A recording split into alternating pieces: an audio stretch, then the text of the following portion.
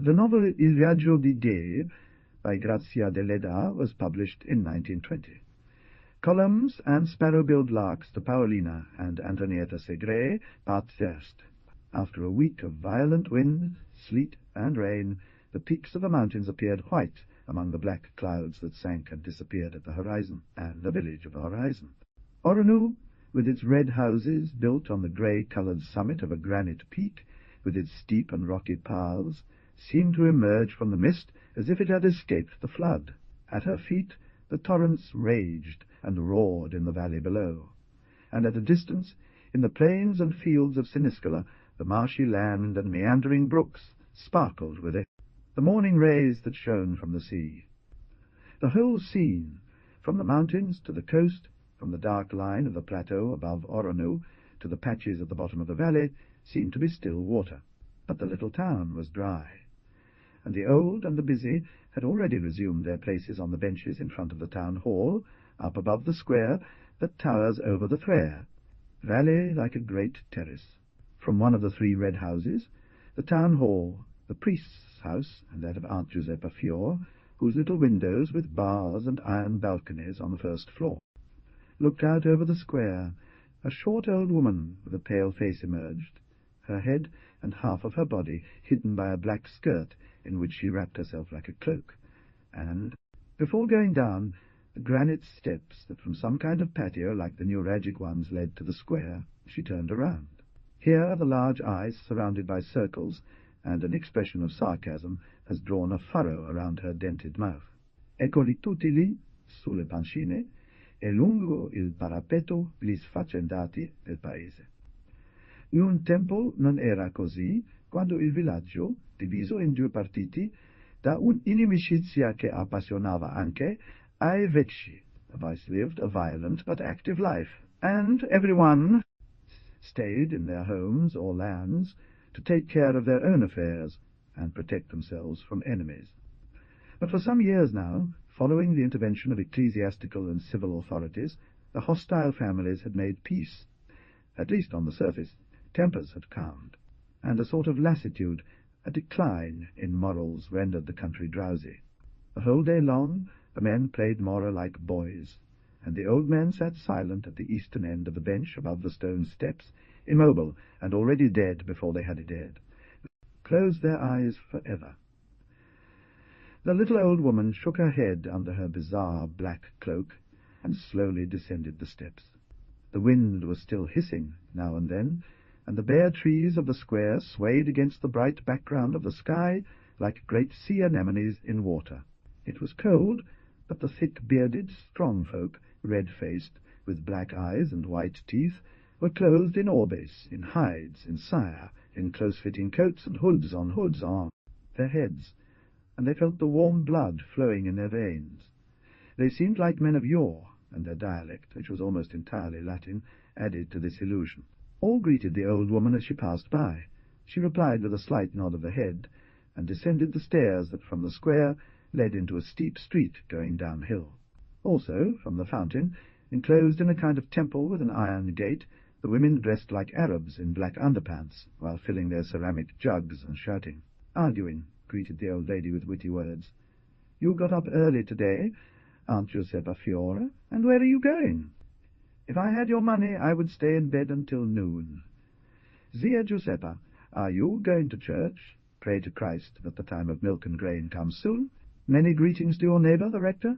He just passed by, and was shaking like a stork. You and he, Aunt Fio, in my faith, are 2 fools.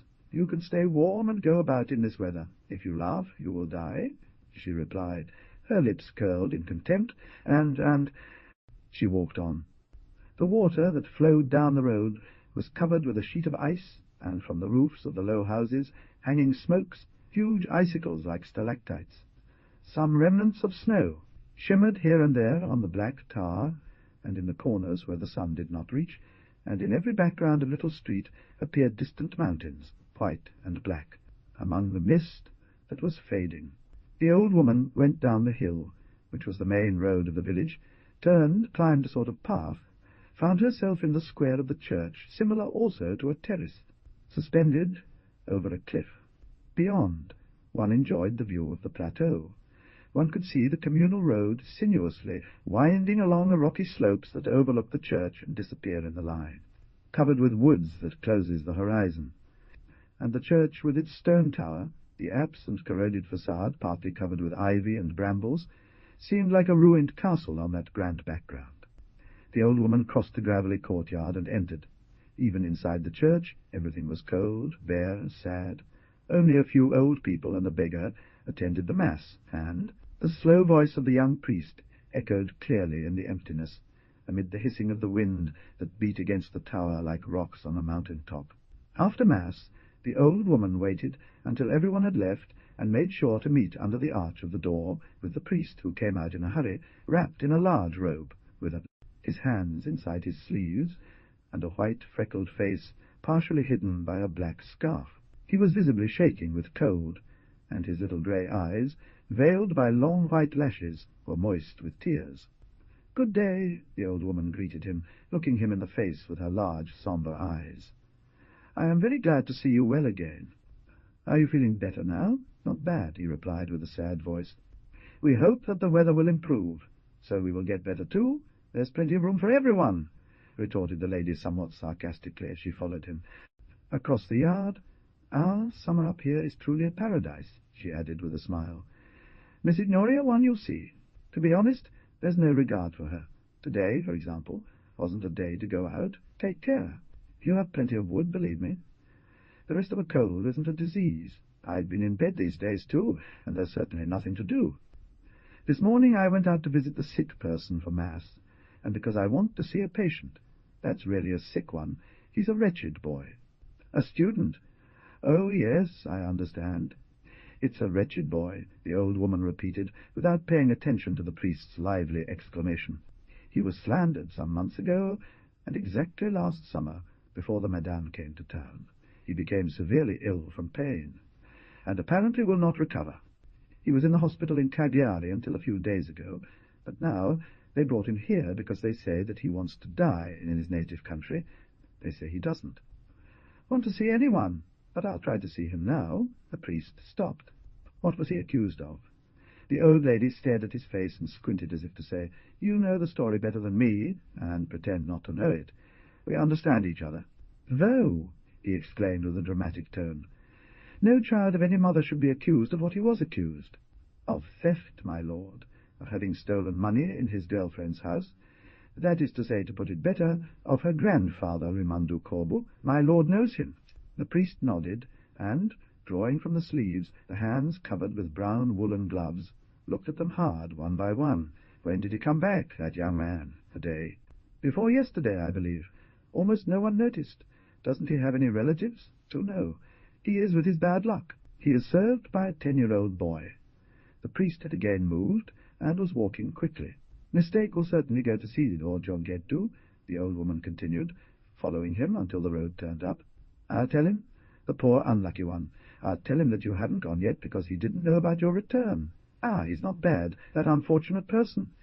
There are many people who try to discredit him by saying he is a non-believer and an evil person, and many pretend to ignore his return in the country, so as not to approach him. But even if they were to paint him as his enemies do, is it a reason not to help him? He is paralyzed. He is poor like Christ. Lepers are also helped, as are the Jews. Why shouldn't we help a Christian?" "Well, well," the priest said, distracted and a bit bored, too. "I'll go see him later. All I ask is that he, who I'm told is a bit of a bully, doesn't cause any trouble. Goodbye." "Ah, so you knew he'd returned?" the old woman exclaimed as she walked down the path, while the priest climbed up the road to the well. The tiny huts of the prehistoric village opened onto very high steps of rock, as if its inhabitants had giant legs, or were prepared for some possible flooding. Only the second-to-last house on the path, beyond which rose a mud wall that enclosed a dirt courtyard, had 2 floors with 3 doors, one central and large and level with the road. The walls were covered with damp, and the small irregular windows with iron bars made it look like a leftover from a medieval castle. From the half-open central door, the old woman saw what seemed to be a stable made of large boulders, and in the back there was a courtyard where an already saddled horse loaded with bags, was tapping its hoof impatiently on the ground. Eager to go, she cast a quick glance and entered the adjacent dwelling. The place was sad and deserted. Puddles of frozen water filled the courtyard on the slope, and the shabby cottage at the bottom seemed uninhabited. The old woman, however, after having crossed the courtyard, watching not to break the ice of the puddles, pushed the door of the ground-floor room. A damp breath hit her. She entered without saying hello, almost furtively, and looked around. The large and low room, with earth-coloured walls and a black coal-dust ceiling, once must have served as a kitchen, because in the centre of the mud-flowered floor, 4 stone beams of the hearth were still visible. It would have looked like an underground room, without a streak of pale blue light penetrating from the door of a small window that opened onto the opposite wall of the courtyard. The dim light of the dress illuminated a black chest of drawers, a small table, and a wooden bed where, wrapped in a pale grey cloth up to her neck and with a white handkerchief around her ears, slept someone who at first glance seemed to be a woman. Her features were delicate, her forehead high, hidden by 2 fine black strands of hair. Under the skin she had an olive-blue shade. The bones were outlined, and the broad eyelids with their long lashes seemed painted with rust. But the slight hair that burned the upper lip, below which the teeth were visible, revealed the sex of the sleeper. An expression of compassion softened the gloomy face of the old woman. Slowly she went to sit on the stool next to the bed, and after looking at books and other objects, a glass, a serrated knife, deposited on the table without carpet, she noticed that on the wall, despite the fame of the unbeliever which George Nidu enjoyed, small black Christ on a white metal cross bent his head and seemed to look at the sick man. "It's strange that there are no medicines," the old woman said to herself. "Yet they say he is about to die." Almost to dispel this generous tale, the patient opened his eyes, large, lustrous, golden black ones, and he came back to life like a resurrected dead man. His face became coloured again, and between his parched lips appeared his white teeth, completely intact. The old woman took his skinny, long hand from the purple nails that were kept carefully neat. "How good it is to see you. 3 as the Lord wills," he said, pulling his hand away. His voice was loud and echoed in the desolation of the cottage. The old woman tried to take back his hand. "My heart breaks to see you so, but let us hope that your sufferings will soon cease, my beautiful soul. Yesterday I only found out about your return. I would have come right away, but even I was not very well. It was raining. That wouldn't have stopped me, my dear son. But I had other matters too. I'm arranging the house because I have to lodge the regional commissioner. You know that they dissolved the municipal council because there were those who ate like 2 oxen, my son, and since the others also wanted to eat it, came to this, Shep, Prutisi azzufaravano, come. I cani davanti all'osso. Now, as I tell you, the commissioner arrives. They say he is a knight, a man like he should be, who will set everything right, and who knows that he may not do some act of justice. You perhaps understand me, my Georges.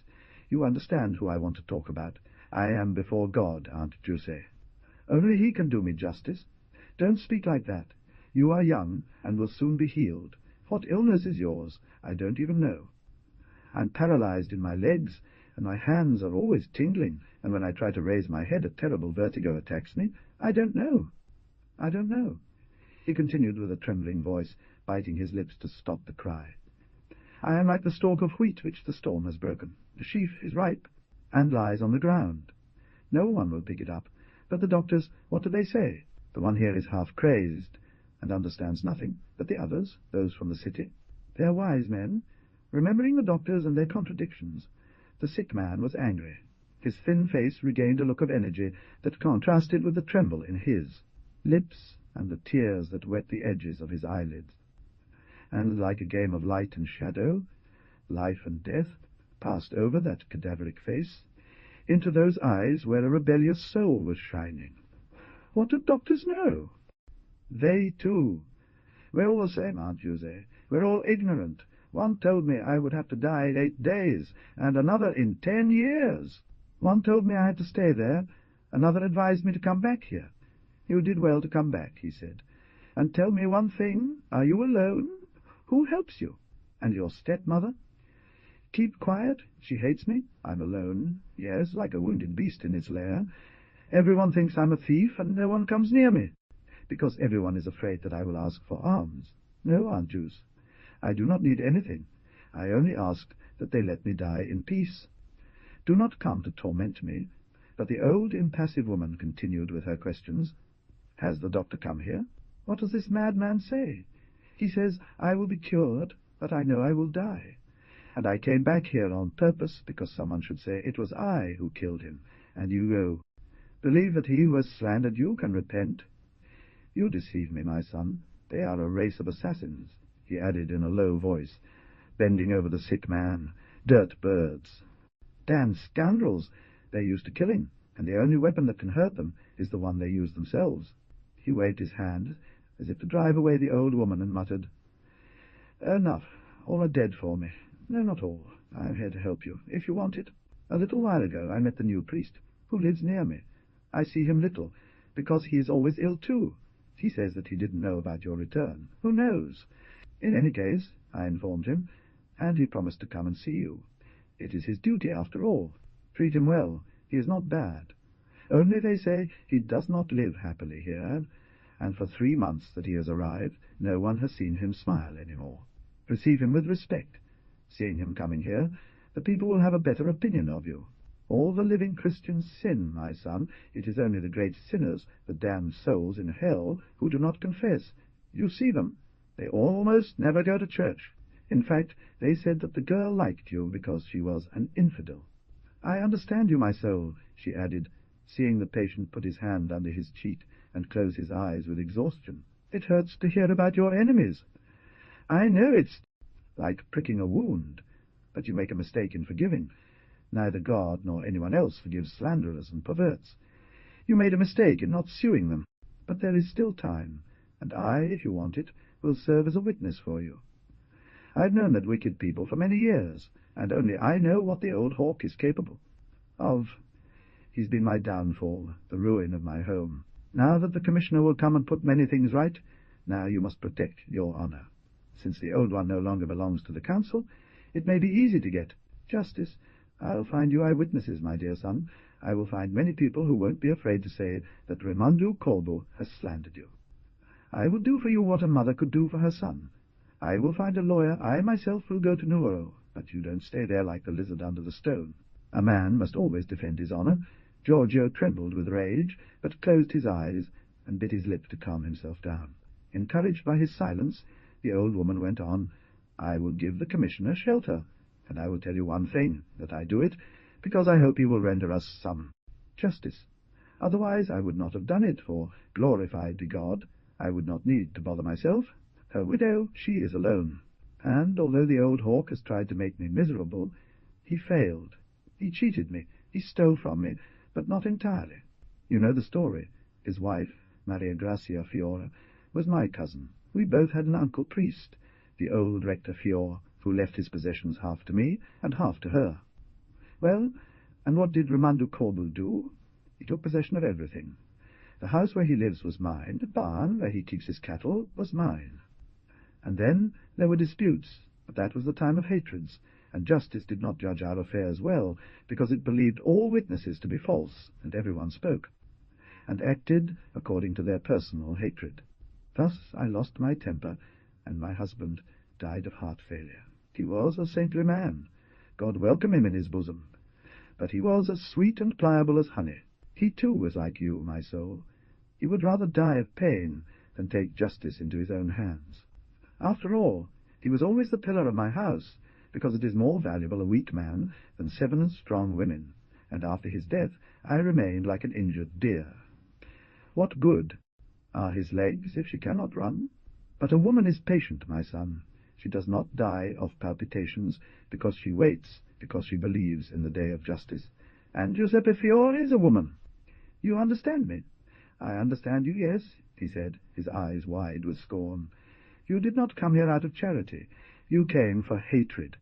Go away. She realized that at the moment she should not insist.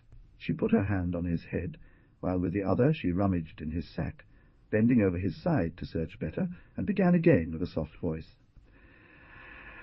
Do not be angry. It will hurt you. I don't hate anyone, but I want justice to be done. But you don't despise me, soul of my soul. Stay calm. Try to take care of yourself. Do you need anything?" She pulled a silver coin out of her pocket and tried to put it under the pillow. But George noticed and pushed her hand away. "I do not want anything. For mercy's sake, leave me alone. Go away." The old woman got up and put the coin back in her pocket. "You hurt people so much with your bad treatment, my Jorgedu. You who forgive your enemies should at least greet your friends well." "Friends?" he said sadly, yet proudly. "For 3 days I have been here. No one has come to bring me a word of love. The first to remember me are you, but pushed by your hatred. Not even in my grave do you leave me be." Her face contorted in what might have been a sour, sweet smile, and a babyish sob rippled through her withered body. The old woman was wise. She realized that nothing could comfort such pain, and wild compassion overcame her, but not a tear wet her eyes. Brillavano di curiosità e intelligenza, lo faceva sentire ancora più piccolo, signore? Disse il maggiordomo. "Vostra signorina ha fatto un'uscita a sorpresa." Ma come?" "Non sa che la mia carrozza è stata presa da uno spericolato", disse Giorgio, accigliandosi. "E in questo modo, signorino", replicò il maggiordomo, con aria innocente. "Vostra signorina era seduta sul sedile di dietro e mi ha detto di portarla a casa. The sparkling black hair was like a spring, lamb's fleece, its waves and dust reminding him of an endless joy, and he felt a sense of relief. The servant, dressed in black taffeta and a yellow skirt, reminded him of his childhood, the most beloved places, the health he had lost. He also needed it. It was the only person on whom he still trusted, and who made him feel loved. "Look," he said, as the boy poured water from the pitcher and scrubbed a rag. "Before I wash myself, you have to sweep up a little, because someone is going to come." Surprised, the boy lifted the trembling water-bowl with his hands. "But I've told everyone that you don't want to see anyone. Well, someone is still going to come, so get rid of him," advised Pretu, frowning.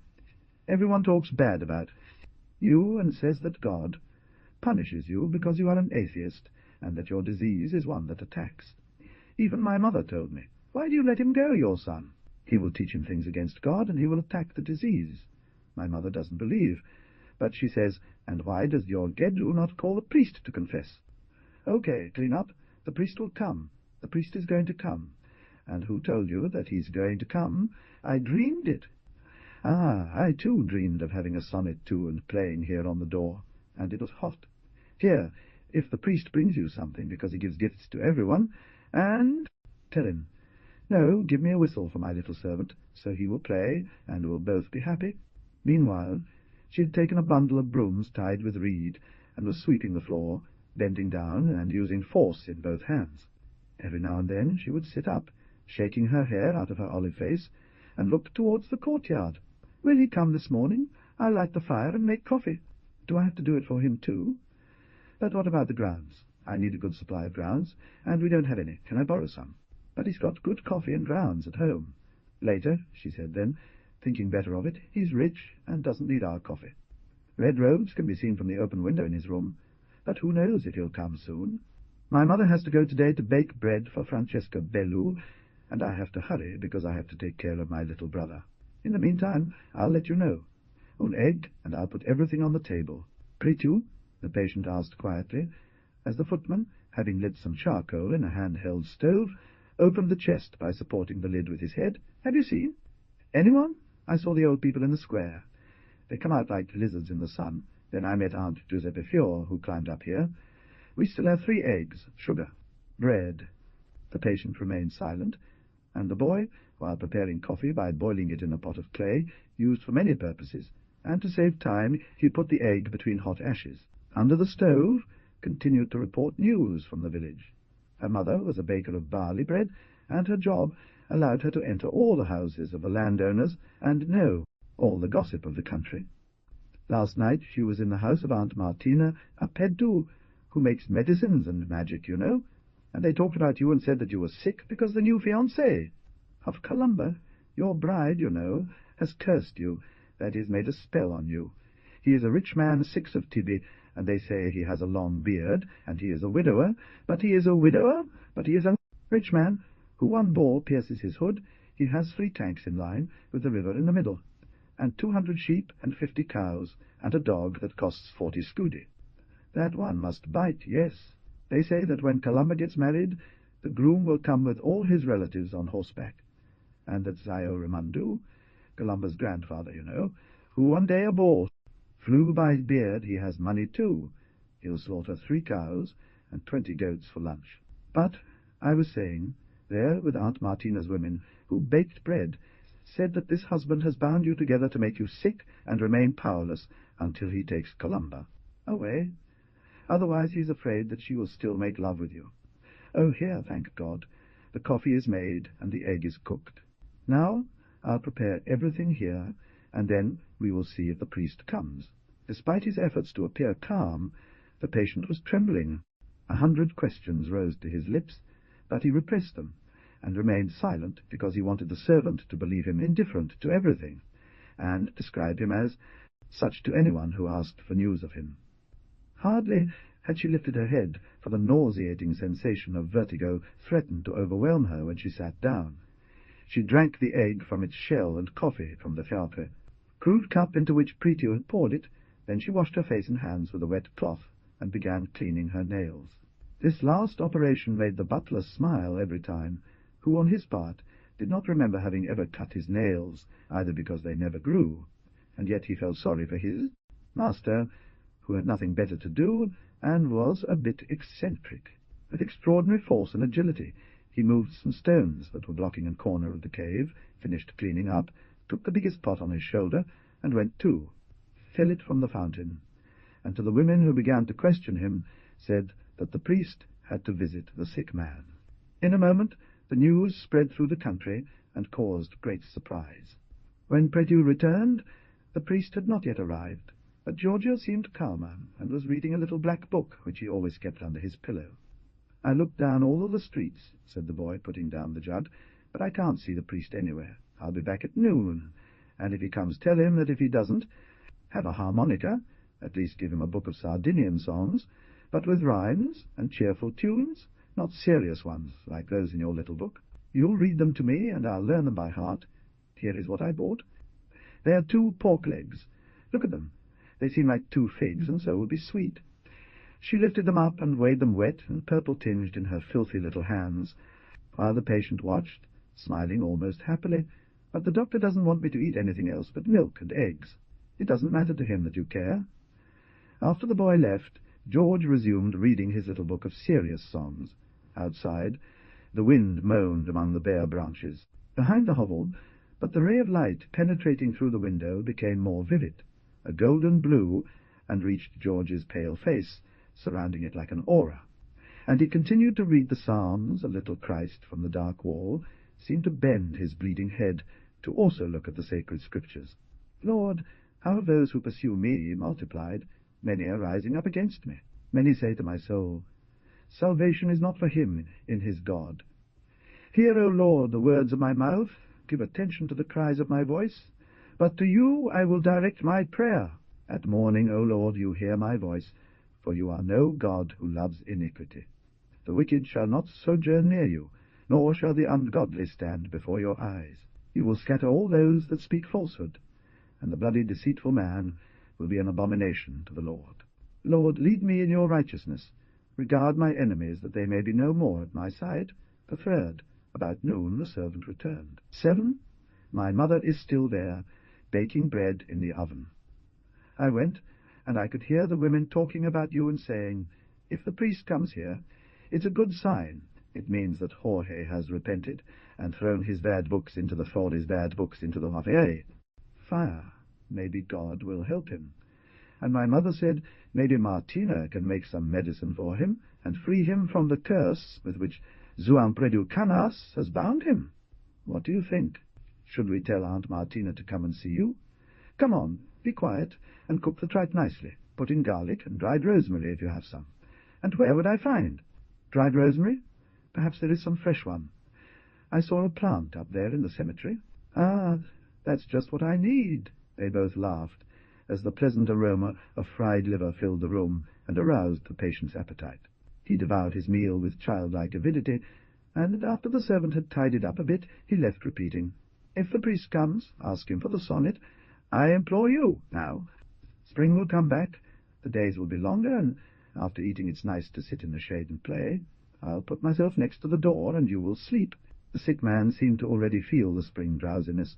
Otherwise, he always felt a slight dizziness, a sleepiness that didn't leave him, except in moments of great excitement.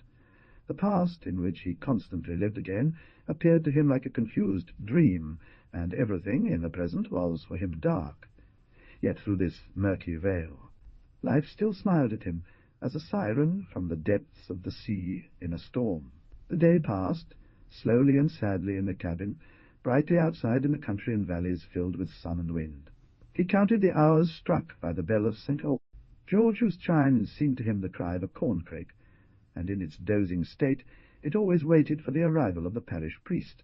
But it experienced, from the very first moment of his return, an agonizing sense of anticipation, desire, and he hoped that the priest would come sometime soon.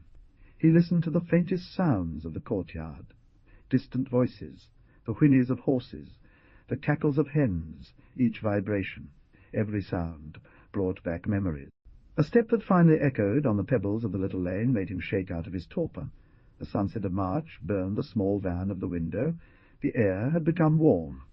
But in the hideout, the smell of dampness persisting, and at the bottom, towards the courtyard door, it was almost dark.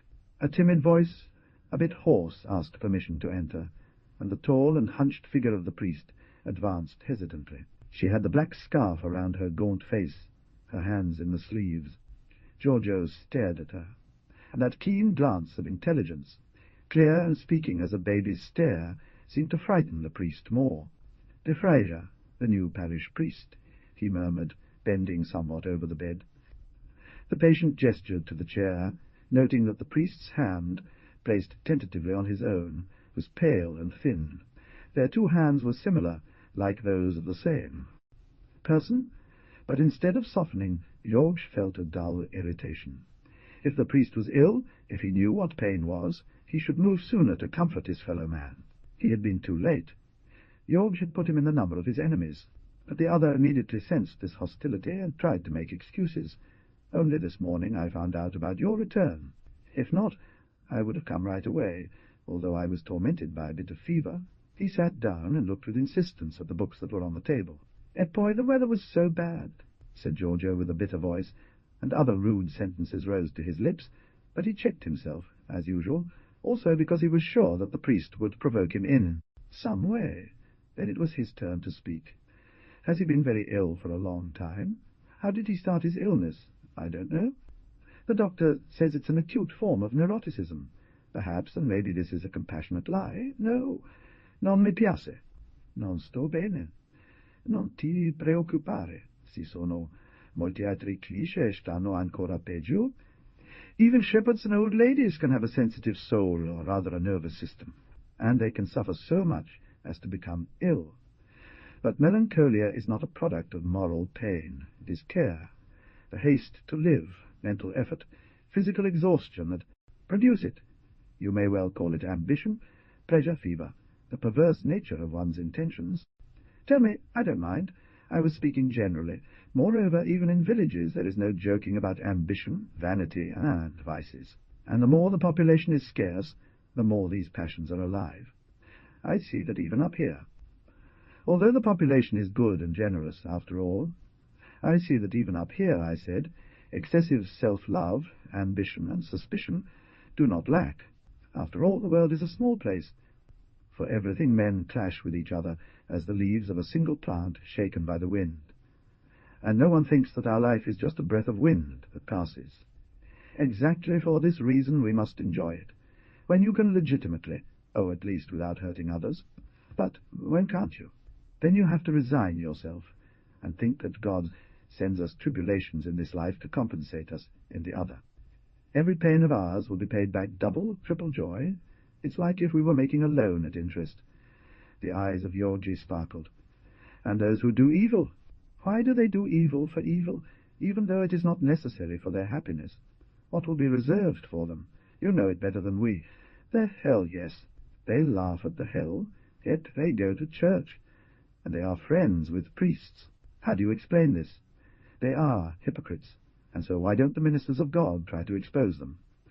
Why don't you go to them instead of coming to me? Do you know if I'm going or not? Shouted the priest at him, giving him an impolite formal address as 2 red splotches coloured his cheeks.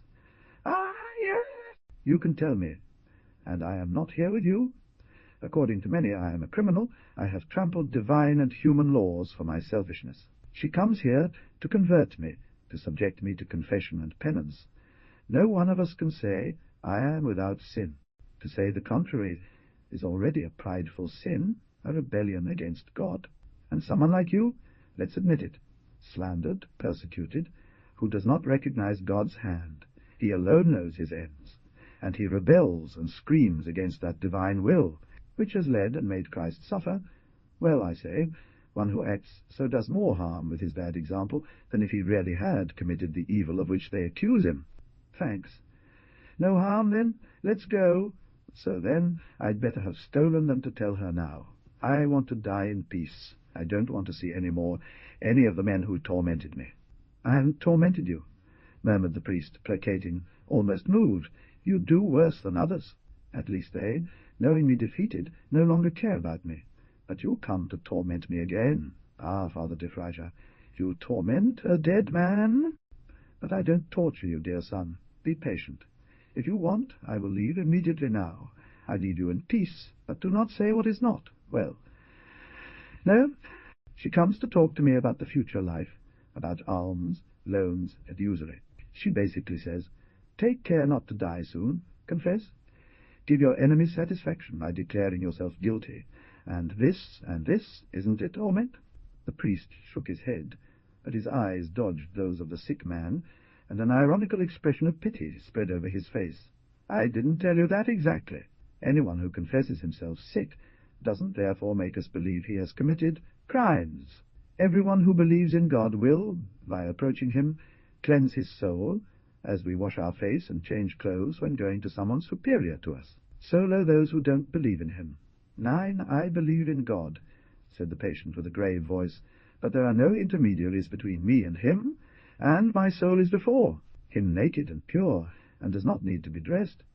The priest continued to shake his head, bent on his chest, as if to say, No, we don't understand each other.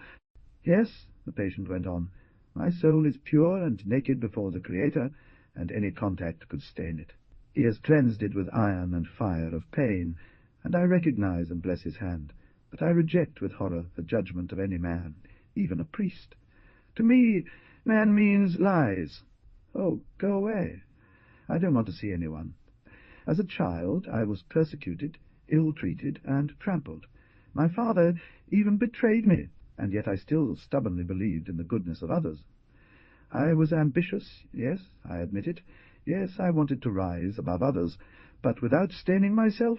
My cry was this, because the dove cannot live among the sparrows, and they have torn open my breast. I have never been bad. My only mistake was to love life, as I still do, as I will continue to love it until my last breath.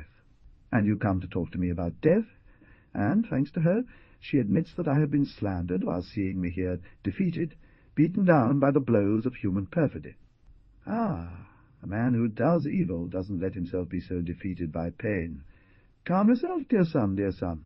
You are sick with nerves, and all may be forgiven you. But do not curse, nor speak so, if you would reconcile yourself with your neighbour. Love is obtained only by love. I did not obtain but hate. Therefore I have come to hate also. Now I no longer ask for love or for hate. I only ask to be left in peace. I will die, yes, but let me die in peace, and seeking you, am I? No. He dropped his violet-tinted eyelids, and seemed to fall asleep, but his brow was glistening with sweat, and his hand trembled now and then. Then the priest raised his head, and looked him in the face again, bending over him, and speaking in a low voice. Feel me. It's a brother who speaks to you. If you keep going this way, you will only increase the number of your enemies. Everyone will abandon you, and you will be alone, desperate, because it is not true that one can live alone. No, one does not live alone, one dies. Man needs his kind, and proof is that you have returned here to see the people whom you say you hate.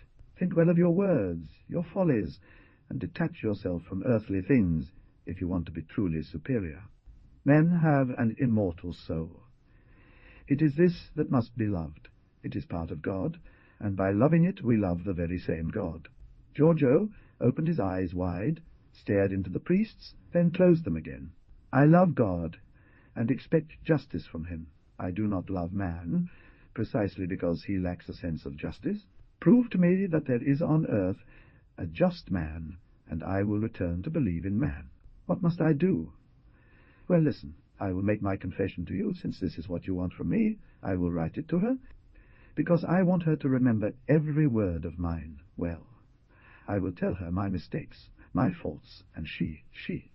From the pulpit, when the faithful are gathered in the church, read or say what I confess to her. The priest smiled. Which do you care about men's judgment? You must love them as they are, and so they will love me as I am, or stay away from me.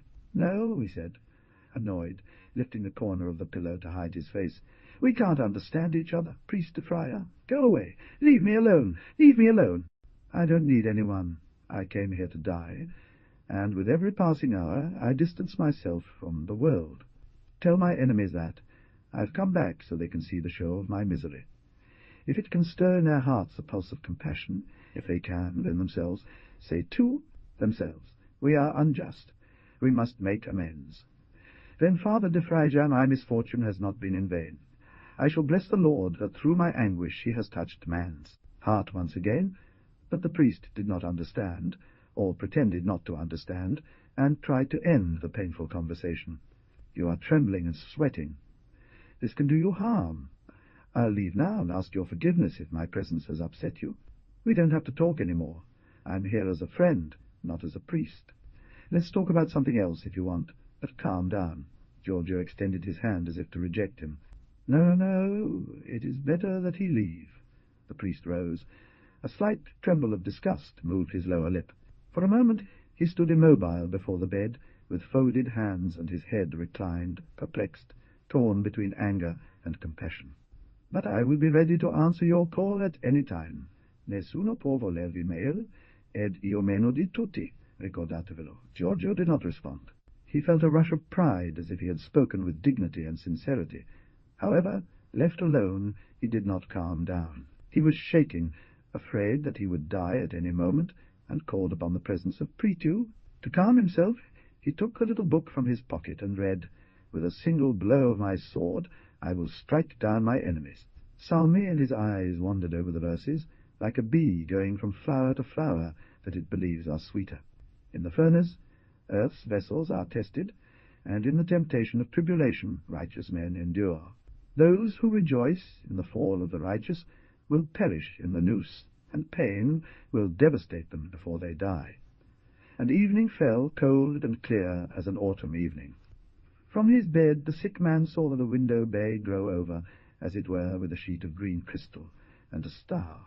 Venus, great without rays, luminous as a little moon, shine long upon it, and set behind the line of the shutter. From so long had he not seen such a sight. An infinite joy filled him. It seemed to him that the star had looked into the hovel with an amorous gaze, and yet, little by little, it became dark. The sky grew darker, and the wind, having calmed somewhat after sunset, started to howl with even more force. Someone moved in the upstairs room, and while from the ceiling a shower of dust, soot and ashes fell on the sick man, a funeral dirge came down from above through the slats as though from a bleak place far away. He covered his head with the sheet, shivering. It seemed to him that a malevolent being was singing for him among the whispers of the wind, prayers of the dead. Distant memories of his sad childhood came to mind. The gloomy figure of the stepmother passed and repassed in the dark background of the tower. The arrival of the butler revived him. In a little while the doctor will be here. I met him trotting along with his cane and tapping it on the stones. He grinned like a devil and asked me, "Isn't your master still alive?" Well then, "Didn't the visit of the priest kill him?" I replied. "I don't even know if the priest has come. I hope so, because I wanted to ask him for a sonnet." And he said, grinning, "Ah, yes, a sonnet. Why don't you hear the sound of her belly so empty?" And I replied, "If she hears it, turn on the light. Do you feel it? Turn on the light." Giorgio told him without paying attention to his words, holding his ear to the funeral dirge that had become soft and thin like a wind whistle. Pretu turned her face up to the ceiling. "It's just above. Yes, I'll go and see. It must be your stepmother who sings like that to tell you that you are going to die." "No, leave her alone, otherwise she will do worse." The manservant turned pale and made the sign of the cross. "And if instead it were a spirit—" "Oh, you!" he cried at the ceiling. "If you are a good soul, go in a good hour. If you are a bad soul, go in a bad hour." The voice stopped. "He's silent! Or is it really your stepmother or just a ghost? But when I have my piccolo ready, you won't hear him any more. Have you asked the priest about it? No? What a head you have. You never think about having fun. But here comes the doctor." The sound of a spiked stick echoed on the cobblestones.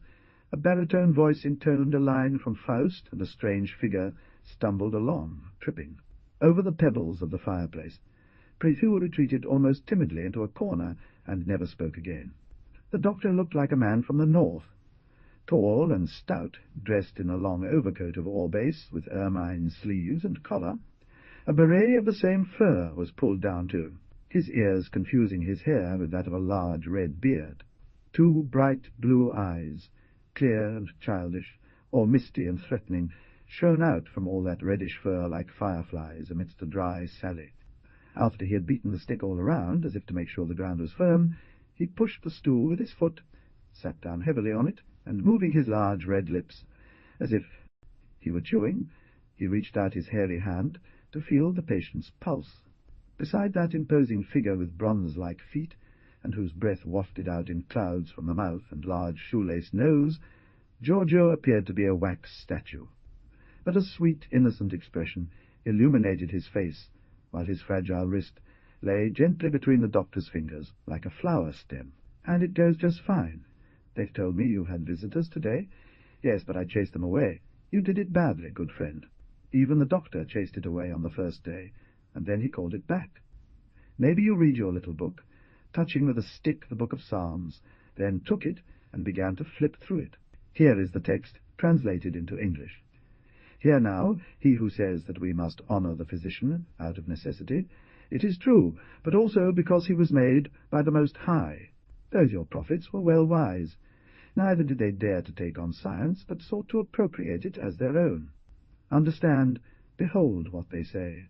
It is the Most High who created from the earth remedies, and the prudent man will not despise them. The virtue of these belongs to the faultless, knowledge of men, and the Lord has given them the science like to be honored for its wonder. What a beautiful thing! And then this nice guy says, Son of man, when you are sick, do not despise yourself, but pray to the Lord, and he will heal you. Offer sweet-smelling incense and flower as a memorial, and may your offering be perfect, and then give way to the doctor. Thank goodness, wait, though, for God has instituted it, and he does not part with you because his care is necessary. Well, well, thank you very much. She put the book on the table and propped her legs up with her hands. So, tell me about your visits, Giorgio recounted, softening his expressions of anger so that he wouldn't be overheard by the butler, whose eyes, in the dim light, seemed to be those of a cat waiting for its prey. You're hurting me, the doctor repeated, seriously but playfully. Do you think you can keep living like this? Live! It's because I have to die that I want to die in peace. Die, die, the doctor began to shout, beating his stick furiously on the ground. Who told you you have to die? Those beasts up there? Greet them for me, dear friend. They are perfect beasts who even lack reason. Ah, paralysis, he went on, making hideous faces. That friend would not have left your slovenly so loose. You don't die for a small problem like yours. If I had listened to my nerves, my bile, I would have died 1,000 times by now. Giorgio was riding. His eyes were searching for Pretus, and both of them, the doctor's grimaces, words, furies seemed to be the funniest thing in the world. You were strong. You were a giant.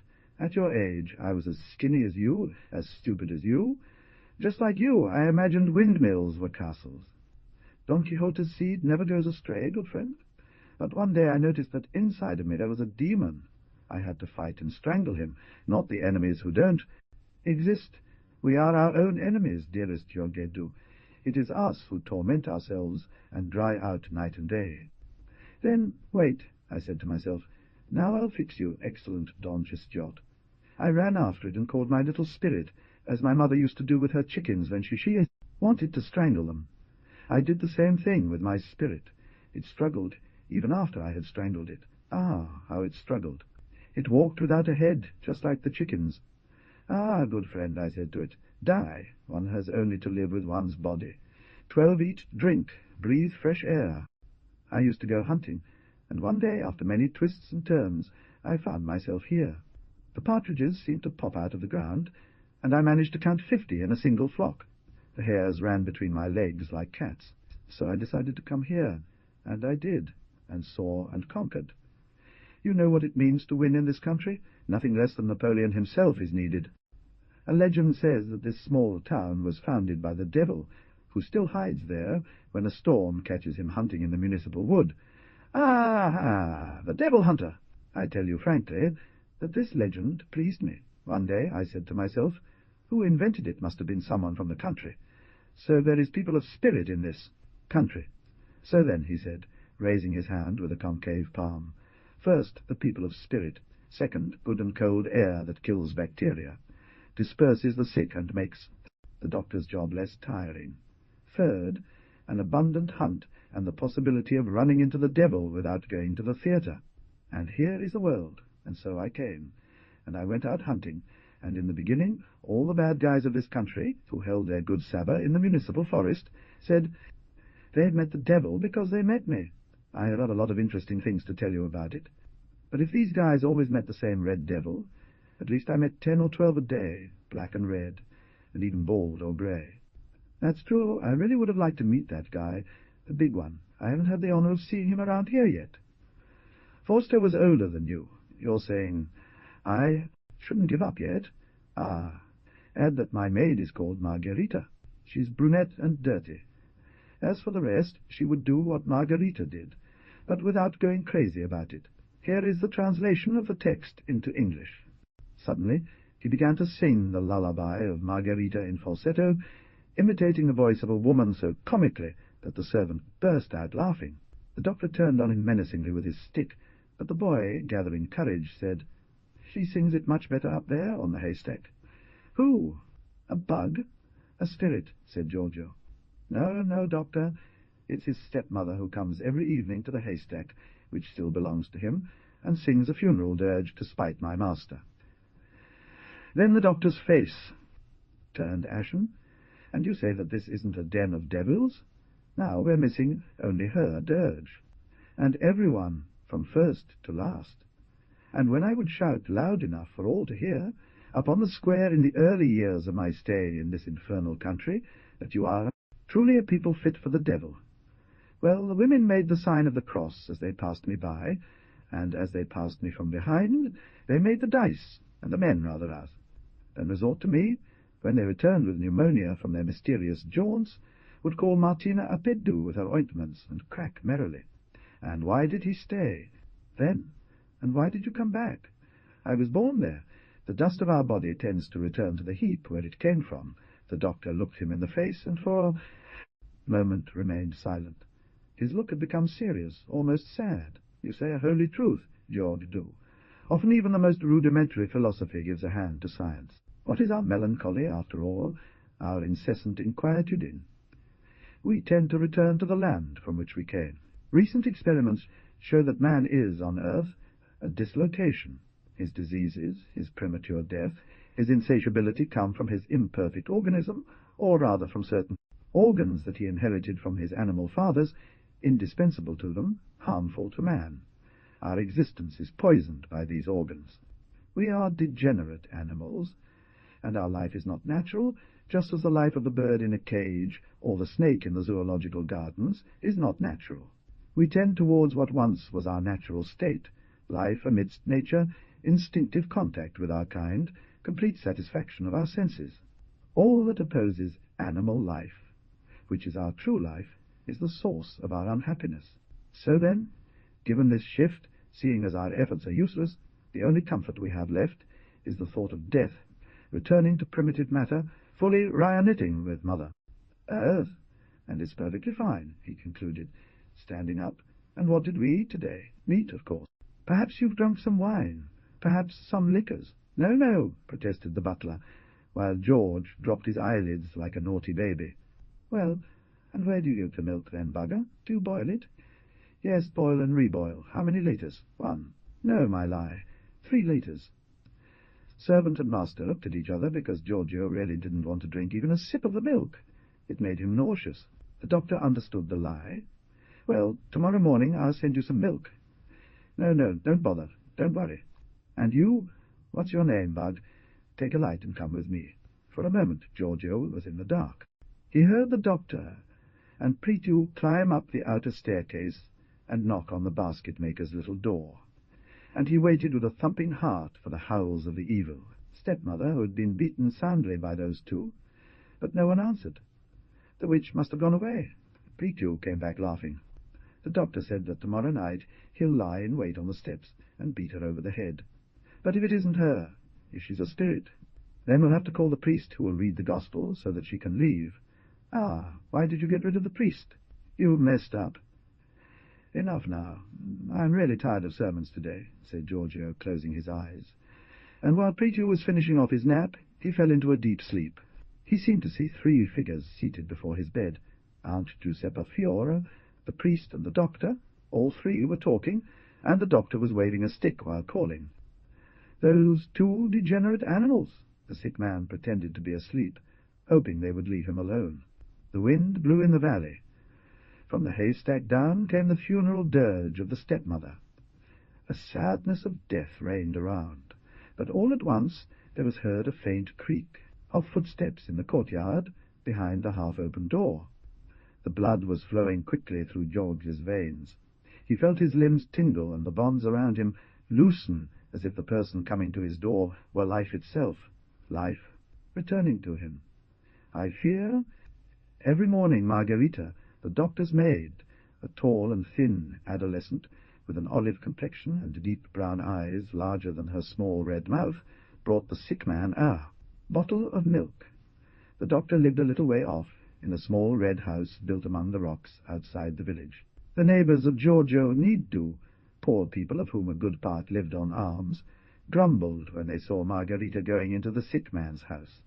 They hated him, because in his day he had called them cowards and superstitious, and now, if they tried to sneak into his den to spy out, he would chase them away like dogs.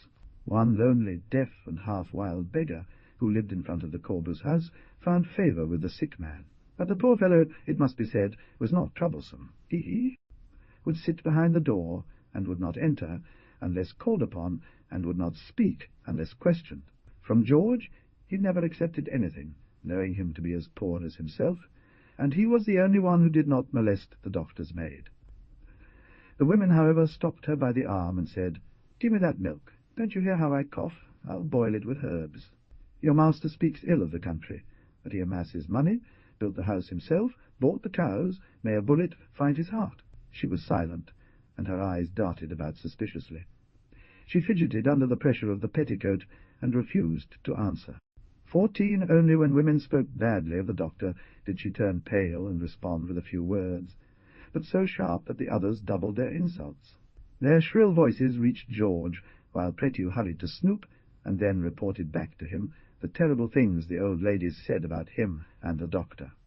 Then Georgie begged Margarita to bring back the milk, but she set down the bottle on the table, wrapped herself again in her black dress, and went away without saying good-bye, without speaking, sometimes even without even looking at the sick person. He watched her with a troubled gaze, and his diaphanous hand trembled slightly among the folds of the sheet. That silent little figure, black as an Arab profile, that beautiful face of a rural sphinx, reminded him of the other one who never came. One day even the priest and Aunt Giuseppe Fior and other pious people from the village sent their servants with baskets of bread and victuals. He rejected everything. The women who came to him were more curious than compassionate, and made indiscreet questions. Then humiliation and anger grew in his illness. A dizzying anguish overwhelmed him, and he no longer knew what to say. One morning Margarita found the door shut. Despite knocking, no one opened it, and no one answered. She then put the bottle on the threshold and left. But the next day she found the door still closed, the bottle on the door. The beggar was leaning out of the wall of the courtyard in front of the rising sun. "Is he dead?" Margarita shouted into his ear. The man jumped. His blunt face, which resembled a wild boar's, showed a childlike terror. "Ah!" "Dead?" repeated. "Yes," she said, asking if he was dead. "He no longer opens it. Have you seen Prétu?" "From yesterday they no longer open it. I have not seen anyone else," the beggar said, and made the sign of the cross with a black medal that he held on his chest. St. Elijah and St. Francis help him. One should call the priest. Margarita was already running, frightened, and in a short time her dark figure disappeared at the end of the sunny yellow path. The weather was nice, sweet, and the doctor was preparing to go hunting in the evening. He returned, tired, and if they called him for some sick person he would shout, "Go to Martina Abdu!" But as soon as he heard the news brought by the servant, he ran to George. He had to knock furiously on the door with the butt of his rifle and shout 1,000 obscenities for the servant to open up. The door was held shut from the inside by 3 large stones. George looked out from his bed, his great eyes wide with anguish. The small door at the end was open, and through it could be seen a bit of grey and golden-green landscape, bathed in sunlight. "Well, what is it?" "Are you not dead? Fa sentir, disgraziato. Hai la febbre? Che hai fatto?" "Tante persone sono venute", disse il malato a bassa voce, come se stesse confidando un segreto. "Tutti hanno dato delle offerte. I passavano da qui, come in una strada dove c'è qualcuno che è caduto. She's come back, Aunt Giuseppa Fiore, and she's been tormenting me. That's why I closed up shop. I don't want anything. I don't want to see anyone any more. Except her, doctor. But, wretched man, if they want to come looking for you, they can come through here as well. The road is tough this way. Look, even you don't know it. We have to take the path behind the church, climb up the slope. Look, look!" The doctor, who was chewing on his lip like a cow, didn't even turn around. At that moment he burst into laughter. "And you think that Giuseppa Fiore can't walk down and up the path? Who can stop that horse? And the others too. Well, but not all the moments. I need to stay calm, you know. Tell everyone, and don't send me anything more. When I'm alone, and that door is closed, I pretend to be far away from everyone, like a hermit." The doctor took advantage of this confession to repeat his favourite theories. "Oh, your life is like a novel. I do not blame you. Your instinct once again shows that man must live naturally, even when he is sick, in fact, especially when he is ill. Sick animals hide themselves and leave it to nature to solve the problem 15, and they don't get any help from anyone but nature itself. And above all, as we said, death in animals occurs for natural causes, old age, etc. Oh, when the animal is not persecuted, deformed, or killed by man, let's understand each other, and what is finally the fear of death in man. It is the certainty of dying before his time, from illness after long crises of pain. If the man died of natural causes, that is, without pain, from a death that is sweet like sleep in a healthy being, which cannot happen because our organism is imperfect, the fear of death would disappear. But George was not comforted. "It shows the tongue," the doctor shouted as he leaned over the bed. The tongue was yellow, scaly, and he wrote a prescription and handed it to Prétu. "Bugger off, mouse. Shall I get the glass? No, run." As the footman ran, he sat on a stool and propped one leg up. Yes, you're right, Jorge, my dear. Yesterday I was in the forest, up on the plateau. There was a nice sun, and the rocks were warm. I lay down on one of them, caved in like a cradle, and stayed there for almost 2 hours like a child, that is, like a happy little animal. The sky was blue, and wild pigeons flew over my head, and I thought, I don't care about you. Go ahead. I won't catch you. On the other hand, I'll tell you more. I was smiling to see them passing. exactly like a silly child who smiles at birds and clouds from his cradle. And I thought, yes, man is born to live alone. Hermits who have repute to be magnificent egoists were, in truth, men still close to their primitive perfection of animals. They followed their instinct, which never deceives us. Dear one, when I was young, I used to think that dogs needed their legs straightened, and superstition. Ignorance and sloth seemed to me the three bent legs of man. Fourth, cunning, which comes from self-preservation instinct alone, seemed to me still standing straight. Tell me what Giuseppe Fior wants from you. She wants me to sue for slander those there. This text appears to be a mix of Italian and English, with some foreign symbols that may not be common in English. I will translate the Italian parts while removing any unfamiliar symbols. That is what she aims to do, find witnesses and pay them. She offered me protection with the commissioner so that I could get a subsidy. She wants to damn my soul, while the other, the priest, wants to save me by force. He told someone that he would bring the bishop to convert me. The doctor pointed with his stick at the little door. You did well to open that one. Feel free to drink a bottle of wine from Oliena. In fact, I'll send it to you. No, don't send me anything. Shut up, wretched. Why don't you want it? For pride? You have every right to be proud, aren't you? Giorgio believed that the doctor was alluding to his sad past, and his eyes clouded over with shadow, but his lips clamped shut, like those of a dead man. He never spoke of his past, though he was convinced that even the doctor believed him guilty. Pretu's return with medicine, and news of the commissioner's arrival, brought a little cheer to the inn. The commissioner is tall and thin and black as the cross of Christ.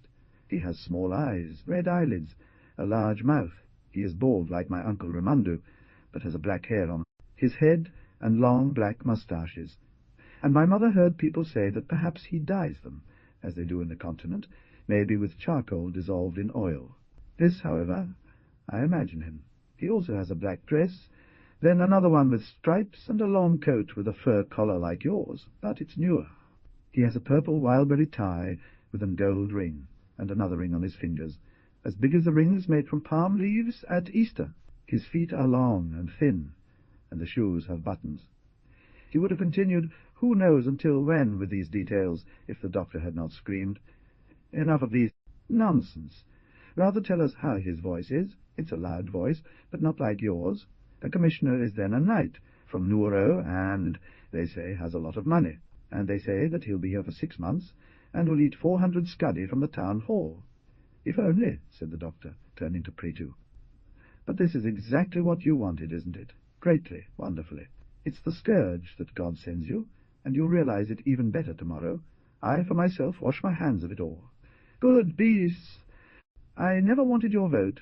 I would be ashamed to be a part of an administration like yours.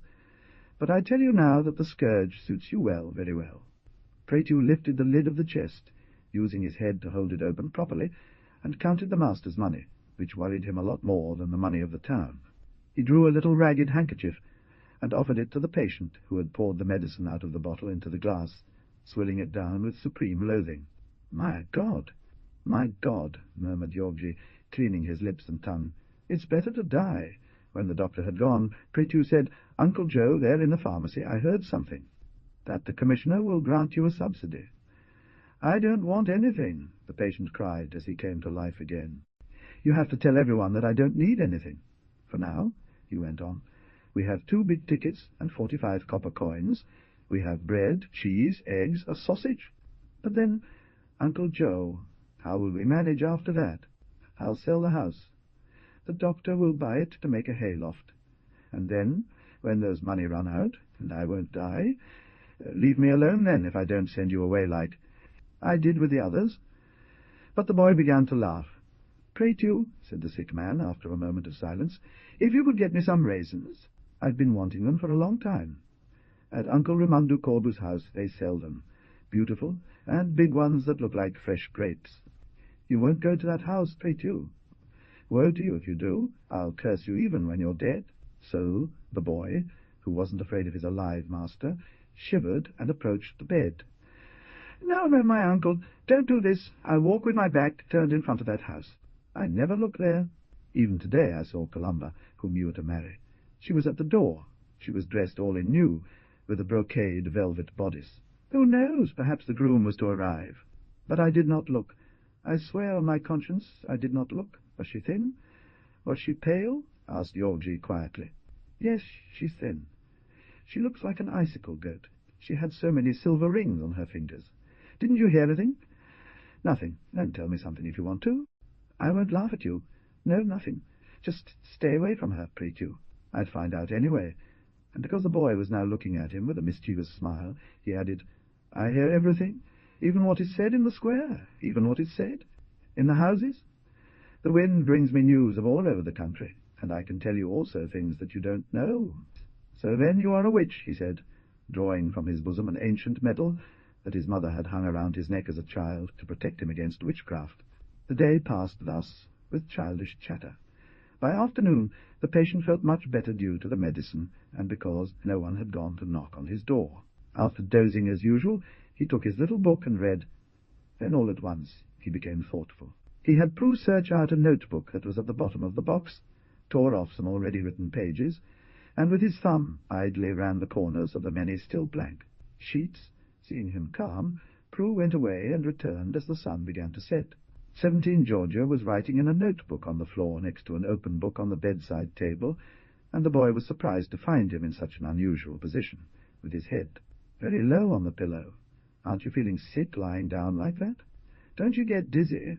Uncle Joe, what are you doing? But the patient, who had placed his inkwell on the bed, and occasionally reached out to moisten his pen without taking his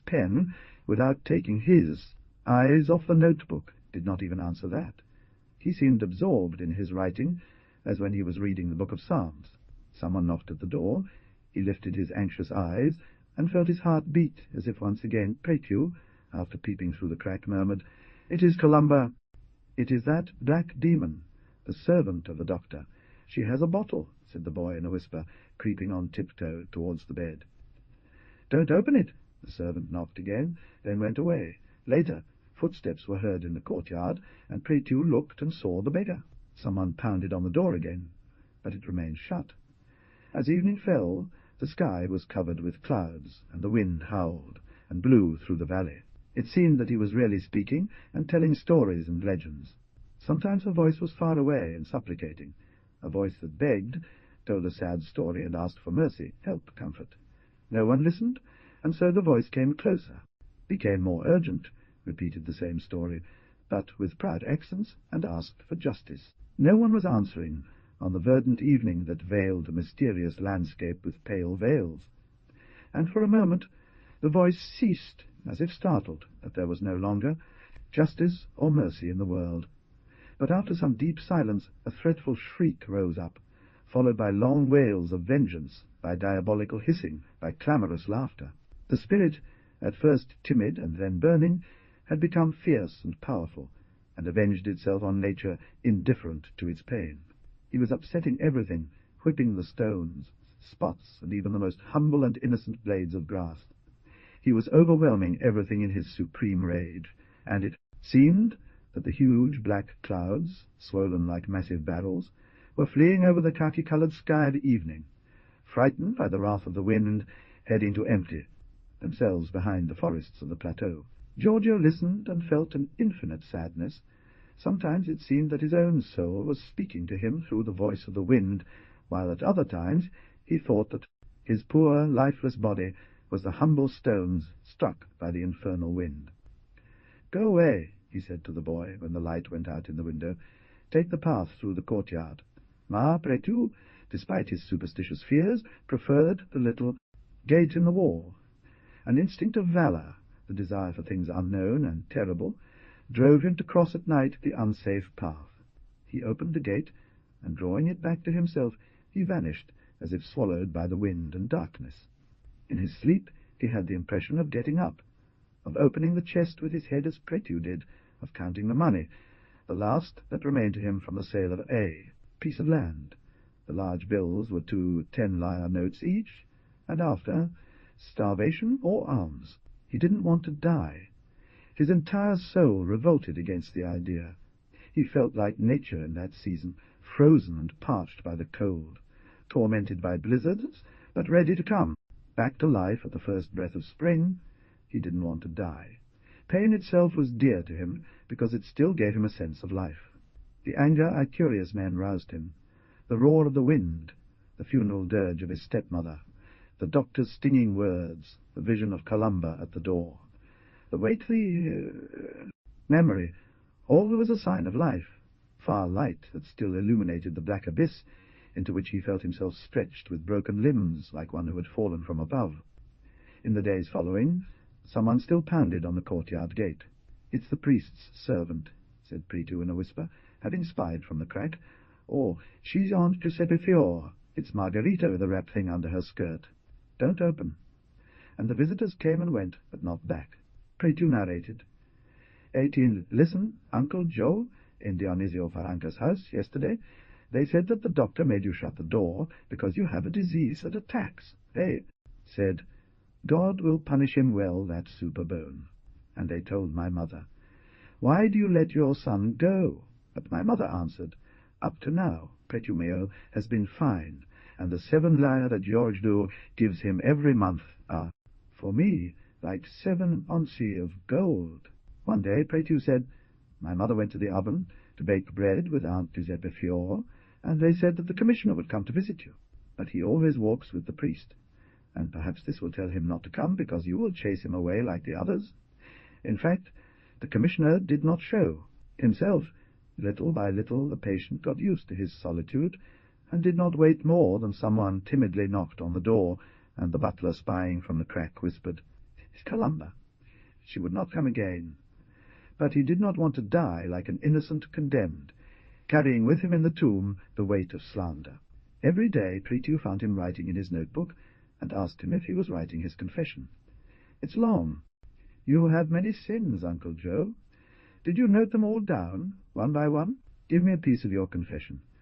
I swear to my conscience that I won't repeat it to anyone. One day, it was at the beginning of April, and the weather had brightened." Again, Pretu hopped up from the path by the curb, and brought Jorg 2 wet, pale, fragrant violets. A tremor shook the poor hands of the student. He brought the violets to his lips, closed his eyes, and his tears wet the little petals that represent spring, poetry, all fair, good things in life that no longer belong to him. Pretu looked on in amazement. "What's wrong, Uncle Joe? Are you feeling sick?" But suddenly the sick man became happy. "I want you to read my sins, Pretu. When I die, you will bring this booklet to the parish priest. But if you were to die, he would come and hear your confession at once. He said that he wouldn't come. Back until I called him, but I don't want to call him any more."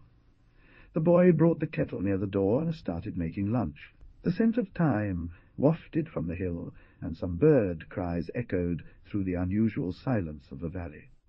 Jorg reached for the notebook beneath his cheek and began to flip through its pages. He didn't know who he had written those pages for, but he was glad he had written them, and he felt relieved like one who has truly made their confession. The small town where I was born is almost entirely devoted to pastoralism. The nature of the mountainous terrain, rugged and uneven, does not allow for agriculture, and moreover the inhabitants, by their peculiar nature, cannot get used to patiently work the land. The man in these mountains is still primitive, and if he manages to steal a goat and eat it with his companions or with his little family, he rejoices as if it were a small job well done. Even to him, the day before or the week before, a lamb was stolen. Why not take revenge? And if you tell him that he is offended and bears a grudge against you, like a man whose rights you try to deprive him of, isolated from the rest of the world, continually at war with his few other equals, often his own kin, or even his brother, this man believes he has the right to take justice into his own hands, using the weapons at his disposal, muscle power, cunning, and language. He does not know what society is, and the law for him is an illogical force that one must evade because one cannot win. As for the rest, he is right. Society 19 remembers him only in order to exploit him. It demands from him taxes, subjects him to military service, and does not protect him from his enemy, nor from the thieves, nor does it help him when the cold winter kills his livestock, nor does it save him from false testimony when he is accused of some crime. He defends himself out of instinct, habit, or right. For years and years, a fierce hatred has rent the inhabitants of this land asunder. The enmity began between two families for a right to passage through a tank. The ensuing court case did not fairly resolve the issue, and the owner who saw his right trodden underfoot took justice into his own hands, killing the enemy who was trespassing on his land. His family avenged him. Hatred spread from house to house like a rotten root, and it was terrible years of constant vendettas and death. I was a child then, but I remember very well that people had a sombre and gloomy appearance. Some seemed to be suspicious of others, even if they belonged to the same faction. At the close of the evening, the doors would be shut, and even when weddings were held, everyone would be silent and melancholy. Many people accused of crimes they may or may not have committed lived in the hills, but from there they gave orders to the inhabitants of the country. The two factions obeyed. Blindly two leaders, who still belonged to the two first families' enemies. One of these leaders was Uncle Raimundo Corbo, our neighbor. The other was Uncle Inácio Arras, my father's relative. Both were fugitives. My father, too, was a shepherd. After my mother's death, he married an old widow, who was his senior, and possessed something of the Corbo family, but without any relations, without any them. The marriage took place during the peace, negotiated between the two sides after long negotiations, and by the intervention of the civil and ecclesiastical authorities. I still remember the grand scene. The peace ceremony took place in a rural church on the plateau. The fugitives had been granted an escape permit to participate in the ceremony and shake hands with their enemies. But it was already said that one of the leaders, Uncle Inácio Arras, would not appear. The bishop, the prefect of the province, and other authorities, accompanied by a large following of bourgeois and peasants, women and children, rode across the plateau that separates the village of Tibi from the village of Oronou. It was a procession, and there was no shortage of the standard carried by an old patriarch, whose long yellow beard covered the head of a baby, seated in front of the saddle. The child was I. My eyes would not leave the golden rod of the banner that I held with my little hands, and the blue silk of the flag seemed to me a piece of that great clear sky that spread from one mountain to another above the rocky plateau covered with forests and patches. Closing my eyes, I see again the picturesque procession where red and yellow were predominant colours in the costumes of the country. I see again the majestic landscape, the fair gold line of the distant sea. The sun, still low over the sea, cast a rose-hued, soft light on the unforgettable scene. The bishop, a beautiful man with a rosy face and blue eyes, rode a tame white horse. Instead of leading the procession from time to time, he found himself falling behind, as if the peasants and bourgeois riding wild half-horses wanted to outdo each other and had forgotten him. He then blew his nose, raising his tricorn hat to his white hair, and muttering a few words in a dialect that sounded like Spanish. The gold cross he wore on his chest sparkled in the sun, and the pearl in his pastoral ring seemed like a dew droplet. She was without a doubt the most beautiful and imposing figure in the painting, and the many priests who were mixed into the procession looked at her with admiration, but also with some fear. When she lagged behind, no one stopped to wait for her, because everyone knew that she did it on purpose to stay alone for a while. At a stroke, after the procession had crossed a ford of a stream, in a small hollow covered with grass and purple flowers, a man on horseback, armed like a warrior tightly, wrapped in a black coat and hood over his head, came out of the wood and reached the bishop. They were left behind, alone. The man was no longer young, but he still leaned strongly on the saddle as if it were a chair. Not one of his 20 muscles moved, while the horse walked as if on its own, accustomed to the weight and the hand that weighed on him day and night. The black hood's circle framed a stern face almost entirely covered by a greying beard, whose 2 points turned viciously upward. The white of the diffident eyes and intact teeth stood out against the grey and black of the wild figure. A murmur ran through the crowd. The man was Uncle Inácio Arras. The old man on whose horse I sat, who was a relative of the Arras, motioned to everyone not to turn around, not to disturb the bishop's speech with a rebellious head. Everyone knew that the Arras would set certain conditions for participating in the ceremony. The conversation with the bishop lasted for quite some time on the way. The Arras then spoke with the prefect, and some men from the procession, including the old standard. Bearer were called in to discuss. A group was formed, and the Arras spoke. He was excited, and called the ceremony a farce. He demanded that all fugitives be given freedom, and severe penalties be established for those who first broke the agreement. The bishop was puffing, the prefect was smiling, and he tapped lightly on Arras's shoulder with the tail of his whip. But the fugitive was serious and dramatic. Suddenly everyone started shouting and arguing. Many in the procession who had gone ahead came back and joined the group. From the top of his bay horse, Uncle Rimandu Korbo was silent, looking down with some disdain at the scene. At last Arras put her horse in motion and departed without having accomplished anything, and all gave her the lie.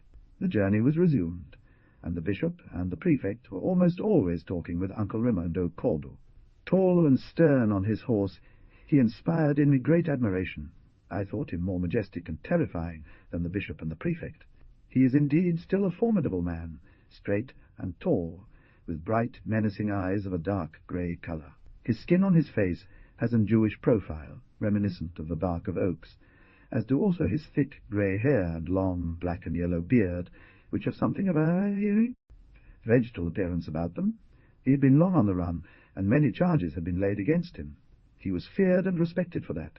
Finally, we reached the chapel of Our Lady of Good Counsel, which stood halfway between the towns of Orono and Tibi. Many families related to those of Orono came from Tibi to take part in the peace. The place is pleasant and shady. A grove of oaks surrounds the tiny chapel that resembles a cottage with a cross on its roof. A stream flows nearby between 2 rows of wild olive trees, and in the distance one can see the sea. The villagers had already lit fires to prepare lunch. As is customary in rural festivals, many wagons were parked under the shade, where women and girls sat, and while oxen and other animals grazed peacefully, the horses grazed in the fields, the dogs jumped around the packs of supplies, and men slaughtered lambs for the feast. A skinny yellow woman, dressed in black, the one who was to become my stepmother, dragged me off my horse and led me into the church. A green curtain covered a tomb on the wall, beside an altar adorned with wild flowers. A great black Christ lay on a yellow carpet in the middle of the church, and the women knelt around this golden square, sighing as they beat their chests and kissed the ground. My future stepmother took her place among the women around Christ, holding me close to her at all times, and I knelt and prayed with her. The little chapel filled up with people. The bishop said Mass, and after the Gospel he advanced on the steps of the altar to speak to the people. Her voice was clear and strong, her words of love, threat, reproof, exhortation to peace, harmony, work, echoed in the chapel, making the women weep and the men bend their heads over their chests. After Mass, the prefect in person discovered the grave. A dove with an olive branch decorated the inscription, 15 May 1895, in the Church of Our Lady of Good Counsel, by Thief.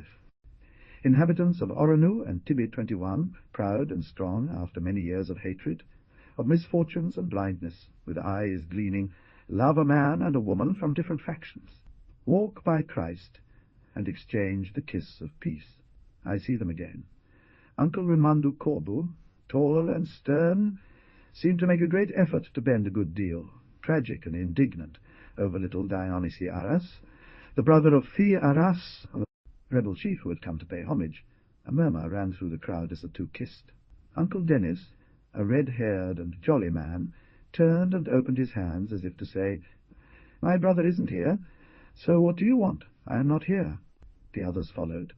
They were proud and bold men, young tall ones with bronze faces, old ones around whose dark faces the boughs of the oaks seemed to hang, under which they hang, under Hatzefeld, past, in their days and nights. In all of them there was something hard and enigmatic. They shared the nature of the rock from which our mountain is formed. Even the women kissed each other. Some cried, others laughed, and these perhaps were the most moved.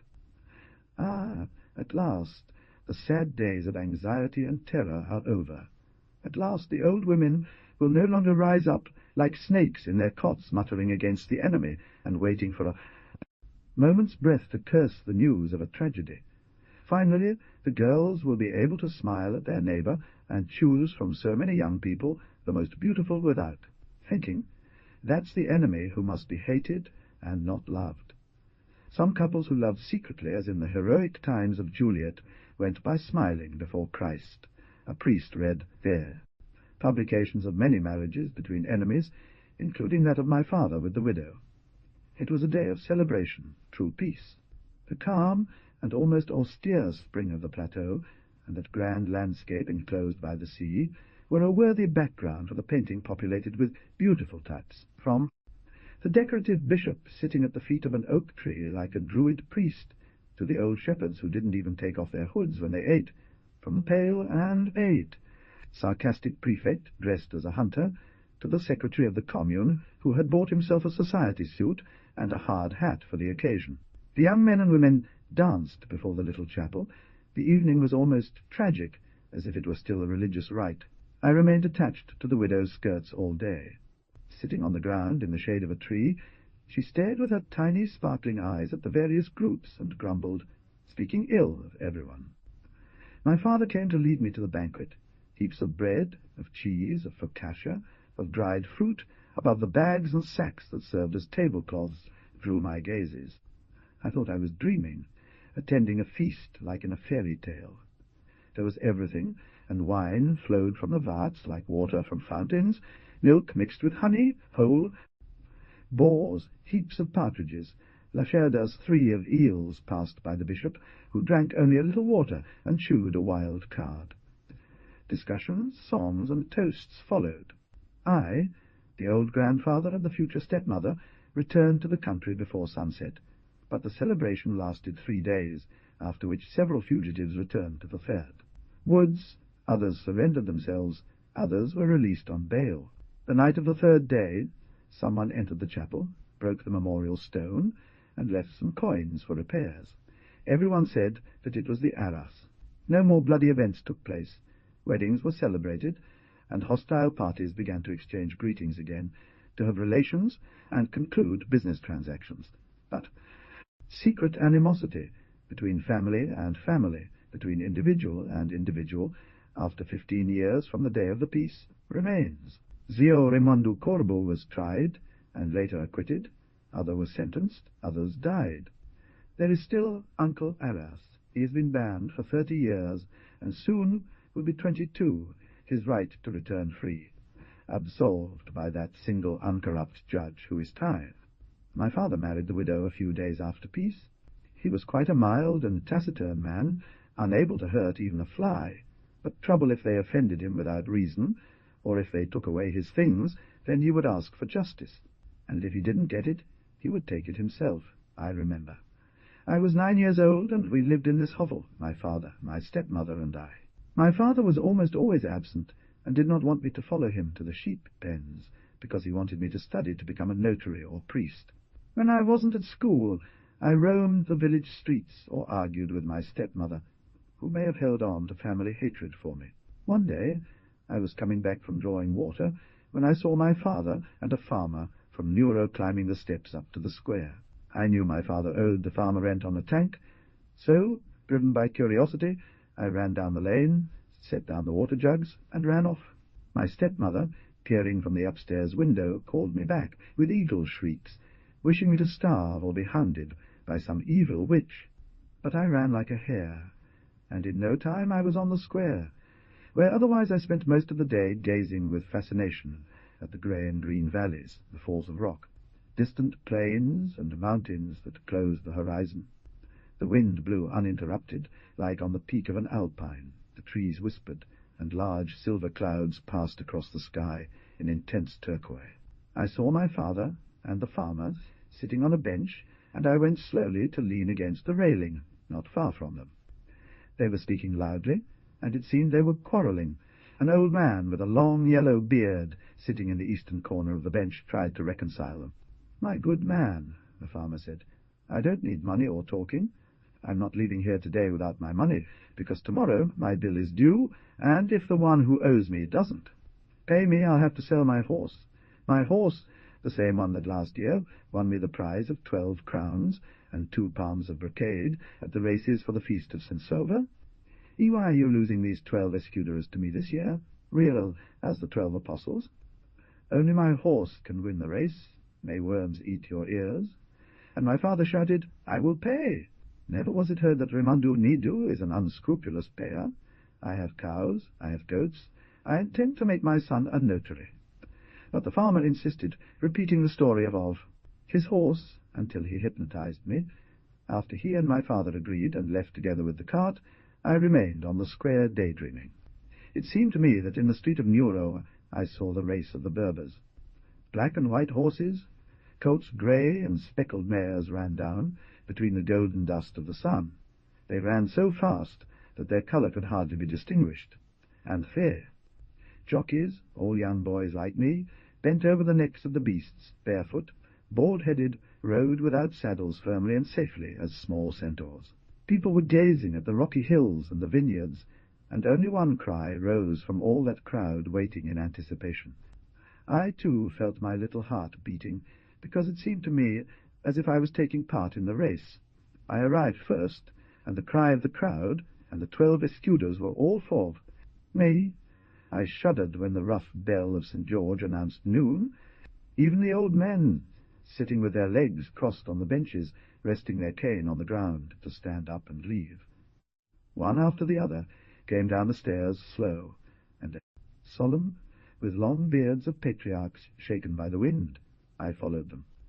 A woman who returned from the fountain told me, "Oh he, your mother seems like a lizard trodden on. Go, go, what is waiting for you? What does it matter? I'll go to run. Horses at the fiesta of the Saviour." "Mother's heart," shouted the woman, "the sun has melted your brain, 23, but I didn't think," and ran down the alleys singing. The people went home, and only some old woman stayed a little longer spinning, sitting in some shady corner. Despite the woman's ominous predictions, I hurried back. The smell of roasted goat meat coming from many shacks piqued my appetite. As soon as I got in here, I saw exactly a piece of meat on a skewer, and because my stepmother had gone upstairs to get the bread, I leaned over the fire like a hungry fox with sharp teeth and started tearing some pieces of roast. I was a little rascal, I admit that, but no one paid attention to me except to mistreat me. I seemed to see myself again, a child, in this den which is not so squalid as it now is. I used to wander about looking for something, lifting the lid of the chest with my head, climbing on the stools to look into the wardrobe, and I see the tragic figure of my stepmother in the space of the door, yellow and black as her clothes, with a basket. Bread on the head and hands that threaten, but I wasn't afraid of her. I stared at her in derision and defiance. "You always come back at meal-times like rabbits to the vine," she used to tell me. "Couch potatoes, worthless, good for nothing, an ever-present story for all abandoned." Children! I was in pain, humiliation, spite, and only thought about how to earn something to get away from the insults of my enemy. As soon as she heard the clatter of my father's boots on the cobblestones of the courtyard, she would change her expression, becoming from severe and threatening to sweet and subservient. She would prepare the cutting board, place the basket of bread next to the fireplace, and tell me, "Come here, my heart, eat, you will be hungry." My father was coming back. He spoke of the thicket, of the farmer who wanted money. He spoke of goats, cows, and the servant who watched the flock, about everything except for me. I would pass my days lounging around, carrying water, and mingling with the women at the fountain. I would ask everyone who had a nice racehorse, but they all told me if I all told me, wanted to buy it, and laughed in my face. Finally, an old, pompous man indicated a rich countryman who was sick and wanted to sell his horse. I went. The man lay still and yellow on a mat, and the women were already weeping for him as if he were dead. Nevertheless, I asked about the horse, and an old woman answered in ill, a whisper that he was grazing in the communal forest. Anyone who wanted to buy it should go and see him. Then the idea of looking for the horse to take it to the races did not leave me. The days of the feast were drawing near, and everyone in our courtyard was talking about it. Our neighbours had decided to go there on foot, crossing the valley, and they were so enthusiastic about their plans that they no longer listened even to Uncle Raimondo's stories. Sitting on the high step of the door to the right of her house, with his cane between his legs and his hands resting on the cane, he told the stories of his past while free. Women and boys listened, as if he were telling tales and legends. This characteristic scene has never faded from my memory. Behind the old man, hunched over the threshold, his daughter Leida could be seen, a widow too, prematurely aged by a heart disease. As a dark background to her black figure with a pallid face, the red glow of the fire within the kitchen shone brightly even in summer, and the copper saucepans glistened on. The wall like moony horns at sunset.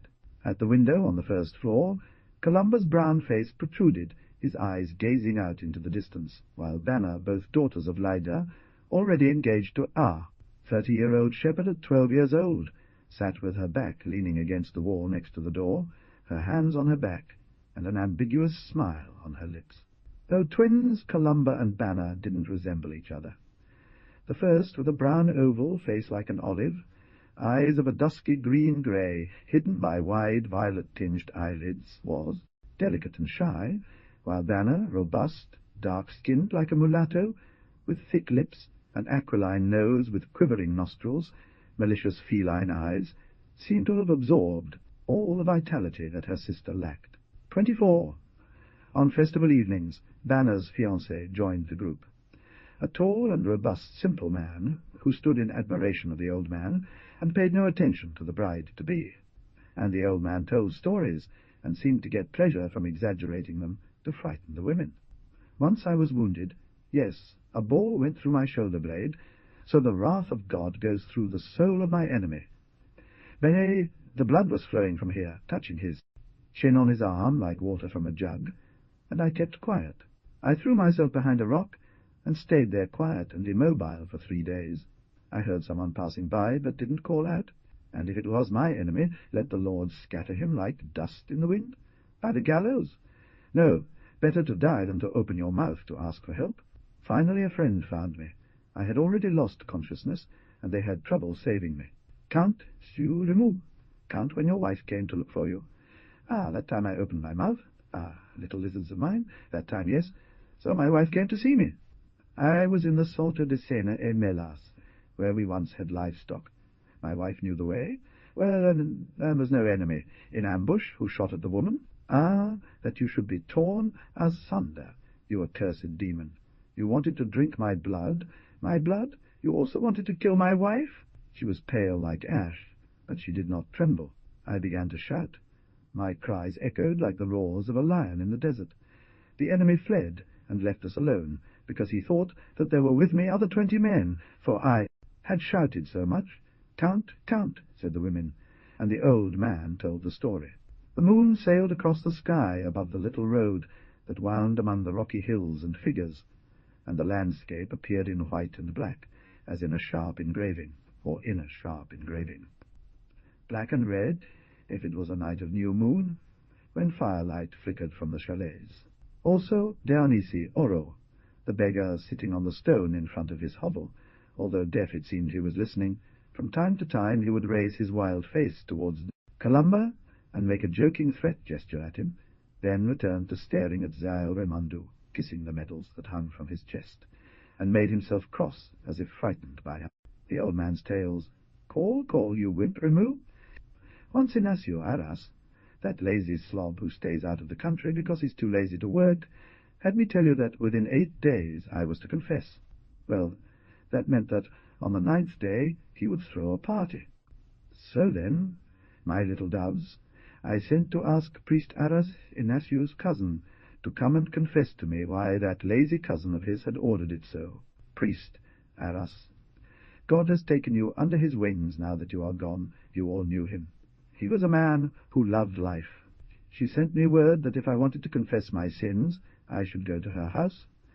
Otherwise I might confide my faults to a holly stump. Well, so what did I do? I sent him word that I would go, disguised as a woman at night, but that I didn't want to be seen by anyone except himself. He agreed. What I and other friends do. When night falls for the conference, we send to Father Arras's house a real woman, whom you all know, but who now is no longer necessary too. Remember, she has also died now. She was a cheerful woman. God have her in glory. As soon as she enters, someone, so what did that coward Arras do to you? He, that coward? He smells my shoes, and he runs away like a deer before a dog, said the woman. The women then spent their evenings talking about their excursion. I, too, felt a feverish desire, and one evening for sure, after tipping over the yeast that my stepmother was supposed to pour into the flour, chased by her threats, I ran out of the village. I always remember it. It was a full moon night. Every pebble had its shadow, and the distant mountains seemed like blue veils stretched out on the horizon. When I was on top of the road at the beginning of the plateau, I turned to look at the village in the moonlight, which looked like it was painted against the rocky background of the mountain. 25, it seemed to me that I was dreaming. I smelled the scent of juniper, and saw the horizon across and beyond the blue cone of Galtelli's mountain, 2 strips of sea that seemed to me like 2 mysterious eyes, and I felt free in the night as a hare escaped from the noose. Then I believed in the dead, in the infernal spirits who guard treasures, in the bandits who cross in the woods. White women were sitting on rocks, spinning white wool, and if they are disturbed and a spindle falls from their hands, they kill the traveller because of their distraction, but precisely to escape all these ghosts. And since a horse scene at night could also be one of those mysterious green horses that in certain legends lead to abysses who dare to ride them, determined to stop and spend the night in the wood, I hid behind a bush and dreamed that my stepmother was chasing me on horseback, threatening me. At dawn, I was back on the road. To avoid getting lost, I followed the path that crosses the rocky plateau between forests of oak and holly, but every now and then I stopped to look around. The golden-winged birds flew from tree to tree with the first rays of the sun. Blue and pink mountains emerged through the forest on the horizon, and those of Olier stood out, fantastically like marble mountains. Then I resumed the road, always with the hope of finding the horse grazing. Finally, it seemed to me that I saw one in the shade under a kind of little hill dominated by a nuraghe. But as I got closer, I saw it was a rock. I started to despair when I met an old shepherd from Nuro riding towards the Sierra. "Uncle," I said, "can you get that beautiful horse to run in the festival? We'll split the prize." The old man, a fat and friendly-looking man with a bright red face, instead of being surprised, looked at me benignly and waved to me in a friendly manner. "What is your father's name?" he shouted. "My father's name is Joseph." "Well then, son," he said, "come to my house on Tuesday. My name is Giuseppe Maria Conzu. I'll give you the horse, but I hope you don't run away with it." Having arrived in Nuoro, tired but content, I met a fellow citizen who gave me a piece of torone. With this single food I stayed until the following day. I slept outdoors with company of fruit sellers from Baronia who had stopped their carts in front of the tax hut, and on the first day of the feast I walked l'Anamangre, colourful crowd. The music played an upbeat march, and everyone walked and swayed as if following that tune. I, too, was walking, but I felt a great rumbling within my ears. My legs were giving way, and among the crowd I would sometimes see the face of my stepmother. I went to look for the shepherd, but he told me that he wouldn't be back until the next day. I was fed with the peelings of watermelons they tossed. The next day I went to look for the shepherd again, and he kept his word. "You will remove your cap and shoes," he said, as he twisted the horse's tail and tied it with a yellow ribbon. "And be careful that you have to take first prize. But don't burn the beast. Today I left her hungry, and so I did too," I said, yawning. "Better. You'll run lighter. After the race I'll feed you." He took me to where the party priors were recording the horses for the race, and I, mounted on the bare back of the restless beast, bent forward and backward, and from side to side to show off all my agility. The shepherd walked with me for a while, and then I went on alone to the starting point, which was the bridge between the valley and the mountain. The other horsemen, barefoot and bareheaded, taunted each other and praised their own horses.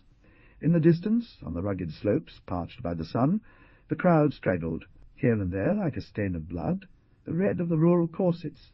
Hunger and the heat of the sun made me dizzy. I looked at the most beautiful horses of mine with anxiety, but hoped to win at least the second, at least third prize. It was necessary that I take home at least 5 lyre. Finally, a man arranged us in line and clapped his hands. The horses came flying from among the clouds of dust, and soon I found myself among the last. 26 found myself alone, bent over the damp mane of my panting horse. Alone. At last condemned to the mockery of the crowd.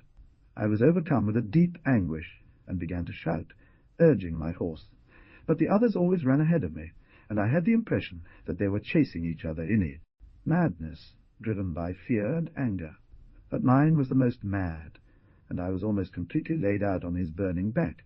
Rather than guiding him, I left myself carried away by him. Allò sprint sopra la fontana. Il cavallo che precedeva mi inciampò e rallentò la corsa. In un attimo lo raggiunsi, lo sorpassai e il coraggio mi ritornò. Mi sollevai urlando. Il cavallo, compreso da un impulso di gioia, nati e raddoppio di velocità. Ecco superato un altro cavallo, poi un altro ancora. Mi sembrava un sogno. Before I got to the drinking fountain, where the crowd was already looking and yelling, I caught up with and passed the other horses. My heart was pounding violently. I saw big red patches all around and felt like a buzz of bees. The joy made me feel light-headed. I wasn't thinking of anything, neither the prize nor the stepmother. Only all at once I heard a voice that made me tremble. "Well done, Oronou?" Well done. But to the master's voice the horse quivered and shook violently as if to shake off my weight, and I fell into the dust like a stone thrown from above. The dust seemed red to me. The horse's hooves that passed over me struck my head like hammers. But more than the pain made me faint was the cry of terror of a crowd. I stayed in bed for 3 months, and this disease, which was like a long feverish sleep, completely changed my character. I became sensitive, nervous. I no longer loved to wander around the country. I no longer chatted with women. I no longer fought with my stepmom. Everything bored me, but I hurt myself inside without being able to vent in words, almost as if I had become mute. To escape the persecution of my stepmother, I would go among the rocky hills near the village, hiding between stones and grass like a lizard.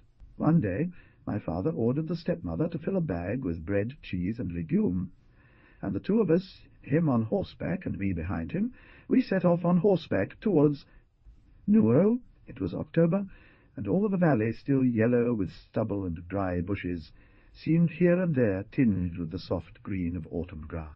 The sky, scattered with immobile grey clouds, reflected brightly as a mirror where the rocks of the landscape seemed to be reflected.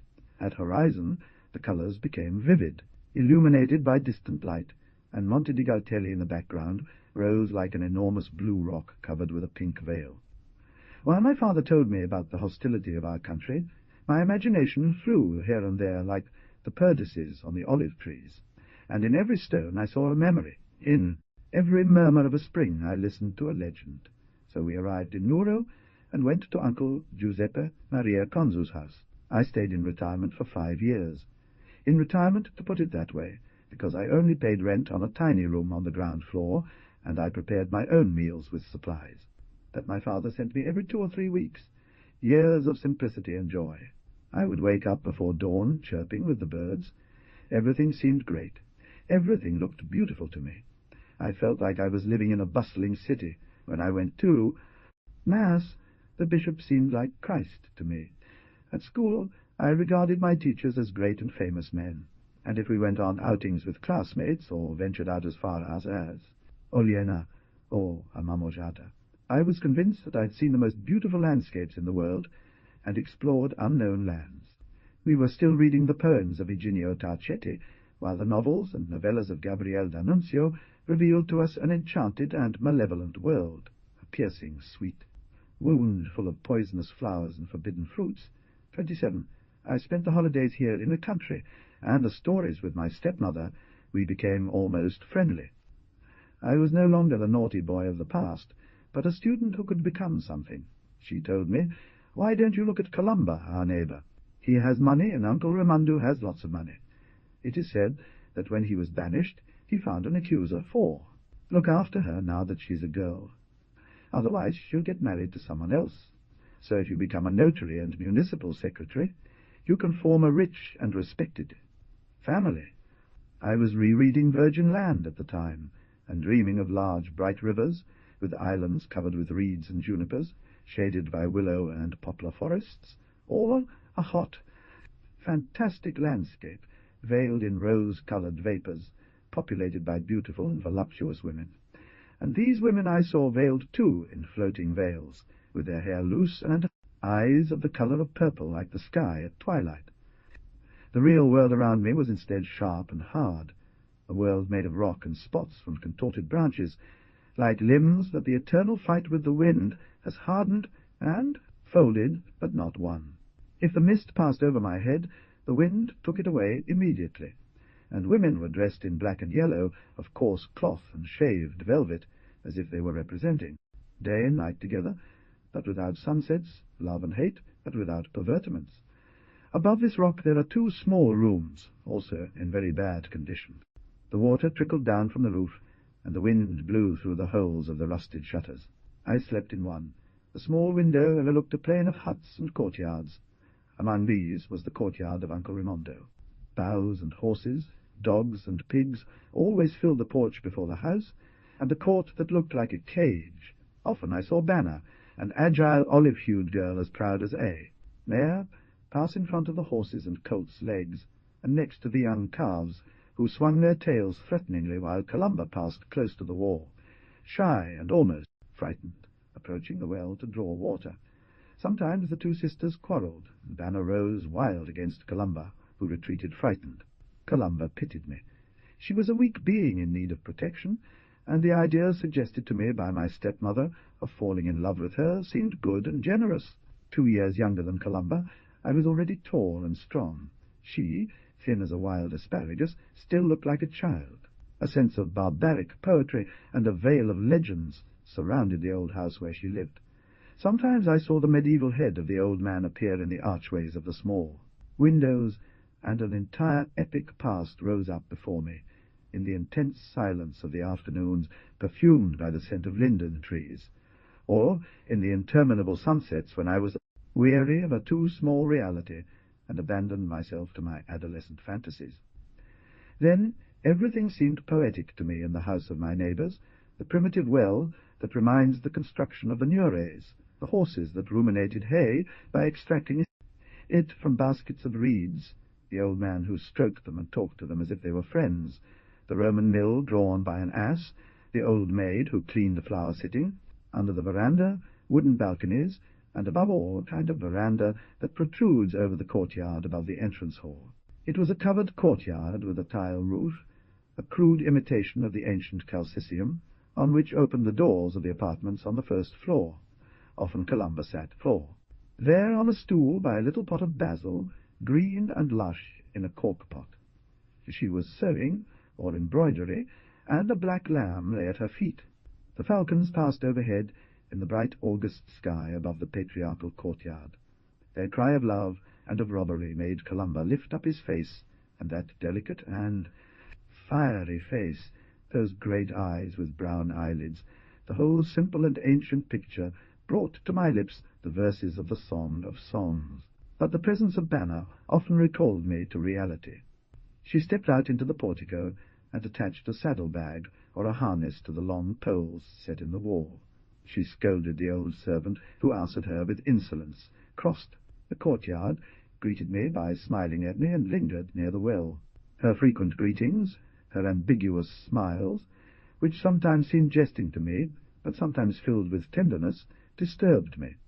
She, 28, often sent me gifts of fruit, meat, and sweets. The old barefoot servant with the short Egyptian face, with rigid skirts and a long scarf, came quietly on tiptoe with a plate under her apron. Slowly, almost in mystery, she revealed the gift. For Georgette du Bello, he sends it from Banner, my mistress. She was kind and ironic. My stepmother took the plate and emptied it with dignity, thanking her. "And when do you get married, then, my lady?" "Soon, my soul. There's no fury, though." Are they maybe waiting for the groom to change his teeth? And why not? The rich have always 7 years, even if they are 70. "Listen to me, my comfort," the stepmother used to say to me, as she went away with her plate under her apron. "If Banner were not betrothed, I would advise you to take care of her. With her you might get along better than with that dead water of Columba."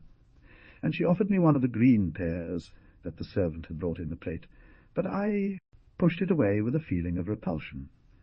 Banner's wedding was celebrated at Easter. I had returned to the country for a few days, and was invited. The tables were laid for 3 days, while Uncle Rimandu presided seated at the head of the table between two glasses of wine, the groom went up and down the house and helped to slaughter the sheep and lambs destined for the feast. In the courtyard they danced to the rhythm of a choral song. The women and men with entwined fingers hopped about seriously and almost tragically around the group of singers who, assembled face to face with their hands on their cheeks, seemed to be sharing a secret. Under the porch where the kids were slaughtered and the sheep were skinned, the scene had something of a ritual air about it, like a sacrifice accompanied by singing and dancing in honor of the newlyweds. I danced too, and Colomba gave me his graceful hand, which gradually I felt getting warm and almost swollen inside of me, like a bird that has been frozen to death and is coming back to life and warmth. On the third day evening they were still dancing. I stayed for dinner. The tablecloths were stained with wine, blood, and honey. The whole house exhaled a smell of burning and liquors, and was full of sweets, of grain given. To the bride, of bouquets of flowers, of sheep's wool and fresh meat. An indescribable disorder reigned in all the rooms, and people passed through them as though they were public places. In the courtyard the minstrels continued their sonorous cantilena, and the dancers danced while emitting sonorous cries. It seemed like an orgy, a bacchanalian feast, fantastically illuminated by the fire of lentisks burning in the courtyard and by the moon, which was setting pinkish on thought. Spring sky. And the old man presided over the table-head between the 2 cups of wine, telling his adventures, while the bridegroom, a bit pale, laughed and drank, and to the jokes and drank. Insinuations of the guests replied that he was able to go to the stable to tame the colts. The women, including the bride, whose eyes seemed greener within their violet circles, were tired and pale. Only Colomba, unusually excited by the sounds and dance, or very careful, wise. Phrases of the guests had shining eyes and a rosy face. We danced again together in the courtyard by the firelight and moonlight. The night was fresh, but we breathed with pleasure the air that had the scent of wet rocks and wild lavender.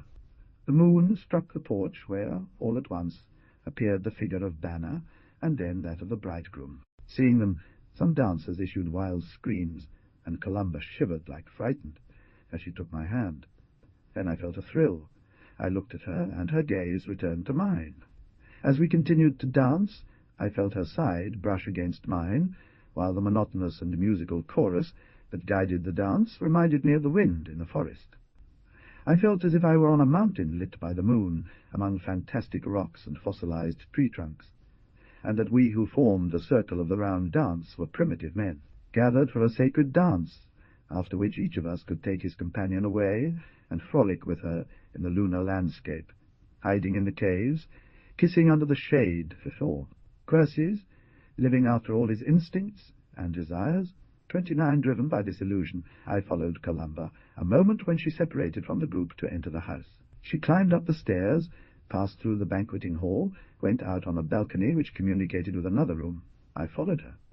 The moon had set, and only a pale halo marked the outlines of the mountains.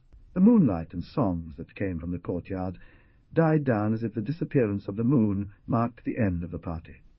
I took Colomba in my arms, and kissed her with all the passion and faith of an adolescent. To me at that moment she represented the mystery of night, spring, the poetry of night. Love, her lips were for me like the rim of a vase, filled with the very essence of life. 8. The next morning at dawn I left without seeing her again, and for weeks and months I lived in a sort of intoxication, in a sweet and profound illusion, like a true dream. In the summer I returned, and we continued to love each other in secret. After Banner's wedding, he lived in the right wing of the house, completely separated from the centre and the left wing, and often the maid would go to her to work. If the old man was absent, Colomba, alone in the house, hesitated not to receive me. We spent whole nights together, when the grandfather was at the sheepfold, and the servant of Banner made bread. Even indoors the house is mysterious, with its corridors, narrow passages, balconies, storerooms. It seems a medieval construction. One night Colomba showed me a secret room. My grandfather once hid here for a week, while the house was full of soldiers looking for him, waiting to believe that he should return from the forest. Not seeing him come back, they went away. During all the time that I was exiled, I could have lived very well here hiding, but I loved the countryside. Even now, if I stay in the house for a few days, it feels like I'm suffocating.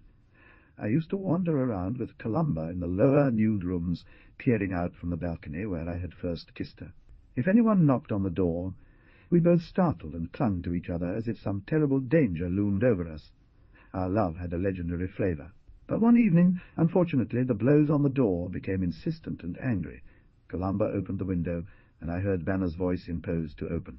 Then I tried to jump from the wall of the courtyard, but looking out, I saw Banner's husband with the arquebus in hand, as if waiting for a thief.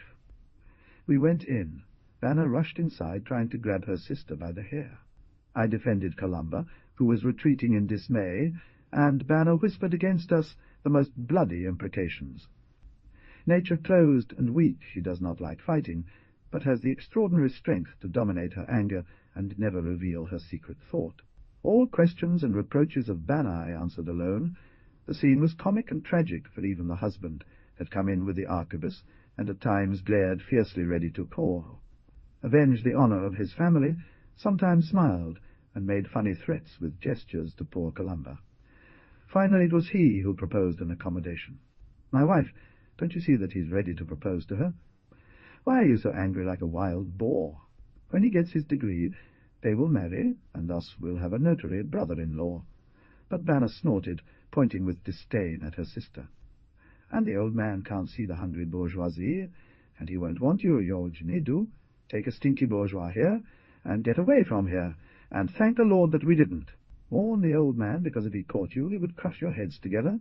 Get out." One Sunday morning, after this adventure, I decided to ask the old man for Colomba's hand, and since he held the country customs in high regard, my father went to our neighbour's house and sat by the hearth asking, "Rimondu Kodu, I've lost a lamb that was an honour to my flock. It was 30 white, with curly hair, soft as the first snow. You wandered around the countryside. Did you happen to see it? Maybe it didn't get mixed up with your flock. Rimondu Nidu, my flock has many lambs, one more beautiful than the other. Maybe yours is there. We should go and see." And so on, until Colomba entered. Then my father leapt to his feet and clapped his hands. This is exactly the you I was looking for. But before he gave a decisive answer, the old man asked for 7 days of time. During this week, Colomba was kept locked up, and I only saw her sometimes through the bars of a window, like a prisoner.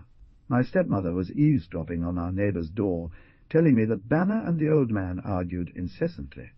The woman wanted the marriage proposal to be rejected with contempt, while the old man praised me, but with irony, calling me already notary or on a cousin mizadu. 5-year-old servant was conspiring with my stepmother. "Your Gedu will be accepted," she said, with an ambiguous voice. "Don't doubt it, he will be accepted. For the future, God will take care of things," and I was officially welcomed into the Corber home as Colombo's promised bridegroom. The gifts recommenced, but now the old woman came in the name of the old man, and I gave her every time a silver coin, which produced from her grateful thanks and enthusiastic praises, but this did not make her my real friend. She was always on the watch, and I could never get alone with Colomba. Every evening I would go to visit her, but I would always find myself in front of the grandfather, whose presence gave me a sense of awe and coldness.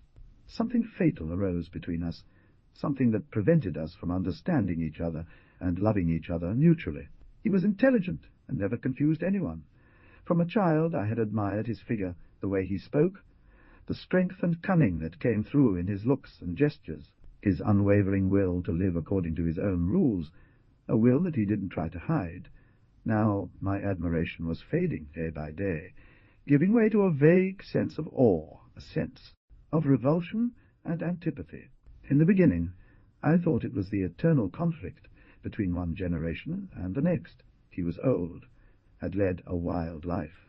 I was almost still a child, and found every opportunity to attack the primitive customs of the countryside and preach love for one's neighbour, justice, peace among men. The old man used to treat me with sarcasm. He seemed to look down on me as a weak, corrupted boy, and sometimes took pleasure in taunting me in front of Columba. He often told me, "As long as you keep wearing socks, you're not a man. Maybe your grandfather or your father used to wear them too." If Columba intervened, he would also tease her, sitting in front of the door, leaning on her large and shiny olive-wood cane like a small column. She told her stories, and took every opportunity to address me or Columba with our ironic phrases. "Little bird wearing shoes, you would not have done this. You cross your bed more easily than a swollen stream. Those women back then weren't afraid. They weren't like our little sheep that faints if a rat runs across the doorway." The women laughed, and especially my stepmother. She had suggested the idea of marrying Columba. Now that I was, accepted it seemed to her unkind, and between her and Banner and the other neighbours' wives there were constant gossip about us, two engaged couples. In October I left again, but after a few days I had to return because a terrible disease, charcoal, was killing my father. Instead of calling the doctor immediately, my stepmother had gone to see Aunt Martina Apeddu. When I arrived, my father had died. He lay on the floor on mats and bags, with a purple face turned towards the door, and the stepmother with her hair loose, covered in ash, in the middle of a black circle of a black circle.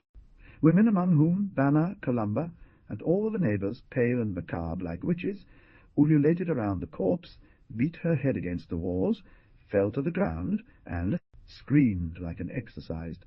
I will never forget this sad scene. I stood there hour after hour, unmoving in a corner, watching my father 31 dead, and the wailing women. I would have liked to chase them away, but I didn't dare, because the presence of the corpse with that purple face that seemed to snicker with pain and mockery imposed respect on me. After all, those broken funeral shrieks, a mad pain, seemed sometimes to be the very cries of my heart. I was silent, but all within me cried out. They carried the corpse away, and I shook with pain. Some women continued to howl, while the women of the trade received their due, a measure of wheat and a pound of cheese. The widow beat her breast against the bed from which the corpse had been taken. Then I arose and said, "Now enough, it is all over." But the scene was supposed to continue until midnight. From time to time, the stepmother would get up, open the door, and say that she could hear her husband's footsteps coming back from the sheepfold. Then she would shout at him. She seemed mad, and I too felt a shiver of madness. I got up again for the second time and said loudly, "Woman, now enough. Go away, or else I'll throw you out by force." The first to fall silent was Columba. A little at a time, all the other children started crying too. Some got up, and the black garland came apart. Only my stepmother kept on screaming. In her scream, only the hate for the living remained, not any longer the pain for the dead. Uncle Raimondo called me. He was sitting by the fire, amidst a cloud of smoke, with his stick as shiny as a column, and he was neither calm nor ironic any more. He looked like a scowling god.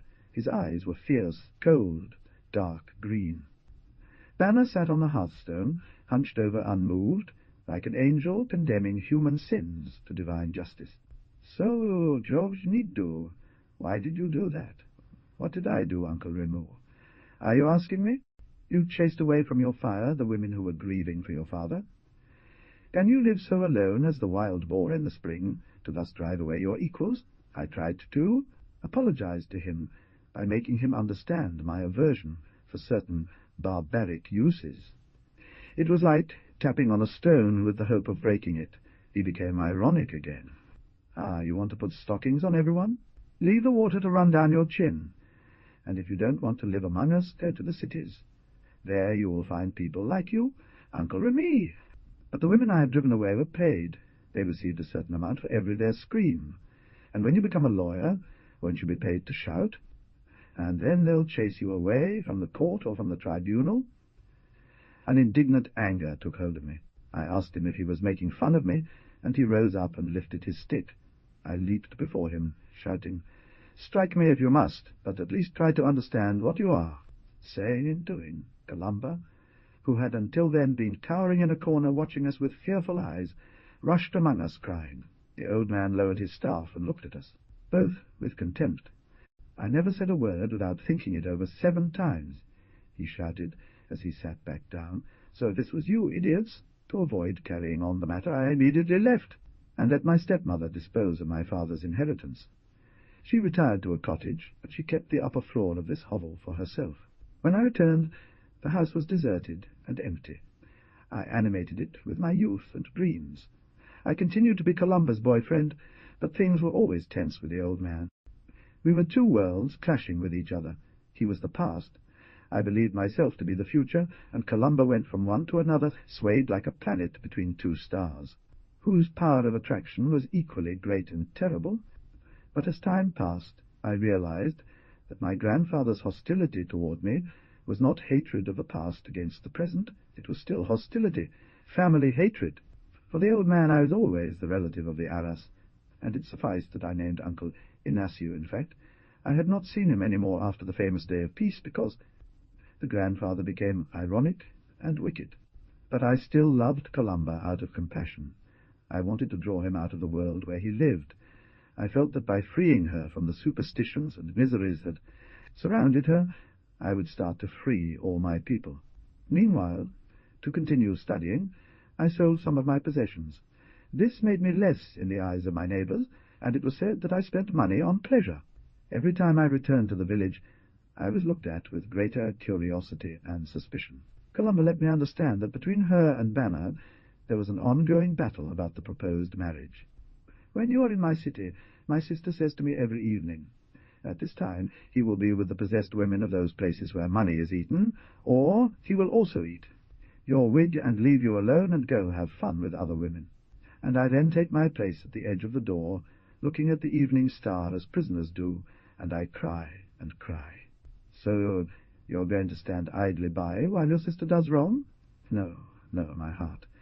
But I just think that you will be a lawyer, a gentleman, and I will always be a peasant. You'll be ashamed of me." In vain did I try to free her from the evil influence of her sister and grandfather. She was always sad and suspicious.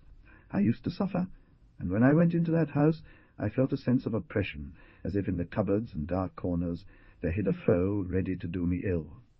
But when I was in the town, I felt homesick for my wild, windy country, and with joy returned to my bothy. Last year I came back for Easter. From Nuoro I hired a horse and refrained the road that I had passed for the first time with my father. It was an afternoon in April. At the bottom of the valley, already covered with herbs and flowers, a violet-coloured strip of blooming pulleys accompanied the silver strip of the creek. On the rocks new. Moss grew, and from every bush, from every stone, it seemed that a fragrant breeze was rising. The song of the birds seemed to me a cry of joy weakened in the silence of the landscape, and I felt so happy that it seemed to me that I formed one thing with nature. Even my heart blossomed, and my forehead was bright as the sky. Halfway through, I could not resist a desire to dismount and lie down on the grass. Also the little pony, to whom I had taken off the bridle that it might eat some grass, shook all over, looked at the setting sun, and neighed as if to announce to the false, grazing in the distance, that also he was free, at least for a moment. Free! I, too, at least for a moment, was free. I took off my shoes and laid down on the grass. The sun was already falling, without rays, on the silvery sky. The wind blew from the west, first gently, then growing stronger and stronger, and the grass waved silver almost as if it wanted to escape, while the bushes leaned with a soft rustle that seemed like a sigh of pleasure. I looked at the sun, turned around, looked out to the distant sea, and felt happy. Echo, thought I. Now the religious functions begin in the church. Columba gets dressed to go there, and also my grandfather takes his walking-stick and goes. Suddenly I seemed to see the half-dark church, to smell the incense, the priest's voice.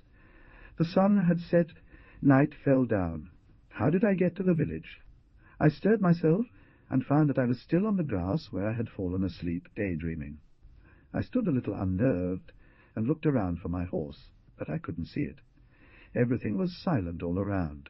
Only the distant murmur of the stream could be heard, and evening stars were already shining on the horizon like forgotten sparks from the sun. I ran to and fro, leaped over rocks, climbed up a narrow path. It was getting dark. Finally I saw the horse in a small glade closed by a group of rocks, similar to a ruined castle.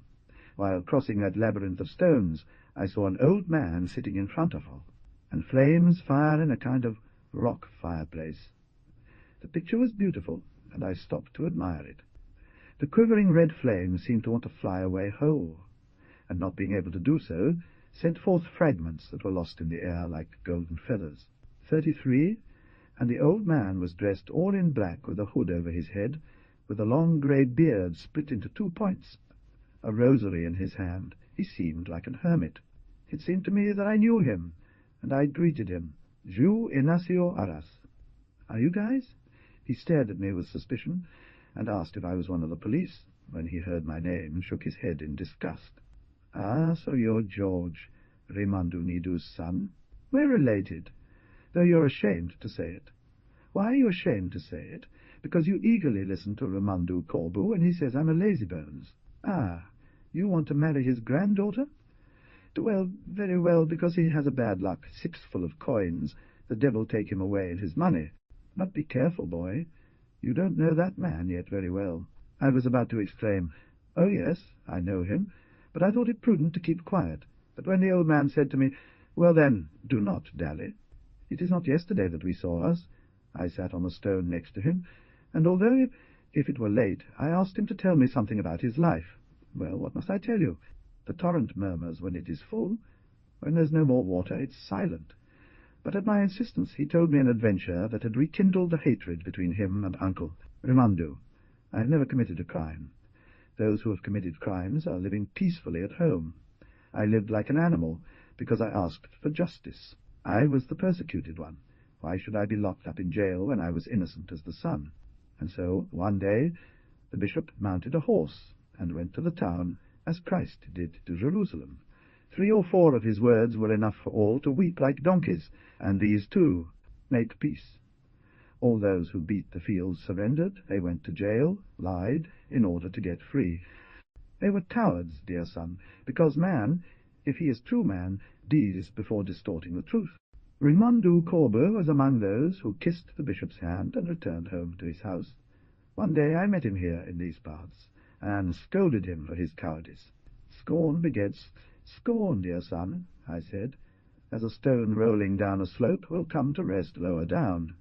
I hit Raimondo and spat on his face. He threatened to kill me, but that man is a coward, you know. He's afraid of blood and iron, and didn't kill me, but hear what he did. He pretended to forget, and the years passed, and I didn't think about doing him any harm. He would have me say, come forward, I will serve as a good witness for you, and they will acquit you. We all swore to live in peace, but I had sworn to die in the woods, rather than try the iron. Well, in a few months it will be 30 years since I beat the woods, and I'll be free. Then I'll have the right to return to the country. But the heart is the heart, and I often thought of my daughters, and sneakily, like a weasel that extends under the stones, I came back to the country sometimes. The Carabinieri didn't know me, and no one of my countrymen could betray me. Well, once Raimondo Corbu came to look for me in the countryside, and he made me walk with him. He made me go where he wanted, and when we got to a high point, he shook my hand, and left me. He had played the part of Judas. 2 Carabinieri, those who still didn't know me, popped out from a bush and chased after me. But my legs were agile, dear son, and I ran like a dog, ran so much that when I arrived at the point where no one could see me any more, I took off the pocket from my shoulders, and saw my bread 7 again reduced to flour. So much I had run, dear son. Then I decided to kill Raimondo, to kill him in the square or in church, finally in a public place for his shame. It was around this time, on Holy Friday. I returned to the village in the evening, and went to church, certain that I would find my enemy. The sacred mysteries were being celebrated, the death and passion of our Lord, and the crowd was so large that I had to wait for a while at the entrance among the people who were pressed together to get in. Some men recognized me, but they smiled and surrounded me as if to hide and protect me, for I was so respected, dear son. I could hear the voice of Jesus say, Caduci mi traiscet et cin mecus colui, ce mi tradisse trovasi con me, and the voice of Judas responding, Scheris nara promi, Amadudios, do you mean for me, beloved God? Then I felt Jesus say, My God, 34 take this bitter cup from me, yet let your will be done. and I, too, saw a cold sweat on my shoulders, as eyes. I was caught in a crowd. I searched with my eyes for my enemy, but could see nothing but black and white heads illuminated by the candlelight, and I clutched my knife in my bag. At once the crowd thinned out. Jesus had been taken away by the soldiers, and between one scene and another of the mystery, the priest who had climbed on to the pulpit was preaching. Then I could push forward and kneel down in a corner behind a bench between two old women. The priest embraced a bloody black Christ on the pulpit and cried out, "My God, my Lord, forgive those who don't know what they're doing. Here below your eyes, while your blood falls for the salvation of sinners, here is someone thinking about killing, holding his knife to kill his brother. I tell you, Frankly, dear son, I was afraid. I thought the priest saw me. Suddenly a man went to sit on the bench in front of me. It was him, my enemy. It sufficed for me to pull out the hand of Sikocia to take revenge. But it seemed that my hand had become iron, and could no longer come out of the pocket. I have no shame to say it, my dear son. I saw Christ up there on the cross, and felt women cry as if I were the one who died. And when the priest said, "Christ will be laid in it, the tomb, but he will rise again, and so you too, sinners, lay down your resentments if you want to have your soul resurrected," well, my son, I joined the women in crying. Raimondo Corbu turned around and recognized me. He was afraid of me, and he was shocked. Then he stood up and quickly walked away. This is why he says that I am a coward, useless, because that time I didn't kill him, and because I don't hate him and don't hurt him. As she spoke, the old man unravelled his rosary and kept turning his head from side to side, moved by the innate habit of listening to the slightest noises in the place. I felt sad. The figure of Uncle Raimondo appeared dull and ambiguous to me. I tried to defend him, but the forbidden old man didn't say anything more. When he thought he had said a truth, he didn't discuss any further.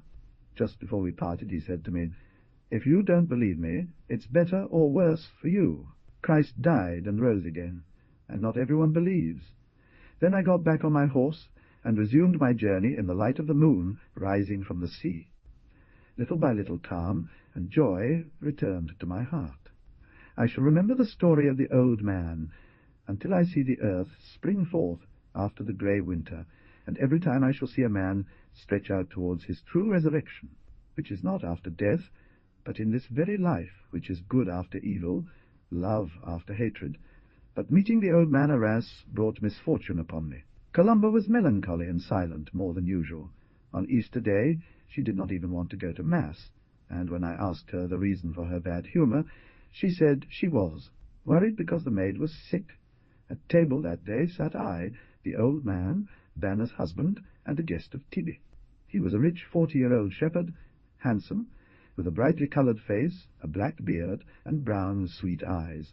But he had short legs and a large body, and when seated at a table he looked imposing, but when he rose from it he became ridiculous.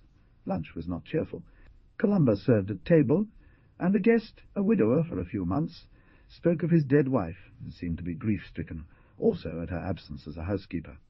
Now my house is like an open shed to all the winds. Every breath carries something away. Take another wife, su ampridu canas, said the old man. You are rich, you have no sons.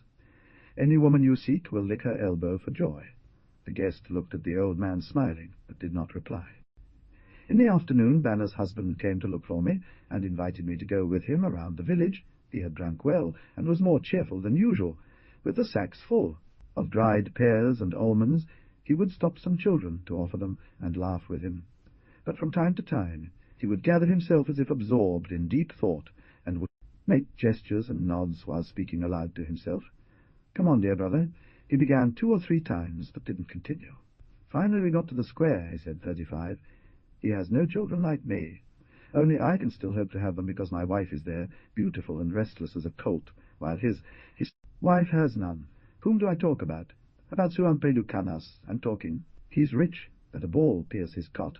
He has sugar-toe, which makes him like a parish. He is rich, yes, but he doesn't have children. What good is your stuff? A fortune without heirs is like a hive without bees. And so he went on for quite a while, although I listened to him with indifference. He has left. Did you see what horse he had? That's a horse. Come, you have not seen it. We stood at the edge of a precipice, White clouds raced across the azure sky, the wind blew. I remembered Uncle Konzu's horse, and my terrible childhood adventure. Having been barely heard, Banner's husband coughed, cleared his throat, and said, "Have you seen how Columba looks, as if a ball were to brush his eye?" And then I turned to Nolsuai, and then I turned to look at him, and he leaned over the railing to avoid my gaze. But by that time I had guessed his thoughts and what was being plotted against me. Nevertheless, I said nothing. I studied Columba and hoped she would speak spontaneously, but she remained silent, and if I made any suggestions, she pretended not to understand, or perhaps she really didn't understand. One day, before leaving, I said to her, "Listen to me, Columba. I believe your relatives are pleased that you forget about me. They have set their eyes on another man, certainly more convenient than me. You must know something. Tell me the truth. I only ask for honesty from you, and if you want, I will render you your word." She looked at me offended and surprised. "No one can take charge of me against my will. My relatives did not talk to anyone about you, and no one looked at me. If it is you who wants to take back your word, go ahead, but be honest." I was satisfied with his pride and left quietly. But when I returned in July, as soon as I arrived at the country, I saw Columba and Banner in front of their door, and it seemed to me that while Banner demonstrated an unusual kindness to me, my girlfriend was more than ever cold. As soon as I opened the door of my cottage, I saw a letter that had been slipped through the crack, and that appeared to be waiting for me at the doorstep. She must have been there for some time, for she was yellowed and dusty. I gathered her up and opened her with repulsion. She was unsigned, written in altered calligraphy. "Everyone knows you're having fun here, far away from here, with the worst companions, laughing at religion and God. When you come here, you act like a lion who put on the lamb's skin, but God will punish you. Columba does you good to leave you and think of someone else. What is left for you to do is to get away from the country." To hide and restrain my anger, I locked myself up in my cabin. Who had written the letter? I thought of Banner. It was a way to fire me as another. Only at dusk did I go out. The new moon was setting over the purple line of the plateau, and from the valley rose the tinklings of herds and the chirping of grasshoppers. Voices ceased. All was peace and sweetness. The Milky Way appeared like a clear stream across an immense flower-filled plain, and I, leaning on the railing of the square, listened to evening's voices, recollecting for evening's voices story of Uncle Arras and the plans for peace and love that had accompanied my journey then. Why lead me to anger? If Columba truly loved me, he would have overcome the wickedness of his. If he did not love me, it was useless to fight. I returned home and went to see her. She invited me to dinner. Then the old man sat on the steps of the door, and women and boys gathered around him. Columba was thoughtful, but she told me that she was worried about the old maid who was always ill. And indeed this lady died a few days later, and Columba did not want to replace her. When the old man went into the country, she was left alone in the silent great house, but if I went to see her, Banner came up at once, and moreover, I felt that even when we were alone, there would never again be renewed between me and Columba those idyllic scenes of beautiful times that had been, and shadow was around us. By pride, I did not speak of the anonymous letter, but now it was she to allude to things which I could not make out. I used to think about the anonymous letter. Someone must have been spreading slanderous tales about me, and I wondered what I could have done to warrant such a reputation.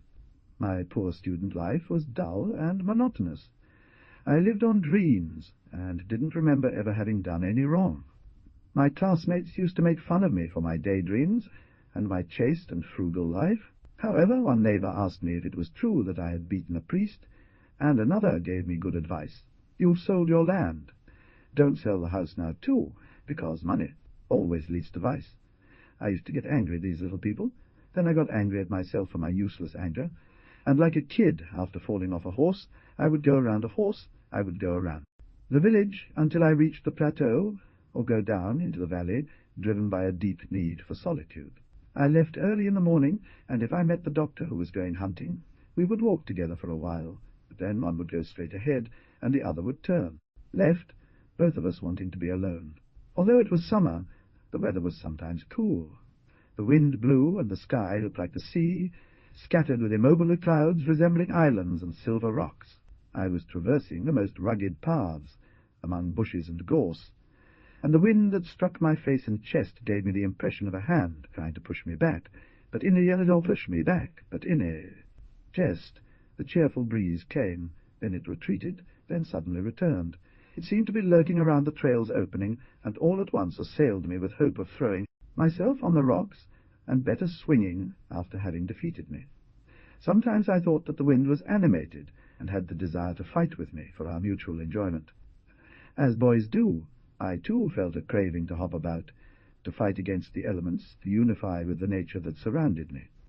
When I was in that mood, I forgot everything and everyone. Colombi, his relatives, the whole country, even my studies. Like a baby in its mother's arms, I felt comforted and secure when sitting on the rocks or resting my head on the grass. The wind was like my brother.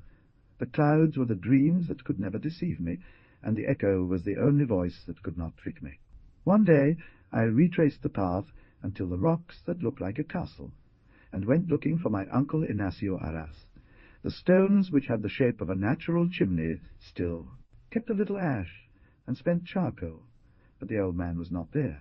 Gira and Ruggiera, all of a sudden I felt called by a loud voice, followed soon after by a horse's whinny, and then a grating, mournful sound, and the song of a cock that bizarrely sang out of tune with the harmonious peace of the place. There were 2 students from Nuoro, who had been my old classmates.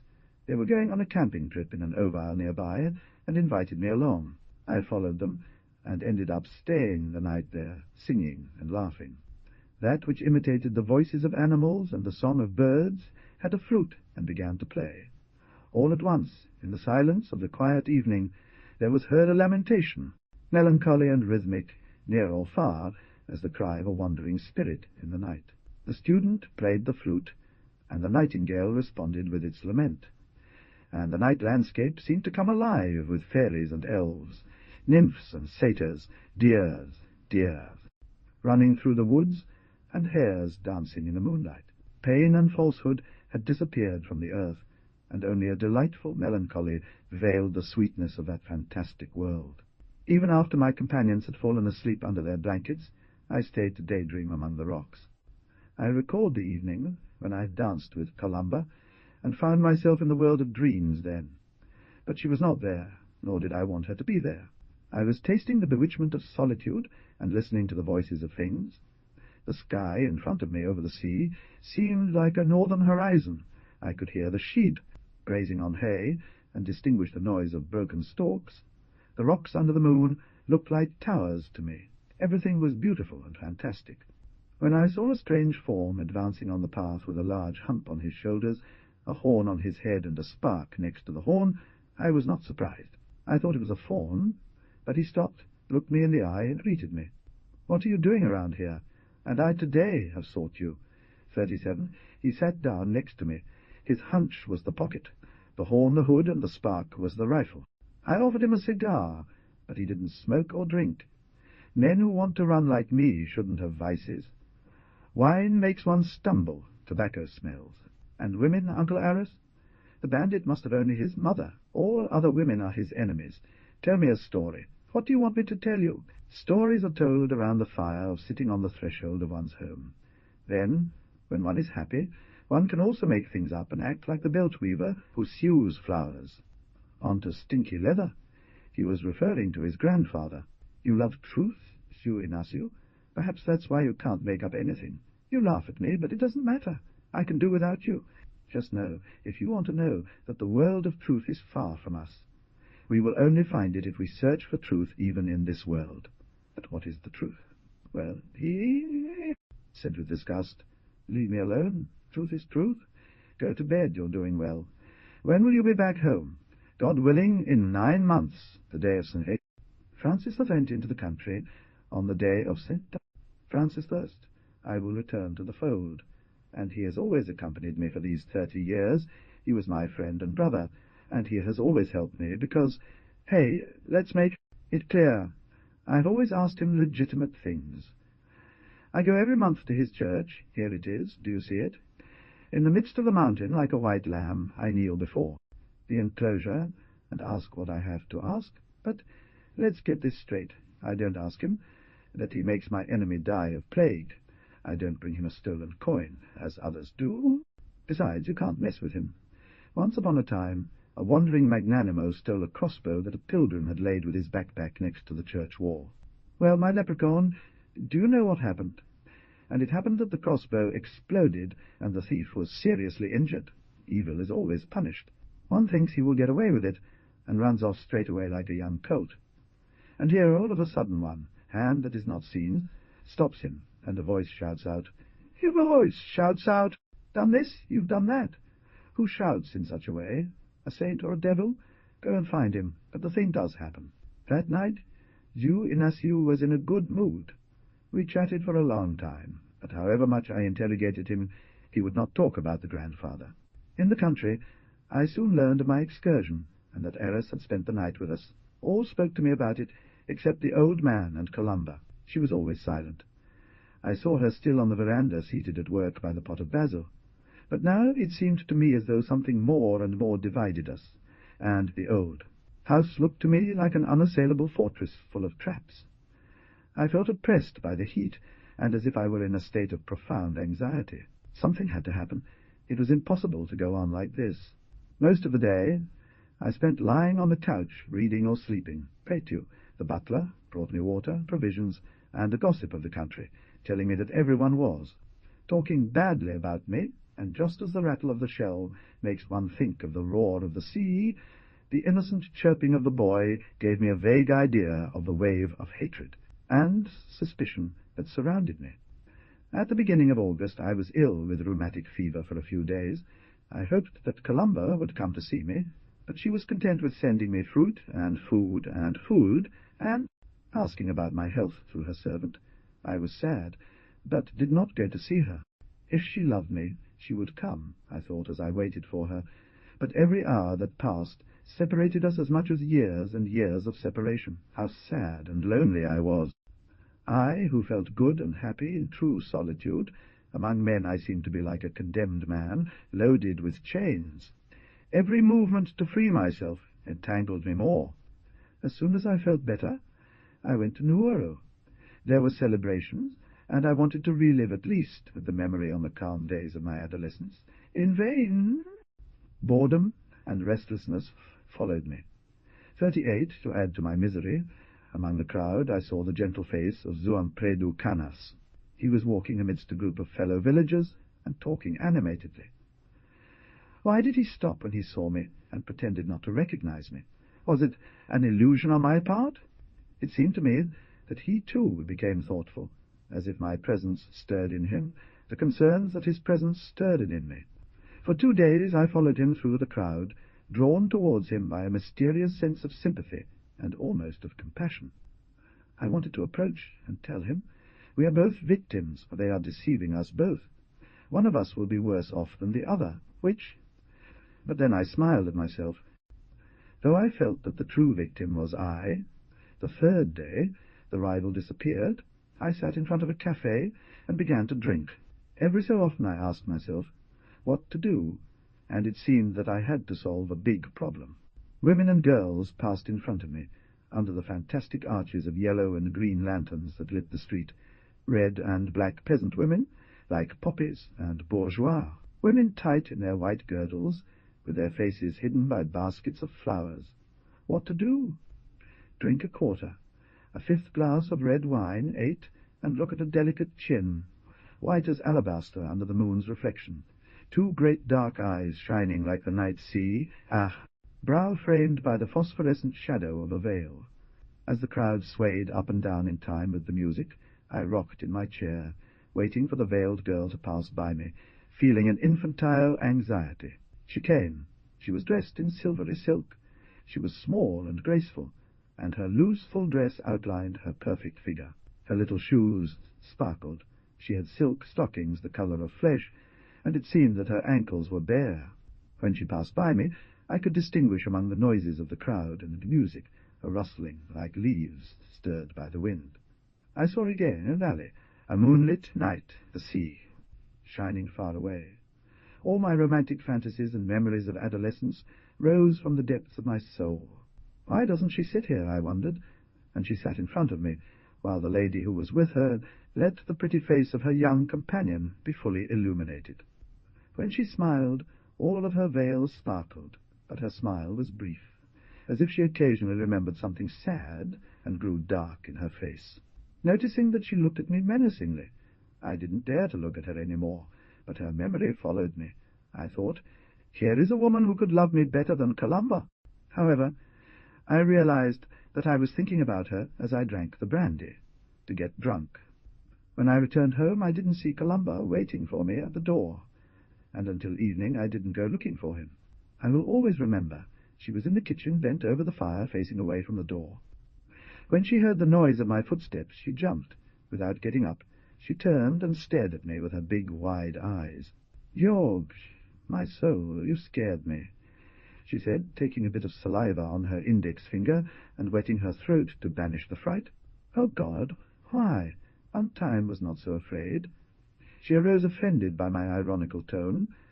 "Don't you know that yesterday the thieves came here?" she whispered, "and they stole the old man's money.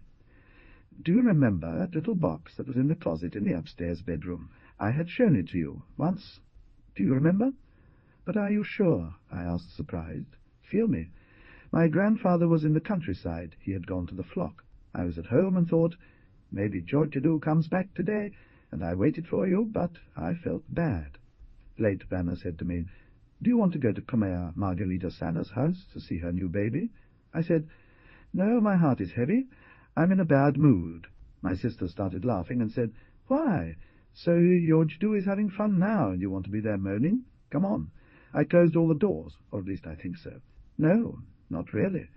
"I'm sure of it. Yes, I could swear on my conscience. Yes, I did close everything." It was already evening when we got back. I opened and saw the small door of the courtyard ajar. There, I didn't notice. You're right. I wasn't afraid. I close everything up again, prepare dinner, and go to sleep. But I was agitated. I didn't sleep all night. The next day, yesterday morning, my grandfather returned, who had gone to the sheepfold to sell 2 young cows to a livestock merchant, and brought the money home. He went upstairs to count them, and at one point I heard him calling me as if he were in pain. He was terrified, and I found him pale and flushed, with foam on his lips. How strange he always is. I didn't know what to make of it. He asked me if I had touched the money. My soul, I thought I was going to die. We searched the whole house. Nothing, my soul. The money had disappeared. Yet there's nothing out of place. Only I remembered finding the door open. And now, he interrupted himself. He wiped his eyes with the sleeve of his shirt. He looked old, as though after a long illness. I didn't know what to say, and I felt dizzy as if someone had struck me on the back of the neck. A terrible thought kept going through my clouded mind. "And now," I shouted. She was crying. "Where is your grandfather now?" "He's out walking around the village." "Have you reported the matter?" "No. Why not?" "Because she says that first she wants to be sure." "Sure of what? If the money's gone?" I don't know. She sobbed and contradicted herself. "It may be somewhere, and we won't find it. Or perhaps we will find it again." Oh, if that were to happen, my soul, how relieved I would be. The terrifying thought continued to beat on my skull. I saw red. I felt the urge to shout. Today, this afternoon, a brigadier came here. He wanted to see him. He looked everywhere, even in the courtyard, even in the well. He even dug. Nothing. Brigadier? But if you didn't report the theft, they know so. Everyone knows that. But, and what did you tell the sergeant? We denied it. We said it wasn't true, but he wanted to look anyway. He argued with Grandpa. He questioned me at length.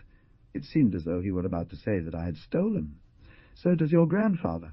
She looked at me again, this time in fear and distrust. "How do you know he believes it?" "You told me so." No. He forbade me to speak of it with any living soul. He threatened to throw me out of the house if I did. And yet you talk.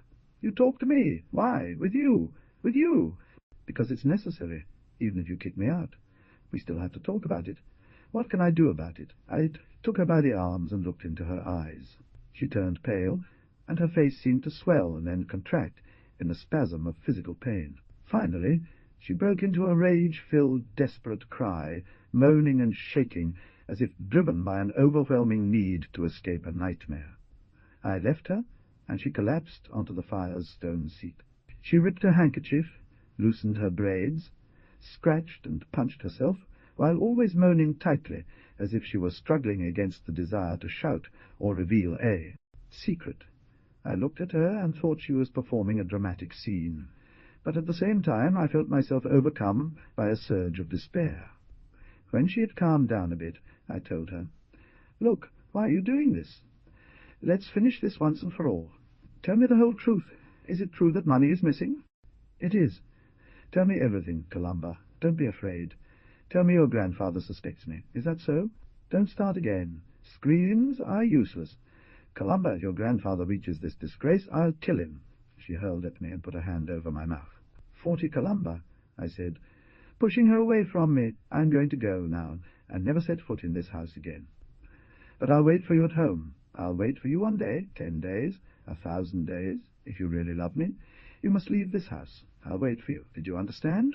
If you don't see means that you don't love me." I moved to get out, but since Columba didn't run after me, I returned next to her. I had to be terrible in that moment, because she looked at me with fear. "Tell me the whole truth." "Columba, I demand it of you." So she told me that the grandfather had openly declared that it was she who had stolen the money to flee with me. "But why? Why do you need to run away with me?" She nodded. "Because they want me to leave you and marry someone else. Zuan predu canas. Well, marry him then, but leave him alone. I'm poor. I'm not good enough for you. You need to handle cheese and wool. Take it, me and your grandfather. We hate each other, or at least he hates me because hatred is in his blood. When I see him in his house, he would become angrier and more depraved than before. Tell him so. Tell him that to get rid of me it is not necessary to simulate a crime. I'm leaving. I'm tired, too, you understand. Tired of him. Tired of you who do not know how to love or hate, nor to make a decision. However, the moment has come. Decide, either them or me. Goodbye." She realized this time I was really going away and began to shake. But she didn't call me back. She didn't follow me. And I retreated again into my lair like a wounded beast. What days! What terrible nights!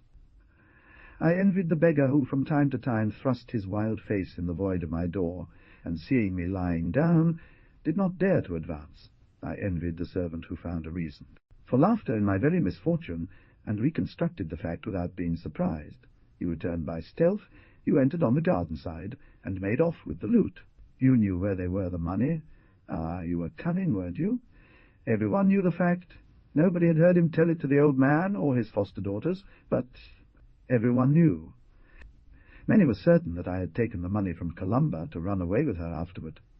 The grandfather had foiled our plan in time, and prevented the escape, but not the restitution of the money. I was waiting for Columba, but she didn't come. Instead, her husband of Banner came and told me that everything reduced to a rumor, that it was my stepmother who was slandering me, and finally, that I had exaggerated and sought all the means to abandon Columba. I said to him, "Let him come here, and we'll understand each other." But she didn't come. Meanwhile, I observed one thing. For the first few days, everyone came to seek me out, comment on the matter, and advise me to sue the old man or make peace with him. Then visits dwindled away, and no one any more remembered about me. But one day I went out. Passing in front of the fountain, I saw the women looking at me with curiosity and murmuring, and in the square it seemed to me that the idle and prejudiced people greeted me by winking at me as if they were a new companion. It was certainly an illusion of mine, and I tried to believe so, but my imagination worked terrifyingly, and pain devoured me. The most sad thing was that it seemed to me I had foreseen all this and didn't know how to avoid it. But one evening I decided to leave, to start a new life. Before leaving, I said goodbye to the only faithful friend who remained to me, nature. I saw the evening fall on the valley. It was an interlunar night, but I distinguished the black profiles of the landscape. I saw here and there some distant lights, and felt the fragrance that rose from the bushlands, such an intense scent that it almost gave me a sense of intoxication. I sat for a long time on the edge of the sandy path, getting used to the darkness so much that I could distinguish the tiny leaves at the end of the bushes. I seemed to see clearly in the darkness of my existence, and I was harshly judging myself, but I believed I was great just because I saw my defects and my mistakes. I've erred, I thought. I almost offended nature, loving a woman who doesn't resemble me, putting myself to struggle with a man whose strength is different from mine. And now nature takes revenge, and makes me realize that it's dangerous to fight against her laws and her snares. And little by little my thoughts seemed whispered to me by the soft rustling of the brush around me. Nature 41 spoke to me with her scents and murmurs. The wild earth gave me warnings and advice as a true mother. Go away, or you'll get into trouble. You will be more cruel than they. You will return to the man of your country, he who makes himself justice by himself. I came home calm, and after so many sleepless nights I slept soundly. But I didn't want my departure to look like a flight, and the next day, after some goodbye visits, I sent Columba's servant to let her know that I was leaving. She replied, "Good luck," and drew her handkerchief to her eyes. The boy told me. So I got my trunk ready and was about to go out when someone softly knocked at the courtyard door. It's Columba, I thought. It was impossible that he wouldn't come. I opened it and I choked. It was the sergeant coming to search my den. He entered, fat and calm, turning sleepy eyes as if searching for a lost object. Then he asked me to open the suitcase. I obeyed, defeated by a fearsome suggestion, and he rummaged quickly, without speaking or making noise, barely touching objects with his fatty, hairy hands. The red face, scarred by 2 long yellow moustaches, had a look of boredom. Every so often he puffed up his cheeks and blew as if he were annoyed at the person who was forcing him to perform that humiliating and fruitless operation. He then asked me to open the trunk of the car. Then my fear-inspired shock turned into anger. I began to shake, but in order to control myself, I went outside onto the driveway. The ladies had already noticed the visit, and were peeping down the street. Columba's door was shut, but Banner's feline face appeared in a window. Then I came to myself. No, we needed to defend ourselves, escape the ambush. I went back inside, and the figure of the sergeant still bowed as he rummaged through the box, seemed grotesque and compassionate to me. He sought after something that did not exist, knowing it did not exist. Thus we all in life hustle to seek something that we are already resigned to never find. When the search was over, I looked the sergeant major in the eye and said, "If you have anything to ask me, do it now, because I am leaving." He blew, put his beret back on his head, and scratched his sweaty forehead. "Well," he said kindly, "tell me something." He sat on the stool and propped his elbow on the bed. He was sweating. It looked tired. I started to repack my suitcase and tell the scene with Columba, and how I suspected that the theft of the little box was faked. The brigadier didn't respond. He didn't ask me anything, but his breath became more and more slow and deep, until it turned into a loud snore. He was asleep. He didn't even wake up when Pretu came running to tell me they were starting to load the horses onto the cart. I gave him my suitcase, gesturing for him to be quiet, and we crept out laughing silently. During the trip I told the adventure, and my companions laughed. Someone was joking too much, suggesting to open my suitcase or to search me down. I felt sad, more than irritated. It seemed that my travel companions were exchanging smiles and ironic glances. This impression stayed with me for a long time. I felt that even strangers, if they looked at me, took on a suspicious attitude towards me. For days and days I lived in an increasingly painful wait. I was waiting to be called back to the country. I was waiting for a letter from Columba, but nothing came, and this came. Forgetfulness, instead of lifting my anxiety, increased it. Tormented dreams disturbed me. The September sirocco rendered the city air sweltering hot. I felt weak, exhausted. I had a constant dizziness, nausea, and while dragging myself around, I seemed to have my feet slide out from under me and never be able to get back up again. One evening I fainted on a bench in a boulevard, and from that moment I did not get up again. At the hospital I was overcome by nostalgia for my old room, the need to return to die here, and so I am. In the sombre silence of my living tomb, I sometimes seem to feel the pulse of a heart tormented by regret. 42, which one? The heart of the old man, or that of Columba? Both know they have slandered me, and now, with nothing to fear from me, they will calm down. Columba will marry, and the old man, having reached his goal, will no longer want to lie any further. The truth! I am sick, because the truth is missing from my life, but the certainty of finding it still supports me. Sometimes, in winter days, when the fog wraps us like a funeral shroud, we have the impression that everything is over. The sun is dead, the light has gone out, and we walk, the world as if through a graveyard. But all at once the sun breaks through the clouds, things smile again, and we rise like Lazarus from the grave. For a moment, or for years, or for centuries, truth can thus become obscured by the veil of lies. But suddenly it bursts forth, radiant and eternal, and one ray of its light is enough to dispel the darkness and bring life back to the dead. Second part I. Columba's wedding was to take place on Pentecost, but from March everything was ready.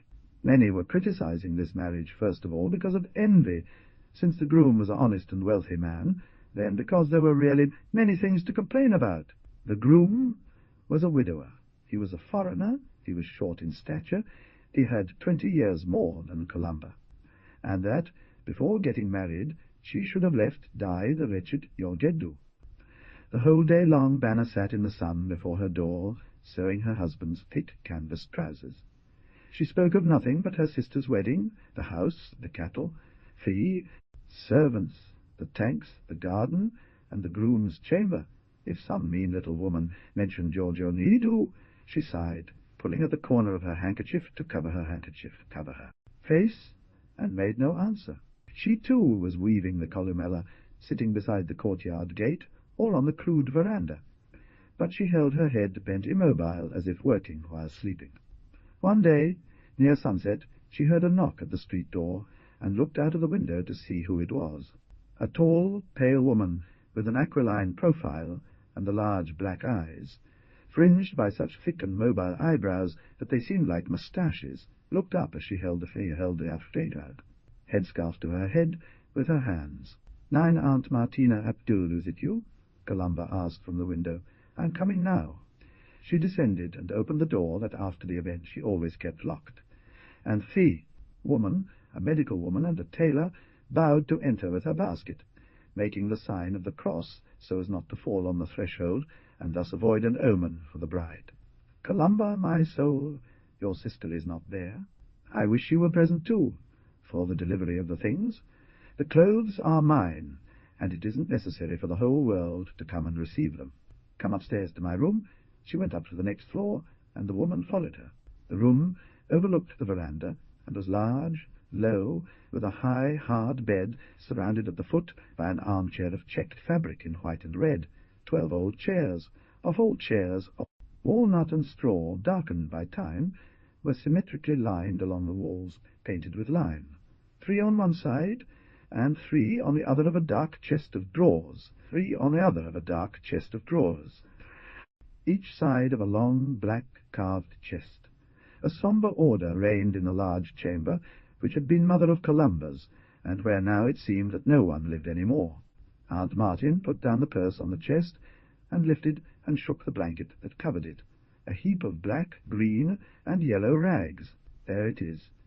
And may you wear it with happiness until 100 years, she said in a moved tone, raising on her skinny hands the bride's gown of Columba, of black obase, fringed with green cloth.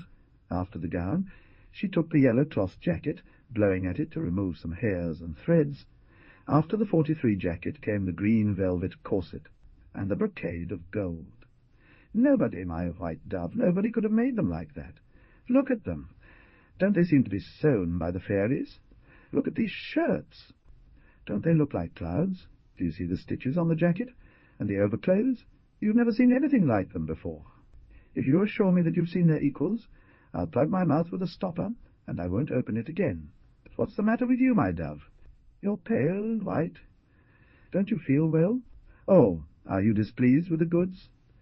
Columba was looking at the little corset, turning it and rotating it in the light, gently blowing on the fine hair of the fabric, and she looked displeased. A wrinkle rose occasionally between her black eyebrows, and when the woman indicated her paleness, she raised her eyes a little bit, but soon lowered them again and said with it, "Contempt, it's already the 4th time you've told me I'm not feeling well, Aunt Marty, and you want to give me the witch's medicine.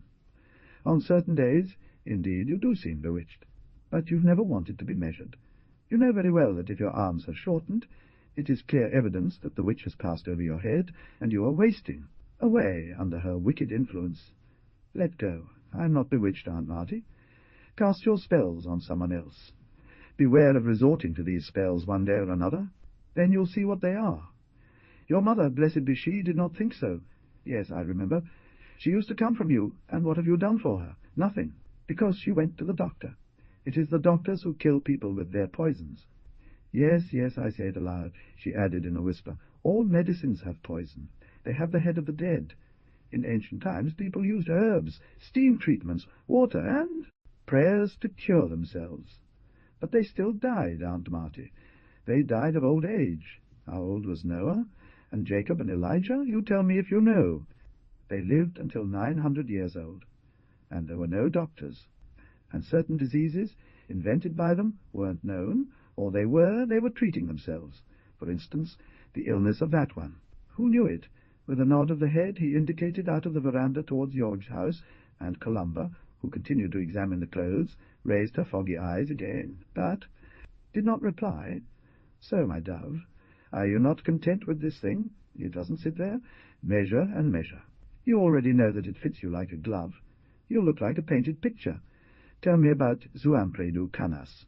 Are you not afraid to go and live in a foreign country? How can it be strange when there's my home there? And what a house! I've heard tell that one must mark oneself entering. So beautiful is it. But be careful it doesn't fall, my golden dove. Don't let anything fall. It's bad luck. And where's Rimandu Corbu? He'll be sorry to see you go, but he's really an eagle and won't cry when they take his wing away. You rather, my Columba, you will weep. What do you say? But instead of answering, Columba asked, How much is your fare? And opened the chest to get the money. You're leaving straight away, so want to pay me at once? There's time, exclaimed Aunt Martina, taking her basket and napkin and feigning she was going to leave. Then the girl took her by the arm and brought her back into the kitchen. No, first, I'll get you some coffee. Sit down there and don't move. As she prepared the coffee, the woman sitting on the floor next to her basket, with her legs crossed at the Arab, and hands folded in her lap under the black skirt that served, as a cloak, started to chat again. As almost all the women in the country did, she spoke with a dramatic accent, exaggerating her expressions of wonder, anger, and compassion, while on her stern face the black eyebrows drew now a dark scorn, now a humble and profound tenderness. At first it was a long praise of the groom, his wealth and kindness, then a fierce comment on the criticisms of the malicious ones, finally another praise to Uncle Rimandu. True was the old eagle, cunning and strong, and Banner and her husband. 44 few women are like your sister Banner. A good wife, a good sister. She does not lose to anyone in slimmer hands and tongue. It's really a woman. And I, what am I, Aunt Marty? A man? Asked with irony Columba, bending down in front of the woman holding a tray, and she had not finished speaking that already Aunt Martina expressed with raised eyebrows an amazing admiration. You, my Columba? You don't even need to open your mouth, your mother, as she took you with your sister, said. Ban the tongue, eyes to Columba. Your eyes speak, and just look at them, to understand who you are. And yet not everyone understands me, she said, lowering her eyelids, almost afraid that the woman really read in their eyes. But Aunt Martina stared at her slowly, sipping her coffee. I want to tell you one thing, since we are alone, and I want to tell it to you because you're in a bad mood, and you'll enjoy it. Listen to me. My daughter Simona. How is Simona? Columba interrupted, setting the tray down on top of the oven. By remembering my troubled daughter afflicted with an incurable disease of the eyes, the woman lowered her eyelids with an expression of resigned pain. She can hardly see anything. May God's will be done. So, yesterday Simona was alone at home, when guess who came?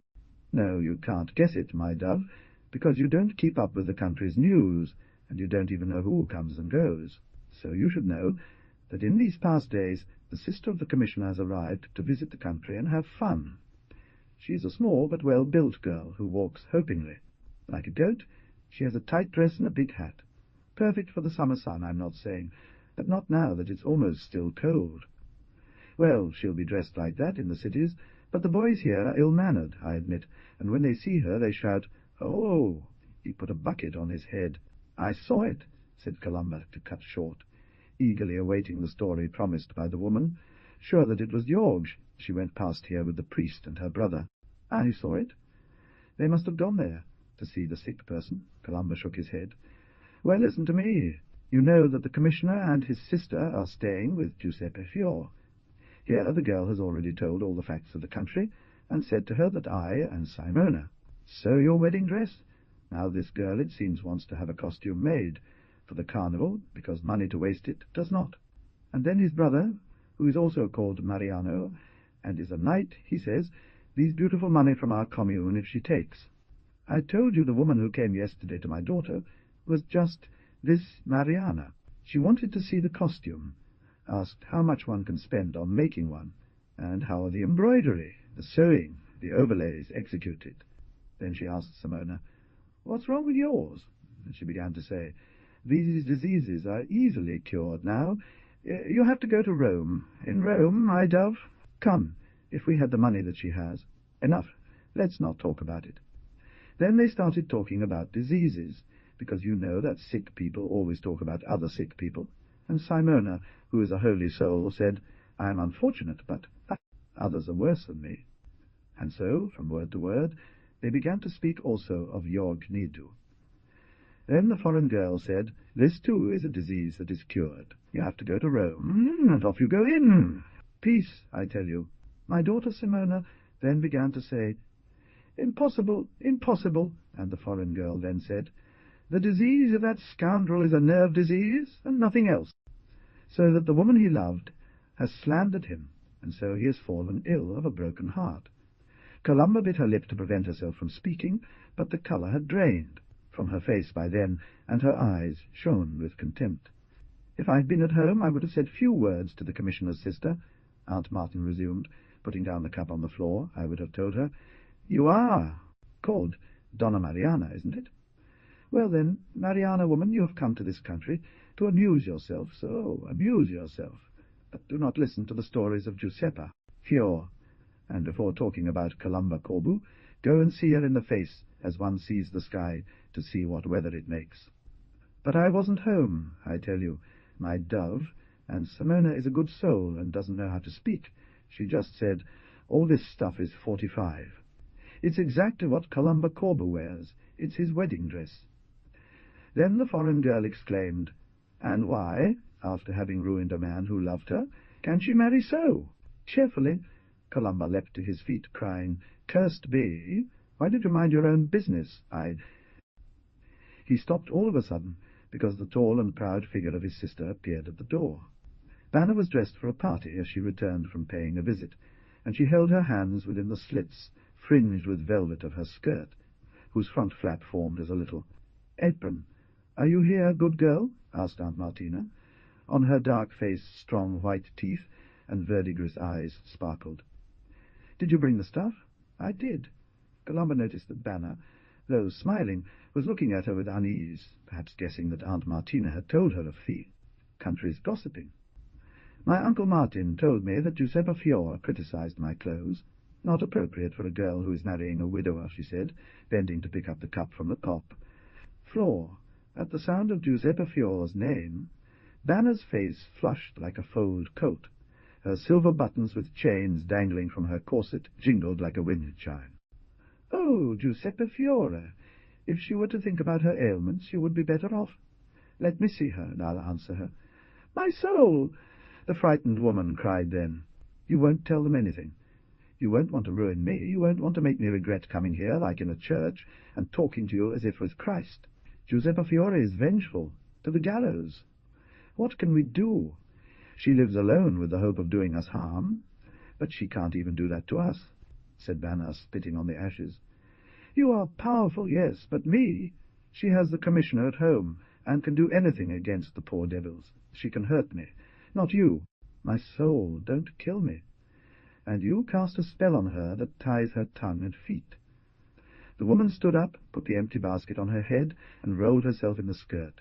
"Banner, my soul, if I could make spells, I wouldn't have holes in my fingers and holes from the needle. Let's see the clothes." I know even the sister of the commissioner. Wanted to see them. So well they are made, said Banner, advancing with his confident walk. The woman, calmed, followed her. Columba remained in the kitchen and seemed calm, indifferent, so indifferent that even her wedding dress no longer interested her. But suddenly, while putting the tray back in place, she stopped next to the courtyard door as if listening to a distant voice, and slowly, her face bent down until it touched her chest, she stretched out, looked like Anne, old woman of 60. A kind of hallucination that had been tormenting her for some time made her see George as his neighbours described him, lying immobile on the bed, reduced to a skeleton. Her heart was beating violently. Her eyes clouded over. It was a moment. She raised her head and went back to doing chores. But the insistent idea that had been devouring her for months and months did not abandon her. He really did steal, or he pretended to be indignant because he no longer wanted me, and was looking for a way to abandon me. Grandfather and Banner were right, she thought. He didn't love me. No, if he had loved me, he would have behaved differently. But I loved him so much that even if he had really stolen, I would have forgiven him. But he couldn't bear me. I waited for him to return after the last time we met here, in front of this hearth, and instead he opened a new door in his lair, so as not even to pass in front of my house any more. So let him stay there with his misery and bad luck, with his arrogance and wickedness. I no longer want to think about him. For me, he's like a dead man. So what? So what if he did? He wanted it. I was thinking of Suampredu Canas, were you? It was the first one to tell me that Suampredu Canas was thinking about me, and he suggested I get him. Well, yes, I'm taking him, and you die in anger. You wanted it. From you I've only had misery and humiliations. From the very beginning, when 46 you used to come here at night, I trembled with fear, and you took pleasure in it. Then she continued to torment me, contradicted my grandfather, spoke ill of Banner, let me know that she had been in love with him, and that she was harassing him because love had turned to hate. Then everything else. Yes, he never wrote to me, as if I didn't know how to read, and laughed at my letters. He was laughing at me. He was behaving as if I were his enemy. He wants to be my enemy and will stay that way. If he is ill, the blame is his, not mine. What is that other troublesome foreign woman coming here for in the middle of nowhere to look for trouble when she has none? If it gets under my nails, I pull out my eyes. No one is allowed to judge me. No one. Did you understand, Columba Corber? You shouldn't even judge yourself, because what you've done has all been well. The return of the two women in the kitchen broke the thread of his thoughts. Banner always kept her hands within the splits of her skirt, and smiled, with serious eyes, and almost gloomy. My sister, you can be pleased. Your clothes look painted. I put them in the chest, for things like that are not thrown away as rags. I didn't throw it away, and anyway, worn out that one will do me just as well. Zuampridu Canas can give me money as much as I want. Her accent was sad and aggressive. Banner was about to answer in the same tone, but her Aunt Martina's presence and other reasons made her hold back. Instead she breathed a sigh and said, "He is rich indeed, lucky you, and good as well, repeated Columba, annoyed. Banner understood quite well what that accent meant, and the doubt that the seamstress had, with some news or some hint, had stirred up disorder in her sister's mind became certainty. But just for this she wanted to keep good company. She then attracted her home by the pretext of showing her a corset, but really to prevent her from staying any longer without Columba. Left alone again, this time she sat down to sew by the door, but with each moment her agitation grew, and with it her amazement that she had not protested against Aunt Martin, who presumably had told her the woman's judgment in order to do her harm. But perhaps the sorceress is still there at Banner, and continues her false and malicious chatter. She won't be deterred by his wrath. Columba flings the tapestry down, overturns her sewing-basket, and leaps towards the door. The needles and bobbins roll across the floor as if frightened by her angry countenance. She moans, and words of fury spill from her clenched mouth. The unwelcome stranger, the scheming foreigner. Does she care for me? And what do we know of her? It will be you who has killed somebody, and the witch, and Banner, that bitch. Now I'll tell you. She opened the door, but didn't come out. The doctor's servant girl, Margherita, came running towards her, and after stopping short with a gasp of breath, she checked to see if anyone was listening, and then whispered, "Is it here, Aunt Martina? I've been told that she came to bring clothes. Call her at once, quickly. And if it is from Vanna, we will go there. Go, come on." But at that moment the beggar came out of his cave, which seemed like a domo de Jana-ten, and sat down next to its low door, surrounded by stones. His harsh face, hair, rags which covered him, leaving here and there, showing his dark-skinned limbs, had only one colour, as was he if he had dived into a mud bath. A sack was tied to his shoulders with a rope, and the tip of his long hat was swollen and filled with stuff. Every so often he would cross himself with one of the black medals that hung from his chest, and seemed to care nothing for the two girls. However, 47, the maid didn't speak. Again, only by nods, continued to pray Columba to accompany her to Banner's house. Columba closed the door. The door opened for her at the top of the stairs, and she preceded her up, wet from the water, dripping from a bucket placed on a bench in the hallway. The servant took a wooden cup with a long handle that was used for drinking, and emptied it eagerly. She drank until she was satisfied and felt refreshed. "There, Martin, my," he said as he entered the adjacent kitchen, where the two women were chatting mysteriously. "We have to come with you right away to make water of fear for A." "Person. For your master?" asked the women, laughing. Then the seamstress, to give herself importance in front of the Cordu sisters, stood up and took Margarita by the arms. "You're the one who's scared. It shows on your face." "What happened?" the girl protested, wiping her moist mouth with a cloth. "No, I swear on my soul it wasn't me. They sent. It's a friend of mine. Come on, let's go. You're the one, though. You're trembling. Sit down. I can prepare the water here. The sooner you drink it, the better. Give me a crystal glass and some well water.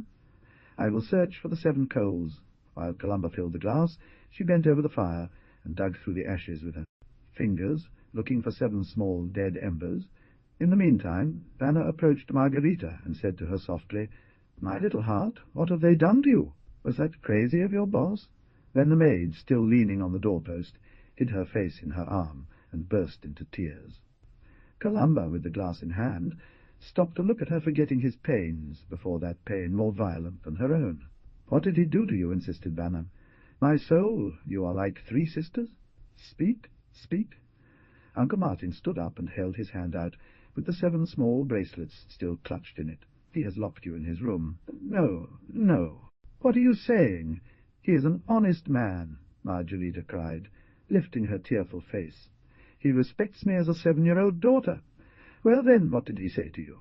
You must tell it to me, so that I can curse, and if not, go and hang yourselves." Meanwhile, Aunt Martin was dumping the spent braise out of the cup, looking through the light at it.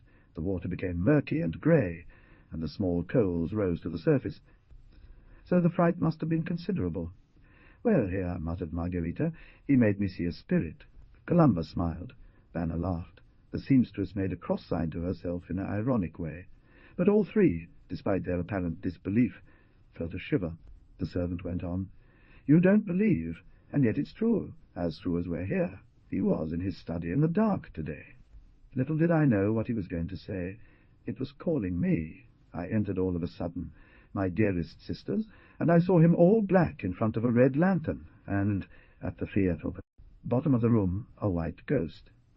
I don't know anything more, my dear sisters. I ran away screaming, with no blood in my veins. I ran to you, Aunt Martina. But why did he do this to you? I don't know. I don't know. Perhaps because he doesn't want me to believe in ghosts, nor in God or Christ.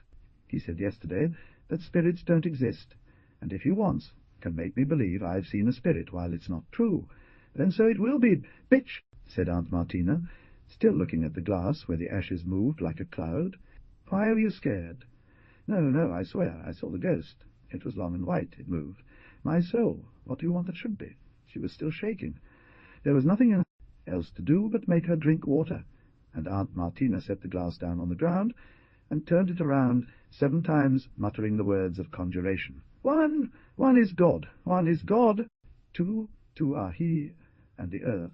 3, the Trinity, 48 beat, the beats of the evangelists, 11, and so on until 12, the 12 apostles, in the name of whom she commanded the devil to leave the young servant alone. Then she put the glass on the palm of her hand, and so offered it to Margarita. The girl drank, blowing on the mixture to drive out the charcoals. She coughed, because the ashes rasped her throat. She spit, and felt calmer. "And now listen to me," said Aunt Martina, picking up his goblet again. "I have given you water, and it will benefit you, but your illness is not this, my Margaret. Your illness is not this, my Margaret. Is here in your head. Your master has attached some of his madness to you. He'll make you what the kite does to the dove. He'll devour you. Feel my wrath," he said, and walked away from that house. "Goodbye, Banner. Goodbye, Columba. Take care." She went off satisfied, but while Margarita sobbed again, and Banner was consoling her, Columba flew down the stairs and reached the seamstress. "Uncle Martin, if you see the foreigner, tell her on my behalf that she should no longer interfere in my affairs."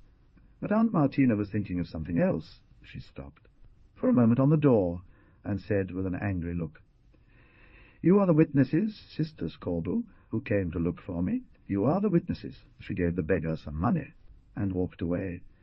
And while the silence of the little street echoed the monotone voice of the man who blessed St. Elijah and St. Anne for the alms he had received, Columba returned home, locking her door. The incident involving the doctor's maid wasn't really that interesting to her. She had to think about her own cases, and only when she could escape all company and immerse herself entirely in her thoughts did she feel the sad calm of someone who no longer hopes for anything. But that day neither this one would escape her. She wandered around the silent large house, returning to her room and lifting the lid of the chest where Banner had placed his clothes. The sun, declining, penetrating through the open doorway onto the veranda, illuminated the coffin. Between the black of the ore base, the edges of scarlet, seemed bloodstains, and the yellow cloth had a glimmer of gold. A violet-coloured rose stood out on a green velvet background like grass in a meadow. And again the betrothed girl fell into some kind of painful spell. It seemed to her that she saw the patient, and she remembered how he used to tell her, "As long as we're in town you'll wear a costume to please the old man. But if we go, as I hope we will, to live in a city, you'll dress like a lady, with hat and veil. And you'll be so pretty, brunette, and slim as you are, dark and wavy, like the bride of the Song of Songs." Oh, he loved these things.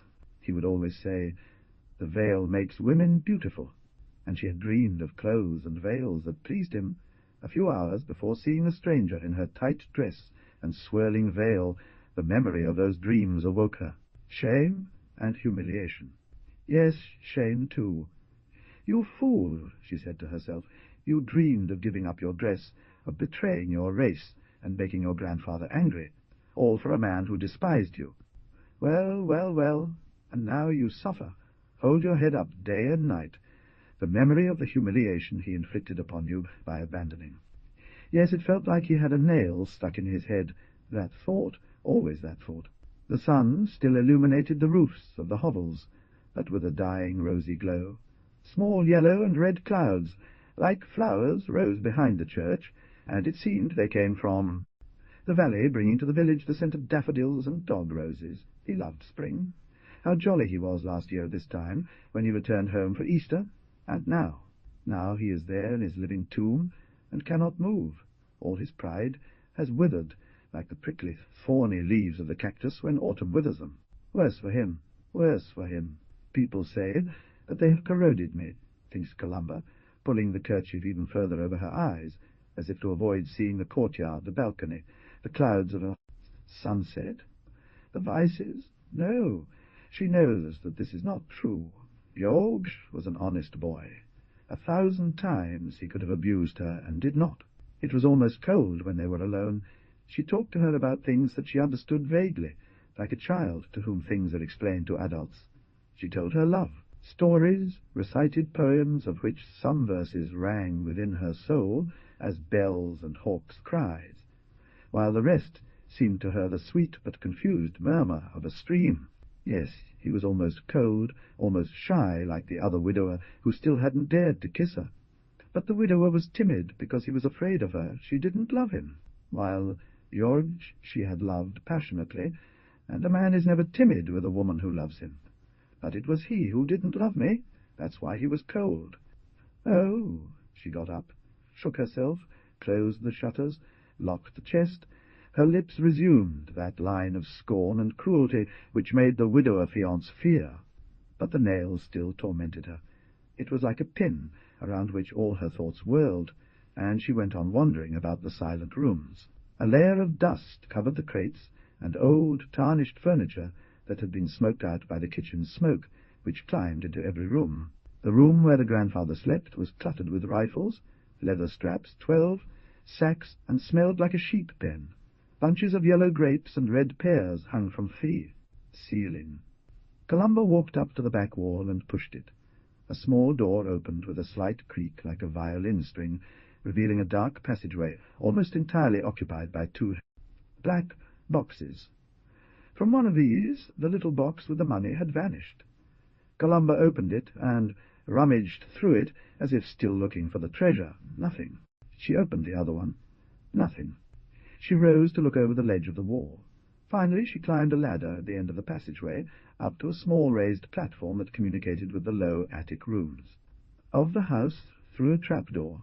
She lifted the trapdoor, and a little yellowish light illuminated the mysterious place. In one corner there was a rush matting, where perhaps some bandit had slept her agitated sleep. There were rusty tools, an old jug, a musket, and in a niche a little black statue of St. Francis and a snuffed candle.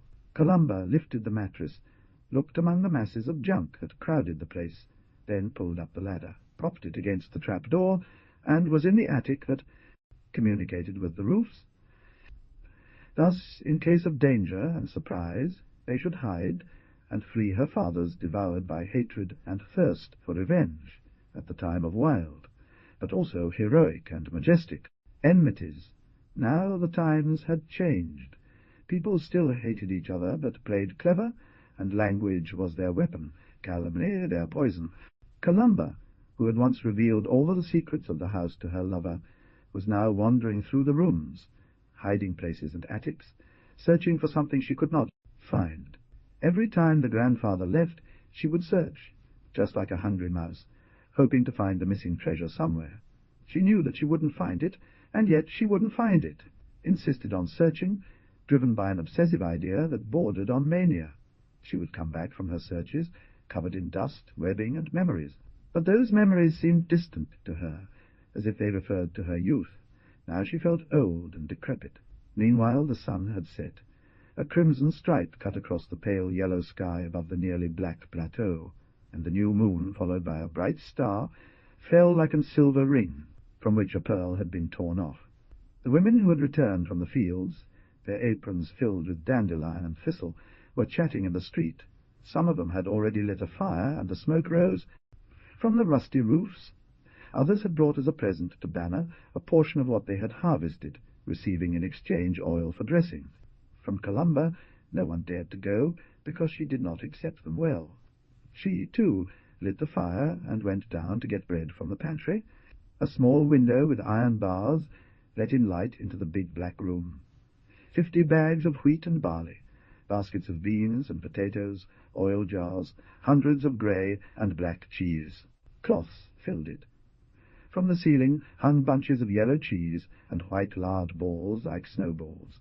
The fresh cheese shapes floated in the brine-filled water, which seemed covered with fish scales, while others, white and hard as marble, lay on a table between 2 posts. Despite his concerns, Columba, who was in charge of dealing with the family's main source of income, the cheese, as soon as he entered the pantry, looked into the vat, adjusted. One of the bales went around even in the adjacent rooms to make sure that everything was in order. The light died out into the window-sill, and in the half-light of the long room, which seemed the hold of some ship, the objects took fantastical shapes, a few pieces of red. Brass rose among the black oil casks, and bag of barley flour stood white in the midst of all that blackness like a fat ghost.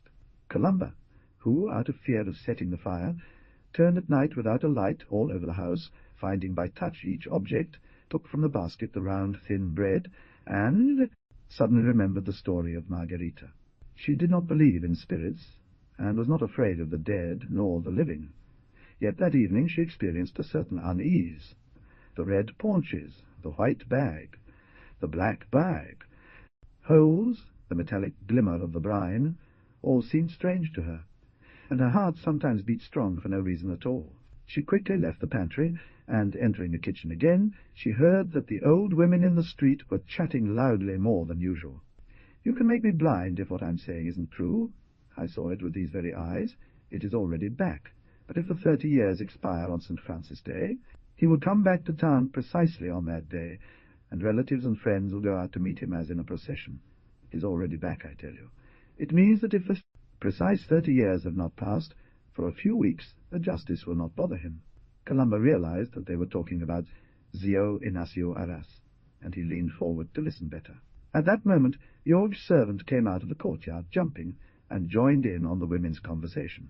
I saw it too, yes. He was sitting by the fire, with his hood on his head and a pocket over his shoulder. It meant he had to leave. Ebbene, Maria Josepa Conzu vuole scommettere 9 ali, che fino al giorno di San Francesco egli non rientrerà definitivamente a casa sua? Anche io penso così, disse il servetto, e avvicinandosi a Colomba rescise sussurrando. Shet, cosa volete? Ci ti ha chiamato, va bene, disse lei con voce irata. But he looked at her by lifting his face towards her, and his little eyes sparkled in the twilight dimness like 2 braids among the ashes. I thought I had called you, she said. Has your grandfather returned? What does it matter to you? I'm going to buy a candle for my master, he continued, unperturbed, knowing by experience that Colomba would end up listening to him. Won't have any more? The box is empty. There's nothing left. But maybe in days to come we'll have plenty of money. Colomba said nothing. She looked down narrow street to see if her grandfather was coming, and pretended to be listening to the women who went on arguing. Yes, we must sell the house. To whom? She asked, almost involuntarily. To the doctor, my dear. He wants to buy it, to take the taste of arguing then with Rosalia Nidu, my master's stepmother, who always sings up there like an owl. But if Jules, Gedu will die, she won't sing any more, I think. And what do you think about it? He won't die. How so? He won't die. So he won't become rich, my sister. He will die, and soon. What would you say if this happened, that he died on the day you were married? Be quiet, you fool. 51? It would be a curious thing, I think. Yes, he's as white as a corpse. Now he eats little and hardly sleeps any more. At least he used to eat. Now there's nothing. He dozes during the day, and at night he reads. How many candles he consumes, auntie? Yes, I always tell him. You're a wastrel. And then I tell him, and how do we not have any more money? He reads in his book and says that God also helps birds. But he is worried. I tell you, yes, birds have wings, and he doesn't even have legs. And he doesn't want anything from anyone at the risk of dying. Only he says that tomorrow he will take the money from the doctor for the house. And those? Asked Colomba, without looking at him. He says that God will either heal him or kill him. I think he'll die. Has the priest not come any more? No one has come any more, only. Well, let me tell you in confidence. Last day came Jules Arras. He entered from this side, and my master was pleased with this visit. What they said I don't know, because they kicked me out. And even if I did, I wouldn't tell you, because I'm not a spy, I am. I see things and say nothing, and I can't stand the chatty people. And I can't stand the sly people either, like that one over there. Do you see him? He gestured towards the beggar, who was sitting on the stones in front of his little doorway, kissing his medals now and then. And also this comes from over there, and puts himself in front of the door because Uncle George sees him and calls him. He pretends not to hear, but then he takes little, steps, little by little, enters, sits down and sighs. Why do you sigh? I ask him that a ball touches your bag. Go away, for you are richer than us. Uncle George does not want to talk like this to him, and looks at it as if it were a rare object, good object. When I leave, I'll sweep the place where he sat. Well, do you know what happened? The other day Dionysius Oros was crying. My master questioned him, and he finally told that the tax collector has to put his den up for auction because he didn't pay the tax. 90 cents, and with expenses 1 lira and 9 real. Yes, exactly so much. Well, that silly boss of mine didn't make me open the safe to give them to him. Ah, yes, then I shouted. That's how you fly off with money. And who helps us then? The crow? and my master told me, 'Get your own business out of it, Pretu.' But I chased away Dionysus, and chased after him, shouting, 'Woe to you if you take the money!' Thief! He fled in fear. Ma Colomba paid him no heed, and kept gazing down the road. 'Siu Remundu is coming,' announced Pretu, running swiftly off with his coin clutched tight in his fist.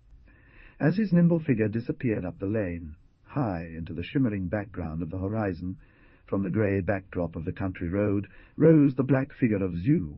Remundu. There were 2 sacks filled with something. A smell of hay and sour milk wafted as he walked by. Colomba ran to open the gate, and the old man dismounted with agility. "Grandfather," she announced as she helped him take off his saddlebags, "one was full of fresh straw." But the old man did not answer.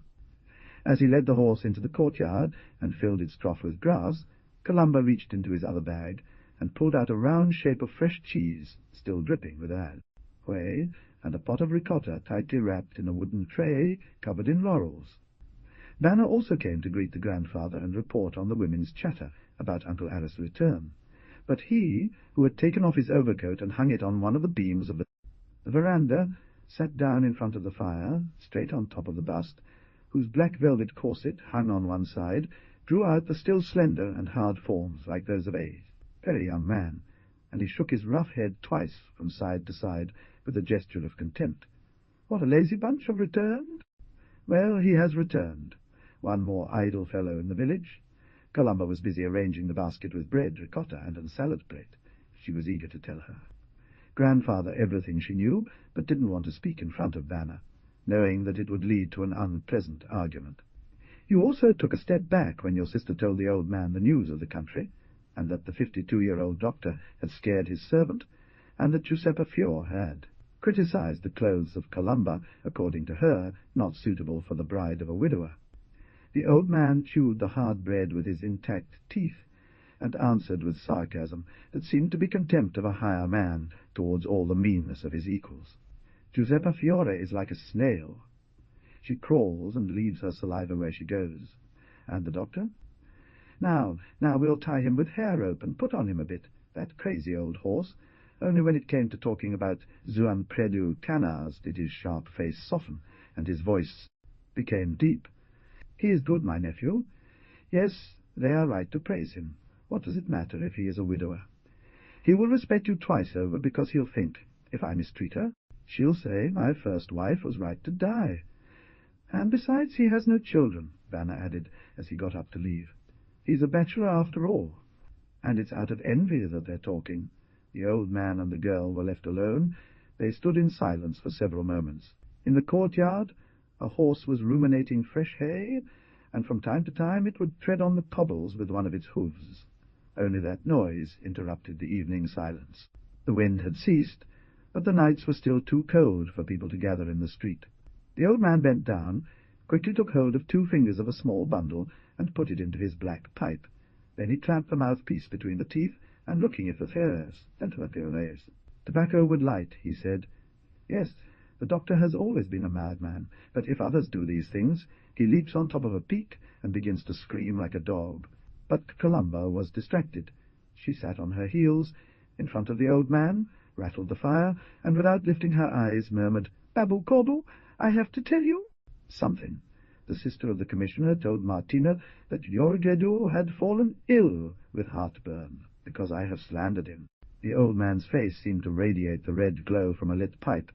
His right hand, black and dotted with veins that seemed like roots, gripped his knee, which contracted like an eagle's claw clutching onto a rock. "Colomba, why are you fuming?" "Yes, for this, my Corbo." "And what do you care about what people say?" "I do. It is the dead who don't care about what the living say. The commissioner's sister is at Giuseppe Fiora's house. You must think of that. I have thought of it. We must bite the tongue of the serpents. And what are you going to do about it?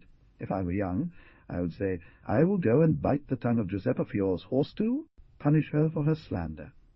But I am old, dear daughter, I am old, and they have said enough about me. It is true, Father Corbo, it is true.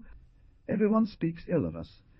Everyone pretends to trample over us because we are alone. You are old, we are women. Ignacio Banner's husband is like he doesn't exist. He only thinks about his goats and his cows. She bent her head and almost moaned. "Nobody respects us. Everyone accuses us. Everyone wants to see us dead. Yes, yes, I will die soon. I feel it here in my heart. I feel it. Why can't I take it any more? I tell you, not others.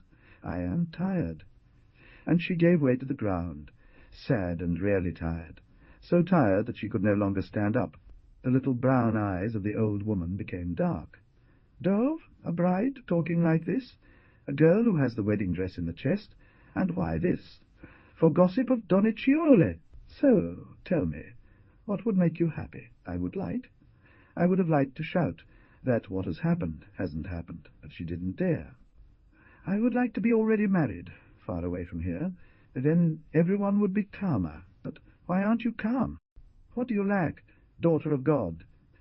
"Nothing lacks me, Babu Korbu. Everyone wants us harm. Even Banner wants us harm. So we aren't like sisters. No, we're like neighbors, who have to share something and are ready to fight. Even Uncle Dionysus Oro, that horrible beggar, who would starve and die of thirst without us. Even he speaks ill of us. However, I think it was him who stole the money. The old man pounded his stick on the ground loudly. 1,000 times you have told me this, my nephew. Who cares about him or anyone else?" The sergeant searched through Dennis' home, as he did in others, and didn't find anything, so he set his mind at ease. And I do the same thing as he does. I don't think about it any more. Hear me out, my little lizard. Let's do something. Let's not talk about it any more. And if people are whispering, let them whisper. It's envy that torments them. Observe when the wind passes by. It is the filth that rises and whips, while the stones remain motionless. So it is with people. It is the worst genus that moves and murmurs. And if you set out to change the world, you will go grey early on. You do your business, listen, and only seek the approval of your conscience. And if your conscience does not reproach you, you move forward and think. People talking ill of me shows they think I'm happy. He spat on the ashes, crossed his legs, and crossed his arms in a solemn and proud attitude. He looked like an old hero who, during his life, had only accomplished great deeds and scorned public opinion. However, his right hand continued to shake. Colomba murmured, "But my conscience isn't at ease, Corbadad. I was always afraid we'd been deceived. Even today I searched, and if the money were in the house, if we found them, Dad Corbu, how happy would I be?" So he wouldn't say any more that we had slandered and made him sick. "Colomba," he said, gritting his teeth, "you're going crazy. Let's get this straight once and for all. I haven't slandered anyone, and if you say that word again, I'll break your baptism with my stick. But I don't want to fight. Listen to me. In the first moment after the incident, in the first surge of anger, I may have pronounced his name. But after? Well, after I don't know who looked for it any more. Did I go to denounce him? Did I speak to anyone about it? If people held him in such low regard and believed he was capable of doing such a thing, what have I to do with it? You laughed at him, Father Corbo. Sister Banner? Who's Sister Banner? Tongue is as sharp as a snake's. Spoke ill of him to the neighbours. And you two have slowly, day by day, created his bad reputation. The old man lifted his stick. "Hit me, break my head," she said with growing anger. "But first I must speak. He is innocent, and we have slandered him. Yes, because even I spoke against him. And people know, and are beginning to make amends for him. There will come a day when everyone will shout at us and say, 'They killed him. They lured him into their homes like an ambush. They struck him in the back because they hated him.'" Grandpa regained his wild calm. "You attracted him, not me. You were the one who opened the door at night and took him into your room like a lost woman. Why did you do that? I should have broken your head then, not now. Instead, I was cowardly and let you do what you wanted, because you were an orphan. And your mother died, asking me to treat you well. Ah, no, a woman who is silent by day and at night opens her door to her lover is not a woman to be well treated. To hell with whoever believes in her. She's the ruin of the house. And you've been the ruin of mine." With the stick he touched her head twice, and she began to tremble so much that she could no longer speak. "Now. I am the one who attracted him into the house. Still you dare to speak such foolish words. If you have lost your memory, it is of no concern to me. I am not bewildered. It was he who hated us, the beggar in shoes, and who desired to make sport of us. It was he that left you. Had you not received him into your home and shown yourself a nothing, he would have respected you. The woman must be 54, woman, especially when called by a name like yours. But you had forgotten it, apparently. You no longer remembered that you were Riemann's granddaughter, and the daughter of Battista Corbu. You didn't imitate your mother, who, because the family wasn't going to break apart, wanted to marry her cousin, my brother's son. No, you looked at the son of a goat-herd. Student without a home or a head, a corrupted boy who wasn't of your race or grade. And well do you deserve what has befallen you. Don't cry now and cut off your tongue. We've killed him, he continued, not listening to Columba, who babbled a few words. He has killed himself with his vices and excesses. In any case, don't be afraid, my nephew. He won't die. He is faking it, and who knows what he might be thinking up. He's holed up in his lair like evil thought in the mind of a bad man. Soon enough he'll come out and bring disaster upon us. Let's not talk about him any more. It's the last time I'll talk about it. Just one more thing I need to tell you. Do you want to marry him? Lady, have I ever said no to you? This is my mistake. Being weak with you always. Me, Ramandu Corbu. Neither have I been a man with you, but I've been like a sling in the hands of a child. Bend it this way, bend it this way, bend it that way, and it ends up breaking. Well, it suits me. Also, for Zuampredu Canas, have I never told you anything? When he made his first question, you refused it. At the second you answered yes. Are you repented now? You are still master to turn back. You need not listen to anyone's advice. Once, he continued, softened by the humble attitude, the Dolorosa of Columba, who had leaned her, head on the corner of the fireplace, said, I used to pass by Dorgatori's jump when I was a young girl and had antlers like those of deer. And see, I see a man who is. Gathering brambles, I will go straight, but he calls me. Hello, friend. Hello, friend. Well, I don't recognize him as one of my childhood friends, the son of Saduru Chesa from Tibi. Saduru Chesa was rich, my nephew. He had 300 foster children's cows. His son had even studied to be a doctor, but followed the advice of this one, and that one, he interrupted his studies, took up trade, learned all trades, ate up all his, inheritance, fell into poverty, and ended by becoming a grave-digger. So, I tell you, my little dove, do what you want, don't follow the advice of anyone. Dova didn't answer. She had fallen back into her usual silence, but it seemed that the words of the grandfather had calmed her. His face and eyes had resumed their usual expression. Go to bed, he went on, bending over to pick up another small branch as the pipe had gone out. Sleep 7 hours, and you'll see that the mosquitoes will stop buzzing. Palm Sunday will be Swampreidu for publications. Then it will be the wedding day, and you will leave. You will go to his flock, count his cows, take charge of the money per pay. The servants? Columba? The old man said as she headed for bed. Have you paid Martina Apeddu? She wouldn't accept. Well, send her what she deserves tomorrow, and don't look for her again. May fire burn you, Columba cursed, walking away, his face again bathed in a bathed. His face again bathed. Shadow. Left alone. The old man became gloomy too, and tightly clutched his knee with his hand. Rimandu Kau, he said to himself in anger. You are old and still stupid. One shouldn't leave that girl alone. You've left her too much to herself. Every breeze seems like a voice to her, and she trembles like a leaf. It looks as though an evil spirit is guiding her. He didn't believe in magic, but ever since he'd started coming to the house, he felt a sense of oppression every time he came here, as if someone had hidden under the hearth. A magic. One of those corpse statues covered with needles like Martina Apeddu used to make, which gradually consumed their victims until they died from suffocation. Columba was always of bad temper. Even Dana often seemed worried. The old man remembered the sad times when his daughter was sick, and one day he hoped to save her and 55 fee. Next day he feared to see her die.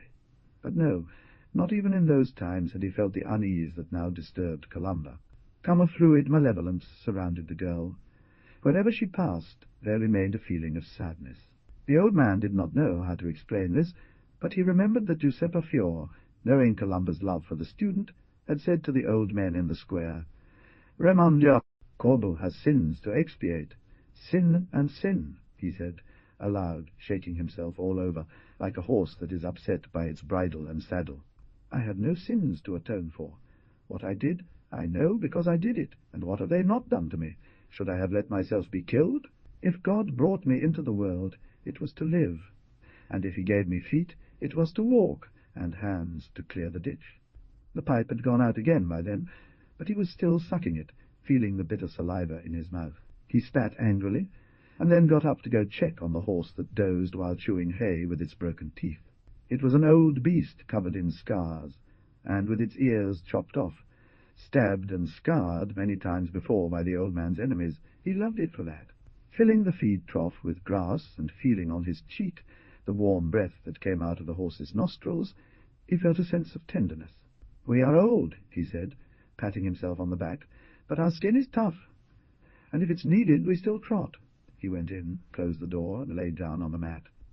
When he was uneasy, he never undressed and preferred the couch to bed, thus preserving his habit of being ready for any event. Nothing now threatened him. All his were sound. Business went well. Columba was to marry a rich man. And yet he still felt that sense of unease that comes with the approach of Aunt Vierre. Danger. She fell asleep, thinking of Ignacio Arras, and in her semi-conscious state she still tried to smile contemptuously and mutter the word poltrones, but also the memory of her old enemy, now harmless, made her feel a vague unease that evening. Like almost all the elderly, she slept little and poorly, and after a few hours of restless sleep she woke up. The fire had gone out. The bise was blowing, shaking the courtyard gate. He felt cold. He put out his arm to drag a woolen rucksack that served as a blanket, and this movement was enough to send sleep running away completely. Then he tried again, that sense of oppression under whose weight he had fallen asleep. Columba. Yes, Columba was his one true thought. Everything else now mattered little. The past was past. The future did not exist for him. If Columba got married and left, all he had left was to doze, while walking and chew on his thoughts like an old horse chewing grass. But will come the day of Columba's wedding and departure? Is this the thought that troubles the old man? Columba is still haunted by his sad adventure with the student, and it is this curse that oppresses all the family. It is like a malignant pustule, which first seemed to be a tiny thorn of rose, and slowly festered and doesn't heal, although treated with infernal stone. The grandfather was agitating himself on the bed, speaking to himself again. "Old man, what am I telling you? You should have used a hot iron to treat the wound right away. When Banner told you that Columba got her son of the goat-herder at night, you should have whipped them both with a hair-rope. Instead you let him. The student disrespected you, and people laughed at you and said, 'Good thing to take a cheerful boy home. He will fly your money away like wind leaves of the tree.' And Giuseppe Fiore said, 'Raimondo Corbu has sins to expiate.'" Around was dark, but he could still see there, in front of the fireplace, the pale and ironic face of Georges Nidou, his sparkling eyes, and he could still feel that sense of contempt that the presence and words of the student once awoke. He's there, still there, among them. He's always the strongest, and will end up chasing them away from home. "Babu Corbu," says the voice of Columba, sad. "I wish I were already far away from here, so everyone would be more calm." 56. What to do to make her calm? After all, the old man does not at all care about his own uneasiness.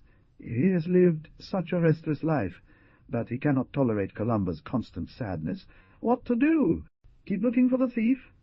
Rummage again through all the houses in the neighborhood. For what? To make yet more useless enemies. The money has stolen. It may have been taken by George, or by the beggar, or some other of the neighbors, and finding it would be no good. The evil is not there. It has deeper roots, goes further, much further, and cannot be cured. Even if the grandfather went to church and knelt among the people crying, "Georges Nidou is innocent. I accused him without being sure of his guilt," it would serve to make the people laugh. The hatred would remain the same between the old and the young. This would continue to sow discord in the family, as in the past, and Columba would continue to suffer. It is better to leave it be. Time will bring a remedy for everything. Columba will leave with her rich husband. A new life will begin for her. The grandfather will often visit her. He will make his children ride his stick. He will take them on. His horse, he will give orders to his servants that with fresh cheese they make lambs, birds, braids, and amulets, which to give away to their granddaughters. The sad times are over. He tried to fall asleep again, but he couldn't shut his eyes. His eyelids trembled, and a sense of fatigue pounded in his back. Then suddenly a rooster crowed, and the old man, abandoning the worries of the present, gave way to the memories of the past. Then he felt a sense of rest and oblivion, like someone who leaves the banks of a river and goes on the silent water carried by a light-boat. Every time he heard the rooster sing, he remembered the screams that had echoed in the silence of the jump when his wife was attacked. His wife! Often at night, when he slept in the bed, waking up, it seemed to him that she was still near, thin and warm, hard and strong. That had been a woman. Never tears, never prayers, nor lamentations. In sad times she had been like an iron stick that does not bend. But when the time of peace came, she broke all at once. Behind the little girl, who was walking like a banana, beating her feet on the ground, and with her hands hidden in the splits of her skirt, a long procession was moving. Friends and foes, judges and victims. It seemed the background of a forest. It amazed the trot of a horse, a gunshot, a cry. Then the scene changed. It was a funeral scene. A woman with her hair loose cried out, "For vengeance." Aunt Giuseppa Fiore crumpled down in front of her fireplace, and would sometimes let out an evil scream, like an owl hooting in the forest. Inácio Arras ran, from rock to rock, with his bag on his back. Then a rural church appeared, with its altar covered in red flowers, a Christ lying on the yellow tapestry, as if on a square of sun. The Bishop of Nuoro, as beautiful as St. John, blessed with 2 fingers, and men and women paraded before Christ, knelt, swore to put down all hatred and any thought of farce. Vengeance, kissed the bloodied feet of the Lord, then went out onto the grassy area, danced and ate, looking with suspicion at the one with whom they had sworn to make peace.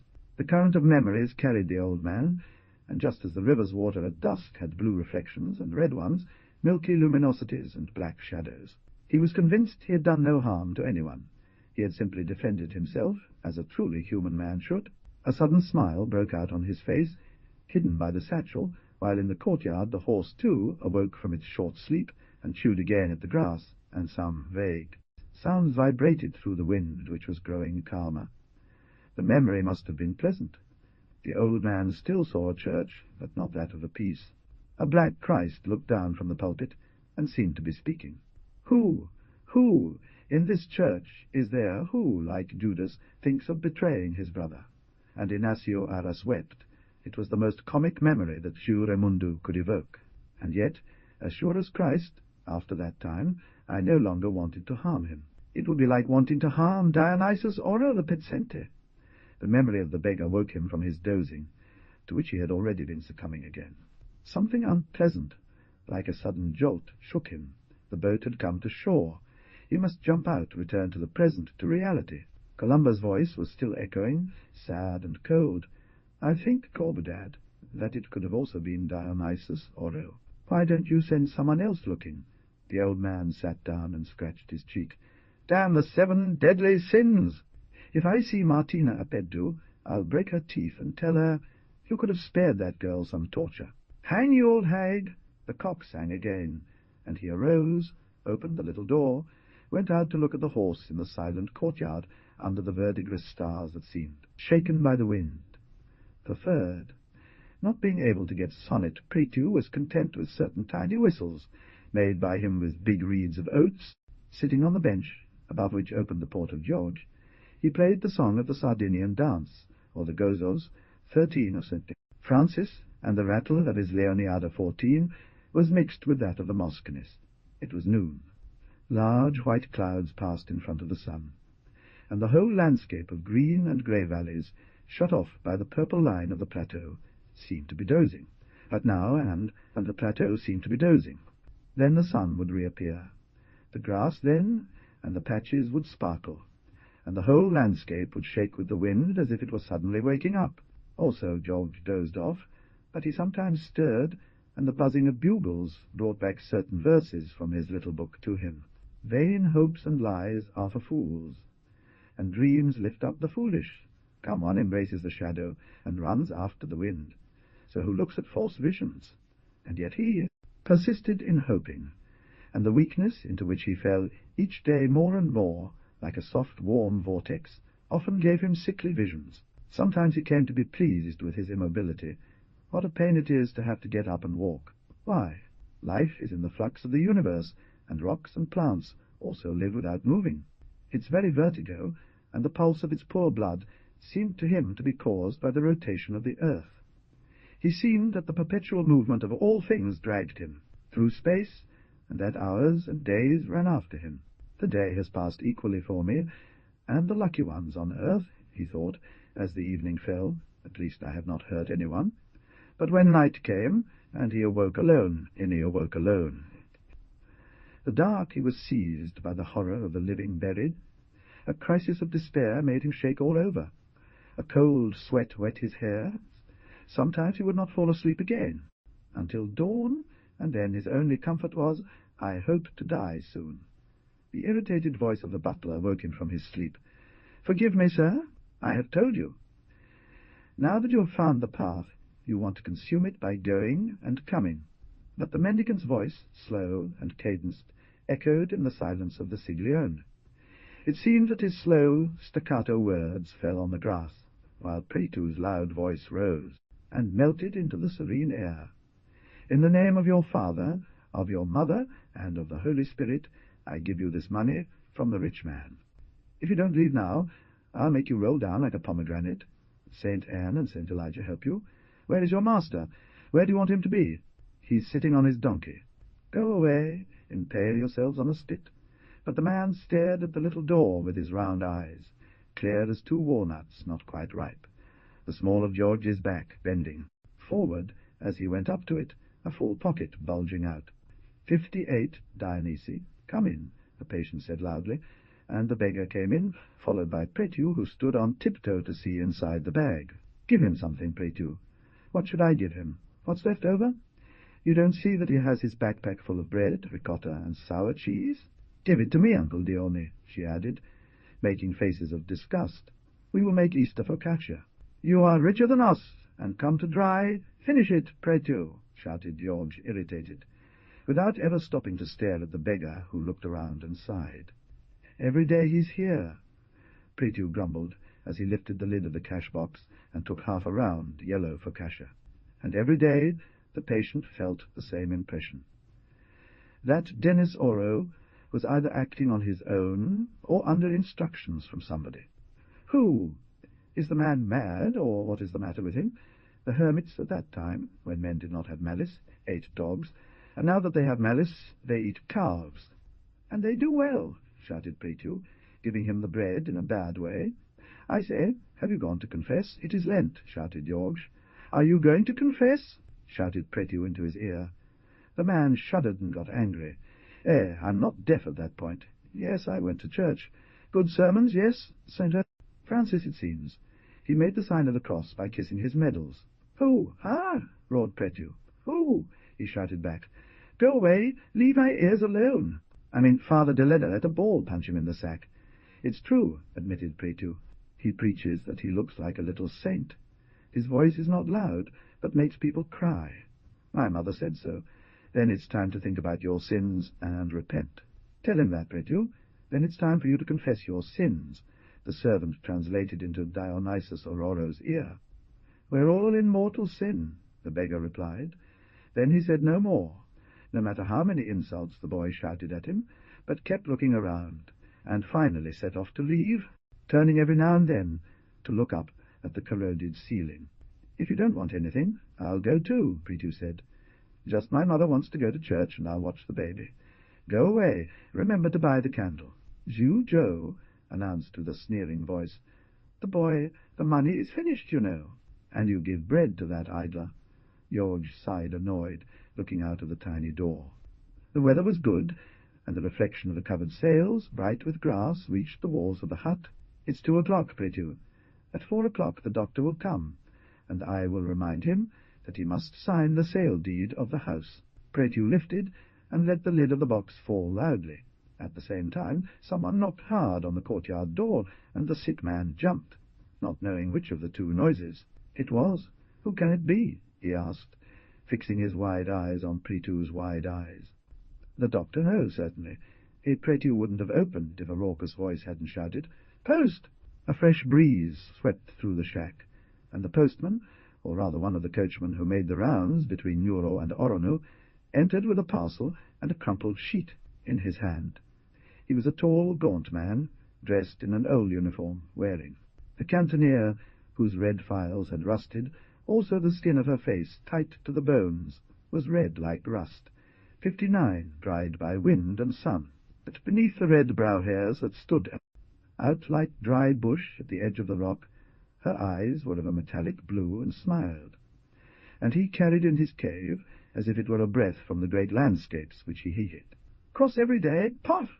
From Nuoro's sign," he cried with his hoarse voice. "And where do we go, George?" The patient was silent, gazing at the man and the box with eyes almost wild.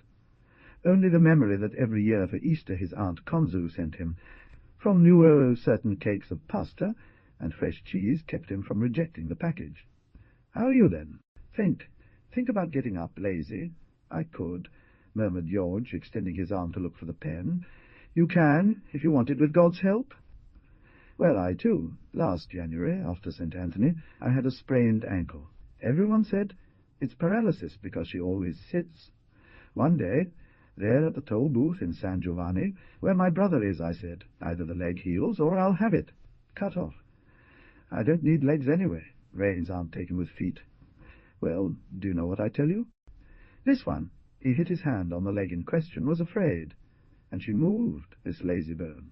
Still sometimes she stands up and lets herself be pulled, but I tell her, 'March, with God's help.' Fine, sign here. Your hands are white, couch potatoes. Get up, you're doing good." "Have you seen more Uncle Konzu?" Yogi asked, putting back the pen. "I saw him on Sunday. In fact, you should remind me to go see his wife, because she has to give me something for you. Then this package isn't yours. It might be yours, as I told you. He's been waiting for it since Sunday. Maybe he sent it to the post office. Farewell. Get better soon, and let's go again, huh?" And, almost intuiting the idea that was passing through the patient's mind, the man suddenly left abruptly, pulling back the door which Prétu hurried to close. The building was once again illuminated by the blue light of the little entrance door, on whose threshold the sun was advancing, sweet and familiar as a good friend who visits every day. Now, cut the string. The boy had kept his mouth shut while the postman was there for fear that Georgie would get angry and reject the package, but his heart was pounding hard. How long had it been since something like this had happened in the hideout? She drew out her black and silver skinning knife. Her pride and treasure, George had brought it back from the city in better times, and began to saw. The thick cord vibrated all over as if protesting. "Uncle Joe, I tell you the truth, my heart beats for it. What will happen? The story is about taking out the nails now, but let me do it. I'm strong." I put the box on the stool and inserted the tip of the knife between the slats, but the blade was bent and threatened to break inutile. "No, not like that, Prétu. Take the knife." "How heavy, my God! What is it? If it were full of money and lyre, how much would be?" "Ah, with the knife it goes well. Come on, Prétu, come on, beautiful." Here I removed a nail. "Ouch the finger." Here is the text translated into English. Here's another one. "Cursed be the Jews. They nailed Jesus like this." "Ah, yes. My heart is pounding like a pig in a sack." Ah, he panted, he sweated, he laughed. George, too, felt his heart beating. Finally, the lid of the beam creaked, seemed to lift itself up, hung suspended by one nail only. The patient marveled to see a layer of almost black violets, and believed the package was full of flowers. I sleep and dream, he thought, and certain that I would wake up at any moment, no longer felt either curiosity or surprise. Who could send him these flowers? Who could remember him in this way, at this time, as a dear dead one who lays violets on his tomb of March? But the butler had lifted up the pink paper on which were scattered violets, and he was taking other objects out of the chest, touching and looking at them with suspicion, almost doubting their reality himself. 60 at first. There were 2 sheets, light and white as snow. Then 3 damask towels, greyish and shiny as the clouds that passed over the gateway, then some embroidered, handkerchiefs that reminded Prétu of the altar cloth of Saint George, then 6 frills with blue ribbon, then some very white fodderette, on which was embroidered a branch of whitethorn. At the bottom there was a painted tin box. 2 yellow camels loaded with stuff were being driven by 2 white and black Bedouins across a red desert. The sky was purple and attered. The horizon appeared the green palms of an oasis. The serviette took the box in its tiny hands, hesitated for a moment before opening it. Their eyes met those of the master. Then George began to laugh. A nervous laugh, almost indignation at himself and his astonishment. The box was filled with little dry, thin biscotti, like Ostia. Prédieu felt disappointed. They'll be good. I could send some fresh ones. They're finished. They're luxury. George said in a grave voice, "Eat one. Eat it yourself. It's sickening biscuits." But in the box there was still stuff, 3 or 4 rolls tied up with vulgar grey rope. And unravel and turn and look, servant and master came completely back to the everyday reality of things. 1 roll contained cocoa, another sugar, another 3 cans of sardines, and finally a salami. But as Prédieu was cheerful and calculating aloud how long those provisions could last, George relapsed into his usual irritability. "It's a charity, I tell you." Who sent it?" "If you don't know, who does?" "I know nothing. I reject all. To whom?" "If the postman eats it." "Hear me out, Uncle Joe. It's better that you eat it yourself. It will be that lady from Rome, that. You know, the one of which you spoke the other day." The boy talked between serious and joking, while George's eyes, again fixed on the violets, and the first moment's excitement, returned to him, who was sending him the gift. A woman, without a doubt. Vague recollections, like fluffy clouds that continued to run in the background of the door, came to mind. He felt as if he were still in Nuoro, on a fantastic evening, among fear. Coloured lights and the sounds of the party. Bands of women descended with a rhythmic pace, almost following the tune of the march played by the band. One of those may be the mysterious woman with the sparkling veil. She had learned of his misfortune and remembered him. Her heart, wilted but not yet dead, like those mysterious violets, beat irregularly. So the heart of an anesthetized person slowly comes back to life. But once more that confused joy changed, became anguish. George felt almost afraid to look the gifts. Especially the dying little flowers brought to her a feeling of repulsion. "Take everything away. Put it all in a box, Prédieu. I don't want to see anything. Hurry up, or I'll make you throw everything out. Go away." She turned her face towards the ceiling and closed her eyes. Having grown accustomed to these peculiarities, he hastened to put everything back in the package. Replaced the pink paper, and on the pink paper the violets, but he did not lower the lid, and left the box on top of the stool. Then he went away, because he was in a hurry, Tors. Tell someone about the event. The hours passed. The April sun, with a gentle and equal warmth, always equally warm like that of a faithful heart, set in the sky, where clouds faded one after another, like spots on a washed crystal. The rectangle of sunlight had advanced up to the foot of the bed, as if it were trying to climb on top of it and lick the sick. In the box with the pink paper and violets, she slipped an unusual note into the gloom of the chamber. Even George felt his anger dying away. When the crimson disk of the sun appeared, leaving a large violet veil on the horizon, it seemed to him that the colour of the wilted violets was spreading in the chamber, and a veil of peace spread over his heart. Oh, the person who sent him this gift couldn't be one of the usual vulgar benefactors. Fantasy upon fantasy, he was recalling all those he had met in Nuoro, and remembering the small plots enclosed by dry walls, covered 61 by the large pale flowers of cabbage, and the green hair of saffron. Here and there appeared the azure eye of a hyacinth, and shone the brown gold of the violet. But to seek violets, the person who had plucked them must have bent along a path.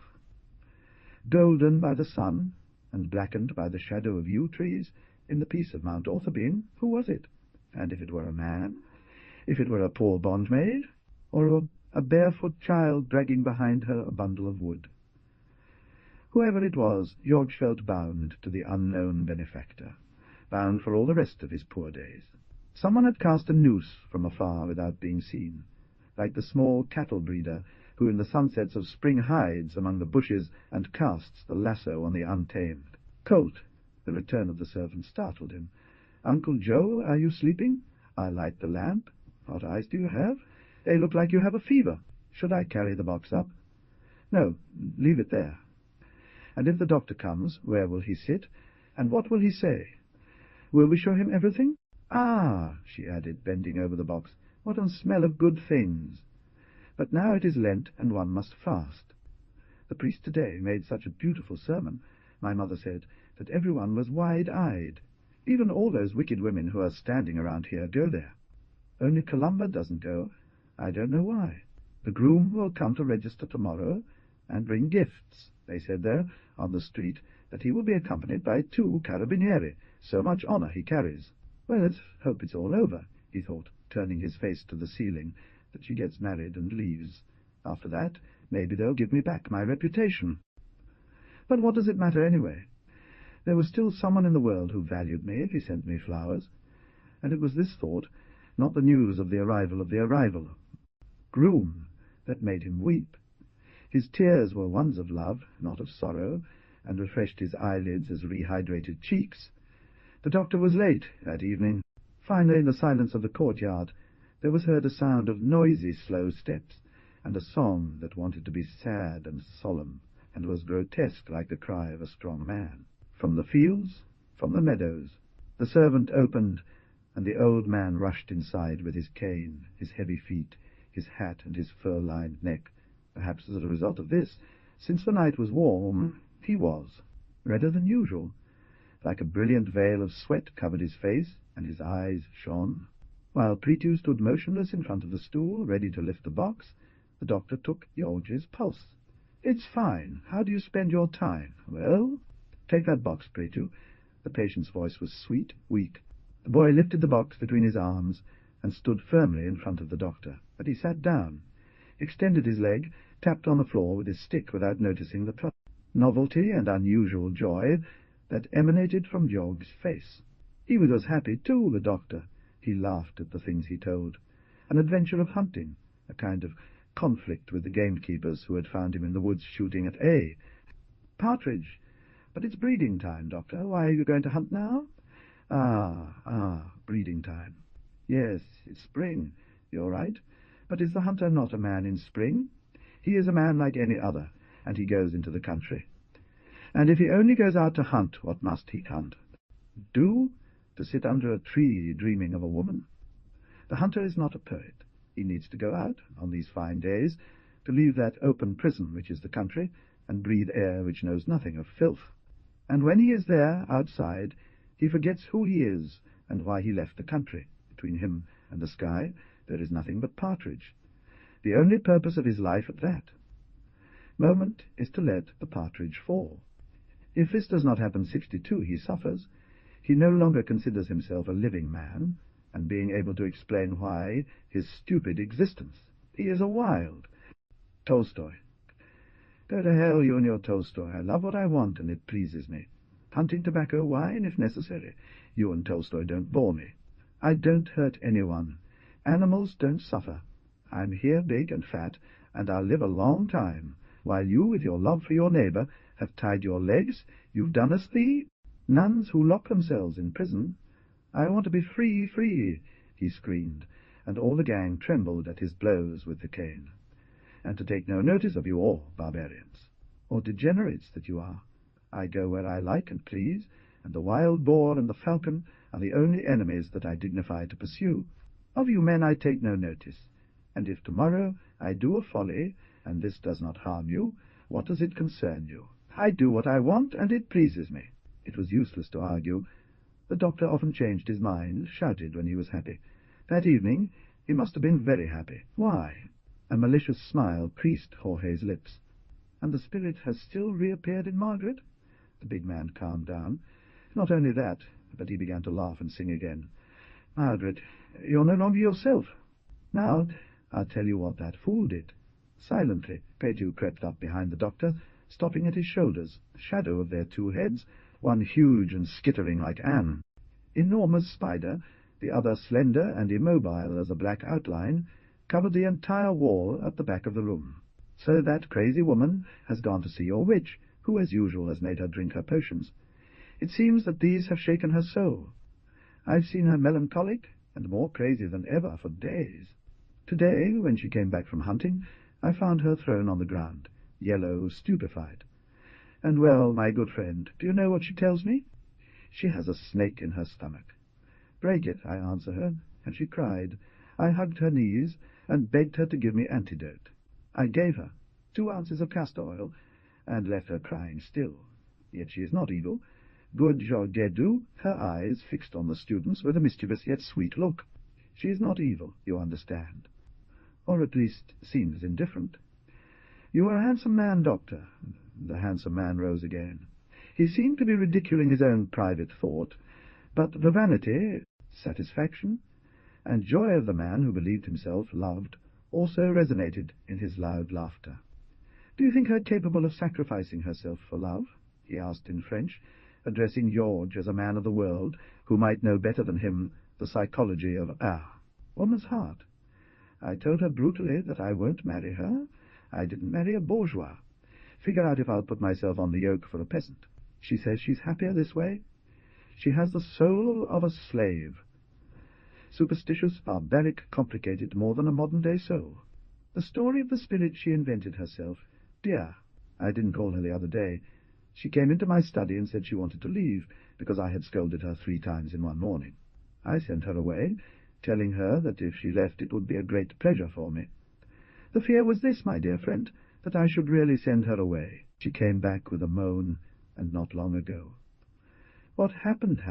She kissed my hands. Her lips were burning. She says she has loved me ever since she was 12. Apparently she had been ill at the time, and I took care of her with great affection. Enough. I will keep her with me. I am very content, but I won't marry her. Don't even dream of it, and don't even hope for my will, I said to her. No, my dear, I don't believe in women's love, or men's either. No love at all. There is only instinct, interest, habit. Then one day or another, when he gets tired, he will kick his servant out. That won't happen. Never. And if the earth wants to keep her, it means that she loves her. If she holds on to her even when she doesn't want her any more, it means love exists. Yes, it does exist. We give it different names. Duty, compassion, affection, sympathy, even habit. After all, it's all love. It exists. I meant that I had moved someone. True compassion, true love. I feel so happy that it seems as though at any moment I should heal. Let me show the doctor. Yes, mister, replied the boy, picking up the basket and placing it in front of the bed, but he quickly withdrew it again, because the doctor was about to rummage through it with his stick. She rides, and yet it is so. George resumed, as Prétu put the package back on the crate again, took out the pink paper to show the doctor from a distance, who shook his head up and down and frowned. I am happy. It seems that a bridge has been thrown between the abyss where I am and the world. If I could get up. Doctor! The man got up, hit hard. He put the stick on the ground and fixed his glittering eyes on those of the sick man, as if he would hypnotize him. If you want, you can. Get up. But George smiled sadly. You are not Christ, and that he was a mere mortal. The doctor proved by approaching Prétu, taking from his hand the objects and examining them in turn, with curiosity and commenting on their origin. A divorce. With his horse, Zoampredu Canas stopped midway between his own and the village of his fiancée, removed the bridle from his horse. As the animal was drinking from the brook, he looked around him, thinking that maybe there would be a stop with the bride and the entourage of relatives, when, after relatives, wedding, he would take Colomba to Tibi. The place was suitable for a stop. Not far away there stood the little chapel where many years before peace had been celebrated, and here and there, in the vast desolation of a hut. The plateau, some oaks, stood surrounded by oak trees, like a powerful mother giving her already grown and strong children, casting their shadow on the fresh hay and the fields of broom covered with tiny golden grains. Even the olive trees that followed the stream began to cover themselves with red buds. Everything was sweet and pure in this place of peace. If we leave early, we can even make a small feast here, thinks the big fiancé, turning his beautiful brown eyes this way and that while the horse shakes itself and drops sparkling droplets from its bridle. There's wood and water. The pasta could be cooked too, and it seems to him he can see horses tied to oaks, Columba sitting on the grass, a fire lit between 3 stones, and a spit turning next to the bonfire.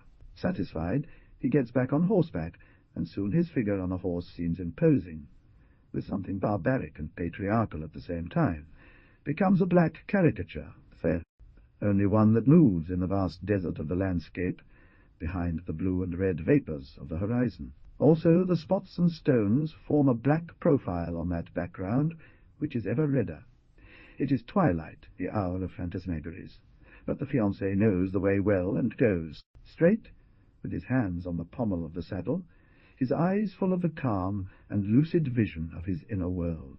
Her inner world is the expanse of her tanks, covered with grass, with caraway for grazing, with beech trees and poplars, inhabited by cows, calves, young bulls, servants, horses, dogs. At the end rises the black village, with her house, granary, kitchens, courtyard, garden. The figure of Columba also animates this world, albeit a bit uncertain, as if veiled. As he approaches the village, seeing its lights and hearing some distant voices, the figure becomes more distinct, grows larger, moves. Will she be pleased with the gifts? He wonders almost gently. She's not very cheerful, Columbeda, but that's better. The other one, the blessed dead, was also a serious woman, but she was always ill, a little mean, while Columba is healthy, agile. He will have many children. The first we shall call Zuanzazepe, after my father, the second, Rimandedu. If we have 6 children, each one of them will get half a tank, 64 and 20 cows, and some other things. Then the property will increase, because Columbeda is serious and diligent, and doesn't need to put his hands to work like many others do. And if God helps us, the boys will be able to get married well. He could already see himself surrounded by agile and strong children, like little lions. That was always his dream, the only disappointment that had upset his first marriage. It's true that Banner didn't have any children. Yes, but her husband couldn't be compared to him, Zuampredu Canas, who was as strong and robust, if not agile, as a lion, and with the solemn calm of a lion. Going to look for his female, he dismounted in front of Columba's house. It was already evening. Some strands of light came out of the silent houses and lit up the road. A little boy, Prétu, ran down from the fountain path, and, seeing the new arrival, stopped to poke his head around. Columba stepped outside with a lamp in hand. Banner peered out the window. "God be with you, Zuampredu Canas. Welcome. How are you, ladies?" he asked roughly and shyly at the same time. And now she was there, whole and distinct, his Columbeda, a bit pale and serious, but calm and confident as a lioness. Without looking at him, as if he were a mere guest, she helped him to remove the bags from his back, the bridle and saddle from the horse. She didn't even forget to ask, "Have you drunk? Or should we make her drink?" She has drunk, yes, at the stream. She is not thirsty. And Uncle Ramandu? He'll come now. Come in and sit down. He entered the kitchen with his bags in hand, and began chatting with Banner, who was walking around him with her hands in the pockets of her skirt, and was not shy to glance at him, nor did she fail to express herself. But the widower liked Columba's taciturn attitude much more. There was one woman who wouldn't waste time with her neighbours. As the old man returned, Zuampredu no longer paid any attention to the women. On his part, Uncle Ramandu looked at him with affection and admiration, shaking his hand firmly. "Sit down, Zuampredu Canas. Speak with your heart in your hand, as you are in the house of people who value your merits. Is your horse placed well? Have you fed her, Kolu?" he asked, wanting to make sure with his own eyes, and went out into the courtyard to pat the horse's hips. "She's fine," he said, coming back in. "She's fat now." "She looks pregnant." "Yes, she is," Zuampredu replied thoughtfully. "That's why I walked slowly. I don't want her to lose the foal like last year. I once had a horse that when it was like this, he always wanted to walk," the old man replied. While Columba, aided by Ban, laid the table, the 2 men talked about horses and cows as if there were nothing else in the world. And yet Columba, after the first few greeting words, had no longer turned to the groom, and Banner, who in the afternoon had seen Prétu standing still talking with her sister, barely repressed his anger. Every time that little scoundrel stops in front of our door, it seems that Columba sees a bad omen, he thought. She falls silent, has gloomy eyes, and seems to be affected by a curse. She, too, felt the same miserable impression which sometimes saddened her grandfather. She thought danger threatened them. Then, to hide her fears, she feigned a wicked merriment, and her face took on an enigmatic expression of bad sin. Ma Colombo knew that mask, and waited for only one word to burst forth, to rebel, ready for the fight as the fierce animal that the bullfighter's charm apparently tames. The dinner was set out, and Banner left because he was expecting his husband to return from the sheepfold, and the two men who had been served by Colombo began to eat. Yes, I told you, Sparvieri canas, I once had the idea of buying and selling horses. Everyone would show me their beasts, and everyone tried to cheat me. And one didn't dye his horse's mane, like certain women do with their hair, as I've heard it said. I still laugh when I think about it 65. Yes, I told you. No, son mio figlio, ognuno deve fare il suo mestiere. Ognuno deve calzare le scarpe che van bene al suo piede. Vedovo annuiva, guardando di tanto in tanto ai suoi sacchi, e sembrò pensare che Columba fosse di cattivo umore, perché si stava rifiutando di tirargli fuori ai regali. L'arrivo del marito di Banner parve mettere un po' d'allegria intorno. Il benvenuto sia lo straniero, roared he, stretching out his coarse hand to the widower with open fingers. Where are these gifts of which my wife talks night and day wide-mouthed? Banner, who followed him, bumped into his back, but Sparvieri rose happy and shy to take the small bag. That one that seemed silk-embroidered.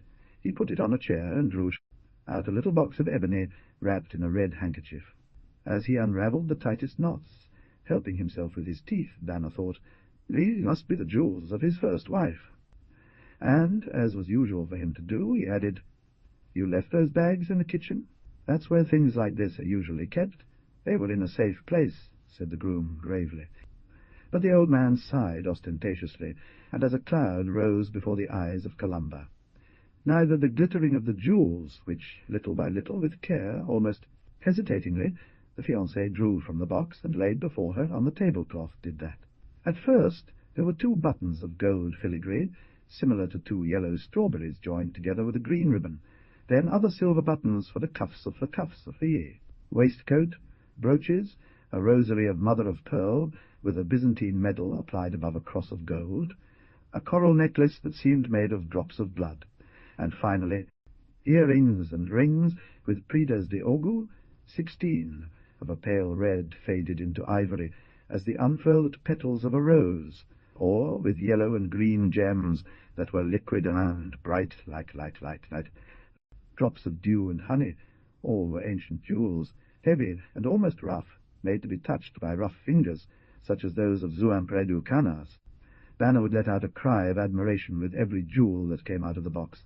Her eyes shone, as if reflecting the glitter of gold and stones, while Columba looked motionless, pale, fascinated, but not moved by the wealth of the gifts.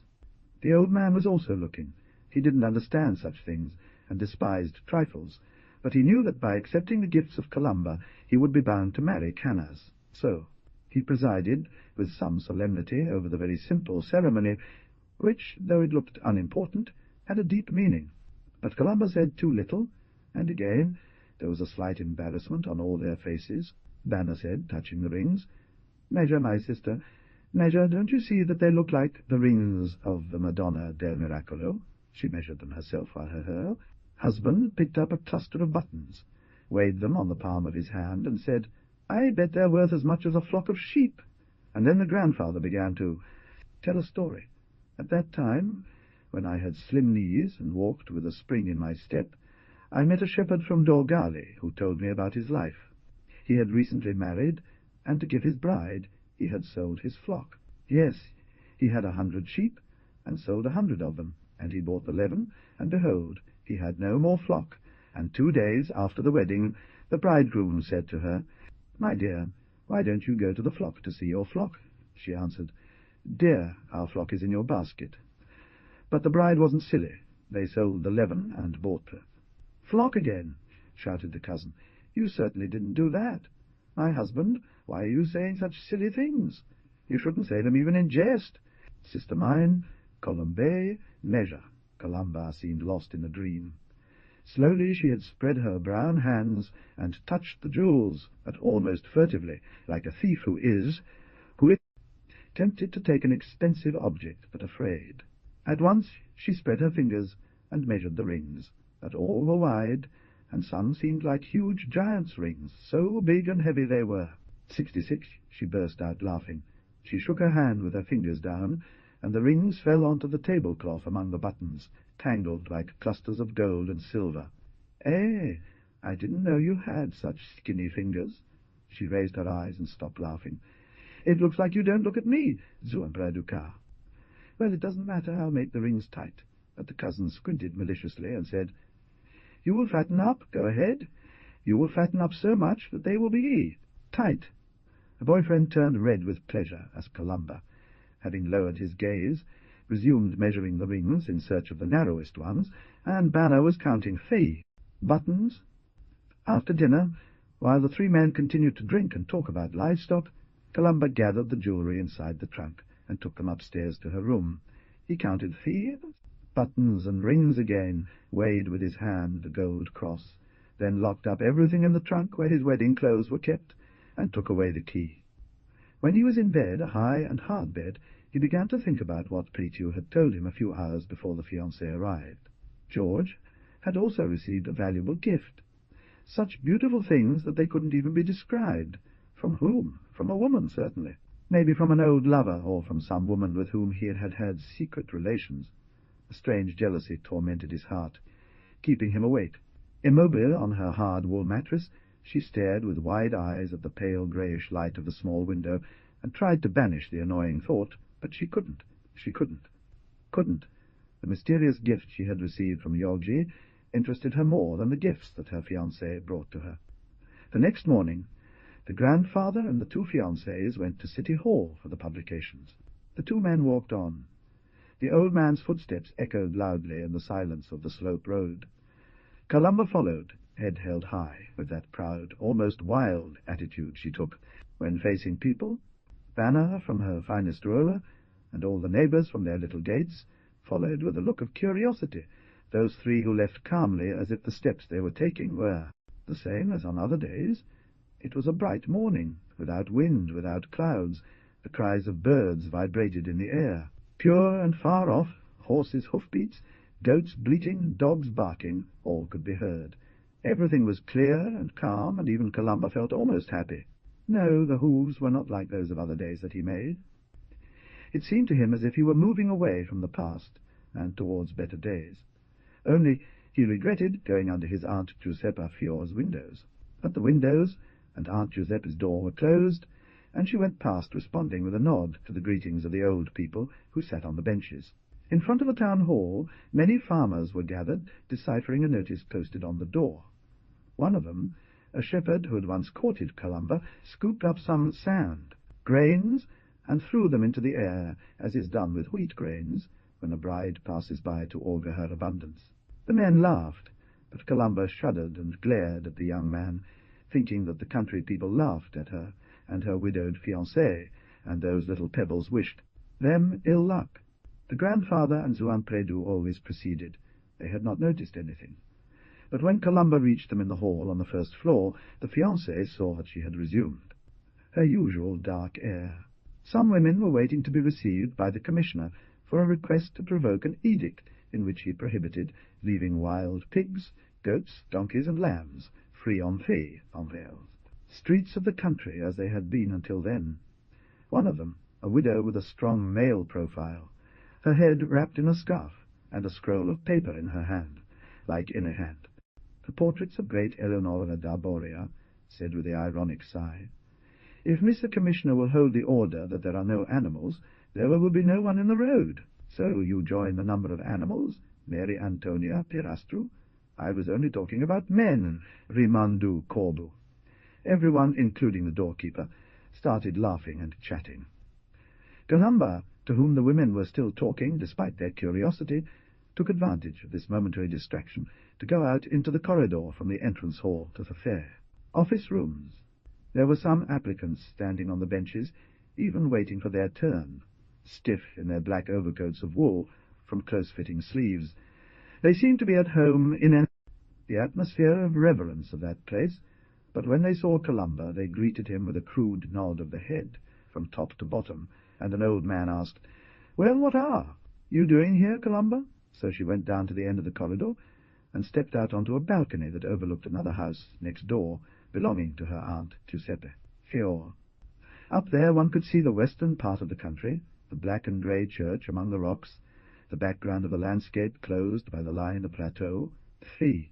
Morning light coloured all things in blue, the sun golden stained the windows of the little holes, and in one of these holes, in a ruined cottage, there protruded a beautiful girl in a yellow cloth corset. Such was a daffodil blooming on the wall of a ruin. But all of Columba's attention stopped at the balcony adjacent to her, whose shutters were open. A white stocking was on the step, and she stared at it as if it were Anne. Extraordinary object, and felt her heart beat. Suddenly 2 other black stockings with a golden buckle appeared next to the first.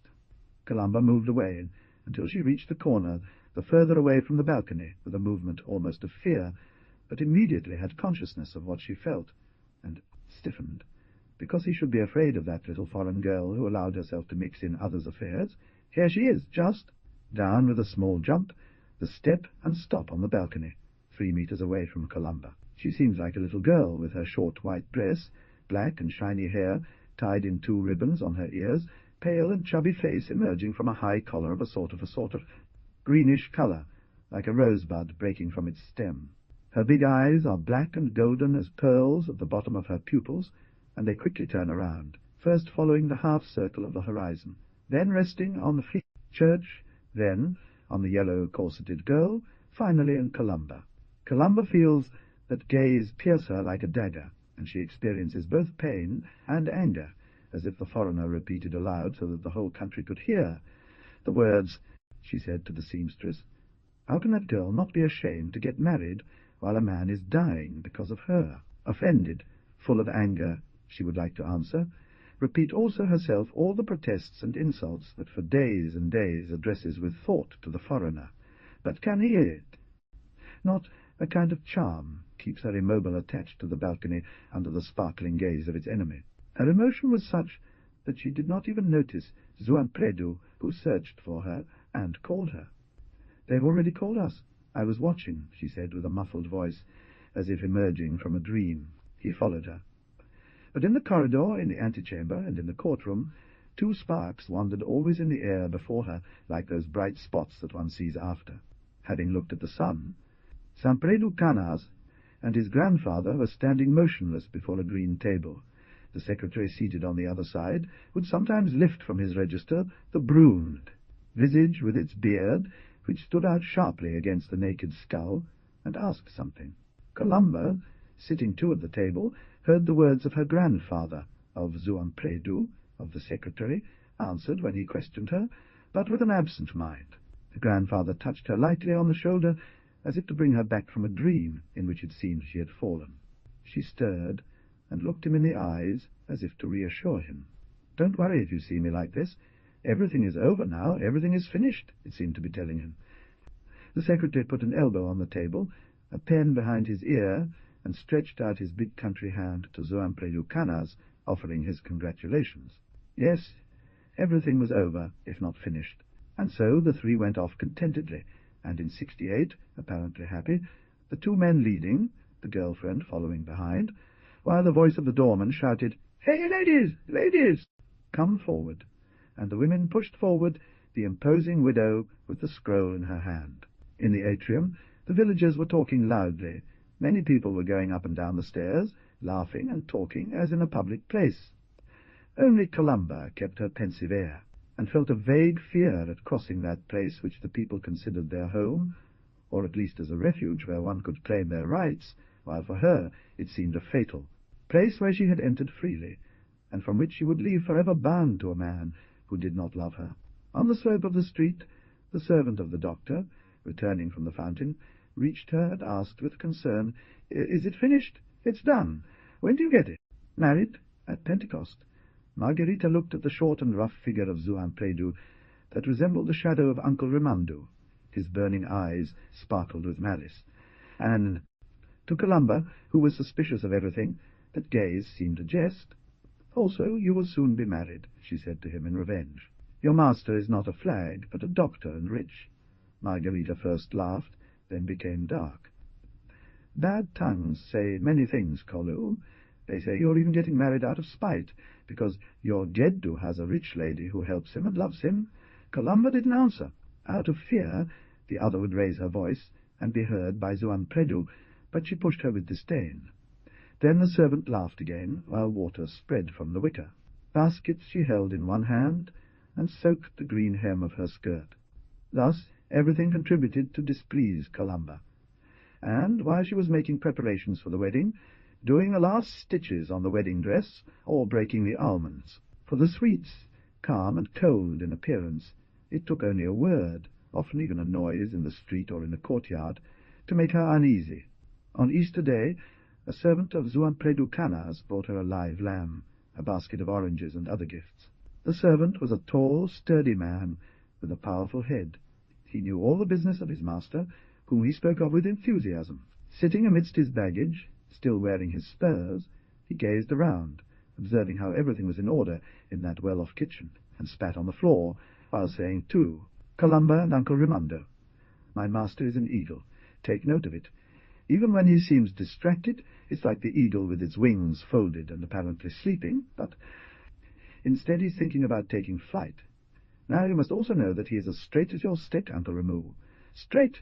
It doesn't bend to one side or the other. It's good, but when it knows something is unfair, it won't even forgive if you take his eyes out. Now you must know."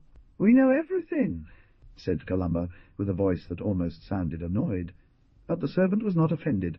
On the contrary, he looked at her with respect, because she spoke as if she were Var. Already a legitimate wife of Zuan Predu Canas? But after a moment he began to list all the things his master possessed: hives, cattle-heads, grain in the house, all his wealth and skills.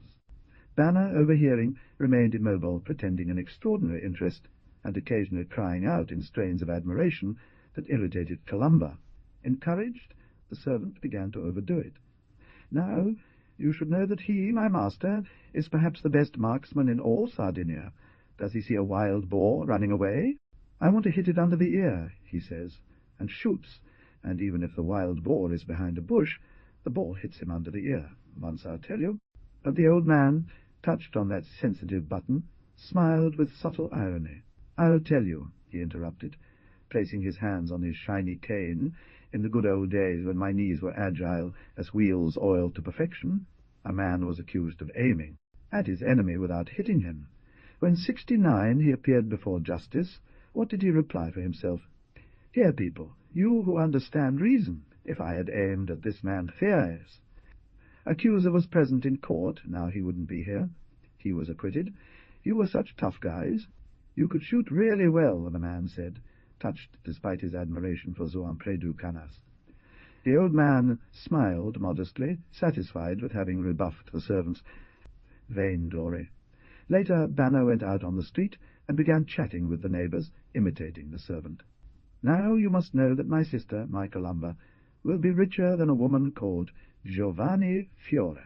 You must know that at the house of Zuan Predu Canas the goods are piled up like in the safes of churches where the tithes have been brought. For those who have much, and for those who have nothing, sighed an old woman, and the beggar, seated on his stone with the rosary in hand, fixed his suspicious gaze on the Folka. Group of women. Uncle Raimondo returned, and went to look at his horse that had been very uneasy for the nearness of the servant's horse. Quasi me ne vado via stasera. La notte è chiara e calda, disse Colomba. Prepara ai viveri per il pastore. Il servo era partito. Colomba stava per rientrare quando vide la figurina di Pretu balzare fuori dal cortile, unirsi al gruppo delle donne. Soginar, ascoltando Banacè, descriveva ai regali mandati da Zuan Predu. "E cosa sono 2 arons e un agnello?" he began to shout. "My master got much more than that today. A basket of fruit that looked fresh and all our honey, and other things. and they come from afar, so they are sweeter. "Go away, liar!" Banner shouted. "Go away, slob!" But the old woman who had complained just before again groaned.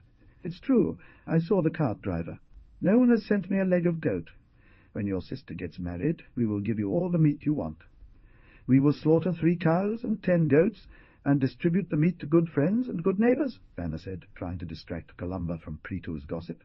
But the women, more than his promises, were concerned at the mysterious gifts received from the patient, and all turned to the boy, questioning him. "Yes, my master has friends in all parts of the world. Today he also received a letter.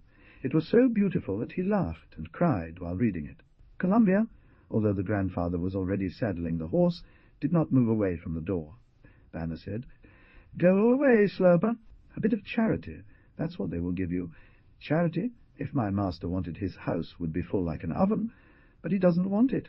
These are the gifts that send him. There is a great lady in Rome, and also here, added with an air of mystery. You will see what will happen here." The old woman, who had waited in vain for Corbo to give her a present for Easter, said, "I heard that the commissioner himself will go to visit the poor Georgiade. Yes, my soul, there are still charitable people in the world. I am poor, but if the sick wanted, I could also give him something. Oh, if he wouldn't! Everyone would give it to him, even Dionysus. I think his sister is sending gifts to Georgiadu." The old woman went on. "Yes, she's generous. A daughter of Caterina Fair gives 2 cents so that she can stay still in front of her for a moment, to paint her. Ah, this doesn't mean anything. She wanted to give 10 cents to Margherita, but she wanted to paint her naked." Banner let out a wild cry of horror and retired in scandal. Then Pretu came up to Columba, who stood there petrified on the threshold, and said, "Give me an orange, therefore." "You won't give me the world." "Come back later," she murmured. Later on, Pretu returned. The grandfather had left. The women had withdrawn. In the distance one could hear the songs and cries of drunken people who had celebrated Easter by drinking like oxen, pairs. Of friends, on that day everyone was a friend, and 70 accomplices were still passing through the little street, supporting themselves on each other, calling out to each other, "My brother," and putting on their heads the beret which refused to stay put. Everyone had bulging pockets full of oranges to bring to their children and wives. It seemed that a gust of joy and love passed through the settlement, dispelling the last. Memories of hatred. Even the songs of the drunkards had a wild tenderness in them. "Will you give me this orange?" Pretu whispered from the crack in the door. And for the first time since Yorgi had been ill, Columba let the boy in. His heart raced as it once had when he greeted the student unawares of his. At his distress, a mixture of tenderness and sweetness mingled, like the songs of drunken men on the street. The boy looked around nervously, but it was only a moment. Soon he was back to normal, and, without being asked, started talking again, telling everything Columba wanted to. "No, it's the 3rd gift we've received," he began, holding in his hand the large yellow orange that Columba had given him. "If this continues, we will become rich, and there is no need to sell the house." On Thursday night it was arrived, the 2nd gift. Sugar, coffee, candles, butter, dates. At first he laughed and said, "Must be the daughter of the draper 17, but here all of all." A sudden I see him turn white, more than he already was, you understand. There was a box in which there was a note, and he read it trembling. Then he wrote, and wrote until night, and sent me to take the letter to the postman. And then he told me to leave the courtyard door open. It seems that he was waiting for someone. Today another gift arrives, and another letter. He laughed and cried while reading it. He is cheerful like a bird about to fly. It seems that he has to move and heal.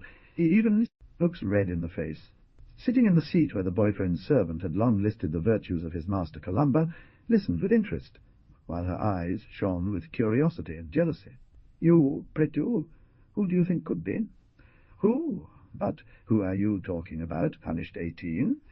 "I mean, the person who sends the gifts." "I don't know, my sister," he said, throwing the orange high into the air and catching it in his cupped hands.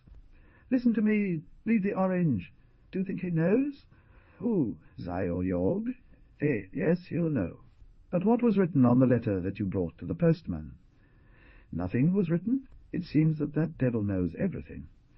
Do you think it's the commissioner's sister? Does he speak about her? Yes, he always asks how this girl is made.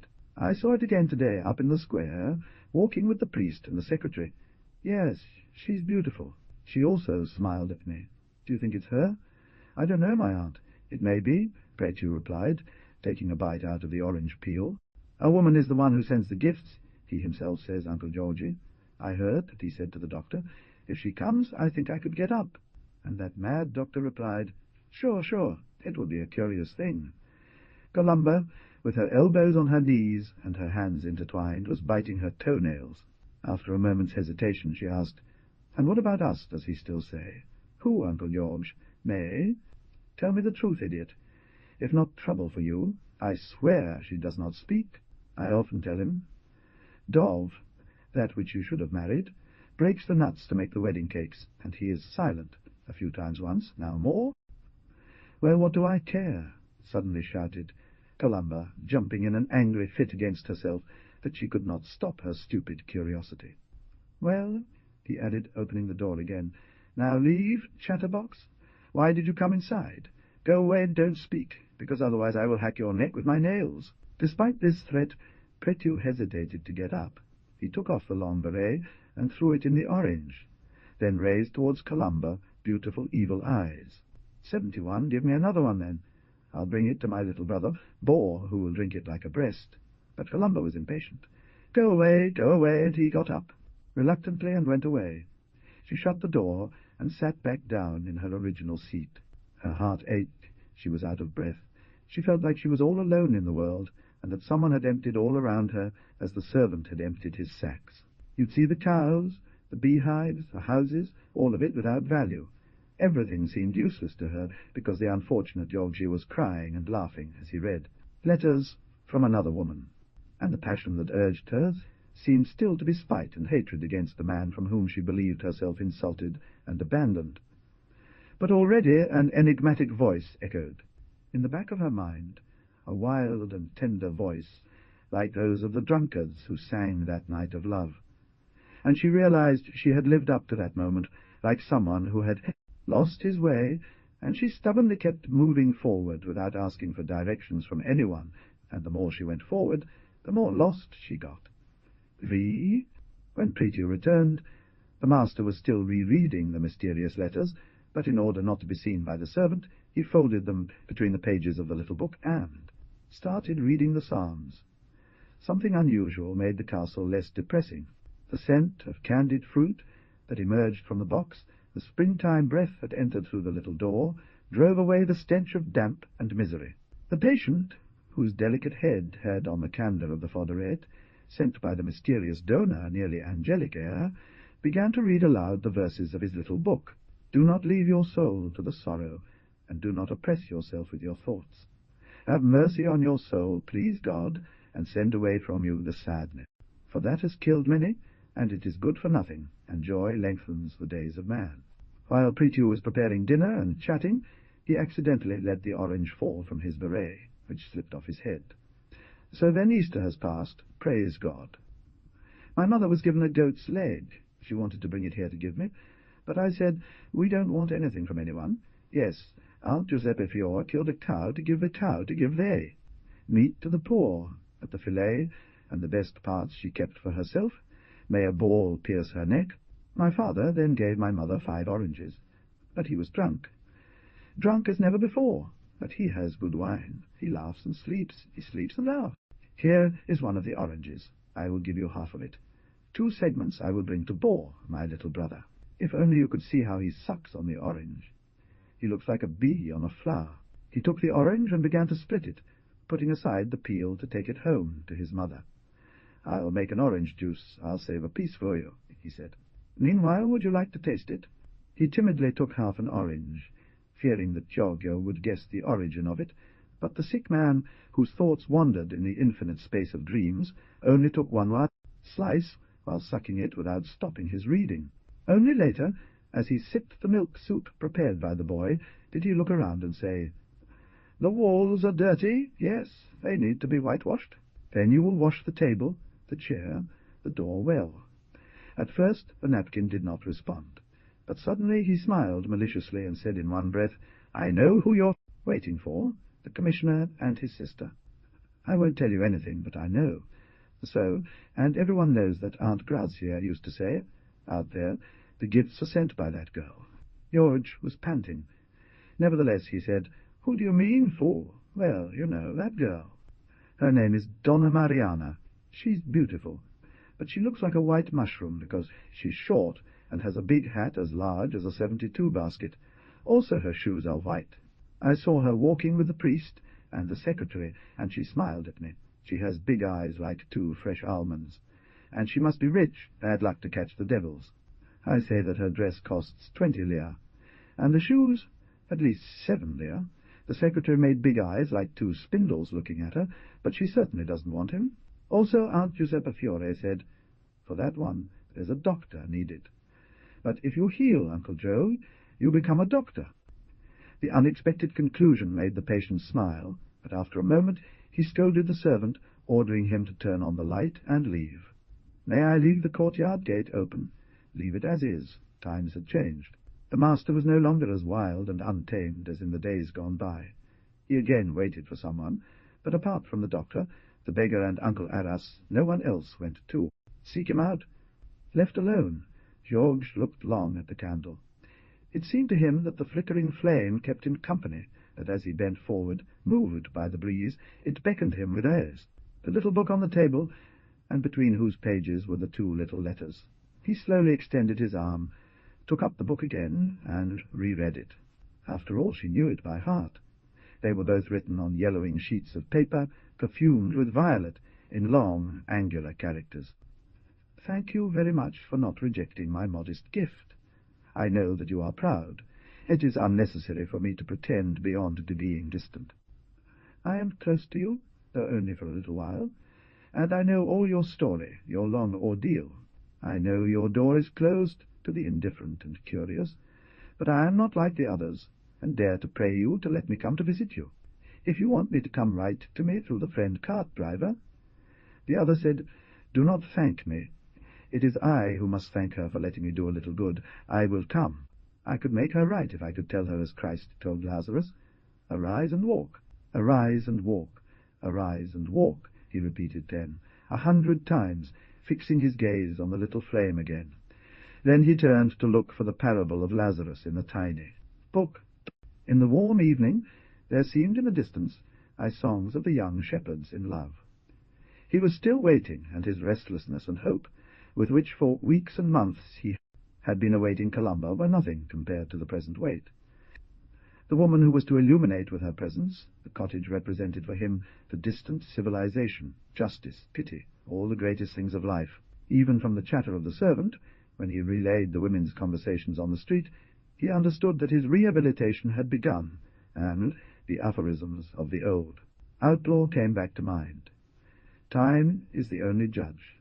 Patience and courage are the only incorruptible witnesses, and the words of his new friend now vibrated in his blood. Get up and walk, get up and walk.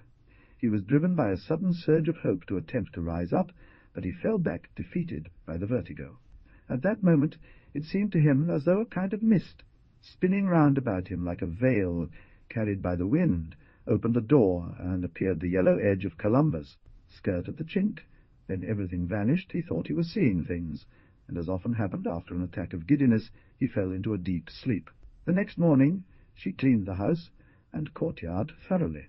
After midday, although Prétier was playing his zither under the shade of a tree outside the door, even the flies fell asleep to the soft, monotonous buzzing, like the sound of a fern. Tiny drip, he could not get to sleep. Since some days ago, the drowsiness in which he used to always be immersed had abandoned him. A frenzy of life agitated him, and since he could not move, he thought, the most strange and confused ideas, now murky, now bright, passed through his mind as the clouds on the spring sky. Above all, he thought and rethought about the mysterious theft of which the grandfather had said he was the victim. In reality, the victim had been him, but he wondered if, by accusing the old man of fraud, he was himself committing an injustice. And if the theft had really taken place, by whom?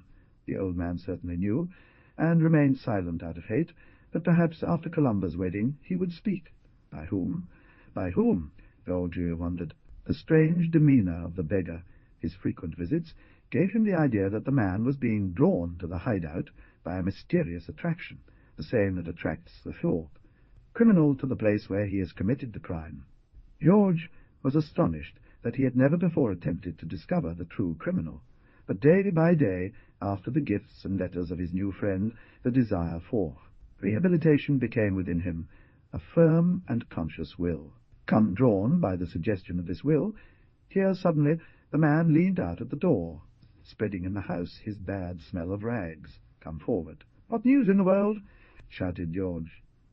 Dionysius advanced, looking fixedly with his round and verdigris eyes, the background of the blue sky scarred by white clouds.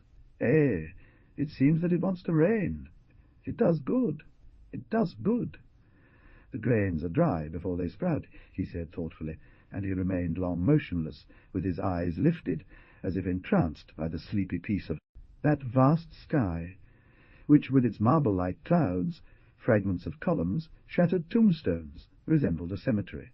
At that moment we heard a chorus of young boys who were wandering around the country with a handkerchief tied to a cane as a flag, and who were precisely imploring for rain.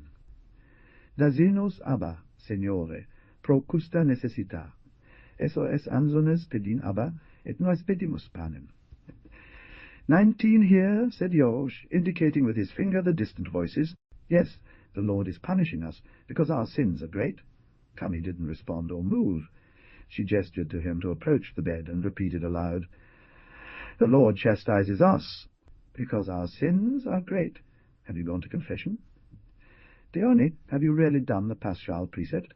"I did. Every Christian does it." Fe fama, Georgi lo fissava, stringendo le labbra e scuoteva la testa sul cuscino. Da che la mimica l'uomo capiva meglio che dalle parole dette a de, alta voce. "Come, non l'ho fatto? Va a domandare. Allora vada prete de fraga. Se potessi muovermi ne saprei delle cose. Tu non saresti qui, certo? E dove ora? A San Francesco?" "Just," said Georgie, putting his hand under his chin. "In a month it's your birthday. Will you go?"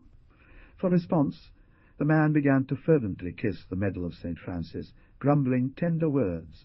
Go to the party, Dione, but don't offend St. Francis, because he is a vengeful saint.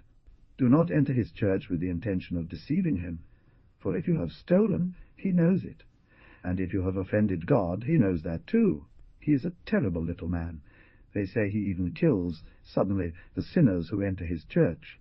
But Dionysus shook his head and clenched his lips. Finally, after thinking about it, he said, "You are deceiving yourself, my heart. But if they go there, the most famous thieves, and then how many would die in that church?" George was staring at him. He wanted to try a test. "Dionysi," he said all of a sudden, "but is it true you believe in hell?" "There's nothing else, my little heart. Hell here, hell there. Listen to what I dreamed last night. Come closer. Don't make me shout so much. So then, it seemed to me as if I were already dead, and I was walking to get to heaven. It was a steep road alongside a stream, like the one on Monte Albo, I think. I went and went, but I never got there. However, all at once I saw a friar coming down towards me. It was St. Francis. 'Where are you going?' he asked me. I told him, and then he began to laugh. 'Come with me,' he said. 'I'll show you something.'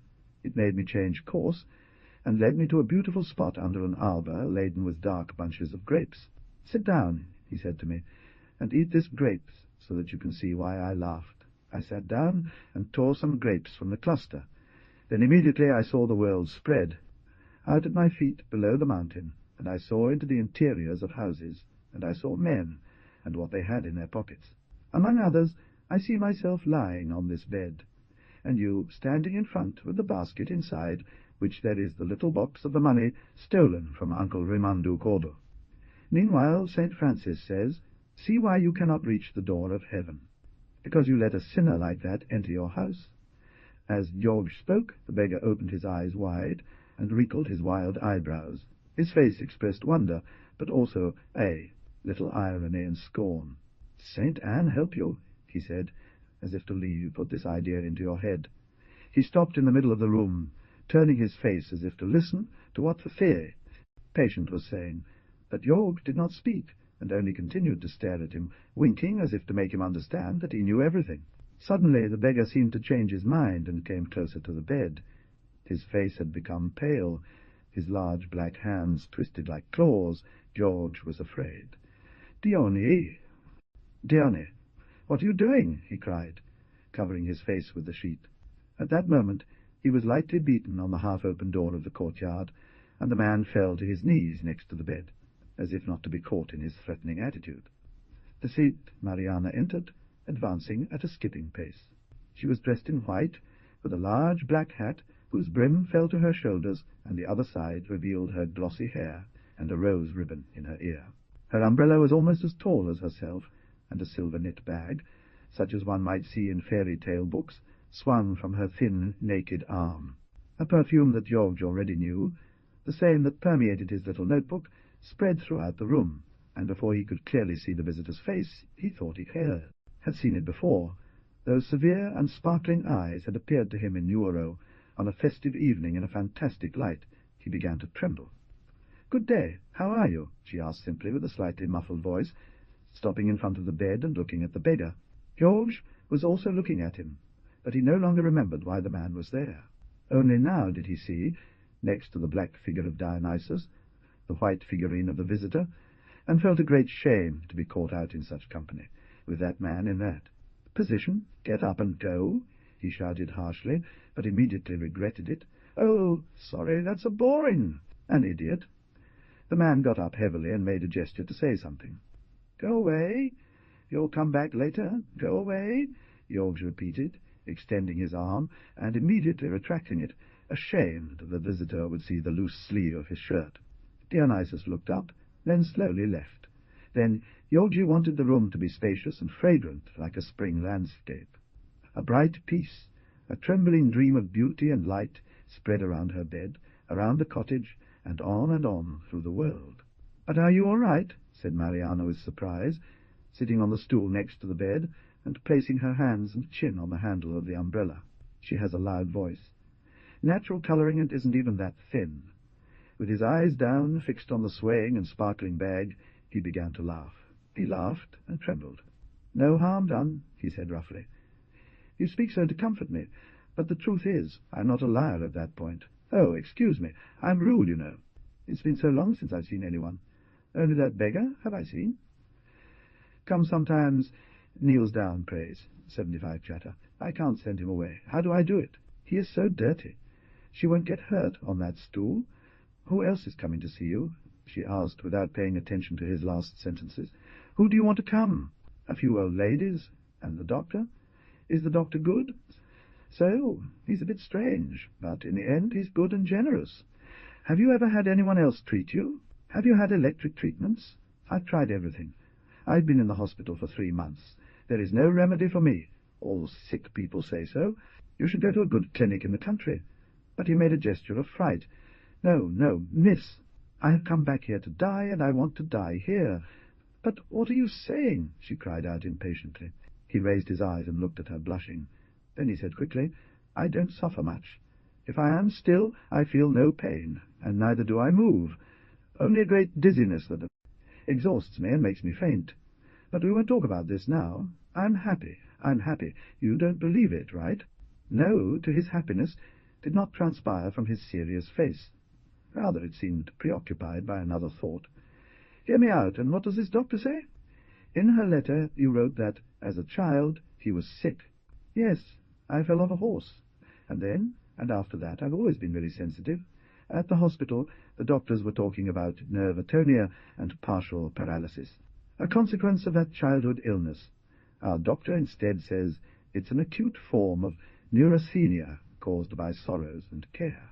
And perhaps he is right. The pains have knocked me down. I was so sensitive.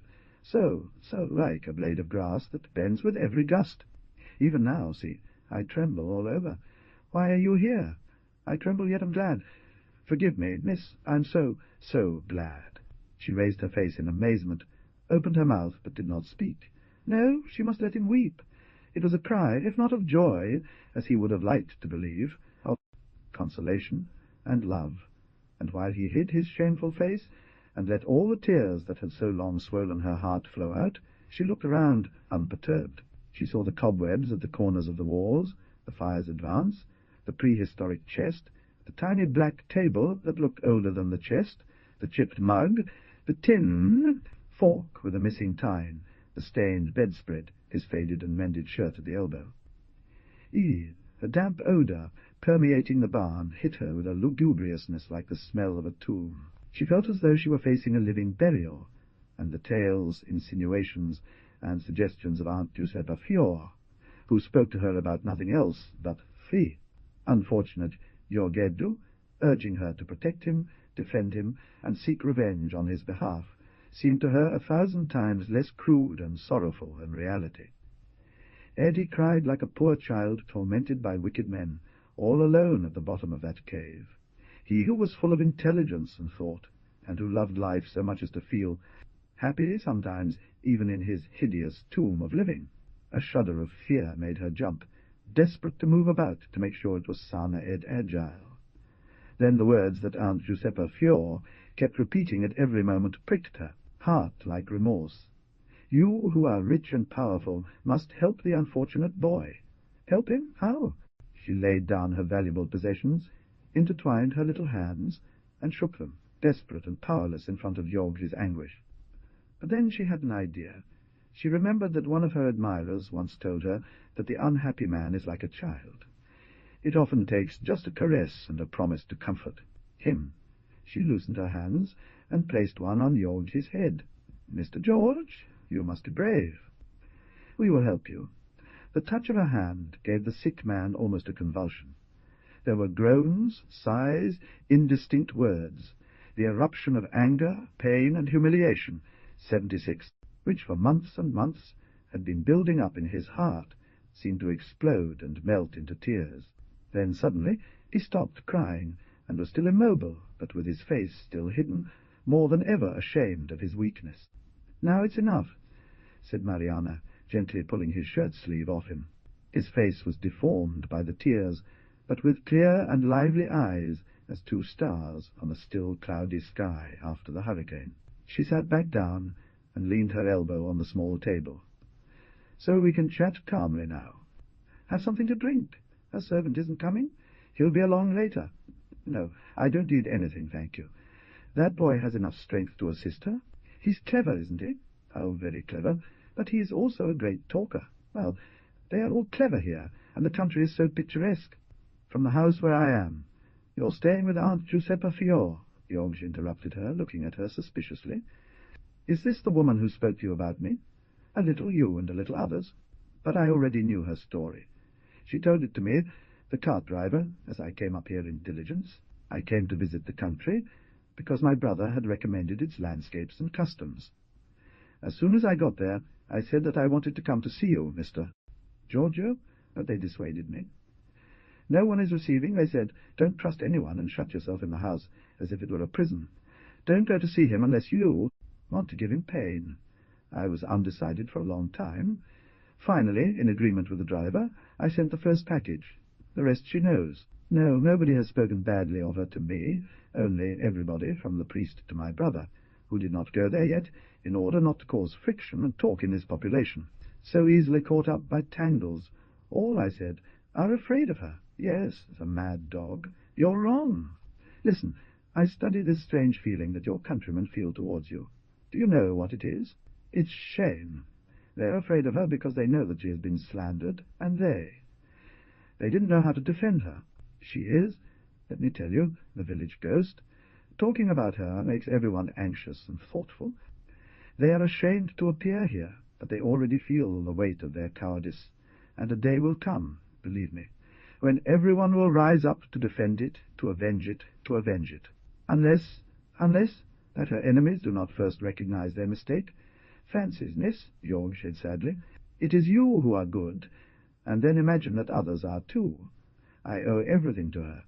If she had not come, no one would remember me, because you drove them all away. The priest— "Ah, that priest," George interrupted. "He came to make me despair even more. He talked to me about death, while there is still life in me. Feel how my pulse beats. Feel how my heart beats. I have never been so alive as after my enemies nailed me here like Christ, and I feel the same love for men and compassion for their faults. If you were to show mercy, wouldn't you be angry with that poor priest? He is more unhappy than yourself. He told me how many times he has come here up to the door and not dared to enter. He is more alone than you. Let him come, Mr. Giorgio. It will be you who will do a good deed. Am I telling him to come?" She had withdrawn her fingers from the glove and was squeezing his wrist. What comfort, what sweetness, almost intoxication, that slight contact infuses into all his veins. But the girl released her wrist, and he came to himself again. "And the others, too," she resumed. "Everyone loves him, and they will go to tell him so. See, let me speak. Even Aunt Giuseppe Fior, for example. She chased him away, and yet that woman loves him as if he were her own child. She is a primitive woman who has a worship for hate and revenge, that's true, but here she was, being pushed by a feeling of protection. She united her hatred with the hatred of the hatred, which she imagined Giorgio Niddu must feel for the common enemy. "You are good, Miss," George repeated, smiling to himself, "but you don't yet know well the complicated psychology of my fellow countrymen. I'll make her read some pages I wrote a while ago. I believed that I was to die, abandoned by everyone, and so I wrote like the sailor who chases his memories into a bottle and throws it in the sea. She'll see. I've written painful truths. Anyway, it doesn't matter. I forgive everyone. I don't hate anyone. Yes," he added thoughtfully, just as the master can repeat, "they do not know what they are doing." He blushed, and remembered his first meeting with old Arras on Good Friday evening. How happy he was then!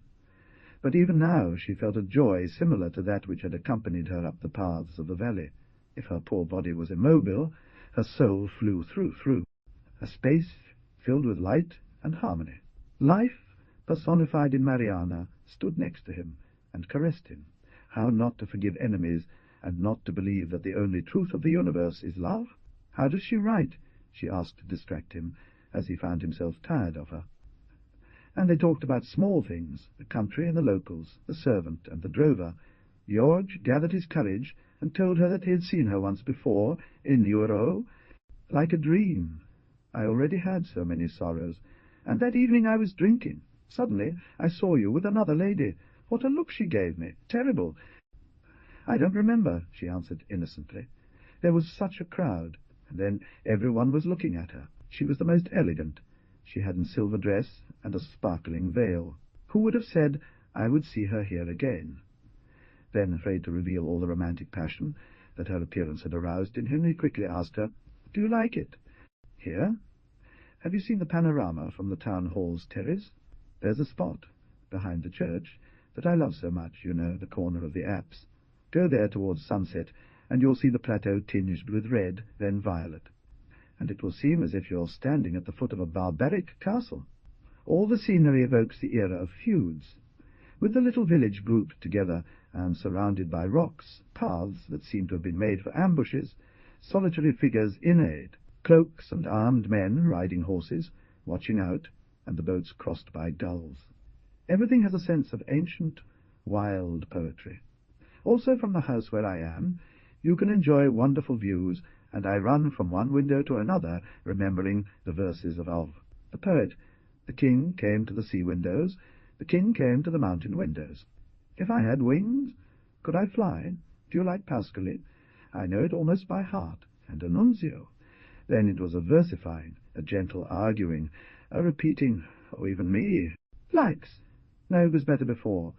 Oh, you're still young. I forget the titles. Oh, remember those verses.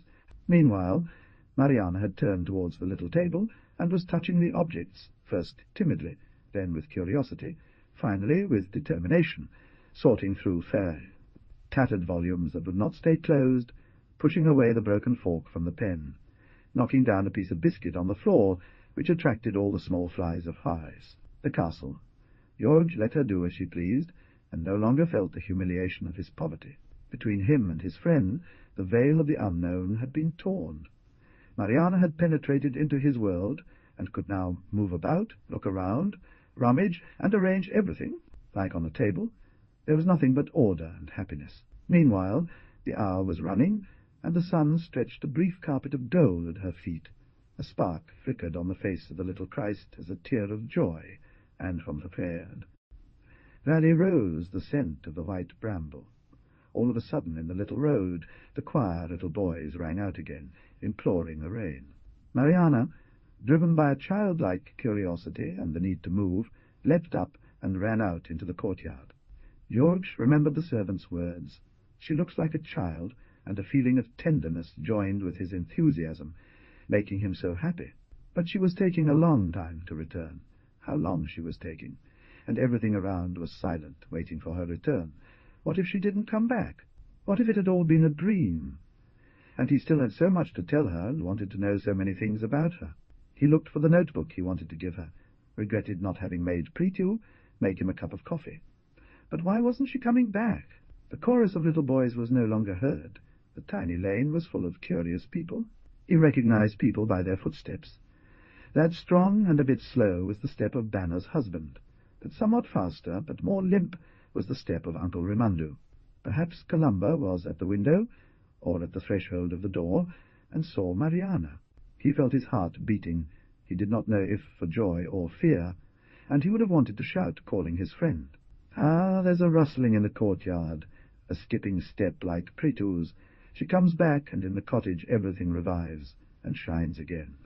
I went for a little exploration around your fortress, Mr. Giorgio. Isn't it lovely down by the road? You can see all the valley. And did you notice who I saw? That woman. She stands at the threshold of the doorway, and the black arc of the door and the backdrop of the old house perfectly frame her yellow and black figure, thin and end, dark. And the old man with his horse, it's like a Peter Pan group. Remember, the two friends, all the old women have come out into the street, and are watching the old man and girl. Then they are looking at me. Miss, stuttered George, clutching his notepad too, his chest with nervousness. Don't pay any attention to those people, please. Don't look at them. They can hurt you, because you came here. Are they so bad? I don't think so. The girl looks quite unhappy. Oh, don't trust her. If you only knew how fake she is. It is all a mystery. She silences and lowers her eyelids, silences and weaves with her mind the evil plots. I, too, saw her in a beautiful frame, up there, in a kind of veranda. It seemed to me a little Queen of Saba, with the lamb at her feet, and her head wrapped in a veil of dreams. But instead she hurt me so much. It is the bitter flower of the olive tree. I'll make you read everything. Take these sheets, but don't look at them now. You don't want to go, do you? It's still early. Are you cold? If I had known that he was coming today, I would have made him prepare the coffee. She flipped through the notebook, then tucked it under her arm and looked around again. Do you want me to make the coffee? Where is the pot? He felt embarrassed to say that Prithu used a tiny teapot. It seemed broken. The butler must have carried it to set the table. But it was for her, not me. Besides, she would get dirty, and the dress costs. She started laughing as she wandered around the house with the intention of opening the cash box and rummaging through it. My dress? Do you know how much it costs in total? 17 lire. I made it myself.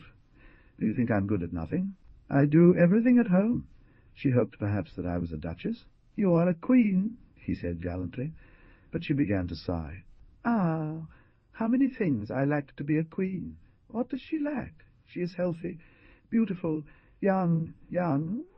Does he think I am young? Ah, how he is mistaken, Mr. George. I'll never tell you how old I am, not even if he gives me 500,000, and even if I told him, you wouldn't believe it because it's never the right figure. Besides, she added, taking up her bag and sitting down again next to him, what do the years matter? Sometimes we feel like we're 16, and we really are. Sometimes we feel like we're 100, and so many we have. Yes, he said with fervour, and the little confessions began again, the exchange of thoughts, the quotation of verses. It was like a sweet and childish game, a back and forth of innocent sentences, aphorisms, harmless paradoxes, compliments. But despite the excitement that drove him and made him forget that he was sick, George felt tired. He had talked too much. His eyes had become blue-ringed. His hand trembled. The sun that had come up on the bed was bringing him his daily caress. But he seemed jealous of Stranger, and seemed to take pleasure in making the sick man's limbs and face appear in all their desolation. Come 79 erano scan e rimpicciolite quelle povere membra, e quel volto diafano ove solo gli occhi. Vivevano come era triste nella luce, e lo irradiava, che lo irradiava. Mariana provò di nuovo un senso di pietà e di terrore. He thought to himself, I am going now. It is time, and looking at the green and blue background of the little door, he shuddered for joy at the thought that he could go. Felt as if he must fly like a lark, escape through the luminous portal. But George's eyes were filled with tenderness and alarm, like those of a child who interrogates, who trusts, and at the same time is afraid. What will you do when I leave? Mariana wondered. Don't talk any more, she commanded him. You're tired. I'll stay a little longer, then I'll leave. I've tired you out and haven't told you how silly things, but now I'll tell you a bit about my life. No inside the notebook, she finally decided. She closed her bag and left the notebook out. You must know, she began again, that I am a romantic girl, enamored of emotions. That is perhaps why nothing extraordinary has ever happened to me. I love to change my life often, and I get tired quickly of places and things that I see. My father was an industrialist. He travelled constantly and died when I was still a child. My mother, on the other hand, never left our little town, which is no bigger than this one, but she is the strong woman of the Bible, industrious and prudent. She manages our property, and it is thanks to her that my brothers have received their education and developed their character. I have a sister also married to a nobleman of my country, and who resembles much my mother, economizing, good housewife. Her great pleasure is that of going to the rural parties, or those of the small towns. It was with her that we went last year to the festival in Nuoro. I've travelled extensively, however. One of my brothers works at the Ministry of the Interior. Another is an artillery captain, and has married a wealthy and elegant woman. And the third, Giovanni Mariano, who's here with me, wants me to join him either there or there, and I'll be in Rome today, in Anzio or Viareggio during the summer, and back in Italy, my home country in the fall, where it's damp and monotonous, surrounded by marshes and reed beds, with a hazy horizon scarred by the flight of mallards and other migratory birds. Down below I get drunk on boredom and melancholy. We have a house that was once a convent. In front stretches the rocky plain, desolate and endless, with swamps and sea at the end. As many clouds and crows as I want, Mr. Lee. Giorgio, here is a place of life compared to. It is the troglodyte Switzerland, or at least an era earlier than that of the innkeepers. Our house is big, like an empty hive. My brothers have left one by one, as almost all intelligent young men of the country do, and they only come back here now and then, Their wives and children. My mother always has the house ready to receive them. Sometimes I'll write to you from my village, Mr. Giorgio, but I will also write to you from Rome. Don't doubt it. Around my house, down in my hometown, we have a huge vegetable garden, and I enjoy growing the plants. 3 years ago, I planted a pomegranate tree that is already bearing fruit. Do you know how to prune trees? You just leave the very last leaves. I once had a wild oleander plant, which I made double by caring for it, flowers that look like roses. Beside our house lives an old man, a very curious type, a sorcerer who envied my olive tree and tried to make it wither by conjuring. And as I laughed, he one night broke into my garden, pulled out my olive tree and planted me one wild, but I sent immediately a servant in the power of the sorcerer. The servant found my oleander transplanted in a shady corner, and all enclosed with hedge. So life passes in the country. When I do not cultivate the garden, I read the newspapers and magazines that my brothers send me, or I go to visit or help my mother work. This past carnival, I will disguise myself with one of our maidservants, who had for a costume a skin of a hare. But soon the children came next, and a countryman began to harass us. Then the servant tore the skin of a hare from his face and threw it in his mouth, and all the hair went down his throat. So we had to call the doctor, because unfortunate man got a bad cold, but she will say, what does this mad woman tell me? 80 George listened, as if drawn by a distant melody. He felt like he had been returned to childhood, before the sinister era of the stepmother, when his grandmother would still tell him the juvenile tales of her girlhood. "Stories, stories," he begged. "In my country, then, I have an entire cohort of worshippers, all small scoundrels, though, naughty boys, studentals, the barber, the postman, even a small goatskin merchant, but all very young, you know, from 16 to 19. After 19, I don't watch them any more. Before 19, I mean. They don't look at me. After 19, they understand that. There is nothing to hope for. They judge, and that's all. But the boys from 16 to 18 follow me like enchanted. For them, I am who comes from distant lands where everything is big and beautiful. They adore in me the world they dream of, Rome, the fashionable beaches, the fantastic life of the mighty of the earth. I am glad of this, their illusion, while my mother, my sister, and my brother-in-laws scold me scandalizati, and throughout the country I enjoy a terrible reputation of a seductress. After all, I am happy about it, because I do not want to men of serious country, noble people, who still go with the plough, or rich owners of cows, jump in the head the idea of marrying me. No, mister. Giorgio, it is better to die than to marry. It is better to die twice than to marry and remain all your life in the native country. George laughed slowly, with that sweetness.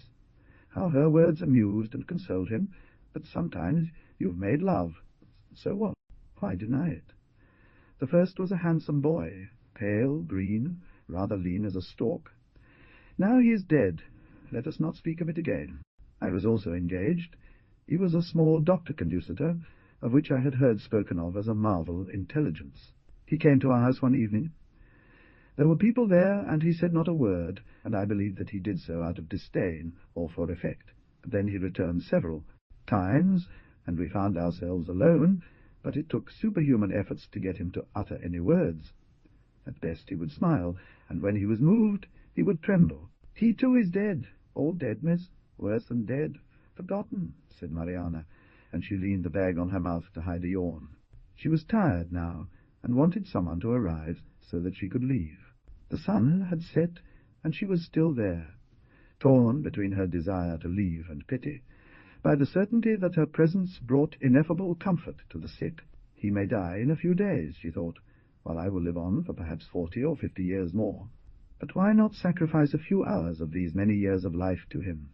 As soon as she heard heavy footsteps, and the sound of a cane being tapped against the walls and the cobblestones of the courtyard, she felt relieved. The doctor entered, puffing. Already in summer suit for him, there was no half-season, wide white trousers, black alpaca jacket, fluttering straw hat with tricolour ribbon. He looked almost young, and his eyes were a spring blue. Very well, he said, moving forward without looking at Mariana, who had stood up to give him her seat. But all at once, while tapping the pulse of Georgie, she turned and shouted, pointing to the stool, "By God, get down again, miss!" "But what are you doing standing there?" "Thank you. I have to go away." "Come on, you're leaving already," George said, terrified. The doctor took the stool with both hands, lifted it, put it back next to her. "Please sit down again, dear miss. Her presence is the only medicine for my client. A scoundrel, she knows. Her illness is all a lie. But one of these days we will see him rise and go out to stroll around.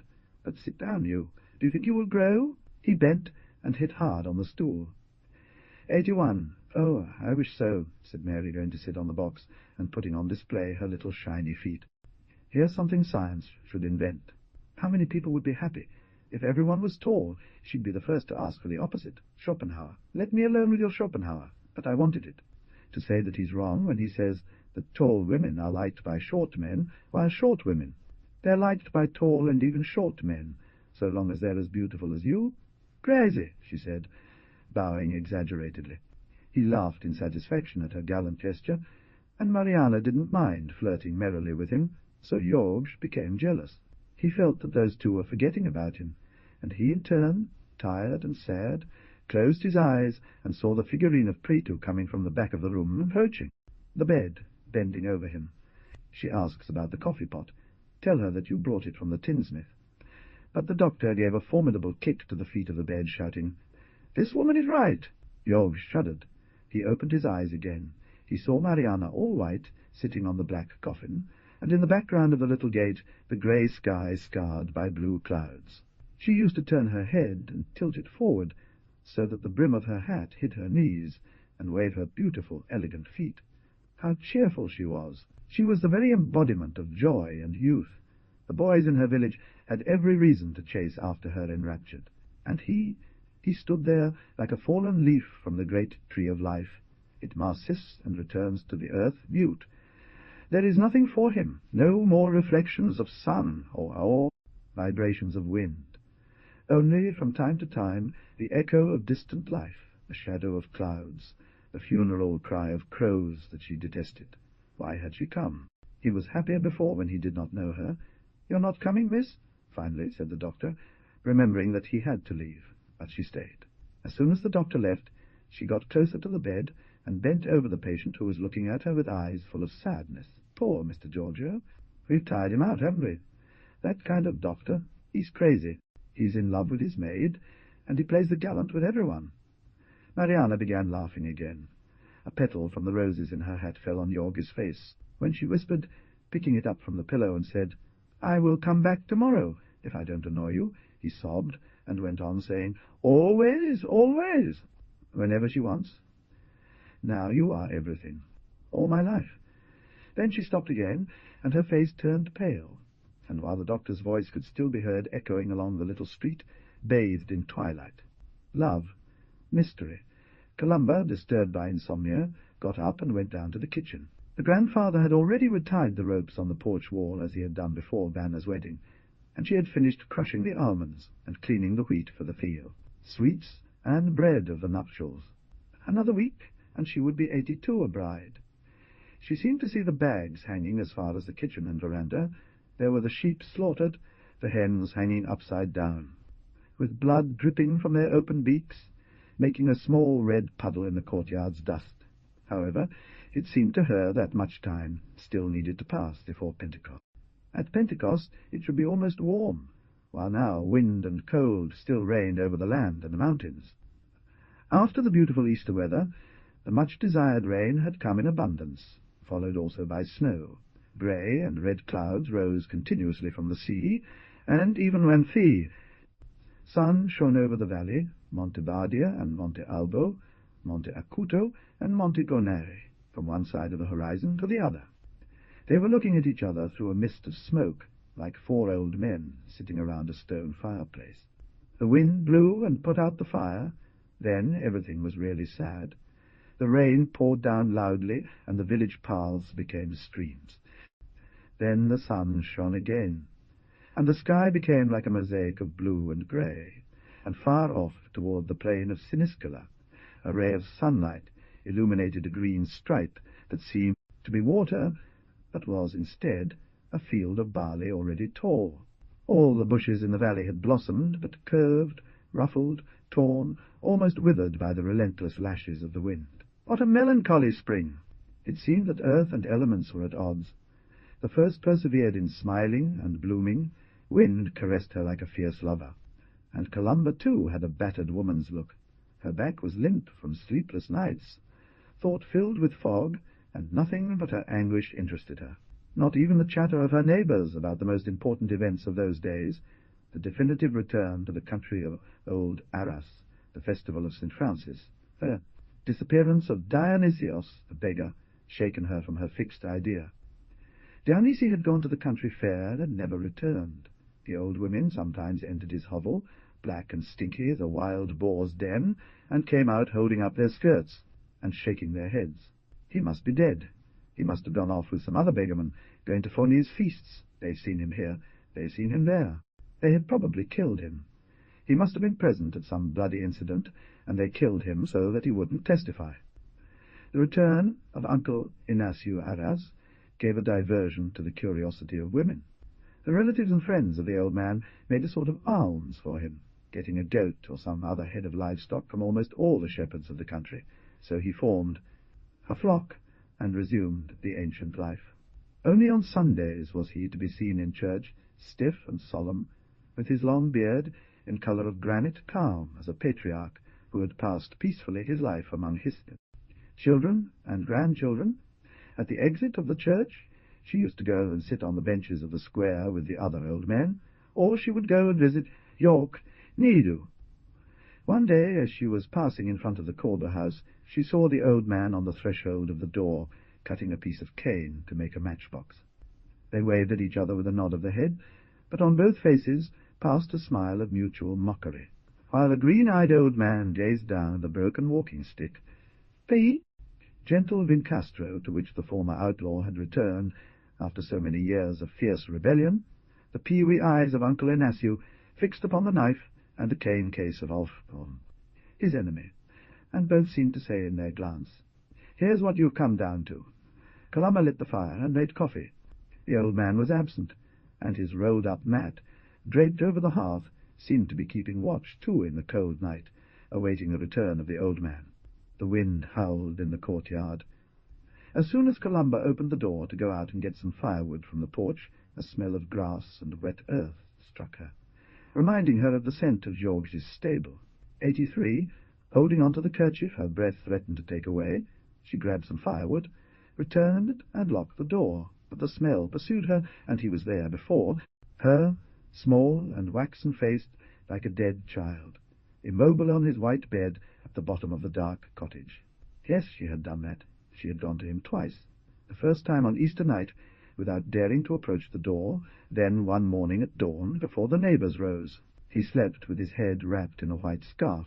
His face was even whiter than the scarf, and his black hair parted down the middle. The violet circle of his eyelids, the shadow over his upper lip, were all visible from far away. He looked like a baby, a dead baby. He had become so small he must have been as light as a bird. That's why Prétu could lift him and help him like a younger brother. And she had escaped without waking him, locked herself in the house, started wandering around rooms and hiding places, almost as if she were looking for her old George, who had kissed and insulted her, offended and abandoned her. But she couldn't find him any more. He had vanished forever, the bold student, the enemy of Grandpa Corbo. He was dead, perhaps suffocated by his anger and pride, and it was different Georgie now, who lived day and night in her thought, a small Georgie weak, a dying child. Sometimes she wished to go back to him, to take him in her arms and rock him on her breast. Her desire was akin to that of a mother for her distant child, and also her jealousy at the thought that another woman was there, next to him, who took care of him and kissed him, day after day, taking from him everything, was the terrible jealousy of a mother for another woman that her child loves more than she. In front of this maternal passion, guilt, compassion, love, and even jealousy as a lover disappeared. Thought that George would die without forgiving them, taking the memory of the other with him, tormented her day and night. All of this did not prevent her from putting the finishing touches on the preparations for the wedding.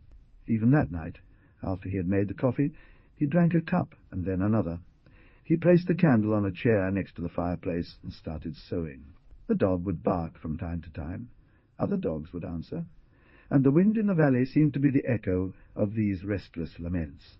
Colomba raised her head, recalling the nights of terror from her childhood, when her mother would listen in fear to the wind that presaged misfortune. Then she thought back, too. The gatherings with George, her fear of being discovered, and it seemed to her that she could still hear his steps on the road, so light that her heartbeat seemed louder. But is this a trick of her heart? Here it starts to beat again as before, so strong that the steps she believes and really feels in front of her door resonate less. For a moment a veil falls before her eyes and separates her from the present. He is there, and he knocks on the nail with his nails at the door. He's better, or maybe he's dead. In any case, he got up, and there he is, as before, and once. He jumped at the door and opened it without even asking who was there. "Aunt Kolu, I am me. I saw light and said she must bake bread. Give me a bit of fire, because my master feels sick, and my coal is so wet that it doesn't burn. Illness at this time." "Were you scared?" he asked, as he entered with a tile in his hand and went straight to the fireplace. "Are you still here at night?" "What's wrong with him?" Colomba asked hoarsely. "No, I don't usually stay up late, but he felt sick yesterday, and then Donna Mariana wanted me to sleep there. She also gave us a kerosene lamp, but I'm afraid to light it. It might explode, and then it's like the devil is entering your house." Are you feeling sick too? I got up, because I'd work. Take it anyway, she said, pushing the burner into the roof tile with the dipper. What does he have? I know the trouble he has. He's spoiled now. I'll make him some coffee. I'll say, man to fool so. That's a fool so. That's him all eyes. 16. Now, my soul, she said, as the boy persisted. Maybe later, if he falls asleep, he will come back. The wind snatched some sparks from the roof. The dogs howled in the darkness like infernal souls. I'm going, said Columba to herself, and as she went down the step, she drew the door towards her. But the wind took it out of her hand and pushed it away, almost as a sign that it was wrong for her to leave her home. She climbed back up the steps, recalled it, waited for the boy. George died. That's why the wind howls and the dogs whine. My lady of the console, he became sick through my fault, and a foreigner looks after him. One who didn't know him, who had never seen him as a boy, who had never danced with him. She sat down again by the fire and hid her face in her hands. Here he is. He is back before her, small, pale, thin. It's still a child. The stepmother hits him, and he runs away down the lane. From above she turns and cries, and laughs at the same time while she, Columba, bends over the Sparvieri. Window follows with a cruel, mocking look. When I was a child, I was bad, she thinks in a moment of conscious clarity. Why did I enjoy seeing my stepmother beat him? And now it's the same thing. Banners is mean to me, and the old man even worse. We beat him up, the poor orphan. We reduced him so, inside that bed, so small, so yellow. And the foreigner. The memory of the foreigner made her shudder. All her spite and resentment that she had nurtured for George was now being poured out on Mariana. But I go and take it back. I go, and just as soon as he sees me, he forgets the other. She cannot like him. She washes her hands after touching him, and does not stay to watch over him at night. I can be there 100 nights, 1,000 nights, without getting tired, until he gets well. And then, and my husband, well, let he go now to hell. Again he rises, repels with his foot the work-basket, returns to the door. The wind and the dogs grumble more and more. Perhaps George is dying. Columba closes the door, struggles a little with the wind that raises her garments, goes down the path, hugging the wall, as she has seen Pretu do. Her handkerchief flaps like a large black bird against the wall, but when he reached the corner, the house where this turned toward George's courtyard, a more violent gust of wind blows her all over. She changed her mind. The wind now drives her there, toward the little black door with gold trim, there toward her fate. When he saw her appear at the door, Pretu, crouched by the stove holding the coffee-pot in his hands, gave out a cry of surprise. Georgie, however, remained silent and motionless, appearing to continue dreaming. One of the many figures that fever ran around him advanced in the room, lit by a small fire, laid next to Pretu, while the huge shadow of the servant covered all the ceiling, moving fractured on the walls like a monstrous spider. It advanced. It was Columba, and Columba drew the handkerchief to her eyes, biting the tucks for an instinct of hiding or concealing and restraining her trouble. But coming before the bed, she fell on her knees, like some beggar, let her face fall on the coverlet, and burst out crying. My Aunt Colu, the boy said, trembling, not being able to say anything else. George looked at him, and finally murmured with the husky voice of the feverish, Pretu, light the candle, and go out for a moment. Then Columba raised his face, sprang to his feet. Why are you sending him away? I don't mind if he sees me, nor do any of them matter any more that they see me. Well, calm down then. What do you want? 85, I want to know how you're doing. And don't you see it? Now you remember. At this time. What a cold, cutting bitterness in her voice. Ah, it was still him, her great and proud Giorgio, who humiliated her. But while in the bottom of his hot, feverish bed he remained the same, she had become small and weak. Her broken-hearted soul bent over and submitted to humiliation, as the branch bent by the hurricane. He set the candle down on the bedside table, and George's face appeared pale, filled with disgust, his eyes as if veiled by a shimmering veil. Columba dried his face with the sleeve of his shirt, resting his trembling knees against the bed, slightly bent over the sick man, whose open chest exhaled a burning heat, a feverish smell. Even his hands were shaking as he gasped for the sheets. "At this time, yes," she stammered, "at this hour. It's night, I know, but it's all the same to me. Night is worse than day. What do you want?" he repeated, less harshly. "That you forgive me. I've forgiven you 100 times before today. Go home. It isn't true. You haven't forgiven me. George, my soul." "You wouldn't drive me away now?" He didn't reply. "So we were to meet again, George. Ah, you went away and never came back. You should have come, Columba. I was afraid you would send me away, and here you are doing it." Why? He hesitated to answer. What could he say to her? That he no longer cared for her? "You should have come before, much earlier. You knew that." "Now," said raising and shaking her hand as if to indicate something that disappears into the air. "Now, you can heal. Staying calm, you can," said the doctor. "I will heal you. You'll see. Yes, the doctor says that if you experience great joy, you can heal. That's why I came. See, I am here. I am Columba. Your Columba. Do you recognize me, Georges? Tell me, do you recognize me?" He looked at her with pity. Ah, it was she who was delusional. "I will never recover, Columba, but it doesn't matter. Don't worry about it. Go, be calm. Don't think of me." "Why did you suddenly think of me?" "I have always thought about it. It is you who didn't love me, as much as I wanted. You always humiliated me. I was an ignorant woman for you. Yes, that's right. Scold me, but don't send me away. Your Jadoo, forgive me. I'm here like a man who is about to die and goes to him who can give him a remedy." He didn't reply. Ah, his silence made her more desperate than his bitter words. She began to twist her hands. "Don't you hear me? Don't you say anything? I'm sicker than you are. I hate everyone, all those who have murdered us. If they had left us alone, nothing would have happened. I understand that. Don't believe me, stupid. I can't talk, but I can think. Here inside, she added, clenching her head with her hands. Here there's something burning all the time. Certain moments make me want to bang my head against a rock, this cursed head. Yes, when we used to see each other I would be silent, but so many things came to mind, and you didn't understand. You thought I was stupid, bad, and false. That's why you couldn't see me. And even that day, when you returned from Nuoro, and I told you about that horrible incident. That day, too, you didn't want to hear me, and I couldn't speak. If not, I wouldn't be here now at this hour, and you wouldn't be so, my soul, reduced so, like a rag, thrown in there a little, sick, like a poor orphan and paraplegic baby." Pity tears cut his face, which she no longer tried to hide, and he also felt his pity for her increasing. "But I won't say anything, Uncle Joe. I swear to you by my conscience. Aunt Columba can bear witness that I never opened my mouth. So tell me." But she paid no attention to him. 86, do you want this coffee or not? Here, then, you'll feel better.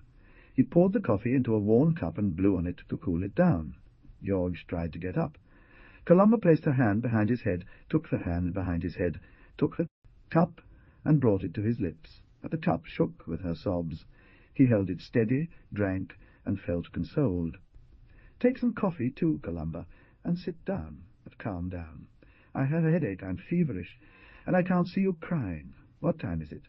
she insisted, turning to you. "I think the dawn is breaking. If you would go and get the milk." The boy understood that they absolutely had to leave. He took the bottle of milk and went out.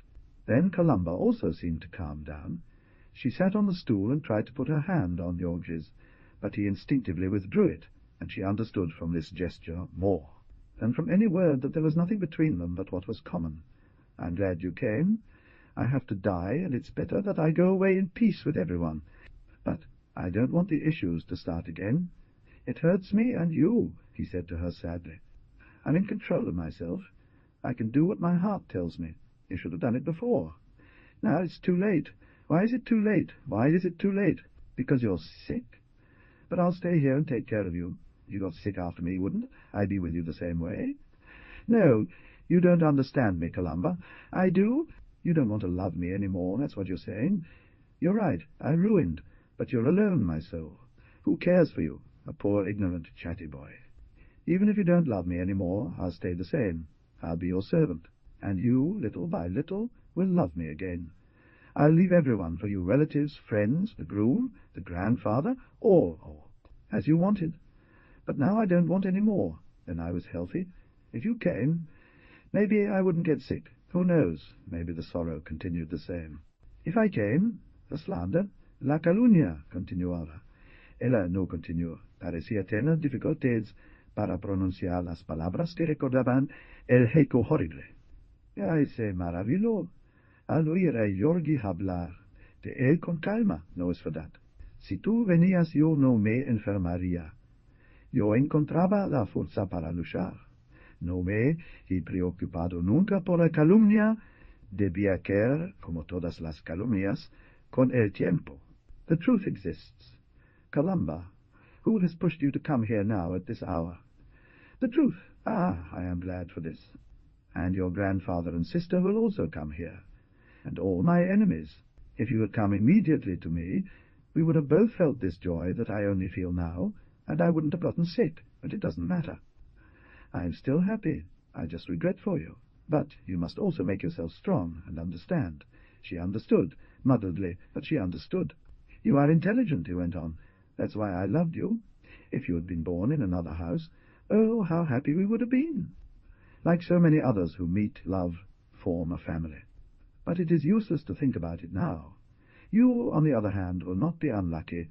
Your family will have one. You will be a good mother. You will forget about me. Go home, and stay calm.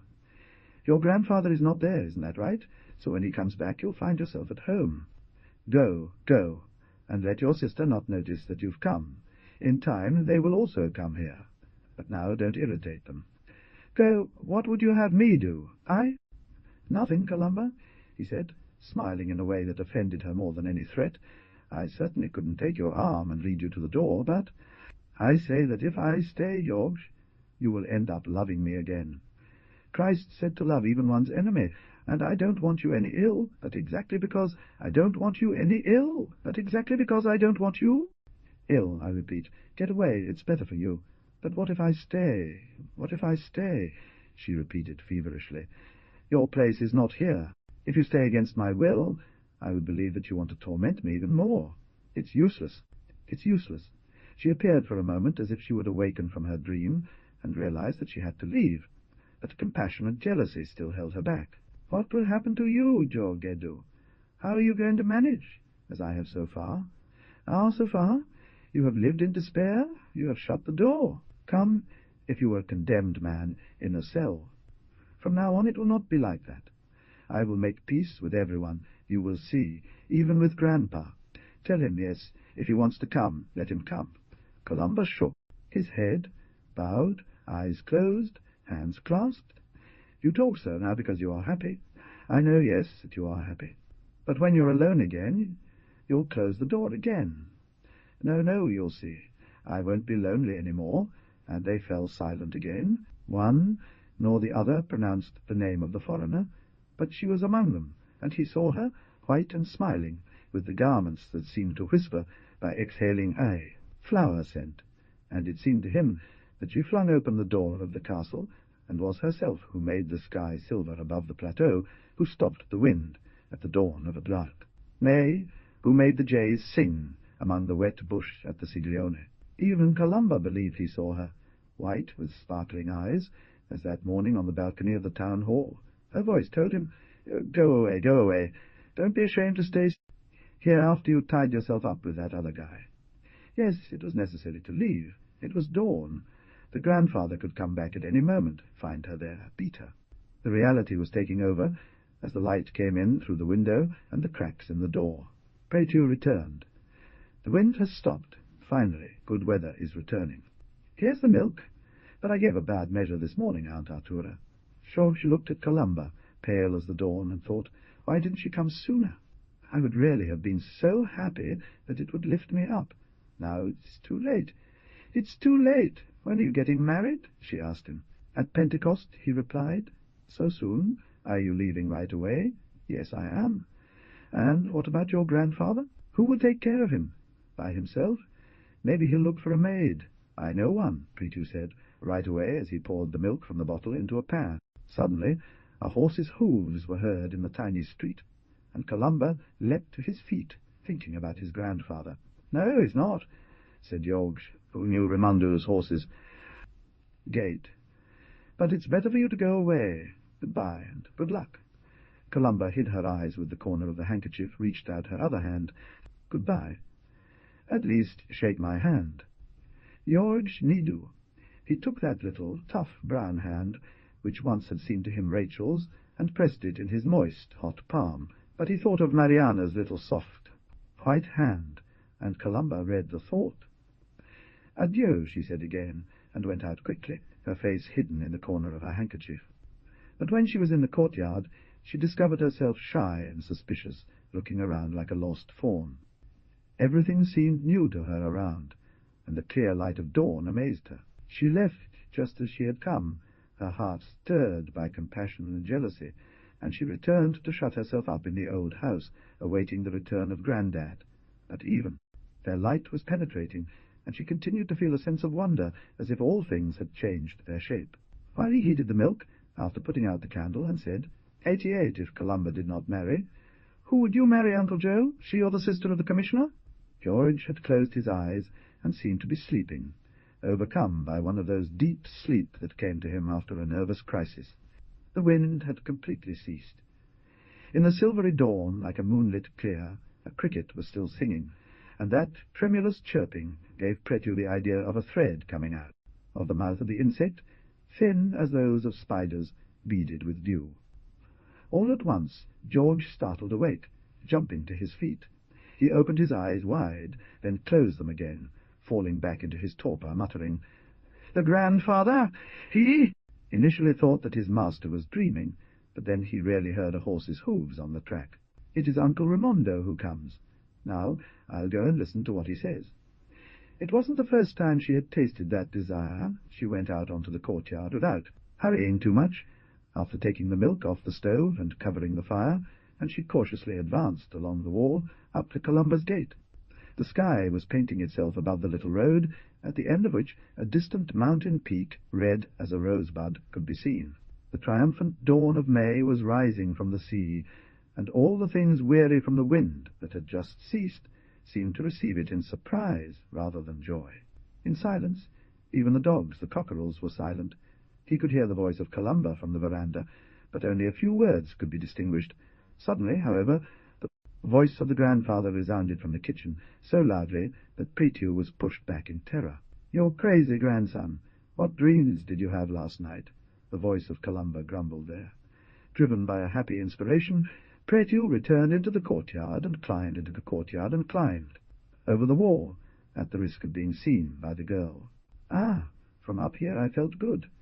Sticking my head out a little, I could also see Columba putting some things in order and attaching the saddle, the bridle, the bags to the stakes. The old horse of the grandfather ruminated the grass, indifferent to the affairs of its masters. "Yes, I had bad dreams," she said, and remained silent. Then she started again, more strongly. "My whole life is a bad dream. My rose-festive Easter will be roses full of venomous thorns. You wanted it. You. Her voice was hoarse and sounded full of pain, rather than anger, and the old man must have been moved to tears, for he went out again onto the veranda and said sadly, but with a certain dignity, "Colombi, my granddaughter, I told you already that you should not be left alone. The devil is surrounding you when you are alone, and it's not good company either. Who has come to see you? What have they told you?" "They didn't tell me anything. Do you want to hear it? I saw it myself with these eyes." Yes. Go ahead and do what you want. You don't scare me any more, Babu Korbu. I saw that wretched. He's small, very small, like a paralyzed child. He's in his tomb like a wounded lamb. And are you shouting?" "Oh, you do curse, as the vulture does after it has wounded the lamb. But God does not pay day by day, and the punishment will come. It will come to you, infernal tongue, woman mad as the wind. It has come to me, baby Korbu. Long ago it came, and it will come, stronger and stronger. Ah, you do not want to leave me alone, because the devil torments me, so you know it. Yes, yes, the devil torments me day and night, and will not leave me alone until I die. But who wanted this? You, you. She seemed to falter. She leaned her arm on the wall as if to keep from falling, her face in her arm, and began to cry again. The old man was astonished. He walked up to the horse, felt its side, then went back into the porch. His fingers opened and closed like claws, and he seemed torn between desire and fear of whipping his fear and whipping it. Niece, she was crying against the wall, saying, "If you had killed me when I was in a cradle, you would have done better. What did you do to me? Tell me, tell me. You've twisted me in two. You've tied me like a sheaf of wheat. Well, now you'll be happy, and my sister will also be pleased. You will all see us die, both him, the poor dove, in his dark cave, I down there, in the rich house of Zuampredu Canas. I will walk, but I will be more paralyzed than he, until I fall like a rotten fruit. Then you will be even more 89 contented. You... Sitting next to the deserted hearth, lonely as a hawk among the stones, you will say, 'So go it,'" the old growled in anger and pain, slapping her with the raised fist. "Enough, Columba? Stop a good time, or I will rip the snake of a tongue from your mouth." "Ah," he said, almost choked with anger, pushing himself and striking his head with his fist. "Why am I alive? I've had enemies to fight, but none like you, my nephew. It would have been better if I'd caught a ball in the middle of the forest, and the crows had plucked me as a lamb." "You kill me worse, my nephew, you sting me worse, Colombi." She murmured a few words, but the old man screamed furiously, "That's enough now, I lose!" And she stopped too, continued to sob. Clinging to the wall, Crétu felt a near vertiginous impression. The years would pass. He would never forget that scene, the old man's sighs and grumblings, the fists he beat, his head with almost as an outlet to keep from giving them to Columba, her desperate words and crying that she leaned on the wall as if wounded instead of tears she shed. Blood. Finally the grandfather calmed down quite a bit and said, "Well, remember what I told you the other night. You're still free to do whatever you want. Do you want to go back there, to that unlucky beggar? Go ahead. I won't say another word, but let it be over. Go, go." Columba lifted her face and said with a defiant tone, "If he wanted me, I wouldn't be here. So what do you want then? I want nothing for me." "I have everything," she retorted with bitter irony. "What is it that I lack? You've given me everything, but you have to give him back what he took. That's what I want." And she stood up in front of him, threatening. "That's what I want." But the grandfather's patience was exhausted. Without speaking another word, he lifted his hand again and struck her.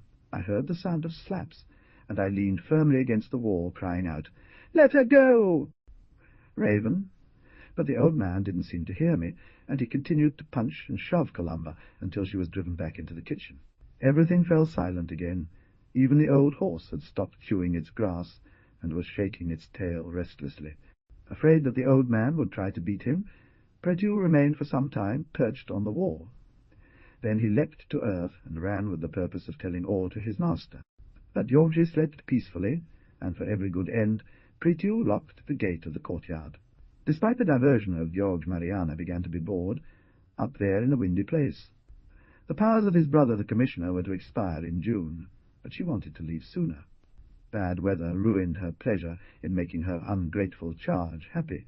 The rain spoiled her clothes, hats, and especially her shoes, and especially the concern for her little shoes increased her bad mood.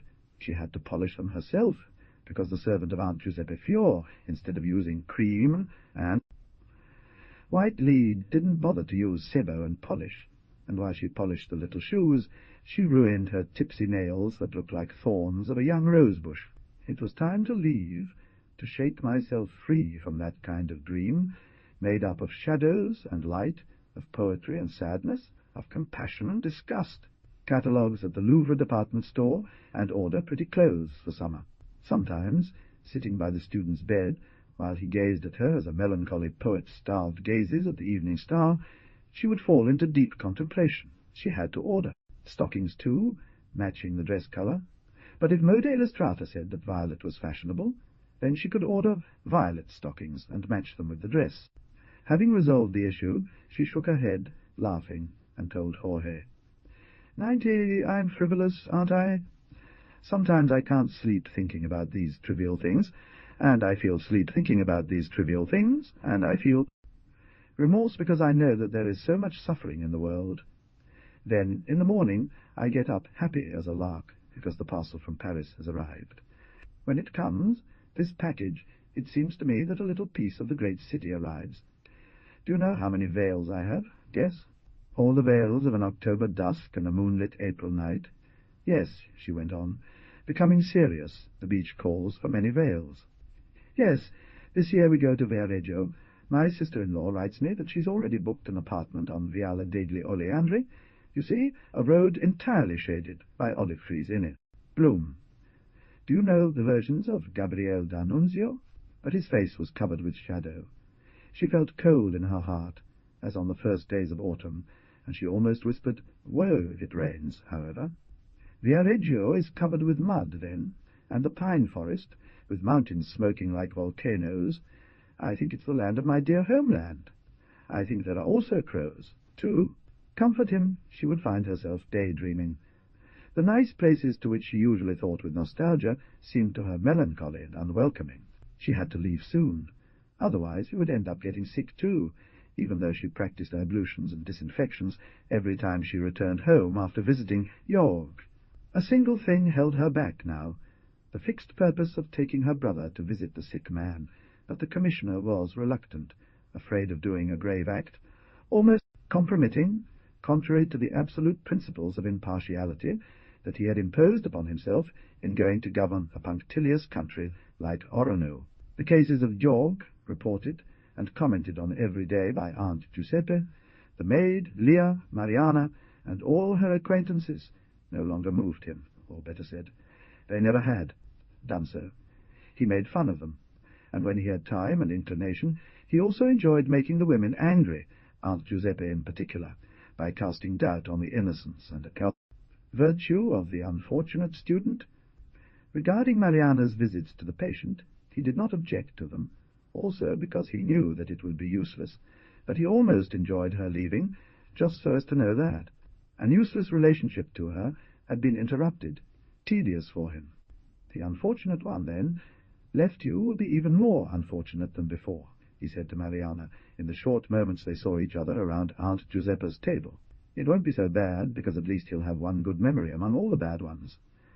And hope? What kind of hope? She smiled, watching the lush brunette Leah serving the food silently and completely dominated by a sacred respect for the high dignity of the commissioner.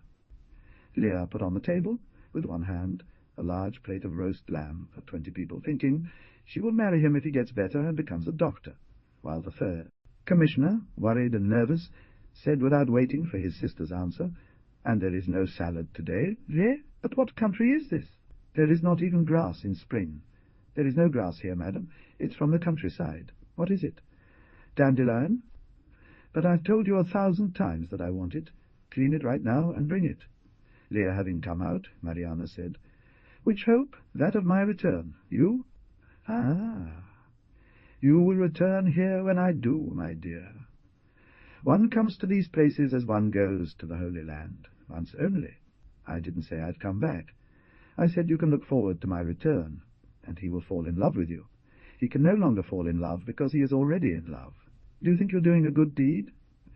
Very well, you live on illusions, dear. Besides, if you come to visit him, the whole country will fall in love with him. He'll get his good reputation back, and maybe even heal. I want this. I won't come. I have enough trouble. He'll come. Besides, you'll get the city to give him a monthly allowance. 91, you're going crazy, my dear. Listen, it's better for you to leave. I'm not leaving if you don't go visit him." "Well, Leah, this salad," Leah returned, fat but agile, with the dish of bitter chicory, and the bottle of oil resting on her full breasts. Her thin brown face is set in a severe dignity. The lady didn't want Miss Ignoria to eat this grass. Tell her that even Jesus in the desert was content with what he had. "Come today, Mariana? Come on, and I'll leave in peace.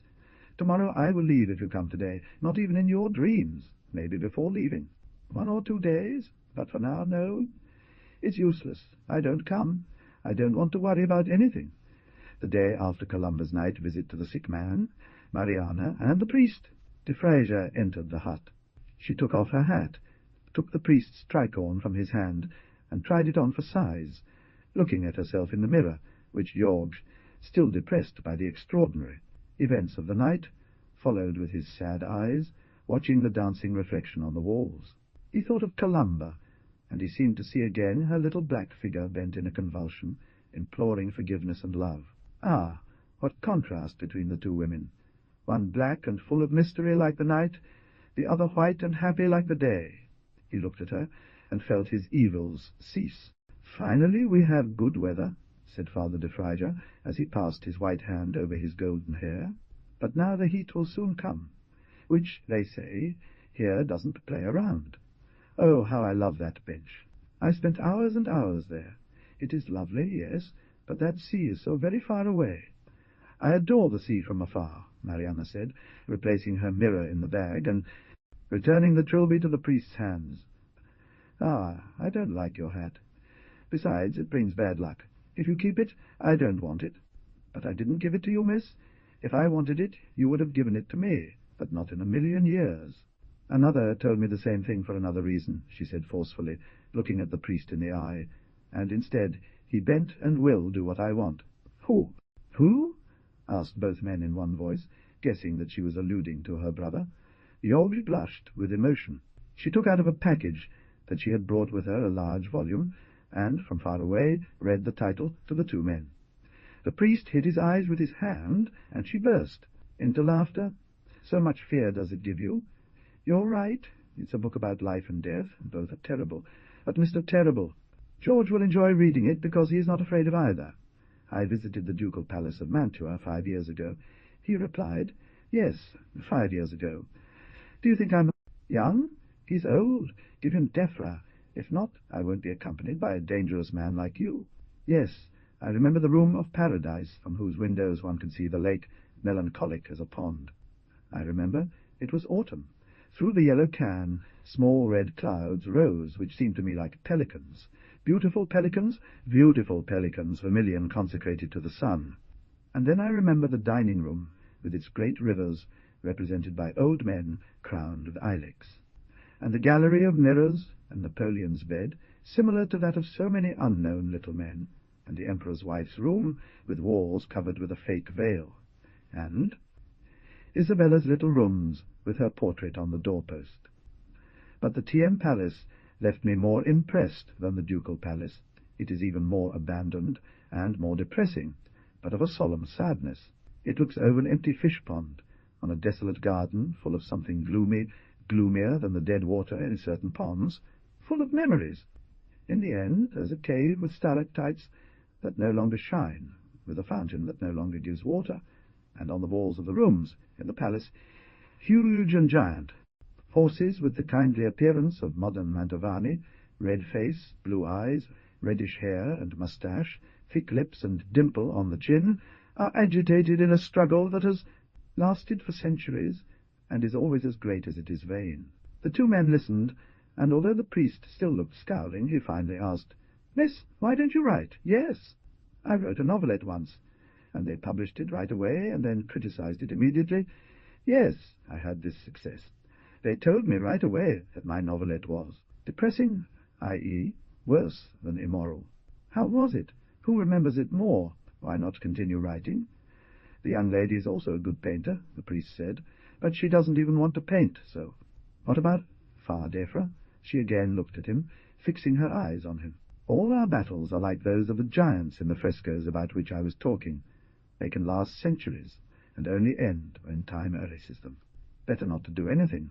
Better to stay immobile like our George need do. He is the only strong one. We go, we go, we go. We spin like butterflies around the world. We fall with our burned wings. Her words are as depressing as her novella," said George, turning his face black. "I know so much because she speaks so, because she wants to leave." Then she changed the subject again. "Do you know who I saw just now? The doctor who was going hunting. He turned around and turned again, and I, all flattered, thought it was for me. But then I saw his Margarita coming up. Listen, I observed something very curious. The doctor is ugly, isn't he? He's the ugliest man in the country. Well, when he's next to that girl Belle, she looks young, her eyes shining, her face full of sweetness. Yet at Aunt Giuseppa's house they speak of an extraordinary event. The doctor is looking for a husband for Margherita, because, they say, he is afraid to marry her. But the two men had just begun to comment on the matter when Mariana returned to rummage in her bag, remembering that she had to give something else to George. I promise you not to let anyone see it, not even a priest de Friar. Turn your head the other way. I don't want to see you, priest de Friar. She held out a letter to the patient, and he drew her portrait on a long card. Her hair graduated over a dark background, but it was here and there flecked with white reflections. A Sardinian necklace of brown silver, made up of rosettes, symbols, fish, pigeons, swords, man. Riding surrounded her bare neck. The lips smiled kindly and childishly, while the gaze was sad and almost threatening. The priest leaned down to look. "It's you, the devil dressed as an angel." George was almost offended. He placed the beloved image in the niche of his clasped hands, like in a shrine, and stood there alone, looking at it, until priest de Friar finally decided to leave. Left alone with Mariana, he raised his eyes and said, "Thank you. Now, even if she leaves, I'll be more at ease." Then added quietly, "You see, tonight Colomba has come." He believed that Mariana would be surprised and embarrassed, but instead she sat down next to the bed calm, asking him to tell her everything. "I knew," he said, when he had finished. "It was bound to happen like this. You know what to do? How to get rid of the other husband?" "But why get rid of him?" George answered irritably. "I don't love Colomba any more. I thought I hated her, but I notice that I don't even hate her. I just feel sorry for her." Despite these protests, Mariana remained thoughtful, but all at once she shook and seemed to regain her usual gaiety to announce to him that her brother, the commissioner, prepared also by Father de Fraga, had finally decided to come to visit him at 93 years of age. While George was rejoicing at this news, she began to philosophize again. "Who knows?" she said, supporting her cheek on the handle of the umbrella. "You, Mr. Giorgio, are here, won over by your passion for that woman, and now, she says she doesn't care any more. Why? Because our passions fade like steam, and the worst is that they always come back, always return, just like the steam in the air. So you will forget me, Mr. Giorgio. He will heal, he will rise, he will return to love and hate, and one fine day he'll find among his papers my faded photograph, and he'll say, 'That's the frivolous girl who came to my country. Don't make fun of me. I'm neither a doctor nor a priest.' But she was serious, overcome by an indubitable sense of sadness. 'I tell you it's so. You'll see. But do you think that's possible?' Then he said, searching under his pillow for the case with the pen that she had given him, 'I won't get better. I can feel it. But it doesn't matter. I don't despair. And why? Because I'm almost happy to live like this, immobile, already buried, so that I can think of you, always of you. I was so sick before she came, because I didn't love, didn't feel pity for anyone, not even myself. It was this true paralysis that tormented me. Pride alone sustained me, but I felt even it weaken, and death hung about me. But she came, Mariana, she who is life, and drove away the gloomy ghost. How can I forget her? Giorgio is dead." Then she could repeat the words that she said earlier. She wrote some words on the margin of the photograph, and resumed, "If you wish, go ahead. Go and have fun, live. I am not afraid to be alone any more, since she has promised me to remember me. I will live waiting for her. No one will love you as I do, and yet she who was healthy and fortunate, who could go about the world happy and light-footed like the swallow on the sky, was envious of her poor sick friend." Later on the priest came back. Having become an intimate friend of George, he would visit him every day. "It's impossible to talk when that girl is there," he said, shaking his hand. "She won't leave anyone alone, and you, in fact, when she's there, you don't understand anything. I must talk to you about something very serious." At first, George thought he wanted to talk about the visit of Colomba and her argument with his grandfather, but priest de Fraga kept running his hand through his hair, as he always did when he was very worried, and seemed to be indicating that he wanted to say something even more serious. "You often told me about your suspicions of Dionysus the beggar. It's him. Have you not seen him again? Oh, why? What's new? As the priest continued to remain silent, stroking his hair, Jorg grew anxious. I don't suspect. I'm convinced. Why did he disappear after that day? He often came to me lately. Remorse and fear led him. When I told him about my dream that he was the thief, he fell to his knees, convulsed and threatening. What would he have said? What would he have done if Mariana hadn't come in at that moment? Would he have confessed or killed me? This doesn't so, but I am sure he is guilty, and I often fear to see him reappear before my eyes. Well, hear me out, and if he were truly guilty, what would you do? I don't know yet. In any case, it wouldn't be up to me to report him. It would be up to the victim. Hear me out, George, said the priest. How do you know? Both. Honestly or rogue? How did you know? Tell me, de Fraser, tell me. Yesterday morning, early when I was leaving Mass, Mr. Inacio Arras came up to me, asking me to go to his sheepfold to confess a seriously sick shepherd with pneumonia. I have horses ready here if you want to come, he said. We set off, and during the journey his ovile is just a short distance from the church of Buon Consiglio. He kept talking about you. He used to tell me your Dedu came to see me in the midst of stones, and he always defended me, perhaps ruining himself in the process. But I am not ungrateful. I will do for him what neither Giuseppe Fior nor the commissioner's sister will be able to do. Finally, after these and other incisive sentences, and after long silences even more significant than that, he told me, well, I must tell you one thing, Father de Fraser. The man whom you come to confess is the thief of Ramandu Corbu's money. Who is it? I asked. At first he would not answer me. Then he told me it was Dionysus Oro. Jorgedu had hinted to me about his suspicions, she went on, and when I learned that Dionysus had disappeared, I began to go after him. I found him in the church of St. Francis during the festival, and there I began to question him and threaten him. He denied it, feigned deafness more than he is, but he was afraid. Then for a moment I lost my grip on him, and he disappeared. I saw that Seppi was staying in a sheep pen near San Francesco, so I went to look for him there. When he saw me, he turned pale and tried to escape again, but I forced him to follow me to my sheep pen. There I tied him up like a dog and threatened to go and call the Carabinieri if he didn't tell me how things had gone. He stood silent and gloomy for 2 days. Finally, he broke out into fits of rage, began to weep and wail and beat his head with his fists, and told me that he wanted the priests, and that he would only confess all to him. That is why I have come to call you. We arrived at the barn with that terrible weather that was yesterday.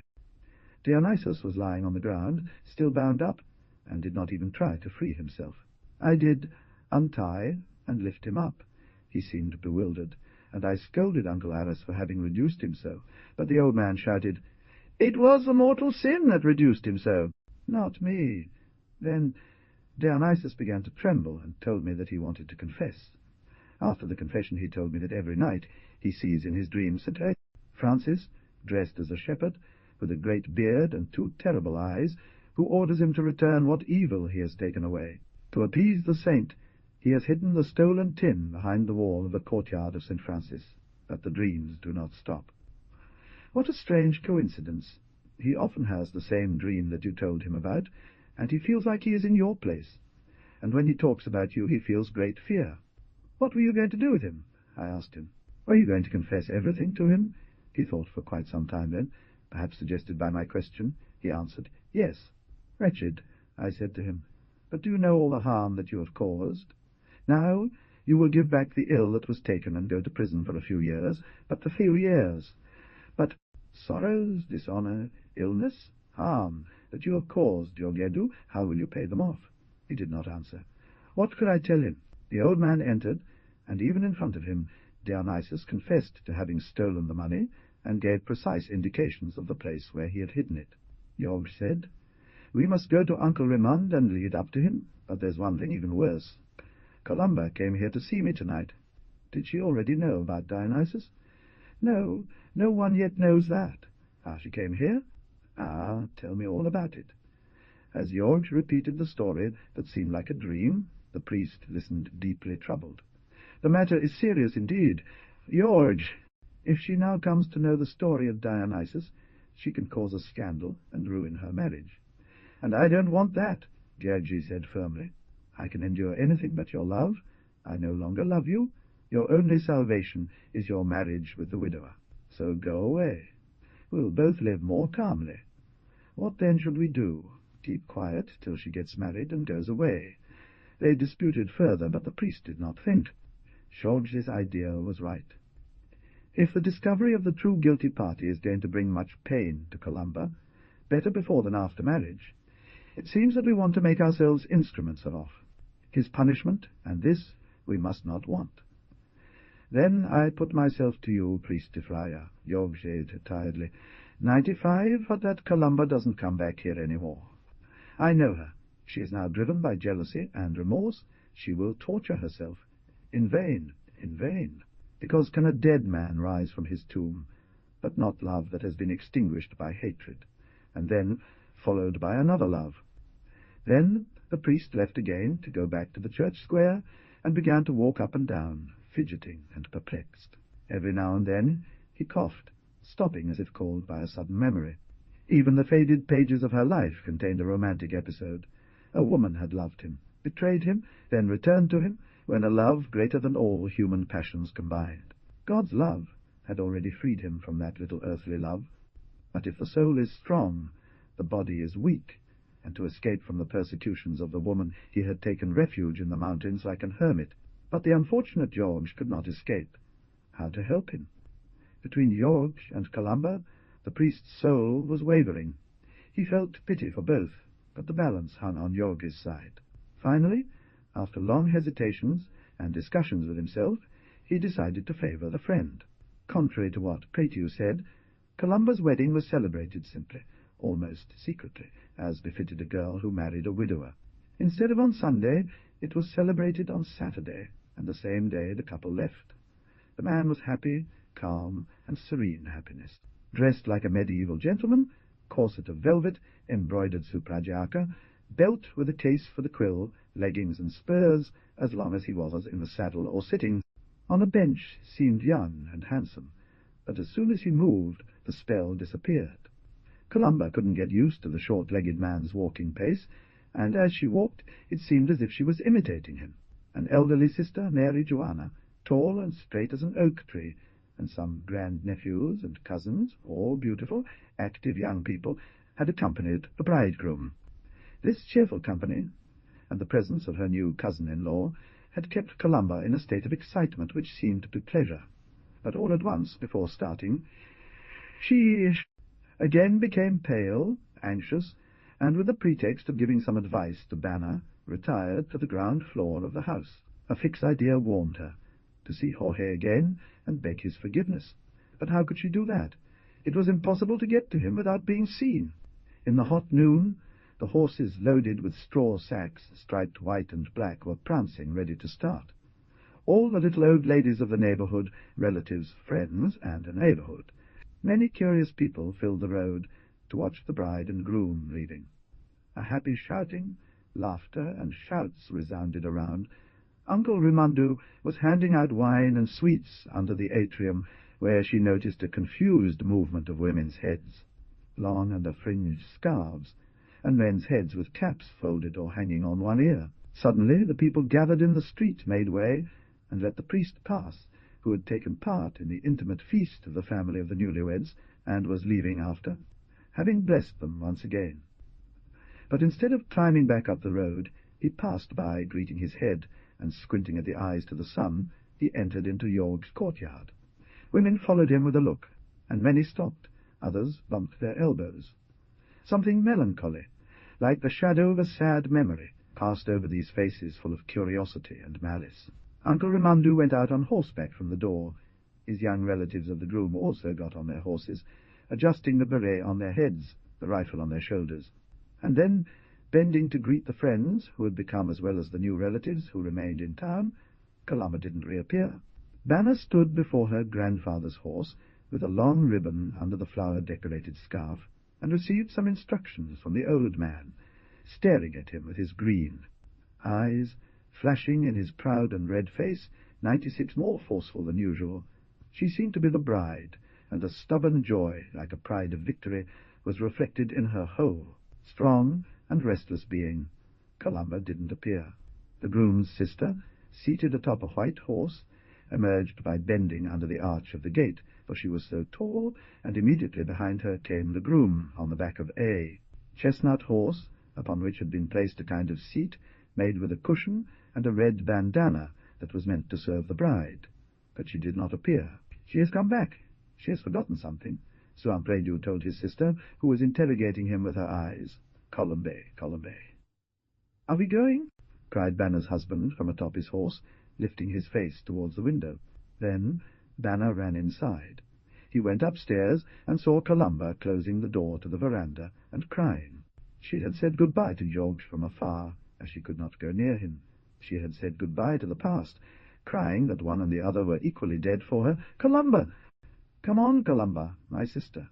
"Courage," said Banner, going towards her. He took her by the hand and started to cry too. "Don't think about anything," he continued, sobbing. Everything will be fine. Have you got nothing left to tell me?"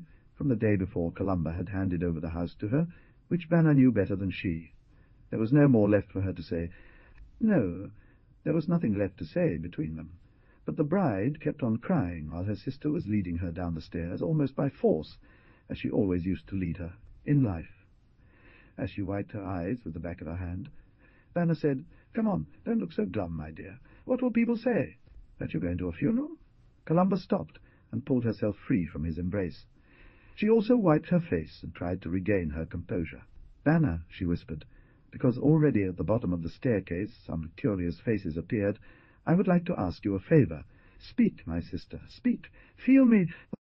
I'm going, and it's as if I had really died. I won't come back here any more. But you and Father Corber, tell him. No, you and him don't torment that wretch any more. Give him back his reputation. And if he dies, have the priest and the fraternities accompany him. And let him say the cantata Mass. I'll pay for everything myself." "Columba, my sister," Banner began, banging his fists on his hips, but he didn't continue. The bride was already at the bottom of the staircase and said aloud, "Goodbye, goodbye, goodbye. Stay well, and come to see me soon." He tied the handkerchief under his chin, and, carried away by a group of women who kissed him and laughed and cried, he came out onto the road and sprang effortlessly into the flat. Saddle on the backrest of a chair, from which he leapt onto Zampredu's horse's bare back. "Are you well, Columba?" he asked her, with his face in the crook of his arm. "Please pull up your skirts around your legs. Well, goodbye. Take care, Banner, goodbye. Close the gate." The women adjusted their skirts around their legs. She slipped her arm around the groom's waist, and the impatient horse moved through the crowd, clearing a path for its companions. A small brown face, two large sparkling eyes full of curiosity appeared to Columba, almost at her feet. It was Prétu sitting on the beggar's stones. He gave her a nod of farewell with his hand. She replied with a desperate glance, and tears filled her eyes. But she felt relief because it seemed to her that the boy was about to rise to go and bid farewell to poor Giorgetto. So she pulled the kerchief over her eyes to shield them from the sun. And for a second time she saw the house, the gate, her sister, George's courtyard wall. Goodbye. It was all over. Everything had been a dream. She remembered that she'd left her thimble on the porch, and she felt a vague unease. Up there in the strange country, one would have to buy another thimble, start anew. Project. How was the courtyard up there? Could one sew without being watched by neighbours? She wanted to stay hidden, live alone with her secret thought. All of a sudden, the whole valley echoed like in battle. The horses jumped, and Zampredu clutched Columba's hand, for fear that she would fall off his seat. Wild yells accompanied the shots that the relatives of the 97 spouses performed in sign of joy, and the valleys on the plateau, in serene noon, replied seriously with fé. Voice of echo. Columba looked down at her handkerchief, whose edge described like a frame around the picture she still saw. Up there is the church, on the clear blue sky that is almost sad. Here is the doctor's red house tree. Here are the black houses. Here is the father's house, and again the toilet. All of George's courtyard. The people are still active up there in the sun. A white statue and a black one appear for a moment in front of the wall, like two shadows, one bright, the other dark. Columba thinks she recognizes Prétieu and the foreigner, and hides his face against the shoulder of Zuampredu, while he continues to shake his hand, and turns from time to time. Old man, pointing with a flap of reins, a wall or expanse of brambles. And what land is that there? And who has it rented? The old man, whose old horse also had the impulse to overtake the companions, putting their hand to their ear to hear better. But while answering, aloud, with lively eyes, he kept looking at Columba. Ah, her eyes were red. In the shadow of the flower-covered handkerchief, those were not the eyes of a happy bride. It also seemed to him that he had forgotten something up there in the village, and it caused him unease. The group descended a stretch of the valley, then continued the ascent towards the plateau. The young people were singing.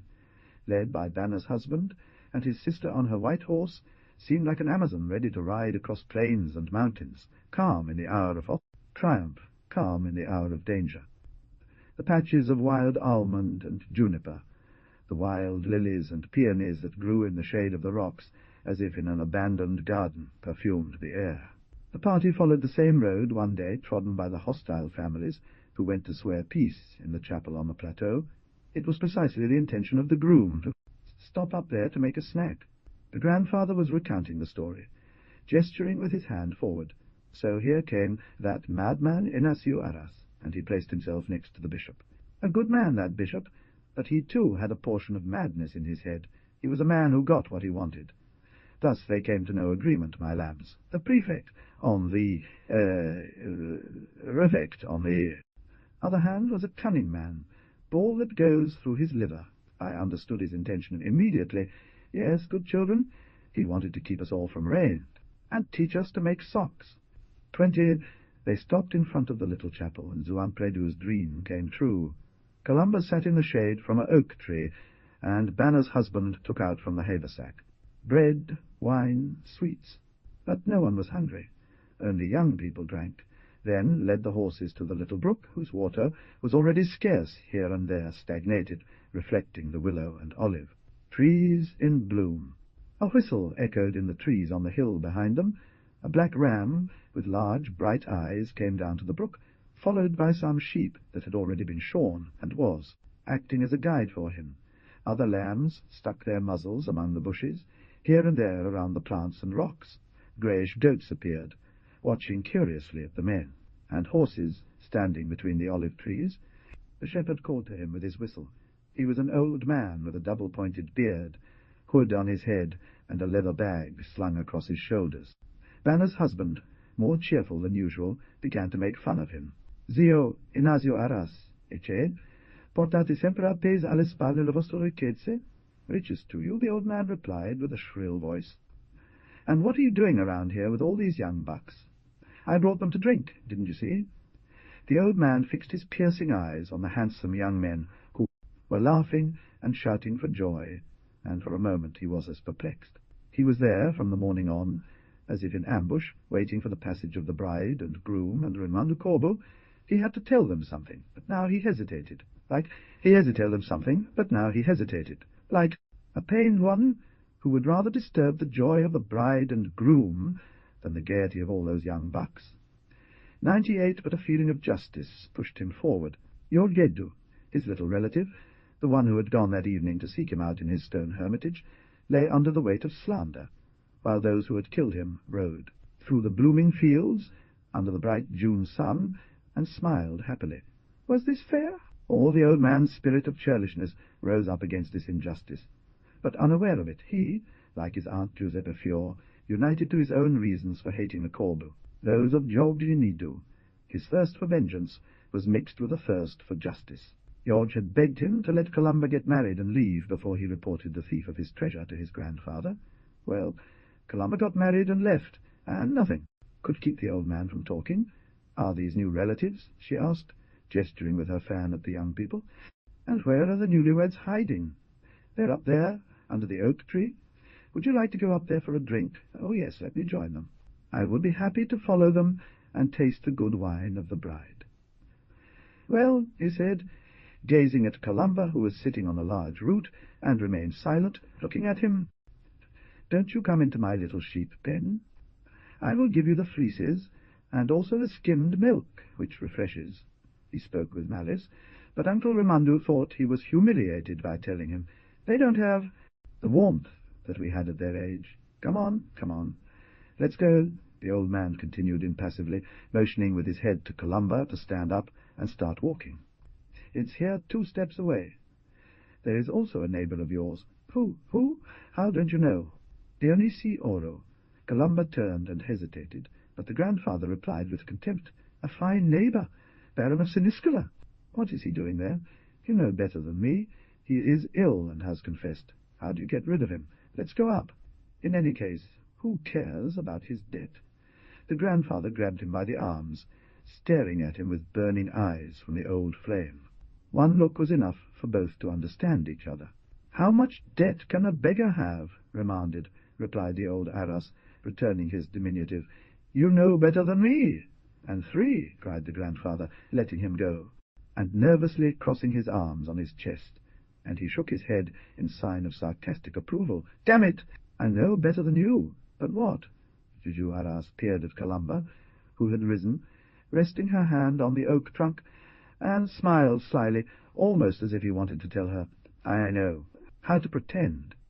Of course, if the old man was pretending, he was doing a good job, while Columba, who had understood everything from the very first words of the old man, visibly trembled. While resting against the oak tree so as not to fall, Suampredu had positioned himself in front of Juju Aras, squinting curiously at him.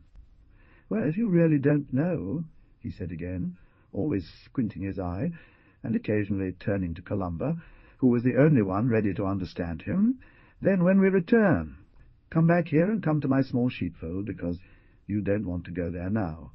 What do I care about an idiot chatterer? Hang him! Drink again, Inacier. We are in a hurry to start again. Well, yes, on the way back I will come to your small shelter. Make me find a roasted goat." "Okay, I will make you find a roasted goat. Adiosu, Colombi. Good luck and sons. Do not forget your native country." She felt an allure in every word he spoke to her, and the sudden concern of the grandfather to leave increased her suspicions. Her heart beat fast with both angst and joy. The Lord had compassion on her, and gave her at least comfort in seeing Giorgetto cleansed of his shame.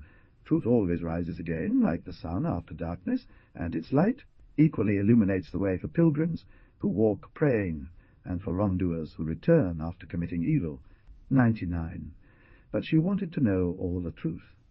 In an instant she felt herself recovering from the madness that had tormented her during all those months of uncertainty. As Banner's husband, who had not opened his mouth, but had understood everything too, urged the young people to put the saddles and reins back on the horses, she separated from the tree, and putting herself in front of Juju Aras, he too slightly squinted an eye. "Dionysia has therefore confessed, but the confessor absolved him. I don't know, Colombi." "It wasn't me, it was Father de Fraja, the confessor. Tell him yourself, Ina, to confess better and out loud, and to restore the ill he has caused." The old man understood very well that she was alluding to the infamy taken from Giorgetto, the misfortune, but took the opportunity to reveal his whole thought. "Sentite," disse avvicinando la bocca, all'orecchio di Columba, ma in modo che anche gli altri potessero sentire. "Andate alla chiesa di San Francesco. Il pappagallo ha sepolto il vostro denaro sotto il muro accanto al pozzo. Il suo viso divenne pallido, ai suoi occhi sparati vi saranno quelli del nonno." The old man clutched his ancient enemy's arms and shook him viciously, grinning with gritted teeth. "The vampire sucks your heart out. He strangles you with a hook. Ignacio Aras, and you come to tell me such tales right in the middle of the road at a time like this? All moments are good for the truth. But is that the truth? By these words I do not answer. No, I lose my head, Ramandu Corbo, on the other hand. Here, look at your granddaughter's face, and I'll tell you the truth." Columba felt her knees tremble, but made a mighty effort to prevent herself from fainting. Suampredu was looking at her, and leaned toward her to support her. But what did he care about him, and what he could think? The things they two old people were talking about didn't concern him. They only concerned her, and she had to put up with them. "Have you heard Grandfather Corbo?" she repeated. "Go, look for. Give back what has been taken." And suddenly, while the voice of the old man roared in fury among the snorts of the impatient horses, she bent as if to sit down, stretched out her arms forward, and fell face down at the feet of her husband. "Columba! Columba! Colombi, my soul!" The quiet place resounded with cries. In an instant everyone formed a black group around that body that was abandoning itself like a dead man on the damp ground. But Maria Joana made a gesture to everyone to stand back. She sat on the ground and placed Columba's head on her knees, ordering Zuampredu, stretching out his legs well on, the ground. "Give me some wine," she added, unfastening his corset. They gave him the glass where Uncle Eros had drunk, and only then did the old impassible seem to be moved.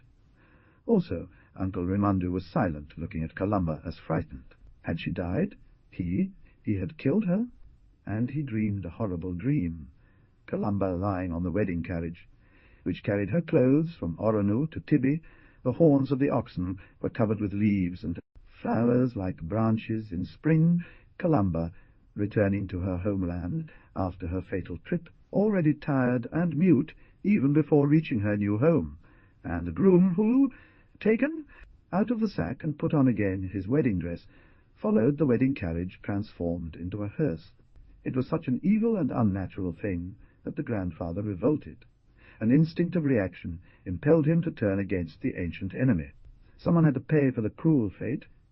"Ignacio Aras, you will be glad. This is what you have done." But Zuampredu, bent and groaning over Columba, also rose up, becoming fierce. "Enough! I've had enough! Be quiet. Come to yourself."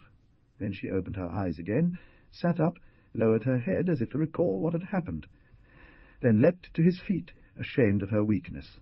100? Ah, I was out of breath. What will you say, Zuampredu Canas? Ah, brothers, do not tell anyone. The young people surrounded her, laughing, but still a little afraid for the accident that had clouded their joy. "Oh, what a woman you are! Fresh cheese, straight up, unless we tie you to 3 reeds like the little plum tree, Colombi. Forgive me," he then exclaimed, holding out his hand to her, a bit shy. "I'm sorry. I thought you already knew." But Zuampredu intervened again, vigorously, and slapping one hand on the old man's shoulder, he stared at him with his clear eyes. "Junior, let me tell you, leave us be, we are in a hurry to arrive. If Babu Corbo has to clear things up with you, let him stay. He will reach us. He is still quick." The old man had become thoughtful, and seemed another man, his arm resting on the side of the horse, his head bowed. But when everyone was once again in the saddle, he nodded towards the road and said with a changed voice, "Go ahead. I will catch up with you." Thus the 2 old enemies stood alone under the oak tree, facing the chapel that had not kept their promise of peace. Upon returning, after reaching and accompanying the newlyweds to their home, the grandfather went to the church of St. Francis. How many memories along the way, through the plains of the mountains of Lula, through the patches that had seen him as a boy in the horse's saddle of his grandfather, then Anne, wild teenager, then a married man accompanied by the bride, a shining and inflexible soul like steel, then a man pursued by the most violent passions, hate, thirst for revenge, which often takes the appearance of a thirst for justice, a roaming hero, a hunter, and at the same time a prey, an eagle's heart that eludes the enemy, an owl's eye that seeks. And now he was old, who had buried his useless and dangerous passions, like the beggar thief had buried the stolen treasure. Yes, he felt that something within him had shattered and fallen into an abyss, as the stone that breaks loose from the top of the rock struck by lightning. What if Columba had died? He thought again and again. Neither the death of his wife nor the danger that she had run into in the forest once, when he had shouted like a lion, struck him as the fainting of Columba. He tried to free himself from this fixed idea, as he had often tried before to climb the river of his recollections, but sometimes his thought returned there, to the shade of a beard. The oak tree, and Columba's pale face, his closed eyes, his inert body, were constantly before him.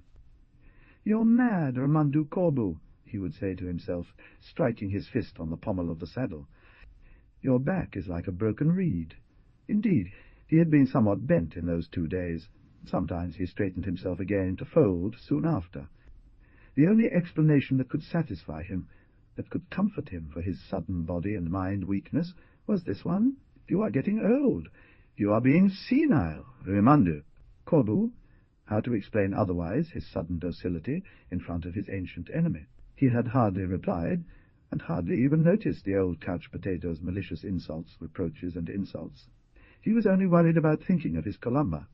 Was she still fainting? Would she die on the way?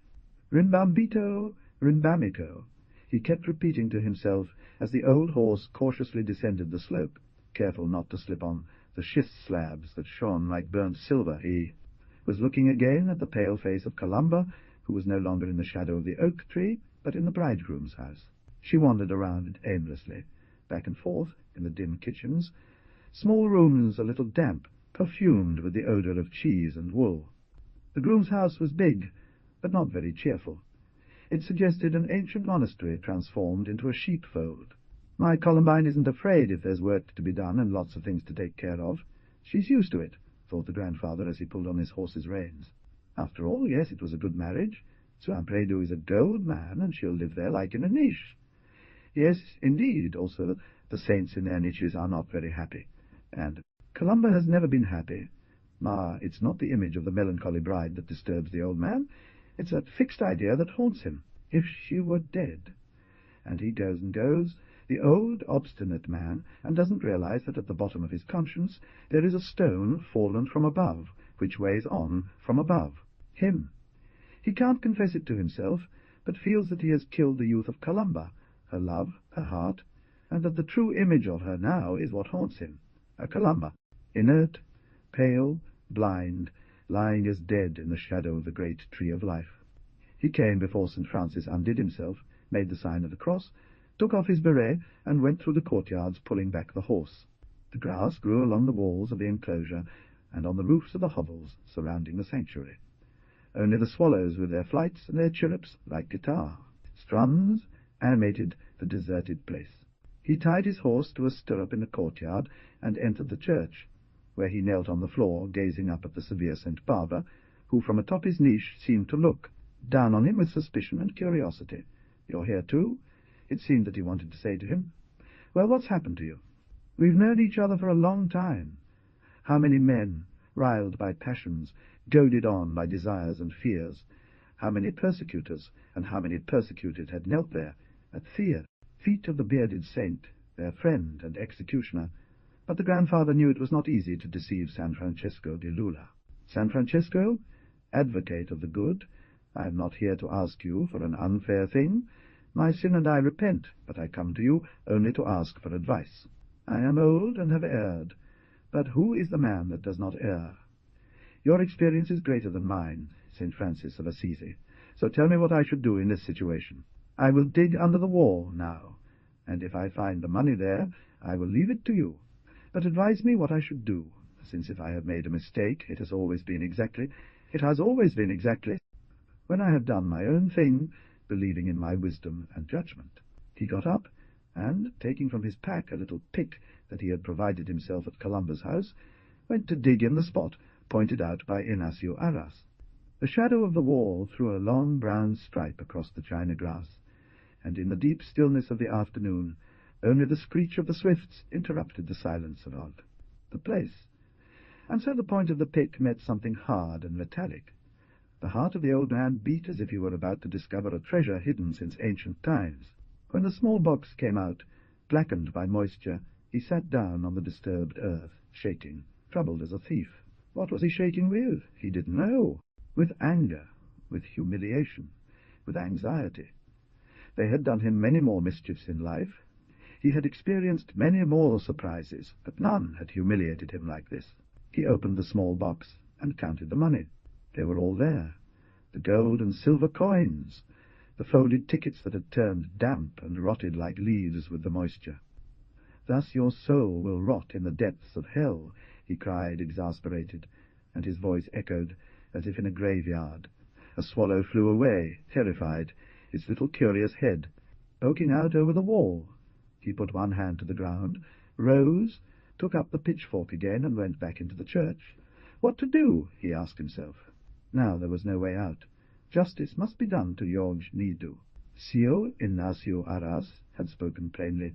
Or you will restore the reputation of that wretched one, or I will shame you in public. What should Saint Francis do as a lawyer? The bearded saint looked down from his niche. He saw the old man approach the collection box and drop coins into it one by one. And then insert bills, he later marked himself, knelt again, and bowed his head like a weary head, And defeated man? Was it the generous offering, or the old man's turmoil that moved the saint? At once the desired advice illuminated the mind of Uncle Raymond Corbeau. He stood immobile for a long time, with his head bowed, as if listening to distant voices.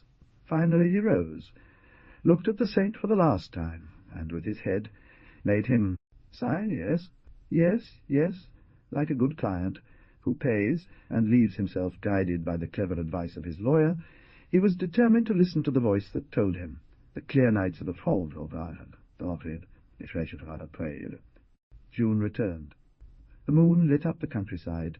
The Great Bear and the Little Bear shone over part of the church above the escarpment, and Uncle Remundus sat on the steps of the gate with Al, his polished stick between the legs, as he had seen them George when he was a child. He told the women his storielle, including that of the treasure stolen from him, and then found again under the wall of St. Francis. But she kept silent about the name of the thief, even if the women turned with sniggering towards the little house always closed by Dionysius Oros. Everybody already knew that the thief was the beggar, but nobody pronounced that name, commenting on the adventure. Why hurl the stone against the fallen man? Against the man who was already a corpse. But it wasn't pity that held them back. It was more like shame. They all once had lapidated George Nidu, who had offended them by fighting their prejudices, and they bore no grudge against the harmless Dionysus. All of them had given him a piece of bread and a glass of water, and when speaking of his fault, in silence, they called it charity. One day the captain, the same one who had fallen asleep in George Nidu's lair, called to the barracks Bana, the grandfather, Ignacio, the uncle, the priest, Giuseppe Fiore, the old ladies next door to Corbeau, and he asked everyone if it was clear that the thief of Uncle Rimandu's money was Dionysia. No one was concerned. Zio Ignacio just wanted Giorgedu to regain his reputation, if not his health, and he didn't want to be a spy for a poor beggar whom he took in. Fee. Priest was not obligated to speak. Aunt Giuseppa Fiore said only that Rimandu Corbeau could answer with conscience, and Rimandu Corbeau replied proudly that it was up to him to denounce the guilty, not to testify, and that he would denounce him when his conscience forced him to. So then the brigadier sent someone to look for the culprit, but the culprit was also missing from Uncle Aras's flock.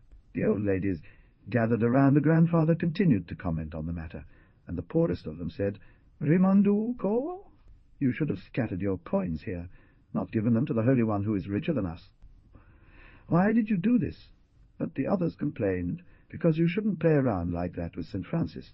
Banner didn't approve of the sacrifice of the old man either, but he didn't regret it, and if every day he put off his visit to George, he wasn't disobeying the St. But, because a childish sense of reverence prevented him from going. He was almost afraid to go see George Nidu, how to enter, what to say to him. Had the arrogant boy understood the feeling that guided the old one? He will believe that I go there now, that Colombi is far away, because I no longer have anything to fear from him. He will laugh at me as he used to. On the other hand, my heart has changed. It has softened like a ripe fruit, but this doubt made him restless, humiliated him in his own eyes. How could he have been humiliated by a poor, helpless boy whom he himself had brought down to his level of pride? Sometimes, when he thought about it, he would get angry and take it out on the old servant Simona, whom Banner had put in the house. Simona was as quiet as her mistress, who had just left, but not as active and agile.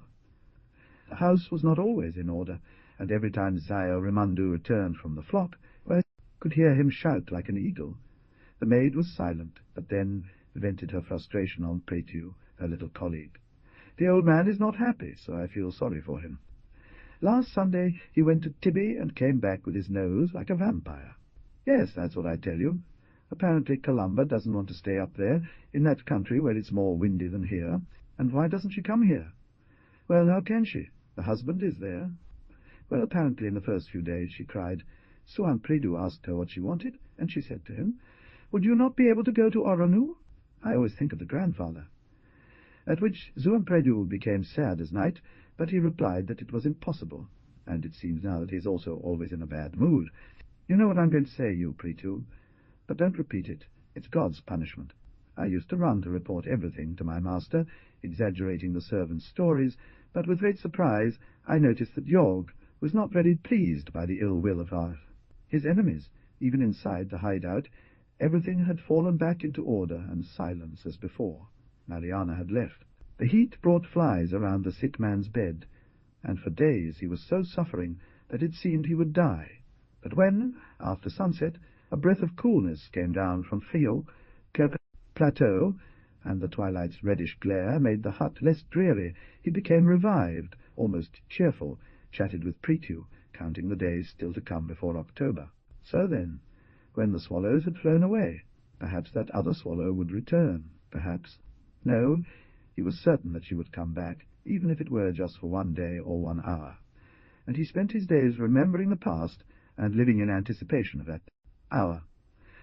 The rest didn't concern him, neither the disappearance of the beggar, nor the gossip of the people around the adventures of the doctor who continued to look for a husband for Margherita, nor the supposed unhappiness of Columba, yet one day she was surprised to think of her.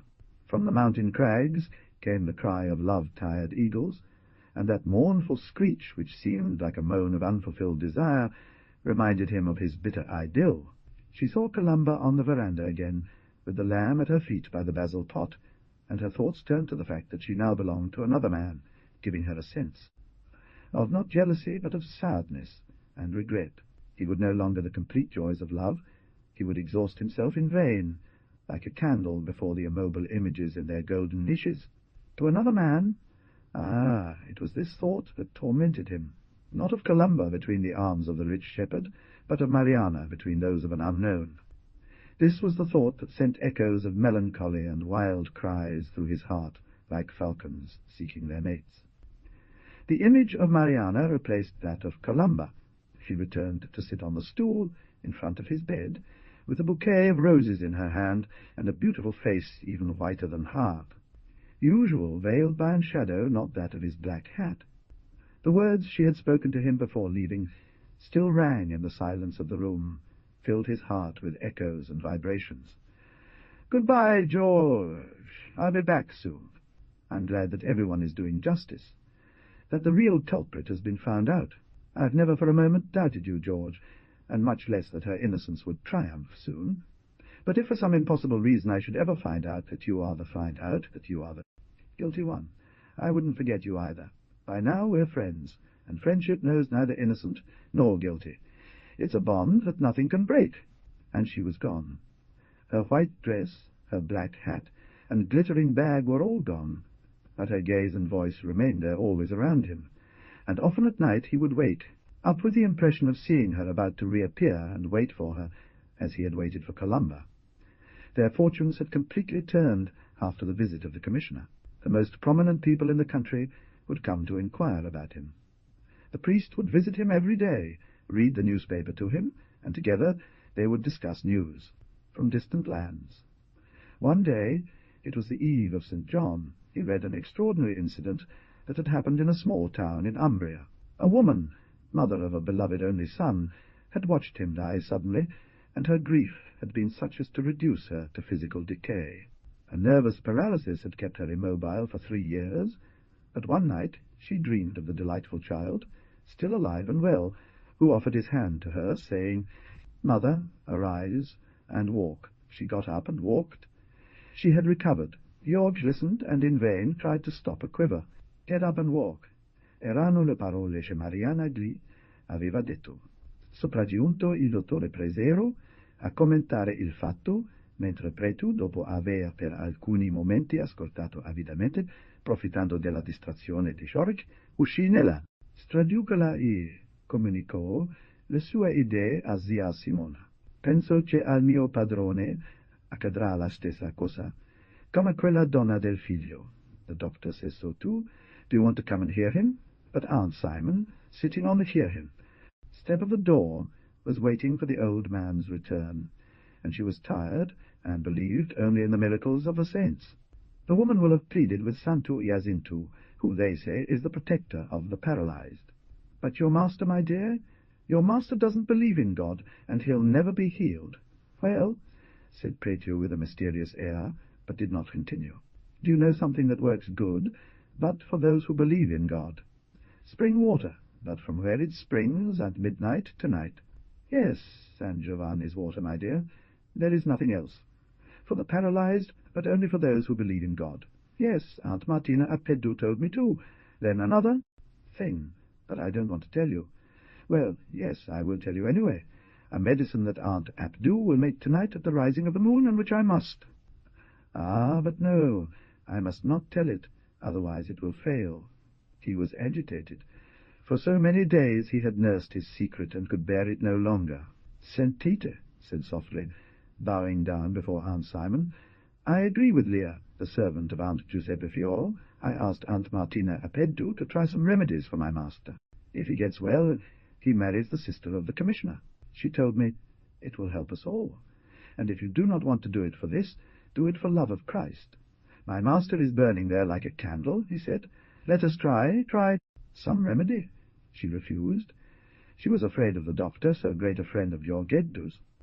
Then I turned to Simona, the blind daughter of Aunt Martina, and though Simona has no confidence in her mother's remedies, she promised to take care of it. It takes faith. If one doesn't believe in God, nothing can be achieved, the servant of Uncle Ramondo repeated, immobile, yellow, and solemn against the black background of the door. In that moment Banner appeared in the little street, returning from a visit to an old cousin.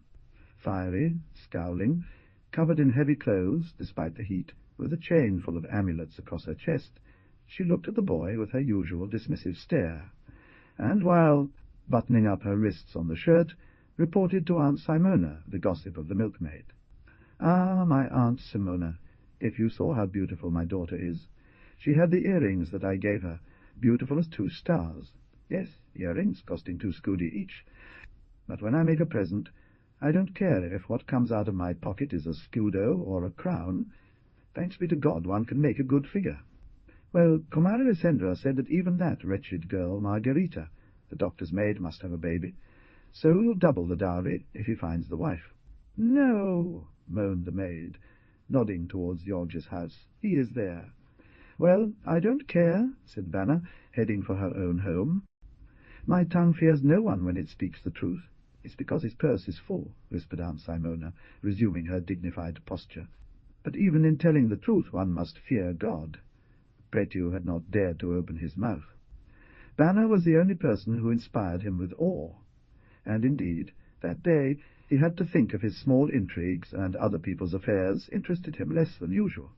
With a bound, he was back in the chamber, and saw that his master, immobile as before on his white pillow, with his pale face illuminated by the reflection of the 105 sunset, retained his dreamy expression, while those two, the priest and the doctor, continued their discussion.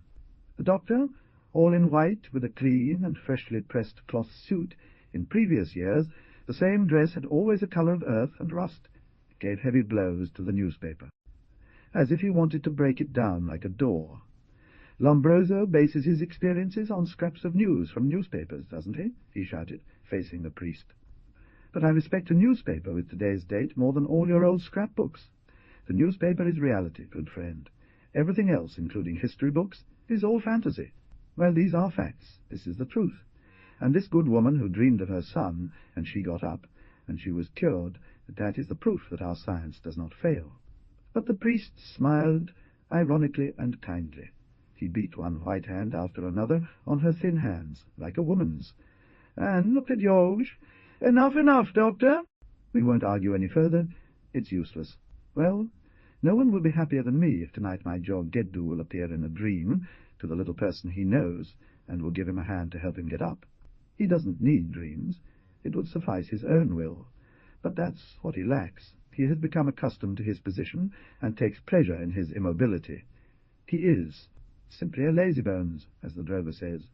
As evoked by these words, here the drover hobbles across the yard and knocks at the open door of the hovel. Post! Jorg had already heard the footsteps, and was anxious. His eyes got bigger and brighter. His skinny arms seemed to lengthen extraordinarily, so that he could take the thornet. Letter from the postman, with more speed.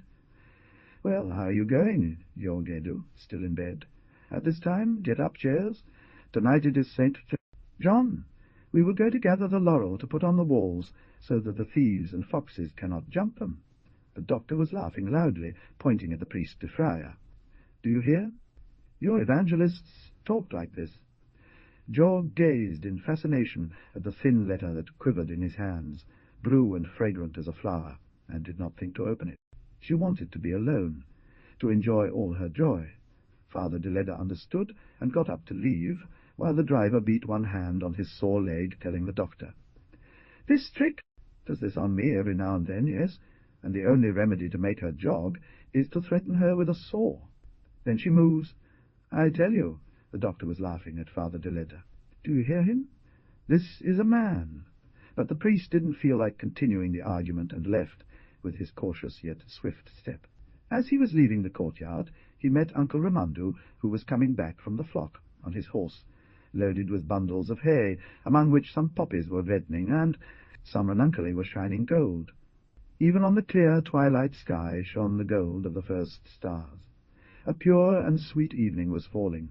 The air smelled of herbs. Swifts still streaked from one hovel to another, as excited by a surge of life that delayed the hour of their rest.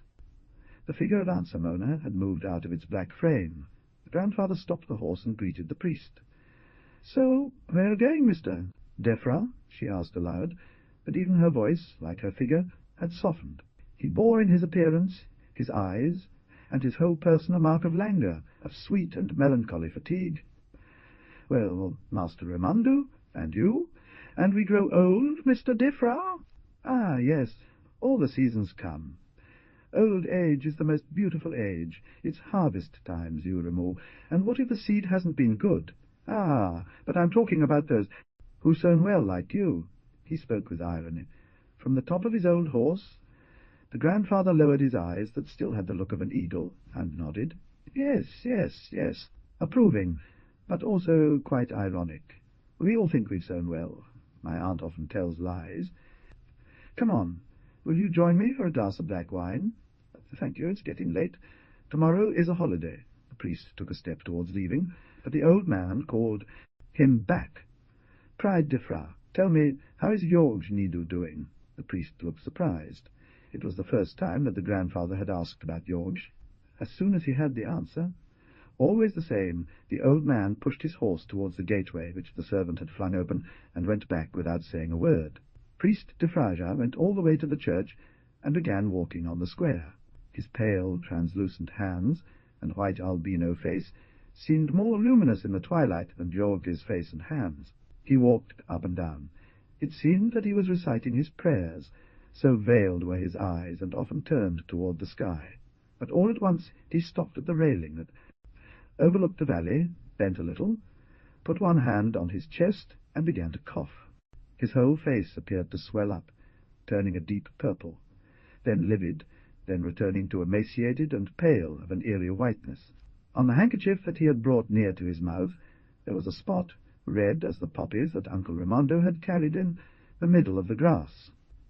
Then he leaned on the railing. He felt his knees tremble, and his throat close up, as if choked by a burning chain. "It's over," he murmured. The summer brought him its blood-red flowers, and autumn would cover him with its chrysanthemums. He had no one to comfort him, and neither the driver took him. From the azure, distant horizons of the horizon, a breath of life and a dream. He envied George, but then he got up and started walking again, while from the little town came cries of joy, and in front of the San Giovanni church, beyond the town hall, some scoundrels lit some rockets, and the boys were burning a bonfire of lentisk branches. To die, thought Father de Freya, going up and down the square like an inquiring swallow. And so it is our fate. Why rebel? Today, tomorrow, now or later, it's all the same. But let not the divine love flame be quenched, the love of God that guides us and is our soul. The sky, red at dusk, was not lacerated by rockets rising like golden ropes launched from below, unravelling into clusters of blue and violet, diamonds and emeralds. The moon that was rising above Monte Acuto seemed undecided to go up into the sky, offended by the spectacle of those insolent fires that claimed to light their evening. Red-tinged star stood immobile over the tower of the church instead, looking fixed and melancholy, a little pale, and as if saddened by the false splendour of the rockets. As the Lord went before him, he walked, thinking that human passions, hatred, pleasure, love of woman, honours and powers, are similar to the joy of fire in an evening celebration. His love for God, his joy at rejoining him soon, stood out ahead of all other passions, like a fixed star before those fleeting and vain fires. And yet he kept thinking of Jorg. The letter was like a small snippet of distant seas, distant horizons of the world, and as the star above the church tower, also his love for God paled in comparison with his love for worldly things. This even in the dimly lit den. Jorg and the doctor discussed love. The big man wanted to tell Jorg something in confidence, and when he had a secret, it was like pray to. He couldn't keep it, and wasn't interested in anything else. And went out the priest and the charioteer. So he came to bed the stool, still not stopped tapping on the newspaper, and without realizing that Jorg wanted to be alone, said, puffing, "I tell you that Margarita is pregnant." Her voice was troubled, her face turned red as a girl. Jorg rolled his eyes, waking from her dreams. "Well, and isn't that natural? That's not what worries me. Now, dear, understand, it's impossible to find her a husband." "But why do you want to give her a husband? Why? I seem to have told you and repeated it, not to marry her myself." Jorg started laughing. "This has never been said to me." Solo, he said that he would never marry her, then one evening confided to me that he was afraid of failing in his intentions. He said that he would end up marrying her for fear of beating her, so Margarita often annoys him. He said yes, these silly things. He loves me today, for some reason, perhaps out of ignorance or interest, but will he love me tomorrow? And above all, will I love him tomorrow? Will I not tire of him? Will I not push him away? That is why I wanted to give him a husband, so as not to marry him and bind her to me like the gopher vine to the vine. Useful today, harmful tomorrow. But the child is another thing, an excellent friend. He is part of ourselves. He is our seed. He may also leave me and forget me one day. I will always be his father. I will no longer be alone, even if he is at the other end of the world. I will not be alone, because I will have my love for him. What does material companionship, cohabitation, or social obligations matter? None of that matters at all. He punched himself hard in the chest. Jorg approved, and the blue letter warmed up on his heart, palpitating at that love which exactly does not need contact, and that transcends time and space. This love can feed even on creatures who are not united to us by bonds of blood, he observed timidly, because, after all, aren't we all already brothers? Old words, my dear, bitter and discouraged and false before they were even invented. There is nothing but self-love for us, and it is this that reflects on our relatives, especially our children. We love them because they are us, nothing else. The pain in us, whatever form it takes, is nothing more than the terror of the end, of our disappearance or a part of ourselves. Now, a child saves us from this terror. He will survive us, carry in his run through life the torch that we have transmitted to him. That's why we love him.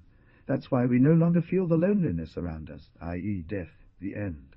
However, there are those who love without hope of continuing their existence. I tell her yes. If pain in all its forms is, as she says, the terror of the end, i.e. death, then love, in all its manifestations, is the very sign of life. We love, and we want to be loved, so that we can prove to ourselves that we are alive.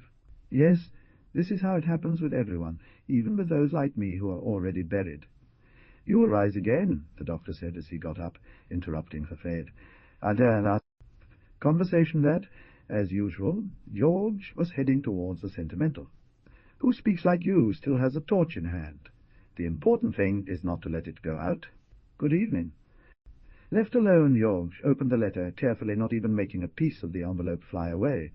The light was fading in the hideout, but to him it seemed that the words written on the blue leaf were shining like stars in the evening sky.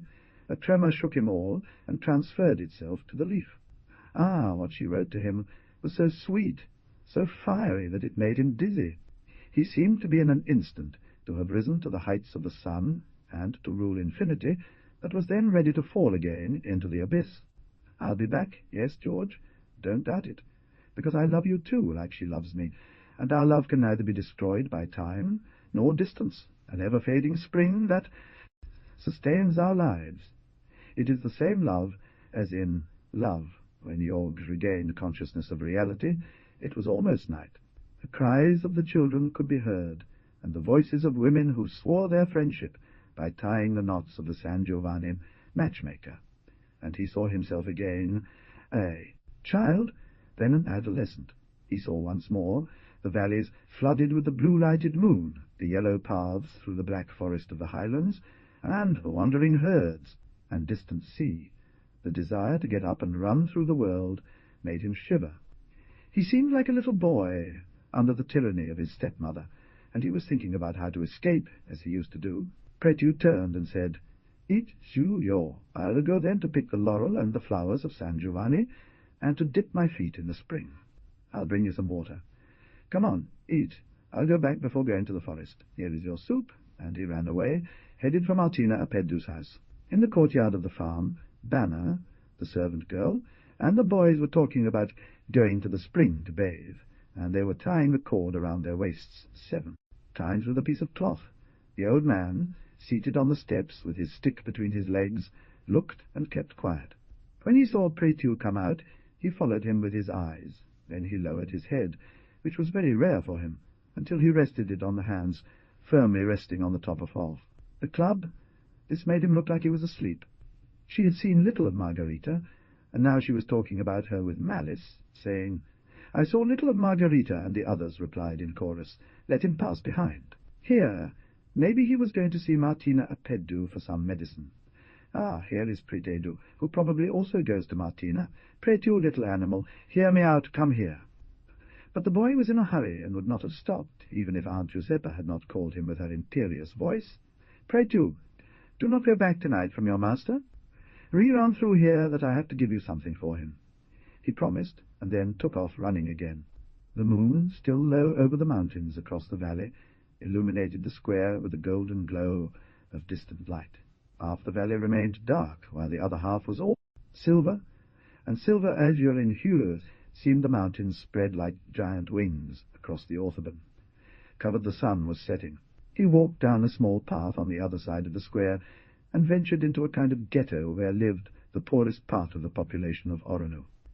These were hovels huddled against the rocks, mud huts, bushes, sheds, an entire cluster of primitive little buildings that seemed to have been built by the very earliest. Nomads men who had passed through there for a day or two, and then settled down there for centuries.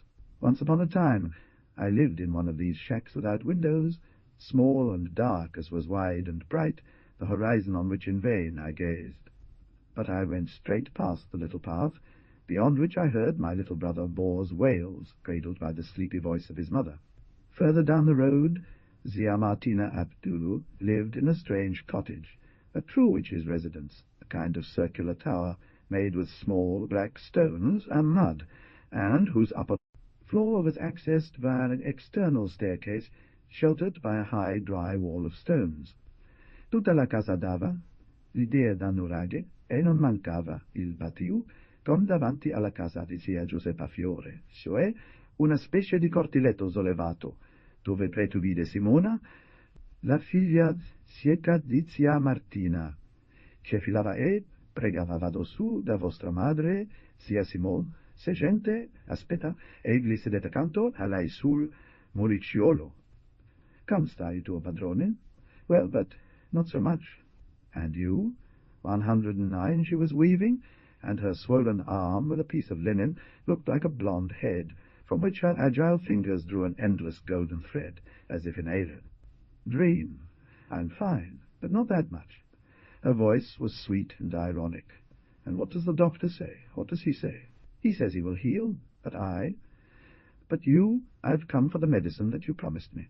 Your mother must have made it just now at dawn. And why don't you give it to you? The blind woman was spinning her thread with a smile, watching the golden thread run between her fingers, her big black eyes under the face. Thick, arched eyebrows seemed healthy. Against God's will there is no medicine, she whispered. May her will be done. It is enough that there be peace in this world. True health will be in the other. But Prétu didn't mean it like that. He was full of life and began to pray. Hop around the patio, impatient to see Aunt Martina. I know who it is. Margarita, the doctor's servant. Then let me go up. Ah, little devil, how do you know? I know, he said with an air of mystery, and as the meeting between Aunt Martin and Margarita was prolonging. Too much he feigned to leave, but eluding the attention of the blind man, he climbed the stairs up to the balcony on which there is the little door of the upper room. But the blind woman had keen hearing. She called him twice, and, getting no answer, went up too, feeling her way along the landing. "Mother, mother," she said, "there's someone here." As she looked forward with anxious eyes to the half-open door, she had already seen Margarita and the fortune-teller, standing before a little table covered by a black cloth, on which Aunt Martina spread out a pack of playing cards in a half-circle. The small room had nothing special about it, but the iron lamp with 3 lights, hanging on the wall over the little table, seemed like a black bird with a small flame for its tongue, and the shadow that spread across the wall, and the images of the 2 women, pale and sad Margarita, tragic and nervous Aunt Martina, whose eyebrows kept moving, and whose skinny fingers ran across the cards, as if they were eagle's claws. All this gave the scene a certain satanic air. Prétu tasted a sense of fear and pleasure. "The game is good," said Aunt Martin. "Don't be afraid, little one." "He will marry you?" At that moment Simona's voice was heard. Aunt Martin ran to the door and saw Prétu on the balcony. "And who allowed you to come up?" "Ah, Simone, why did you let him go up?" she whispered. "Mamma, I got away." "Well, and you, who was there?" Prétu bravely said to Aunt Simona. "You're wrong, Aunt Martina. I already knew. Give me that thing, Aunt Martina, and I'll leave. I swear on my conscience that I won't tell anyone anything." To get it off her feet, the woman took a little butter with her, finger from a red vase, and wrapped it in a piece of paper. "Go now. And if you say that you have seen Margarita here, you will be sorry for it. Do you understand me? Aunt Martina, I can only see if you let me speak. Goodbye." With a jump he was in the path, and then in the square, with the precious package in his lap. Aunt Giuseppa Fiore was waiting for him. She wanted to give him for George a bottle of cork filled with curdled milk, but he refused to take it. Tomorrow, I'm in a hurry now," she said, running after him up the stairs. "Has Martina given medicine?" Leah asked, catching up with him. "And Margarita?" "She was there," he said calmly. "Yes, I have the medicine here. Now Jorge, my master, will sleep, because he usually takes a nap as soon as evening falls. I'll anoint his forehead and ears and throat, and tonight itself, if he wakes up, will find relief. Then I'll also go to get the water from the spring that does good." When she returned to the Lady Leah, she reported the boy's plans. Aunt Giuseppa then told extraordinary facts that had happened on St. John's night, and finished off with, "And it may be that Giorgetto will find relief. If he succeeds in getting up and restoring his spirits, he will regain the time lost." She didn't say all her thought, but the faithful servant and even the neighbours knew of her hopes. "Yes," said Leah, "the sick man is like a dirty rag. Everyone despises him, but if George gets well again, he will be good for something and take his revenge." The moon shone between the trees of the square, illuminating the courtyard and the women sitting around it. On Leah's proposal, a group of them set out to go and soak their feet at the spring and pluck the bay laurel and thyme from the edge of the valley. Others withdrew.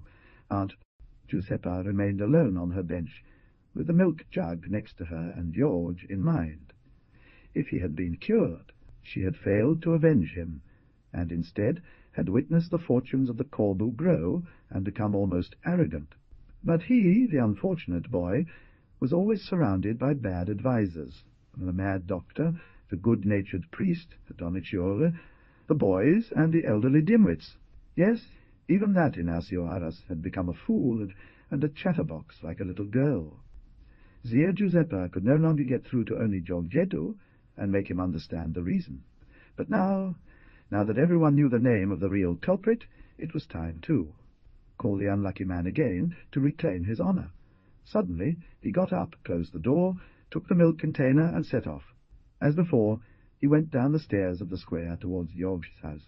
Some boys, so as not to go too far, wetted their feet in the small stream that fell from the fountain, and splashing water on their faces, chased each other laughing. Followed by her shadow, which also had a wobbling container in hand, the old woman passed in front of the Corber house, but she only saw the servant sitting on the step in a place of the grandfather. The woman's only lavatory was deserted, as the women had gone to the well, but in George's courtyard there was Pretu immobile, with an arm leaning against the wall, a hand on her chest, and one foot raised. As soon as she saw Aunt Giuseppa, she ran to meet her and placed herself before her to stop her from going any further. "Are you coming? Well, don't come in now, there's company. Who, the doctor or the priest?" Because she, too, was advancing her, Pretu hopped around her, whispering, "Well, listen to this. There's Uncle Rimundo. He wants to make peace with my master. They've been talking since I came back, and you saw me. Giorgetto sent me out, saying not to let anyone in." Aunt Giuseppa didn't say a word. She suddenly retreated to the gate of the courtyard, and came back home, scurrying like an old horse winnowing from being whipped. Her heart was pounding with anger and shame. Yes, shame for still being alive during these sad times of transactions and meanness. Ah, the old hawk wanted to make peace with the bird he had first blindfolded and half-eaten. And George Niddu, proud before his friends and benefactors, did he accept the visit of his executioner? Times of lambs and lizards? Well, let the cowards stay with the cowards. The eagle will not cease to be an eagle for that. And the old woman returned to sit on her patihum, like an old dweller of Neuras, insensitive to the songs of the night's serenade, filled with memories of hatred and grand plans for revenge, said Intartrio. Having seen Pretu leave, and believing that he would not return that night, the grandfather had waited until the Doniculates went to the spring and picked up their laurels. Then he got up to head towards George's lair. He was calm, and knew what he was doing. He even marvelled that he hadn't done it sooner. However, upon entering the courtyard, he stopped and seemed to be gazing into his shadow, fittingly adjusting the beret on his head and switching the cane from one hand to the other. Finally, he advanced resolutely, lightly tapping at the half-open door, and entered. Jorg was reading Mariana's letter, and it was through a dreamlike atmosphere that he saw the dark figure of the old man advancing towards the bed. Nor did he wonder he had been waiting so long for this visit, but felt surprised to see the man very much aged, bent, enfeebled. He must be ill and frightened by the thought of dying, he thought, hiding the letter under his pillow.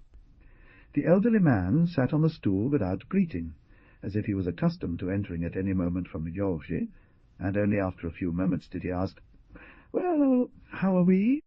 "Doing fine," said Georgi with a thread of a voice, and they fell silent. What should they say? Too many things?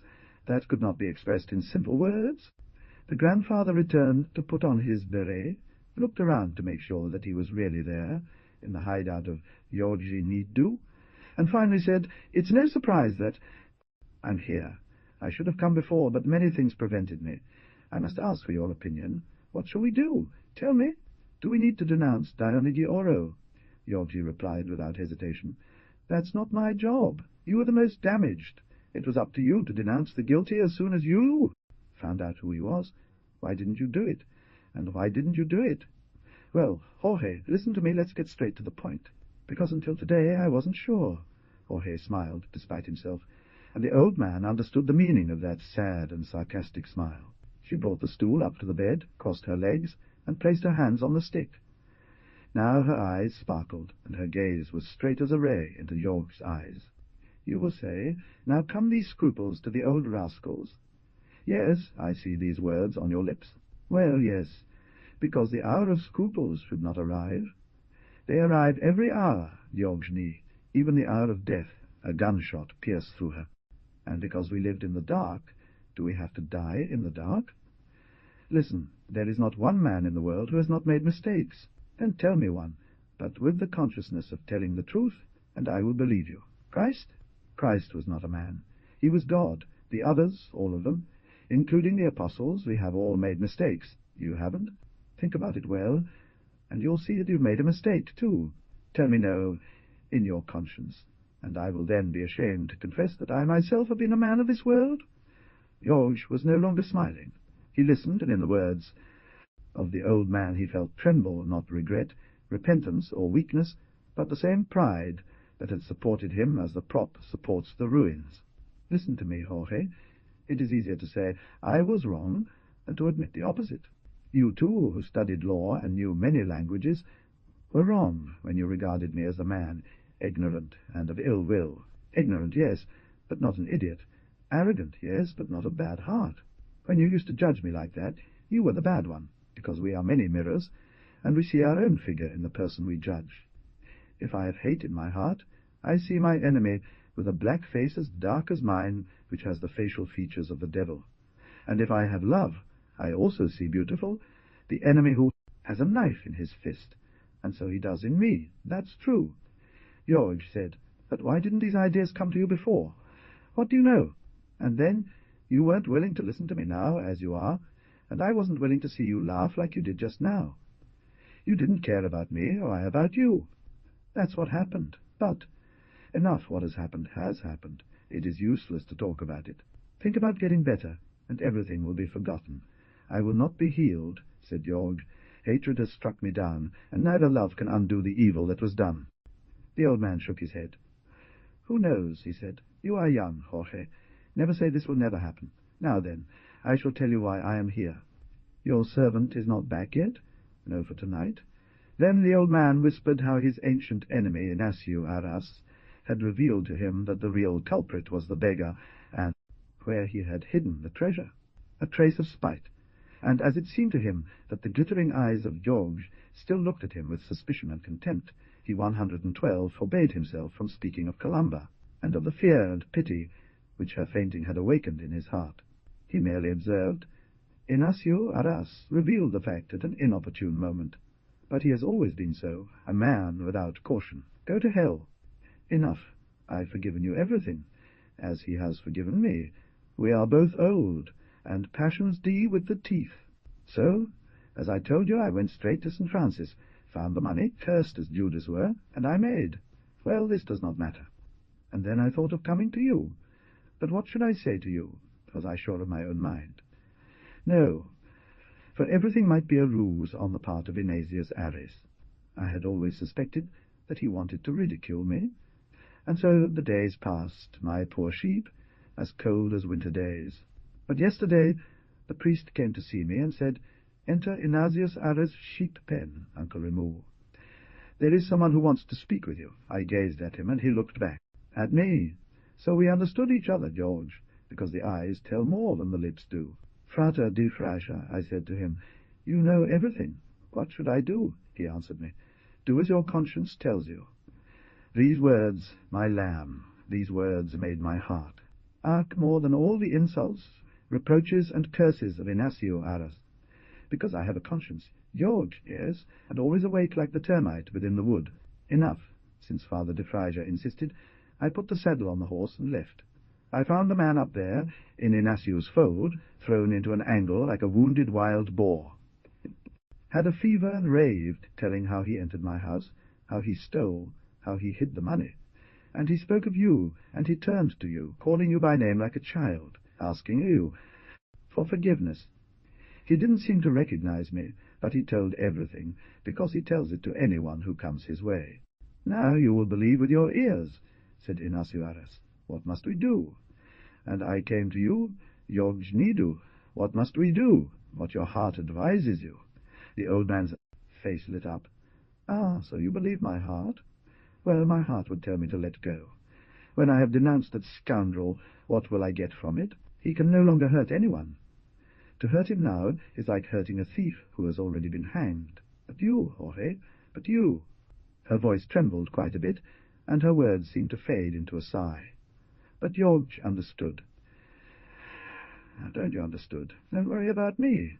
she said, and tried to harden her voice to hide her emotions. At that moment Prétieux returned. The old man opened his eyes wide, then he began to laugh. But it was enough that the terrible head of the old man turned, and the voice of the master could be heard, because the tragic seriousness of the moment also fell on the soul of the boy, and George had not finished saying, "What's there to laugh about? Go outside, and don't let anyone in," that Prétieux was already on guard duty in the courtyard. The grandfather turned his eyes back to those of the patient. He didn't speak, but his look was so anxious that George lowered his eyelids. "Well, Jules Remundu, if your heart tells you to forgive, forgive. On my behalf, a long time ago, I already forgave him. Everyone." The grandfather gave a long sigh. He opened his mouth to continue the sentence, but suddenly a convulsive shudder altered his features. His wild eyebrows drew together, spread like a cloud between the gleaming eyes, and dark forehead scoured by wrinkles like a stormy horizon.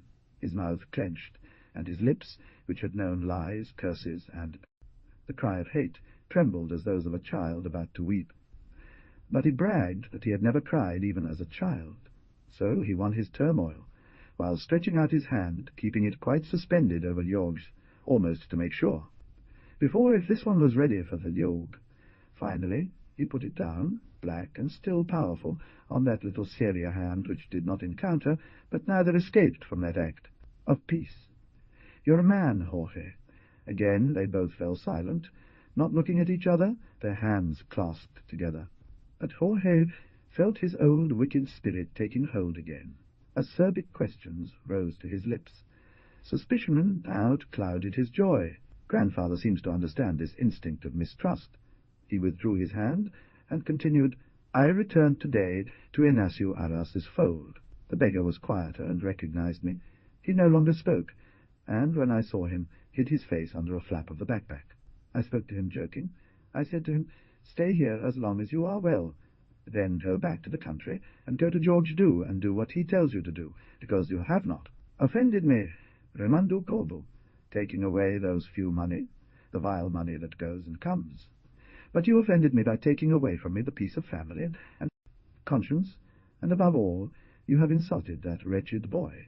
So one day or another will come to you, and if you believe it, tell him what happened between us tonight. And now I'm leaving. Georges. Sometimes, every so often, I'll come back and chat, until the day when you get up again and take the road with more ease. Then it will be my turn to fall, and when I am on the mat, thrown to not get up again, you will come sometimes. Goodbye, good night." He got up, propping himself with a hand on his stick, and putting the other back on George's. But now the translucent hand turned around, clutching the still powerful black hand.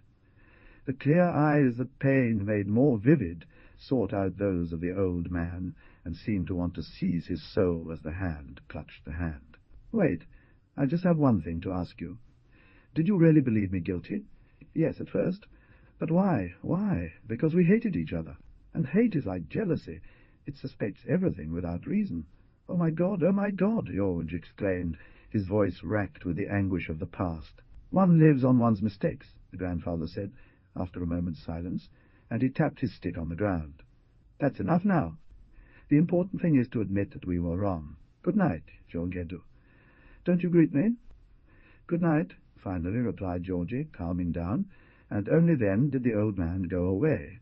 In the courtyard he stopped, and it seemed that he wanted to say something to Prétieux, but the boy evaded him, anxious to return to his master. Georges was extremely pale, with eyes surrounded by a black ring, but alive and bright, while he usually, after a nervous crisis or an extraordinary event, would fall into a feverish slumber. That night he was unable to find peace, and could not fall asleep. Just this evening, Prétieux thought as he stroked his blanket from time to time, and in order not to arouse the master any further, he did not ask about the reason for the raise. Visit of the grandfather? He, too, wished to be alone, in order to gather his thoughts and quell the turmoil within him. At times he seemed to be violently carried through space by the very motion of the earth itself. At others that all around him was empty and still. It seemed to him that his temples were creaking, ready to break like dikes on a river flood, and that their tremor was transmitting itself to all his limp limbs. "You saw," he said in a whisper to Prétu, as this one arranged the blankets for him before leaving. "Even the old man has bent. Now I am happy. But I'm tired, and I want to sleep. Go away." "Yes, yes, sleep, sleep." Grazia Deledda emerged promptly and waited. The moon was getting higher and higher, illuminating the little road. The old man had resumed his place on the step with hands resting on the cane, awaiting the return of Fee. Women. The country seemed deserted, abandoned by its ancient nomadic inhabitants. Only the old man remained on his high stone step, guarding memories and recalling an entire age gone. But an aunt figure, preceded by 2 merry dogs, appeared at the end of the little road, up, as it were, rising out of the valley. She drew black and great on the lunar background, and, singing, accompanied by the tinkle of chains, stirrups, and bells, crossed the lonely road. All the country seemed to wake up. Dogs barked. The echo answered, and the doctor's voice, going in pursuit of the hare, filled the night's silence with a stirring. Love, mystery, solemn, profound. 114 Prétu was listening at his master's door. The lamp was out. Everything was still in the tower. She slowly returned, leaving the door wide open so that some light could enter. She pulled off the coverlet, made a sign of the cross, took a little of the potent ointment with her finger, and approached the bed on tiptoe. George was awake, but suspicious of the boy's manoeuvres. He was still and immobile, with his eyelids down. He felt an anxious breath barely restrained, a cold, wet finger stroking his forehead, chin, and ear lobes. Then the faint light of the door disappeared. Prétu's soft footsteps scratched in the courtyard silence and seemed to vanish on the doctor's distant voice. York guessed what the boy had wanted to try, and, wiping his face with a handkerchief, he began to laugh. Little by little his laughter, initially mild, became loud, nervous, insistent. He felt it echo in the darkness, and it seemed to him the laughter of a happy man who was moving, arranging himself to go out and leave for the world full of joy. But yet, abandoning himself to his childish gaiety, he wondered at the reason in surprise. Why? He was the happy man. To him it seemed that he was no longer ill. The doctor's talk, the visit of the grandfather, Prétu's charlatanries, all seemed so beautiful, so amusing. But a nervous cough followed the laugh, and once more deep depression prevailed over him. Why laugh so? Was she right to laugh? Why this insomnia tonight? There's nothing more that this insomnia needs to make her misery complete. Well, what does it matter if even the grandfather recognizes his faults? He can make him proud, not make him healthy, and this is what he wants now that he has regained everything else. Fame, justice, love. And he starts to get upset, and his heart races again, and he thinks about the letter from his friend, but it seems to him that he has forgotten its words. He lights the candle again and reads, "I love you too, like you love me, George, and our love cannot be destroyed by time or distance, an inexhaustible source that sustains our lives. It is the same love of love." Around the word love, the other words in the letter, gathered as planets around fixed stars, and for a long time, in the clear night in which the air was fragrant, and Thea was fragrant, and Fee. Moon's sweetness penetrated even to the hideout. George gazed at the blue leaf like once from the edge of his cowl. He contemplated the starry sky. To calm down, he wanted to write to his friend. He took the book and paper from the small table, brought the inkpot, lamp, and pen, but this fell to the ground. He didn't have another one, and had to bend over the bed to pick it up. This movement always gave him vertigo. However, without hesitating, he turned his chest on the edge of the bed, his head down, his arm extended to search. He found his pencil and put himself in his usual position, and then he realized that he could move without feeling dizzy. A cold sweat covered everything. His temples, wrists, and fingers beat violently, but thoughts remained clear. The things around didn't move in their usual whirling cycle. He believed he was dying of joy, a joy similar to anguish, so violent that it broke his heart. He remained immobile for some moments. He no longer even remembered his friend. She could see only a distant blaze, like a fire, but the fear of being deceived came back to obscure everything. He rose and sat in the middle of the burning, sweaty bed, with trembling fists and thumbs, fixed like two nails on the mattress. His head was shaking and swaying, his teeth chattering, but thoughts continued to glide smoothly through his mind. Things around remained still, once again illuminated by a dazzling light. Then he was sure that he had been healed. Slowly he got up, pushed the pillow on the headboard of the bed, and leaned his back against it. He moved his head, looked around, and things remained still. Everything seemed beautiful, bright to him.